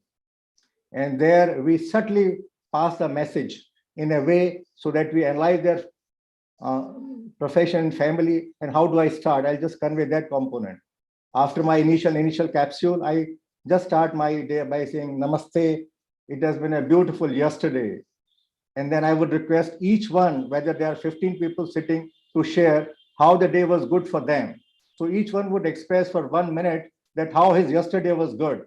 And in that, I will be able to analyze that how well he's managing his profession and family. And then we'll certainly correct. And this is bringing out wonders in their lives. So this is one tool which I have followed. And the second thing which I would convey that has been stated, it is physical health, mental health, but also the spiritual health, which is very, very important. If we learn this on everyday basis, we are surely going to be very happy and successful. Thank you. Thank you so much. I think 4 different degrees. So this is like a 4D movie, 4 different sized emotions being shared. But one thing is very typical. There has to be a good team, dedication / health, and good internal camaraderie. Just like Chetan Bhai said, they're hardly a kilometer away. Actually, I just Googled it. It's 1.32 kilometers away. So he, being a Banya, he cut down the 32 also, 0.32. But eventually, it's the camaraderie which is important. Even our residences are also at the same distance. Yeah. Sir, now you are making me get some ideas because you stay in the same room, you stay in the same areas. Now, what I just hope there isn't another story to tell. Okay. Now, jokes apart, because आजकल ज़माना भी बड़ा अजीब हो रहा है. So now, beyond that, I think the last question we'll take is, what is your message to young doctors who want to make it like you? Because you all have come out of that age which had no pagers, no mobile phones, no YouTube, no Google, no distractions.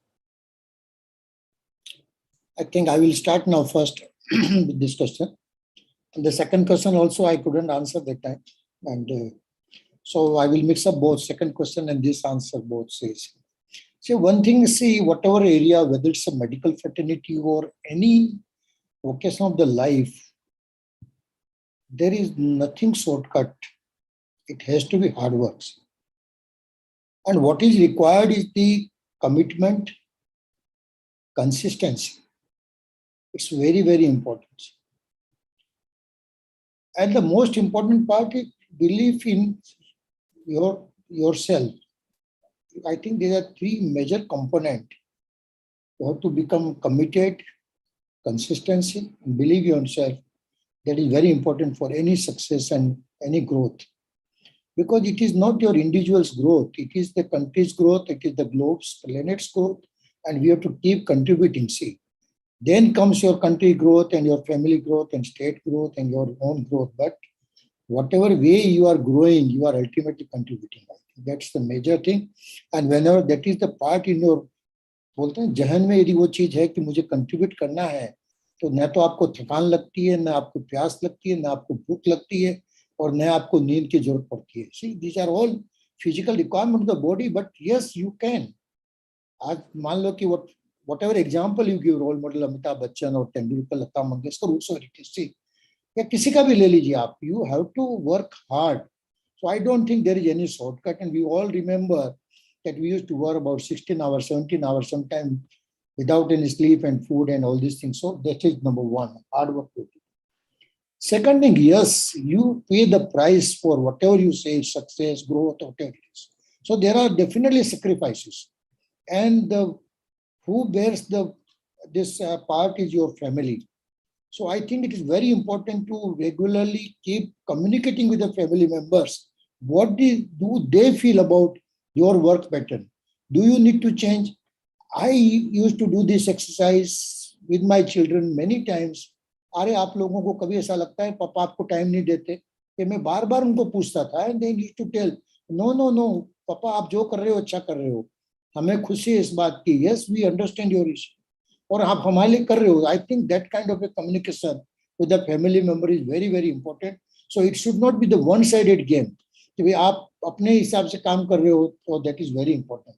So you need to give time to the family, and they also understand the everything. The message to the new generation or young generation is the same. I don't think the things change. It looks like, it appears that it's changing, but the principles of life remains the same throughout, whether it is before 200 or maybe after 200. See, we are on this planet as a human beings to contribute for other human beings. So whatever is the situation that time, how best we can contribute, I think that mantra should be in our mind. And number two, you cannot take credit whatever you do or whatever you achieve. It's the team and the whole lot of people who are contributing. See, before my first question, I said I did the incubation and all these things, but I was just like the Dronacharya Shishya. कि आप दूर से भी आपको role model बना के सीख रहे हो. In the pediatric, I'll just say a few names. Dr. Ambedkar had been my role model. Dr. S.M. Merchant, he did the inauguration of my hospital on 5th July 1992. Dr. Rashid Merchant, Dr. Prem Seth, Dr. Sunit Singhi, Dr. Pratibha Singhi, and all the stalwarts, they were my role models. See, so I was just keeping their example in front of me, and this is how I want to grow. Dr. Karthik and Dr. Arvind Shenoy, both of them I met at PGI Chandigarh. And then at that time I realized both of them were at Manipal Hospital. So I used to discuss with them. Then they came to know, yes, Gujarat, you are doing this in private practice and all this. And sir, I met Dr. Vidyasagar in Ahmedabad conference. And that time I said, sir, I am ventilating these many patients. Then he asked me, for how many hours you have done ventilation? And I did not have any answer. He asked me, how many hours of ventilation you have done? I said, well, we have to maintain the record of hours also. Then he said, yes, pilot flies. So they keep the record of how many hours you fly. And you are a businessman. So do you maintain your account? You see what is the income and what is the expenditure. So why can't you maintain this record? How many hours you have done the ventilation? So these are the things we learn from our seniors. So I think learning, there's no age. We should keep learning till we die. And we should have role models in all areas of the life. And medical, though we are a doctor, but there's other facet of the life. And I think health is the most important part. Whatever age we are, we must focus at least 60 minutes to 90 minutes we should give to our health in whatever way. But we should contribute to the health, and 7 to 8 hours sound sleep.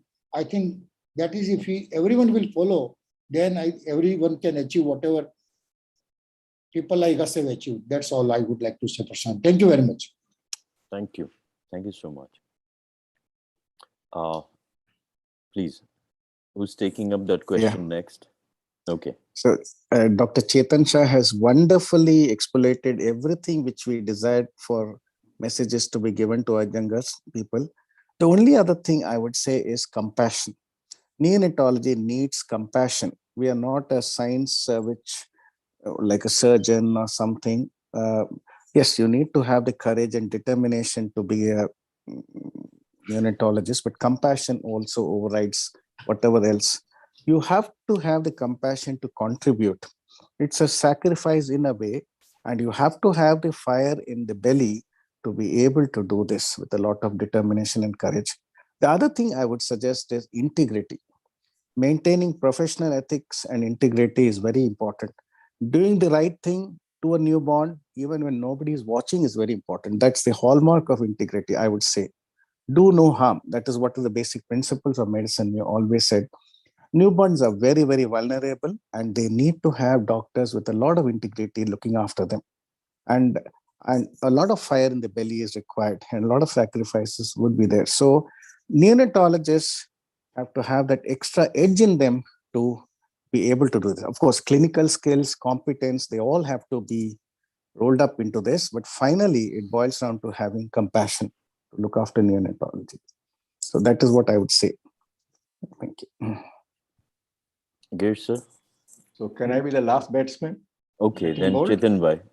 All right, okay, all right. See, the armed forces always take the last call because they know they do the ruling calls. I think most of the things have been told by Nirmal Bhai and Nagesh sir.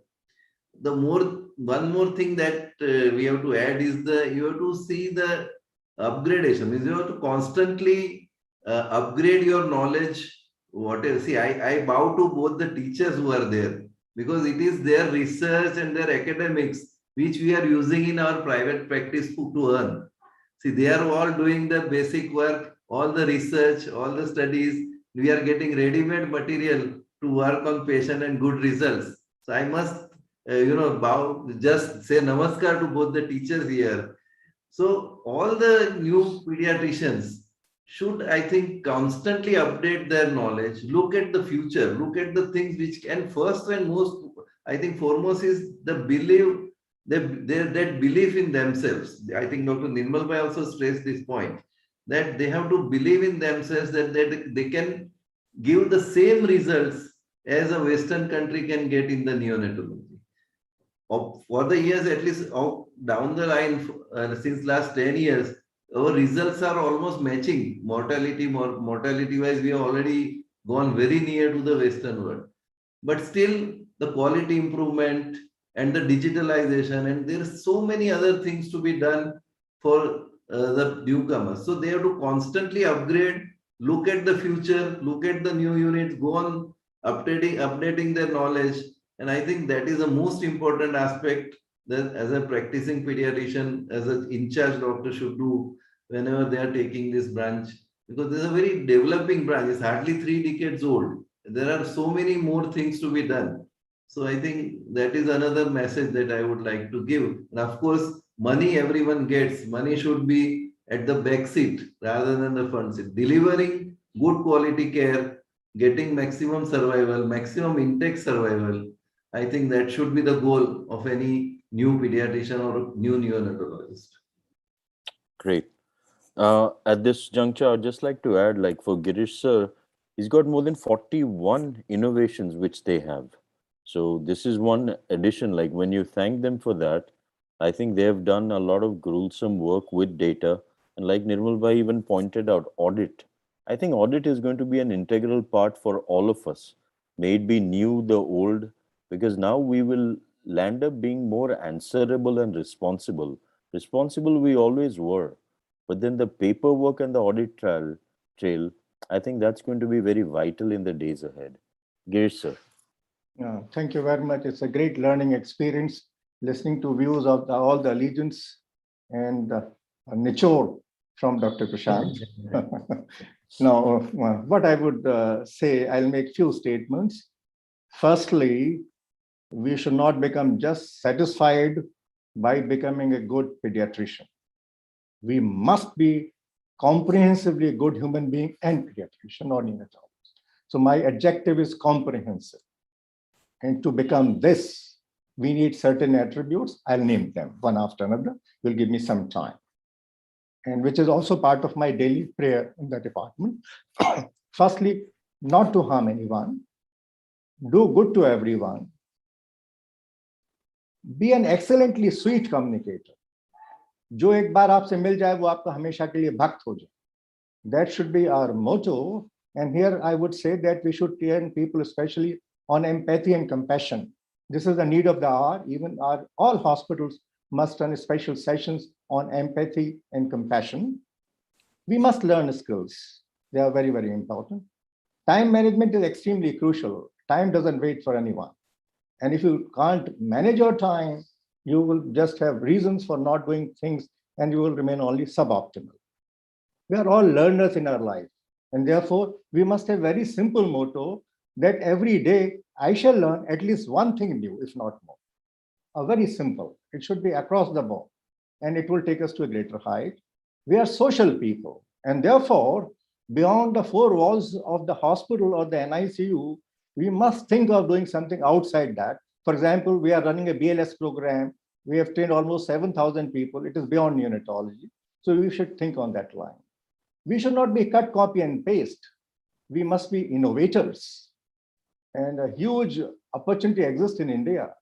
Giants are sitting here who have brought up the neonatology hospitals. This is all with innovations.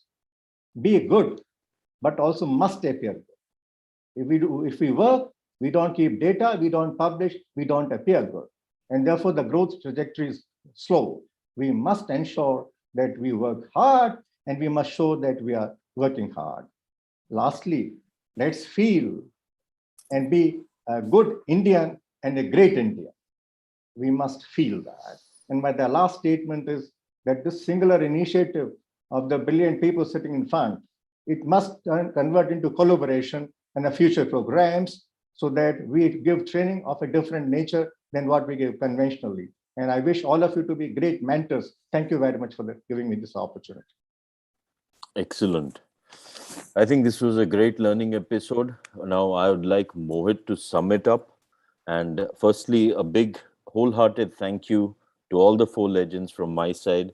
And at the same time, beyond my Surat colleagues, a big thank you for knowing two very nice human beings and two very productive human beings. So starting from Uttaranchal to Bangalore, a big thank you. And with that, I'd say goodbye from my end. And thank you very much for the learning. Prashant, thank you very much. Thank you. Thank you, sir. Thank you. Yeah. Thank you, Prashant. Thank you Prashant, so you much. really challenged us. Thank you. Thank you, so much. Prashant, Dr. Prashant. Thank you, Dr. Karthik Nagesh. Thank you, Chetan sir. Thank you, Nirmal sir. Thank you, Girish sir. The summarization of the whole thing, I could say because I have learned and adopted and affected the things and the decision in my life. One, with Nirmal sir, because I've been working under him for the last 10 years or so. So everybody asks me that you have such a degree and this thing, why don't you leave the job and start your own? So my answer always is Dr. Nirmal sir is known as Bhai in our respect. So I say the Bhai hai na. So when some people, 50 people gather outside, some baby dies, and they say you are not tense. I tell them no, I will not be tense. The tense will be Bhai. It's on Bhai. So for me, it's fine. So that's why I'm here. So he's like a father figure for all of us. And in OPD, many patients comes to us, they will demand something, extra hours. Sir, you don't do this thing, you don't take our calls, you don't see the baby at this time. I used to tell, no, I don't do this. So they tell, Chetan Shah sir to dekhte hain. So he's such a thing. So I used to feel, yaar, ye Chetan Shah sir ka kaisa hai? But then I felt, I also tried with so much of my juniority, I tried to compete with him the number of hours to work. And after 10 years, I felt I have to give up. I just cannot stand in front of him by competing him to work persistently with so much courage, this much number of hours of work. That is That is because one I thing. enjoy the work.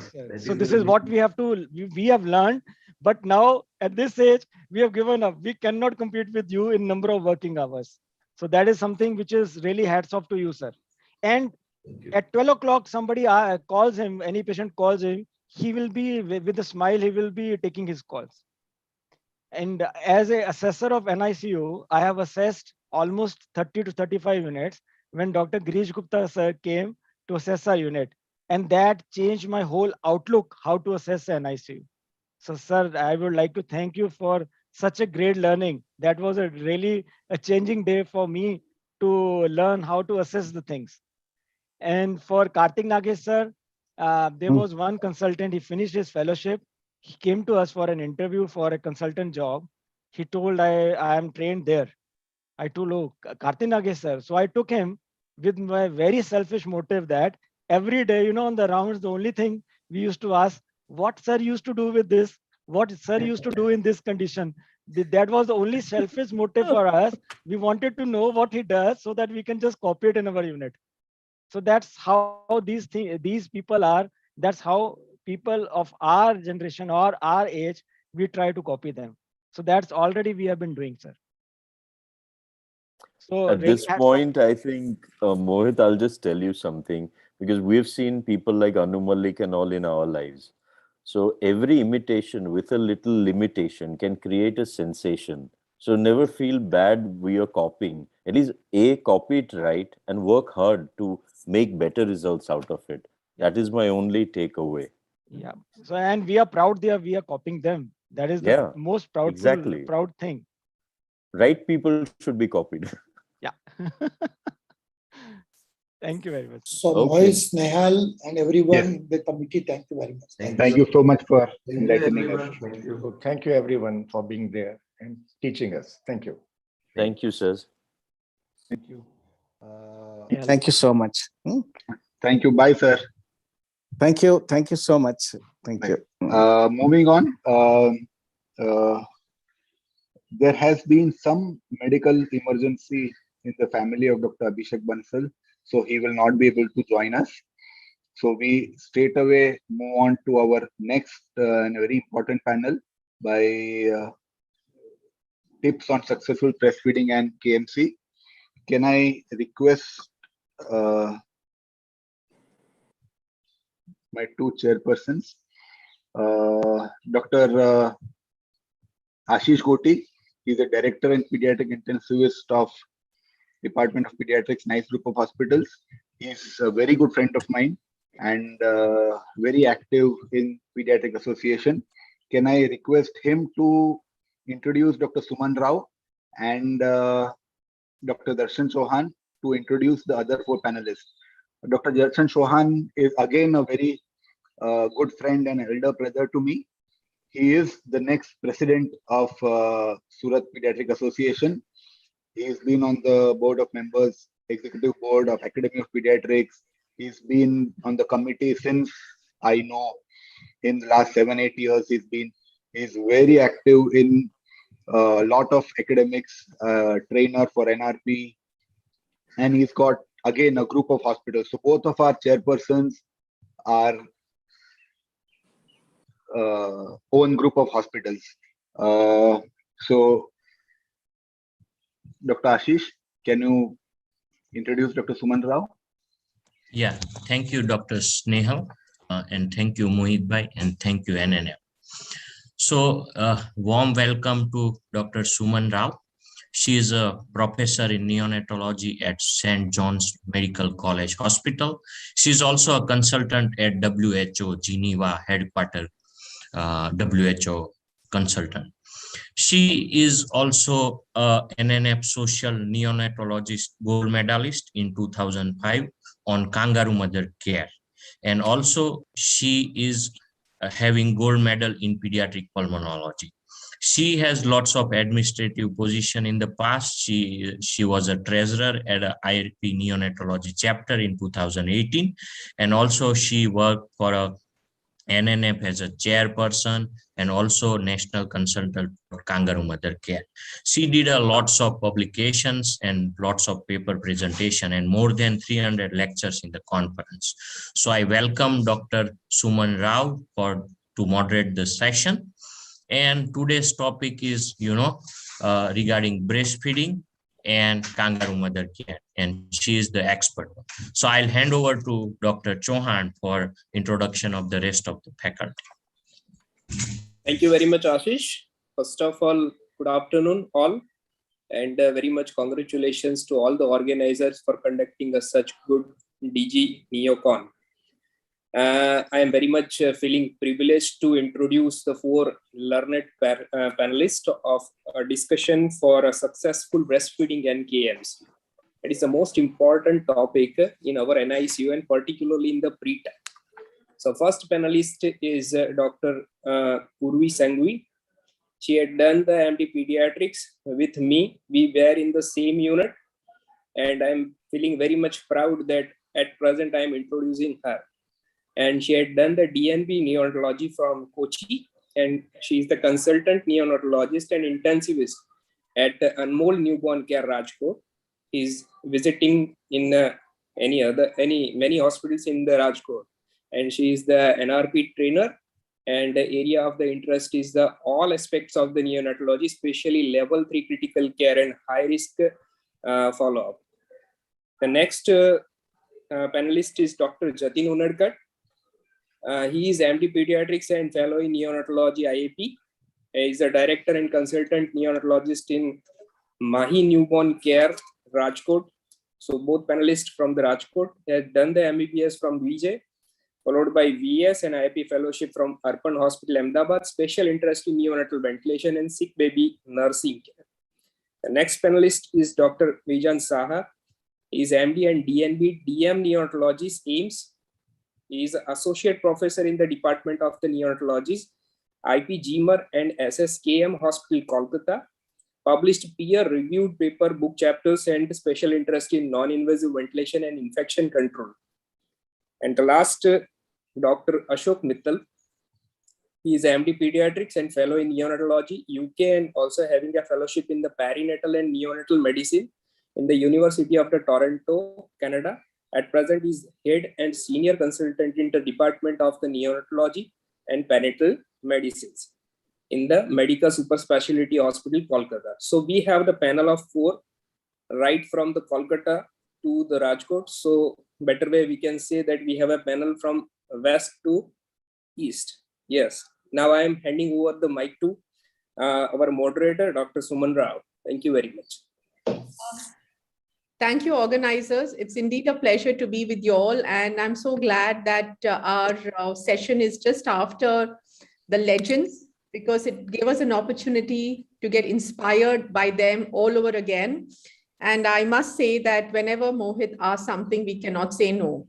That is how it is. Gujarat is always something close to our hearts because we have such good friends in Gujarat.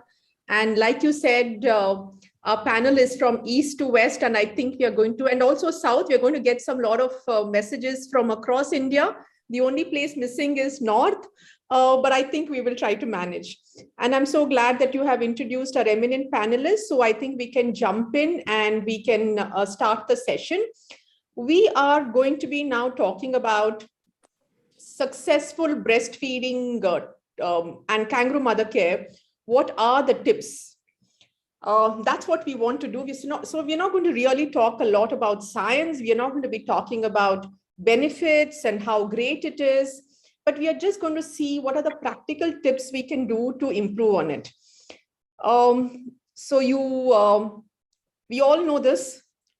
Unfortunately, I always think that something as great as breastfeeding and kangaroo mother care, which has a potential to save millions and millions of babies' life, if it was only as a prescription, like you know how we say surfactant, and then they send them to the pharmacy and ask them to buy.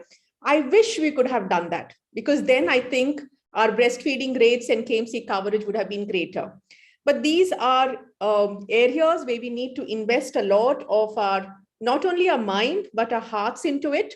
And we see that in India, our exclusive breastfeeding rates at around 6 months is less than 50%. And when we look at KMC coverage, that's even lower. It is as low as 5 to 20% globally. And even then, we are not sure about the duration. We know we should do it for 24 hours, but even to do 4 to 6 hours, all of us struggle. And that's what we're going to discuss today. And we have 3 rounds of questions. One is just about how to improve breastfeeding for all normal newborns, how to improve breastfeeding for the preemies, because that's another big challenge. And lastly, how can we improve kangaroo mother care? So let's jump into it. And these are the Gujarat statistics. I had done the same for my state, and I find that Gujarat is not very different. And therefore, we really need to work hard on this. So let's see what we can do. We have guidelines, we have BFHI, and I think if we can follow BFHI well, that's not a problem. But the challenge is, it's not easy to do. So I start my first question to Dr. Bijan. Dr. Bijan, what do you think are the barriers that we face for implementing baby-friendly hospital initiative? not only in large units like yours, but also maybe elsewhere in the private sector. Over to you, Dr. Bijan. Yes, Dr. Suman, thank you very much. I think I fully agree with her that this is not as glamorous as giving surfactant administration to a neonate. So what are the barriers for breastfeeding practices in most of the hospital, both as a public sector and private hospital? If you go by the barriers, baby-friendly hospital initiatives 10 steps, and you could go fulfill all the 10 steps that can be easily achieved. First of all, the train healthcare staff on the benefits of breastfeeding. As because it is not only the healthcare provider or the doctors and nurses, it should be all the staffs of the hospital who should be trained, and everybody should know the breastfeeding practices in the hospital, which is not the case in many hospitals. Only the doctors or nurses are aware of it, but the other persons who are also looking after the babies, they should be aware of it, because most of the babies who are in the postnatal ward, they are looked after by many people who are not directly in care of the babies. That is one. Next is antenatal counseling cooperation from the obstetric departments. I think this is the most important thing, because unless they are on board, then we cannot implement breastfeeding policy. So what we do actually, when I was in other hospital, what we did in all the antenatal counseling center in the room, you can just write a simple board, prepare yourself for breastfeeding. So when a mother comes for antenatal counseling, if she sees that board, she's writing, we should prepare ourselves for breastfeeding, I think they should be motivated. Second is the motivation of the healthcare provider, because many times healthcare provider and other people, they are aware that if some extra benefit or extra milk is given to the baby, that will help. But if they are aware of the benefits of the breast milk and other benefits, then I think they will be motivated. Then the comprehensive lactation management center, dedicated lactation support staff. We are running a human milk bank in our hospital, but in the human milk bank, we are not having only nurses, because as a healthcare, the health hygiene staff, we are having some health hygiene staff. They are not nursing staff. They are the class 10 or 12 staffs. They play a major role in the implementation of breastfeeding policy.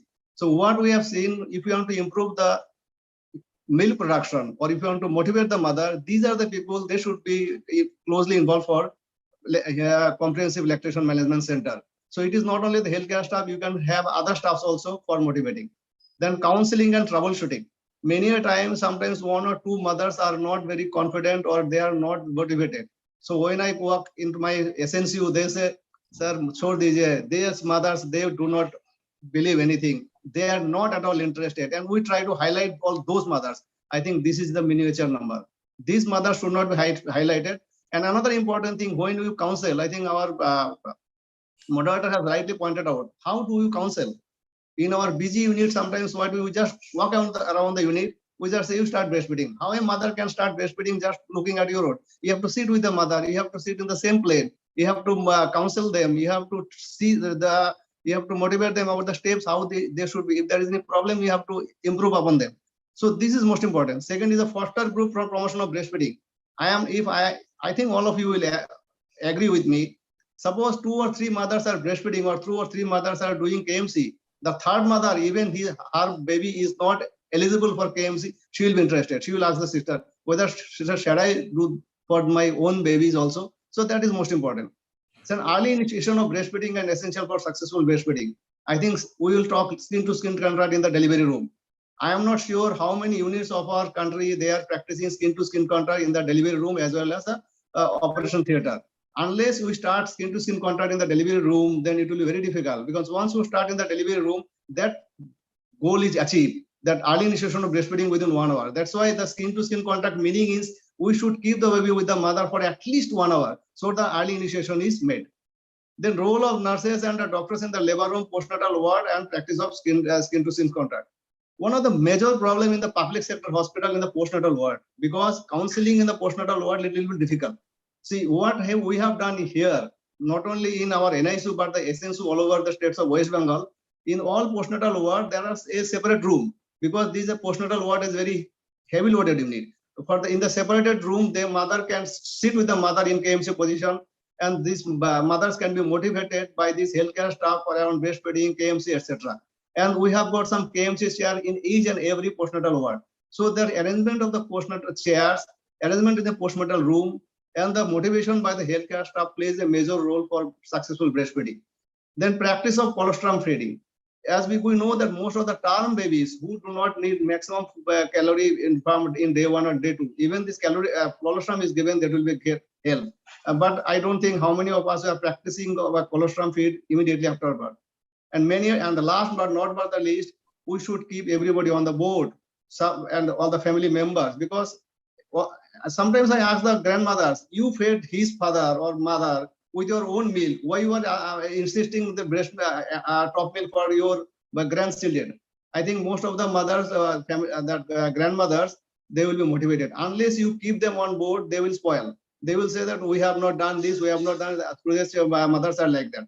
So we have to keep everybody on board. What I feel, if we want to implement the barriers, is all the 10 steps. And if you go by 10 steps, I think it will be achievable. So these are the ways. And last but not least, lack of awareness and poor resources are the major contributing factor for for barriers of successful breastfeeding. Thank you. Thank you, Dr. Bijan. I think it was very comprehensive. It has covered, in fact, our entire panel, but we will still continue through it. And we will go and focus. We will be repeating the same thing. So, but a few things. And now I would like to ask Dr. Jatin. See, we talk about training, but it's not only about training. It is about staff competency. And even in my own unit, when I go around, I find that our staff are not really competent in helping with expression, in helping with feeding, because breastfeeding is an art. So what do you suggest, Dr. Jatin, as far as how do we improve the competency of our staff? Because I think as a group, we ourselves are lacking to some extent. Yes, ma'am. Good evening, everybody.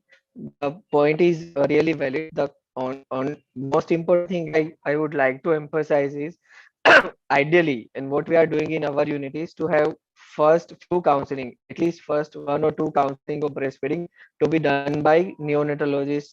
Ourselves, we only do at least for first counseling. If for the sake of saving time, we generally most of the units are doing like this. The senior nursing staff or sister in charge or maybe medical officer are the persons who are generally taking care of this department. Explanation of breast milk, how to express breast milk, how to have attachment of the on the mothers, how to have proper latch on. For training of the staff, for decrement in our work only, we need to make them competent. Repeated training to make them sensitize about the advantages of breastfeeding, disadvantages of not giving exclusive breastfeeding. The most important thing in making them competent is not the knowledge, but their sensitivity increment. We need to increase their sensitivity, that it is to be done by heart, to be followed, and it is a very natural process. We need not to do anything extra. It is a very natural thing, and that is to be followed. That's it. First, we need to increase their sensitivity. After that, we need to make them sit with us when we are counseling for breastfeeding to mothers. We need to make our staff sit with us. In that way, we need to teach them on periodic, regular basis. We need to assess them when they are doing counseling to mothers. Then we need to sit with them, that what words they are using and how confident they are giving knowledge of breastfeeding. In a slow process, at least it will take 3 or 6 weeks for a staff to become competent enough to have precise knowledge and proper of giving mother full confidence and having establishment of breastfeeding. So most important part again I want to emphasize is sensitivity of breastfeeding. That is lacking even in pediatrician or neonatologist itself. But we need to make our staff sensitive enough that it is very important, and without that, many problems can happen with the baby. Thanks, Dr. Jatin. I think you have said very well that it's not only knowledge, but the skill. And the skill nowadays can be improved a lot by simulation, and you have a lot of even mannequins for that. And then that was our 10-minute alarm for this round, okay? So the important thing you said is the sensitivity. And I think that is also something that's going to come up when we discuss counseling. So we have to have a nice blend of knowledge, skill, and sensitivity. The other important thing which you mentioned is that everybody requires periodic refresher training. In fact, the essential newborn care guidelines now say that every year you should have a refresher training as far as breastfeeding support is concerned. So with that, now let's go to the next one. That is Dr. Urvi. You said that you would really like to talk on counseling the mother, and this is such a difficult area. How do we counsel the mothers? How do you train your people to counsel the mothers? Because this is one area which we feel, when Dr. Jatin said we as neonatologists counsel first, I got worried because I don't think we are very great in counseling. So we really need to get ourselves better as far as counseling is concerned. Over to you, Dr. Urvi. Thank you, organizers. Okay, as per Madam's question for counseling, I know it's really, really difficult to get into the core of the skill and knowledge of any person, whether he has understood or he or she, and whether they'll follow or not. But obviously, as previously Dr. Saha has already summarized, that it starts from the antenatal part. So whenever we go, we go to the gynec hospitals for delivery calls. Yeah, I start from there only, like we counsel the staff over there. We try to increase their knowledge, their skill, because they will be at the first hand with the mother for normal newborns whom we don't bring to the NICU. So they are all taught, they are being skilled and counseled for all these breastfeeding and what is the importance of breastfeeding. Obviously supporting the mother. So by involvement of our gynec friends, we try to counsel the mother during the antenatal period itself. We have many programs over here which goes as Garbh Sanskars, like mother exercise and lot of things given knowledge regarding her antenatal and pregnancy period. So during that time also the awareness of breastfeeding, the importance and how it can be followed and it can be improvised. Second thing, we need to go for a proper history of the mother, whether she is a primary or second gravida.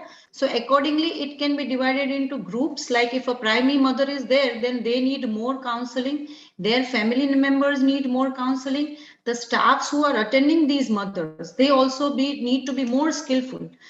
Usually a second gravida, third gravida mothers, if they have previously breastfeed, then our burden comes down because they are already aware of all these things. But for the primary mothers, we need to take more extra care so that they don't get any misinformation and they do not get swayed from the exclusive breastfeeding, what the target we usually go for.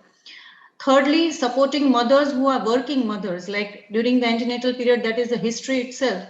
We try to work out on these aspects that if some mothers after deliveries, they have to join back work, then to support their breastfeeding, to support their problems, we can always have some written schedules or written protocols that how can we support these groups and make a certain group of supportive counselors or lactational specialists, mainly who can help these mothers and improvise the breastfeeding. And family members counseling, obviously, as sir has already told, we have to sensitize the grandmothers, we have to sensitize the other family members who are going to stay with the mother so that no misinformation is gone to the mother, that it is important.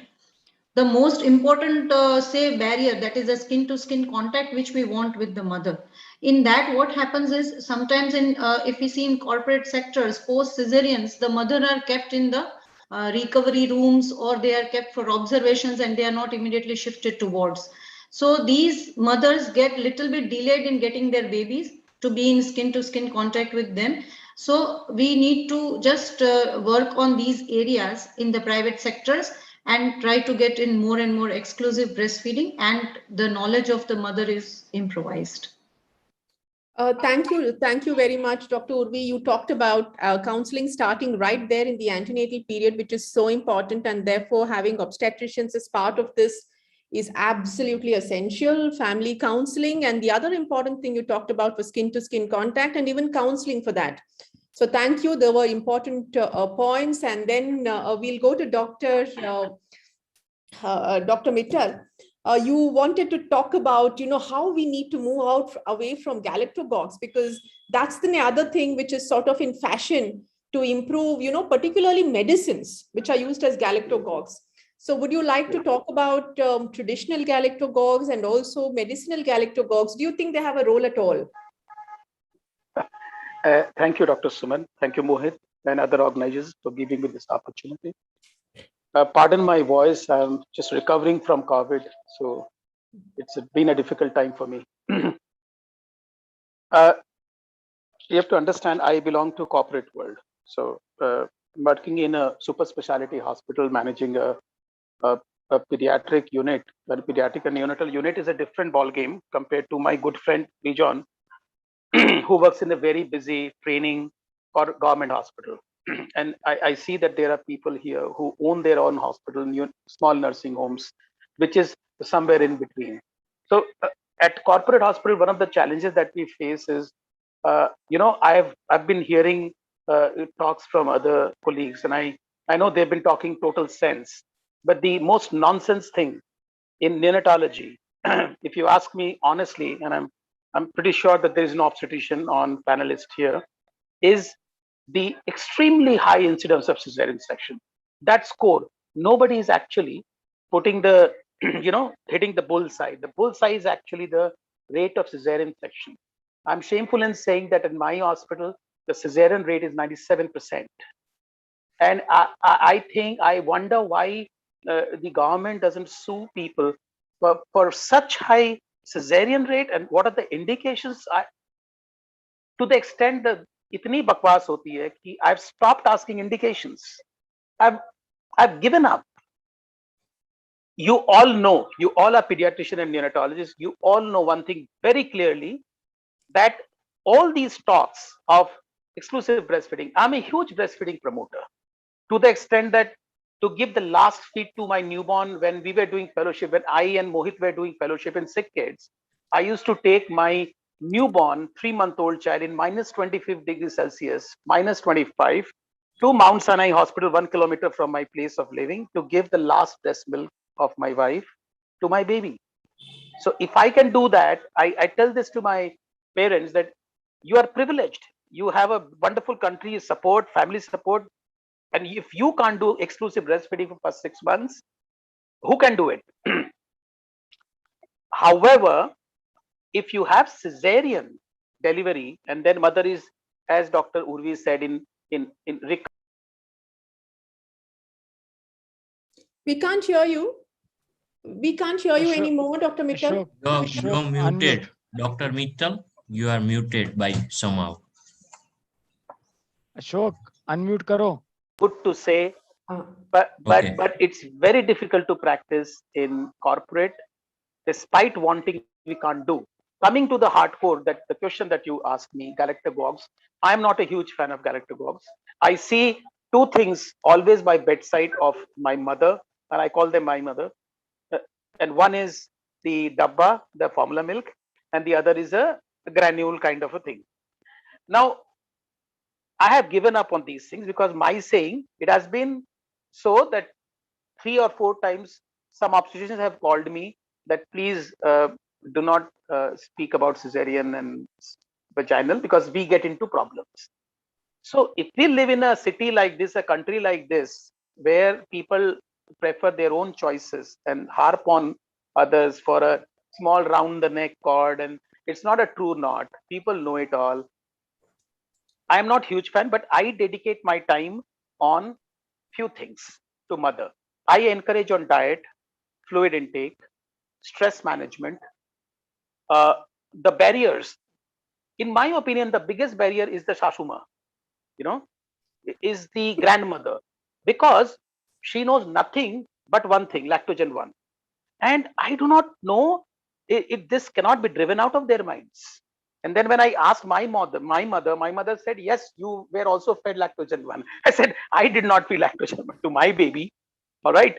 So that's how it has been percolated from above down below.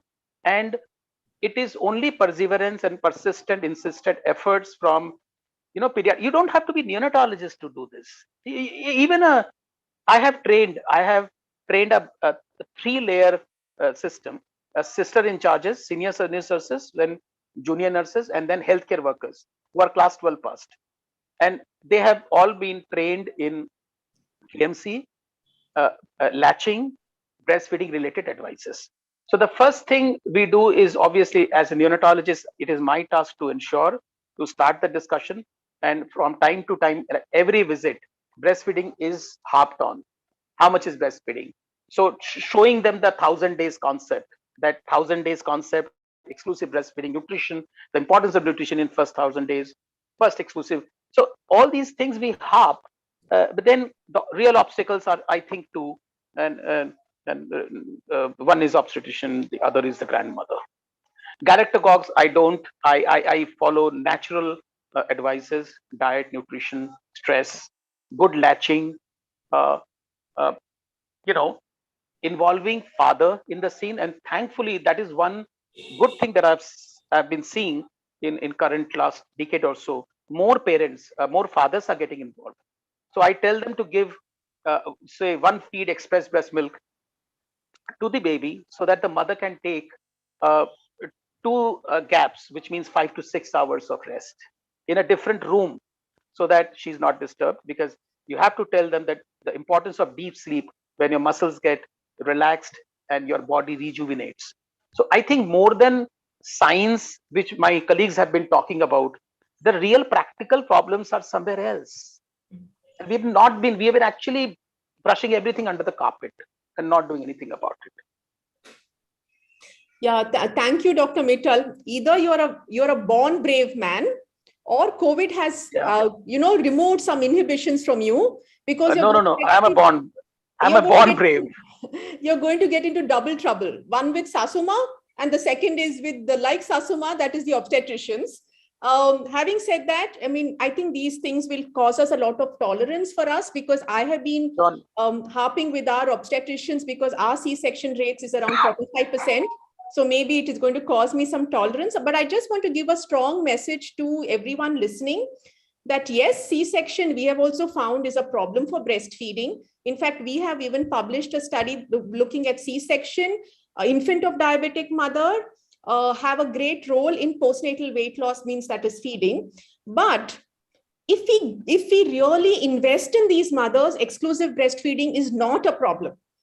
And therefore, I think we just need to understand that this is a risk factor and focus on them more. And I like some words you used, you harp on breastfeeding. So that message needs to go again and again and again.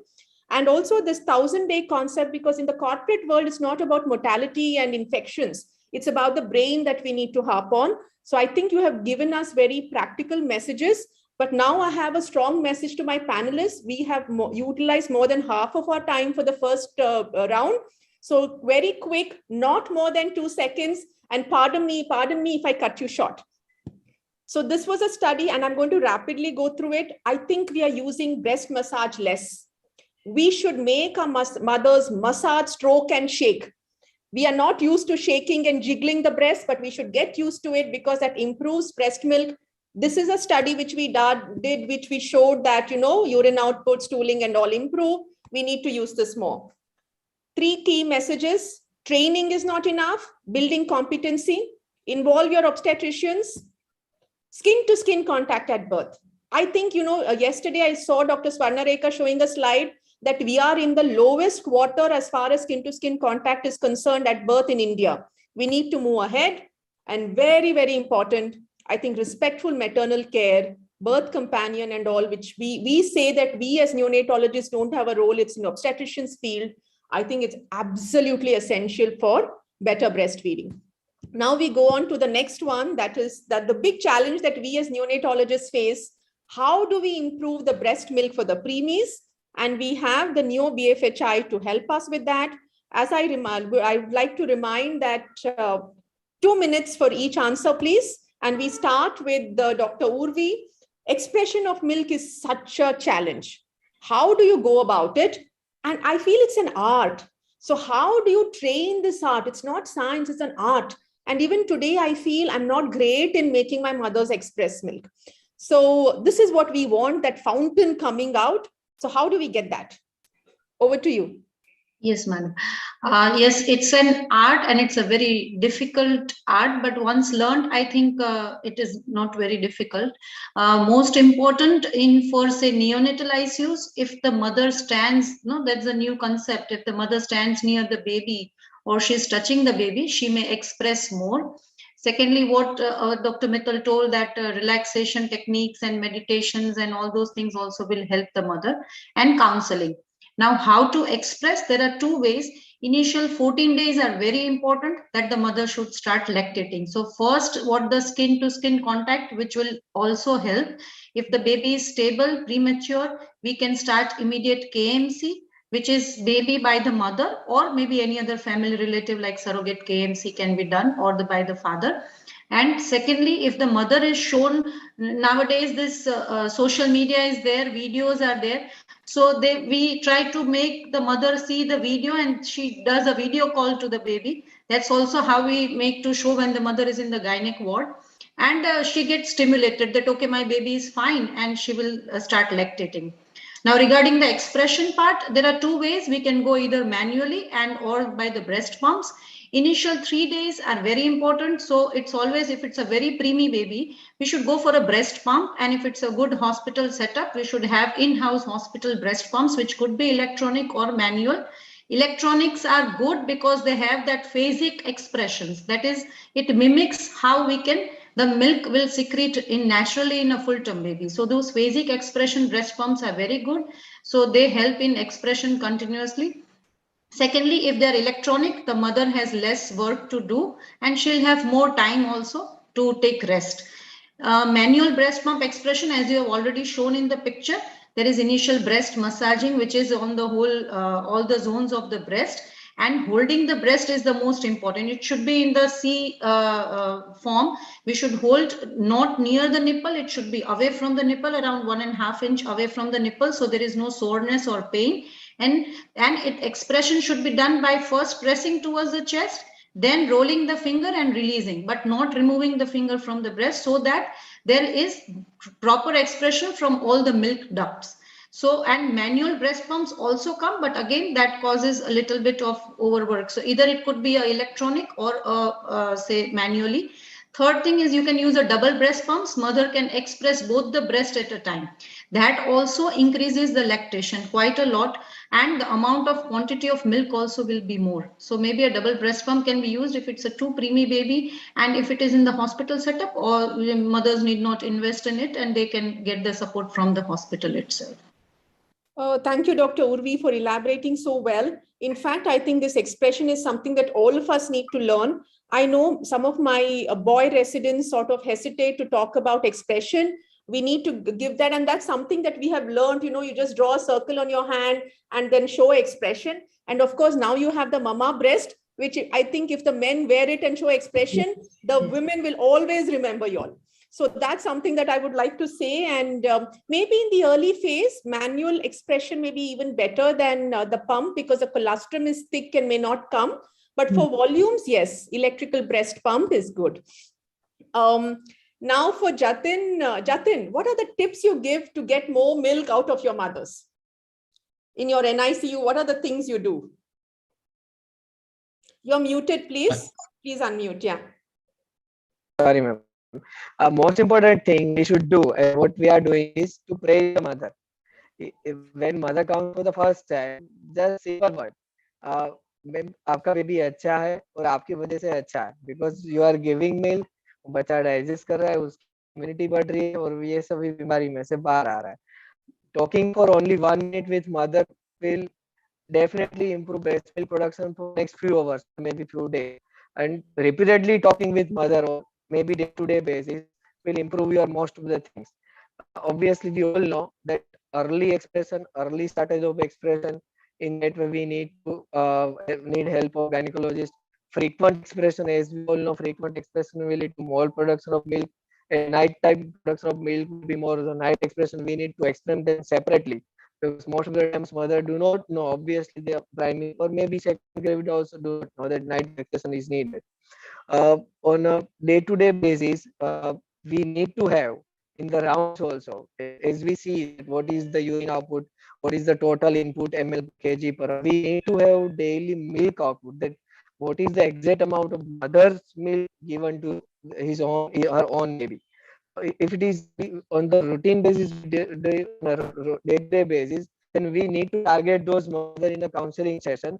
Your milk is adequate, your milk is really good, but still there is scope. If you do this, your milk will be more. Lactation concern genuinely is needed. In our setup, we do not have. as I told, ma'am, generally we are team of 4 neonatologists. We are generally doing counseling freely, and we make them sit. Parents, we make them sit in our chamber, and we do counsel. We just decide in the round only that which mother needs to be targeted today. So we generally do that. Yeah, thank you, Dr. Jatin, for emphasizing so many things, and particularly the word praise. I think the first thing which puts off a mother is, when your nurse looks at you and said, "Madam, nothing is coming out," and with that face, So I think praising the mother is so important, and we have to find things to praise the mother genuinely.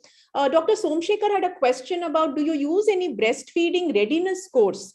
And you elaborated already on the lactation consultant. So is there anyone here who looks at using any breastfeeding readiness course for breastfeeding? Yes, madam, there are, I think, 2-3 tools which are available, which can be used and given by the UNICEF. There is a LAT score, then breastfeeding tool score is there. So there are some 3 scores are there, but mostly what I use is the LAT score, in which we try to motivate the nurses so that they can chart the mother how her lactation is going on, and wherever there is a problem, we try to have a session with the mother. Like I personally get involved, and with the team we try to counsel the mother on her lactation, involving the grandmother also, the sasuma. She is there with the lactation so that she can motivate the mother at home. Her diet, nutrition, everything is looked after. So LAT score, there are many breastfeeding self-efficacy tools, and these are some things that can be used. But please remember, baby is born, mother is ready for feeding, baby is ready for feeding. The smallest of the baby is ready for feeding. And that's what we need to remember, and not really wait for anything. And this is a big challenge. How do we make the milk ejection reflex our friend? Because we know if the mother is not confident, then her milk output, even if it is there in her breast, will not come out. The milk output is less than 4%. So Dr. Mittal, over to you. How are you going to make your moms confident? One message we got was praise the mother. Anything else you have up your sleeve? Yeah. By the way, in the meantime, my mother listened to my entire talk and she was scolding me. I knew you'd get into trouble. Yeah. Mother's confidence is a double-edged sword. So sometimes increasing her confidence from antenatal period, right at the time of birth, encouraging her directly or through your sister in charge, a lactation consultant. We don't have position and budgeting for lactation consultants. So what we have done is I have trained my nurses, a group of nurses, and then another layer, and third layer is non-nurses, just staff who are good at feeding. That's it. So increasing their confidence is important, but why I said double-edged sword is that many a times we have seen that they got motivated. Sorry to interrupt. Another 3-4 minutes we'll have to wrap up, madam. Okay, 1 minute I will. Okay, but because then, I got a message 10 minutes later earlier the, that we have 20 minutes left. Okay. Yeah. So when we see that the weight loss is excessive and the child has hypoglycemia or things like that, we like to assess. So I harp a lot on objectification. So I always ask them to sort of, we have a institutional breast pump, plus a portable breast pump for each mother bedside, and showing them that they are generating enough and telling them that in first 2-3 days, even 20-25 ml is enough. And that's all what you need. Telling them that the child has come out of your womb with a lot of glycogen stores and you don't have to worry, the blood sugar is not going to fall, the blood pressure is not going to fall. It gives them a lot of confidence. So, but then on the other hand, just now, 2 days ago, I discharged a newborn who was not my follow-up, but came at 15 days with hypernatremic dehydration with a sodium of 173, urea of 115, creatinine of 1.8. The only thing was mother was thinking that she has enough milk, but then when we expressed her, it was only 15 ml. So 15 ml is not enough for a 20 days old child. So it's a double thing. On one hand, you have to build the confidence, but then if you doubt that the child's weight gain is not enough, you have to also objectify by giving a breast pump. I think this balance is required, and this brings their confidence. झूठा confidence भी कोई काम का नहीं है। देखिए, आप बोलते रहे breast feeding breast feeding breast feeding, बहुत अच्छा है, हम भी चाहते हैं, लेकिन आपके पास दूध है नहीं, बिकॉज आप स्ट्रेस करते हैं एक बच्चा, one child norm, effluent family, caesarean section, 50 तरह की उनके चोचले, और उसके बाद में उनको दूध नहीं आता। तो हालांकि हम सब बोलते हैं, we always tell that, you know, if a woman on street, this is my favorite sentence, if a woman on street who doesn't get 2 square meals a day can generate volumes of gallons of milk, you, the privileged class, why can't you? Your problem is only stress. You are only worried about child's sneezing, child's hiccups. You are worried about child's leg having a little bit of tremor. So have the confidence in yourself. Child is okay, and enjoy parenthood. I think today's mothers have, especially in Bengal, and Bijon, I think would, but Bijon looks after the downtrodden ones. I look after the pampered princesses who think that delivering a child is a great, great big thing, and that too with cesarean. All right. So they are treated like princess by everyone, including their husbands and hospital. But I don't treat them like princess. I bring them straight. ये तुमको करना है और करो. Dr. Mittal, excellent points, and I realize you're going to get into trouble with more people now with your patients, whom you have called pampered princess. And also, I want you to get into trouble with your management, because in a corporate sector, you said there is no position and budget for a lactation consultant. No. So therefore, you need to create a position, and a super specialty hospital, how can you say there's no budget? So those are the two things which I want you to get into trouble with your management now. And we will move to the last thing about our thing. We won't have time for kangaroo mother care. That's my passion, but I don't think we have time today on our discussion. We'll just talk about breast milk banking, which is the boon to so many. And then just two sentences on breast milk banking, and we'll wrap up our panel. Thanks. Thank you. We are running a human milk bank since 2013. So what is the role? Role is that the goal of the human milk bank is not to just collect milk. We have to aware the mothers about mother's own milk. That is what we are doing. Second is that initially when we started our human milk bank, our milk production was more. But now what is done, mothers are producing more their own milk, and this is being given to the mother. Then the role of lactational support staff and breast milk expression aid. If you want to run a milk bank, what you have to do, you need the support staff at every level. Like we have got a expression room at the postnatal ward, expression room at the human milk bank itself, expression room at the SNCU, and expression room and NICU. Because if there is no expression room, how the mothers will go and express their milk? Because in NICU you will get babies less than 1000 grams or 1500 grams. And another important thing is the availability of multiple electrical breast pump. Sometimes what happens, suppose I ask the mother why you have not still started a KMC. She will say that I am in the queue for that breast milk pump. So you need adequate breast milk pump. Then expression unit, what I have already told. Then encouraging mother to express milk from day one. Just I want to add what has been told about antenatal and postnatal counseling. If a mother delivers a baby 500 grams or 900 grams, we counsel the mother, see mother, we can give you crores of rupees equipment, but the human milk, that is you have to support, you have to provide. It is your milk, nobody can give you. We can give millions of rupees equipment, but we cannot provide breast milk. Another myth that should be broken from the mother's mind is that many mothers think that breast milk is there, that human milk bank, there is a milk that will be given to the mother. Sometimes what they say, sister, we have got milk for our baby, so we were not giving. So that we just tell, see, there are two milk bank. One is human milk bank, and the blood bank. And these two banks, there are no machines which can produce milk or blood. So that should be told to the mother. Then mother's own milk versus pasteurized donor's human milk.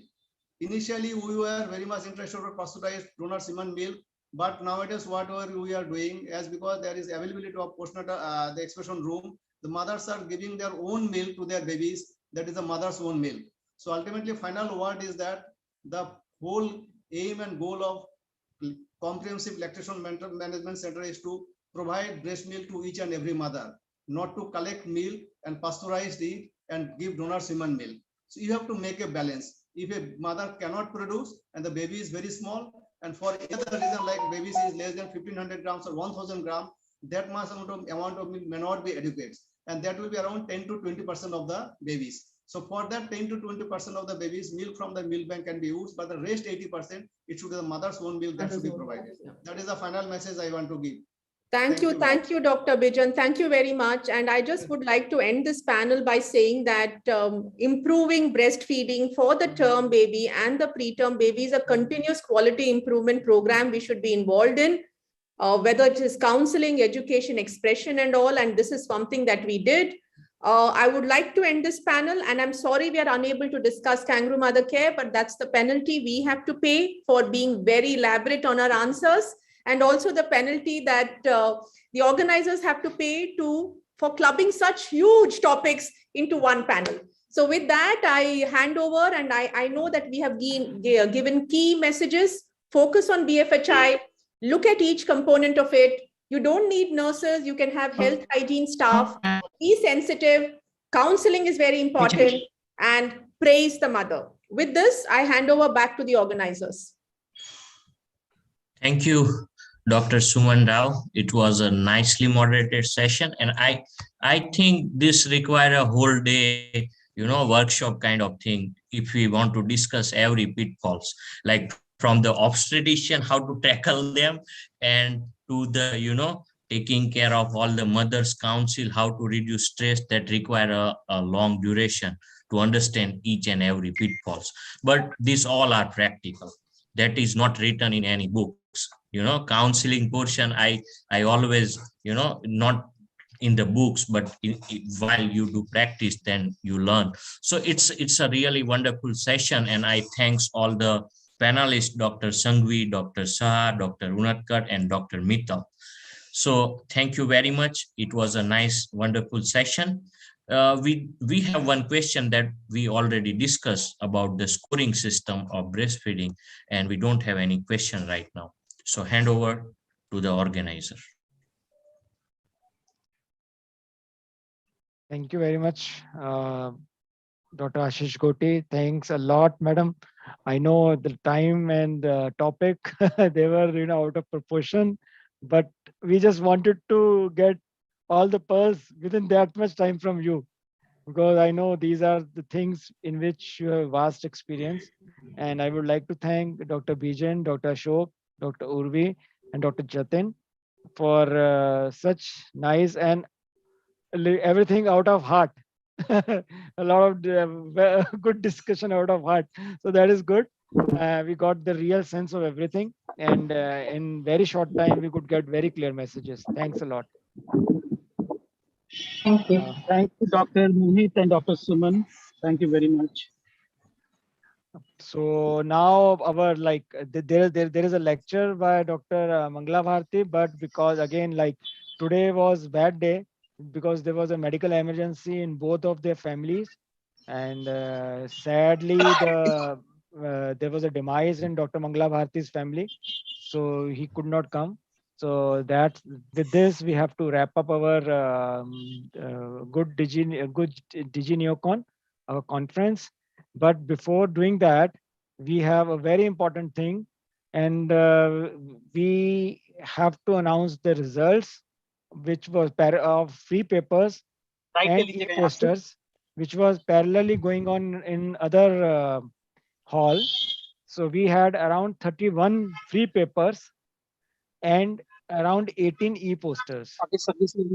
So all the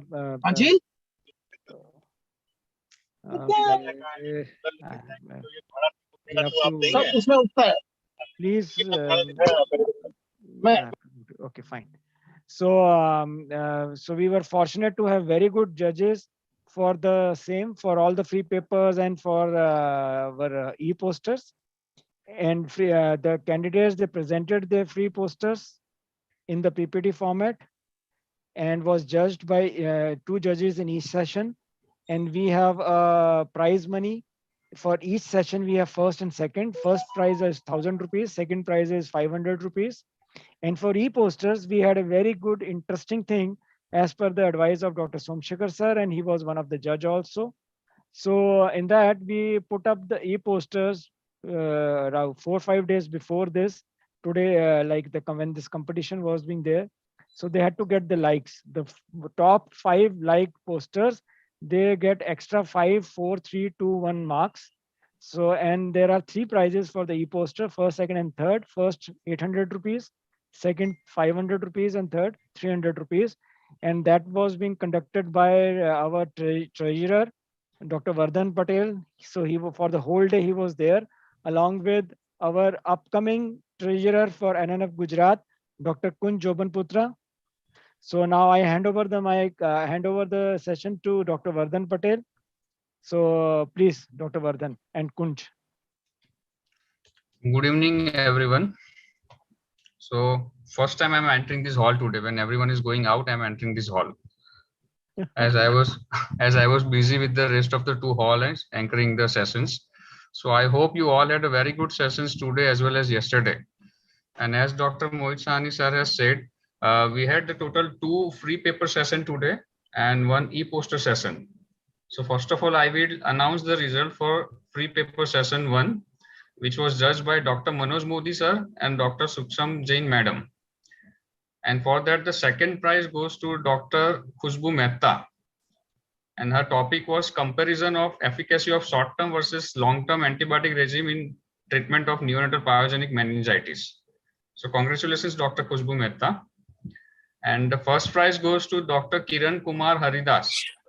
Can you mention which colleges they are from also, if it is possible?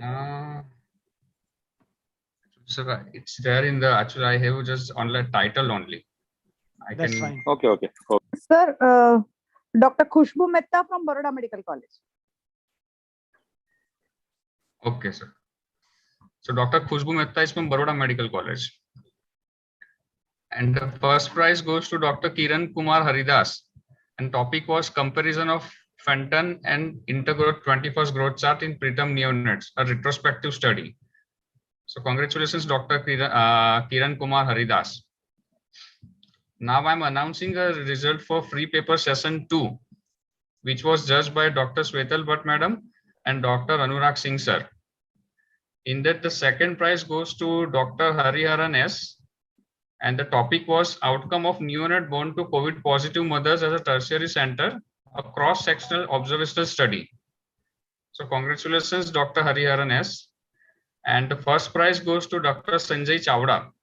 And the topic was evidence-based assessment of ambulance activation time in pediatrics specialty hospital. So congratulations, Dr. Sanjay Chawda. Now coming to the e-poster result. It was judged by Dr. Somsekhar Nimbalkar sir and Dr. Dhiren Thakkar sir. So for e-poster, for third rank, we have 2 combined results. So we have, and I'm announcing a third rank participant's name now. So for third rank, Dr. Swati Dubey and Dr. Suel Chabra. Dr. Swati Dubey topic is Carmi syndrome, a rare entity in newborn. And for Dr. Suel Chabra, the topic was, does the presence of mother with sick neonate in neonatal intensive care unit 24/7 increase incidence of neonatal sepsis? So congratulations, both of you, Dr. Swati and Dr. Suel. Second rank goes to Dr. Saurav Sharma. The topic was prediction of clinical outcomes of neonatal sepsis by time to positivity of blood culture. Congratulations, Dr. Saurav Sharma. And the first prize e-poster goes to Dr. Subi Agarwal. And the topic was amniotic band syndrome. Congratulations, Dr. Subi Agarwal. Great. Vardhan, just I want to ask one thing. Yes. Like in these e-posters, which poster got the highest likes and how many likes were there? Yes, I have almost 322. I will tell you the exact number. 373. 373. 373. Okay, great. And is the same poster got any prize or that poster did not get any prize? Yes, the same poster got the prize, sir. Which one? First prize? Subi Agarwal. Subi Agarwal, yes, the first prize. But mind you, that got only 5 marks. Yeah. Rest she must have got very high marks in the others also. Yes. Okay, great. Majority depends on scientific data. Yeah, it is. I was just curious to know, That means even the other people liked. Great. Yeah. Okay. Yes. Now, Vardhan, please wrap up the thing and please give your vote of thanks. Sure. Thank you. So actually, it's not possible to thank everyone for such an appreciating involvement and willingness that they have expressed to finish the task. But it's an honor to have been asked to offer a vote of thanks on the occasion of GUJ DIGI NEOCON. So on behalf of NNF Gujarat State Chapter and entire organizing committee team here, I am thankful to all the speakers, national, international, and state speakers who have agreed to take a lectures or workshop in very short period of time. And icing on the cake, as we all know, the life of a legend lecture was the icing on the cake that we all want to know how the one can be successful in their life. So very thanks to all the senior, our mentors and sirs. And I want to extend my generous thanks to all the delegates whose enthusiastic response made us to work very harder so we can shine very brighter. So thanks to all the participants. And I would like to thank all the pharmaceutical companies because without their support, this wouldn't have been possible. And they have agreed to our, which mean very short time period, they have agreed. So very big thanks to all the pharmaceutical companies. And last but not the least, we should not forget that our video technology teams, because without their continuously 24/7 supports, this event couldn't have been very smooth as it is right now. So very big thanks to video technology team for their continuous support. So that's it. Okay. Thank you. Great. Thank you. Thank you very much. And thanks to you people also. So we Thank you. conclude here. And Thank you, Bashir Bashiruddin bhai. Thank you very much. Thank you. बहुत बढ़िया. बहुत बढ़िया. Thank you, everyone. It was very great, very nice, very interesting. Thank you, sir. Thank you very much, Thank you, sir, for being there till the end. Thank you. Thank you, everyone. Thank you. Goodbye.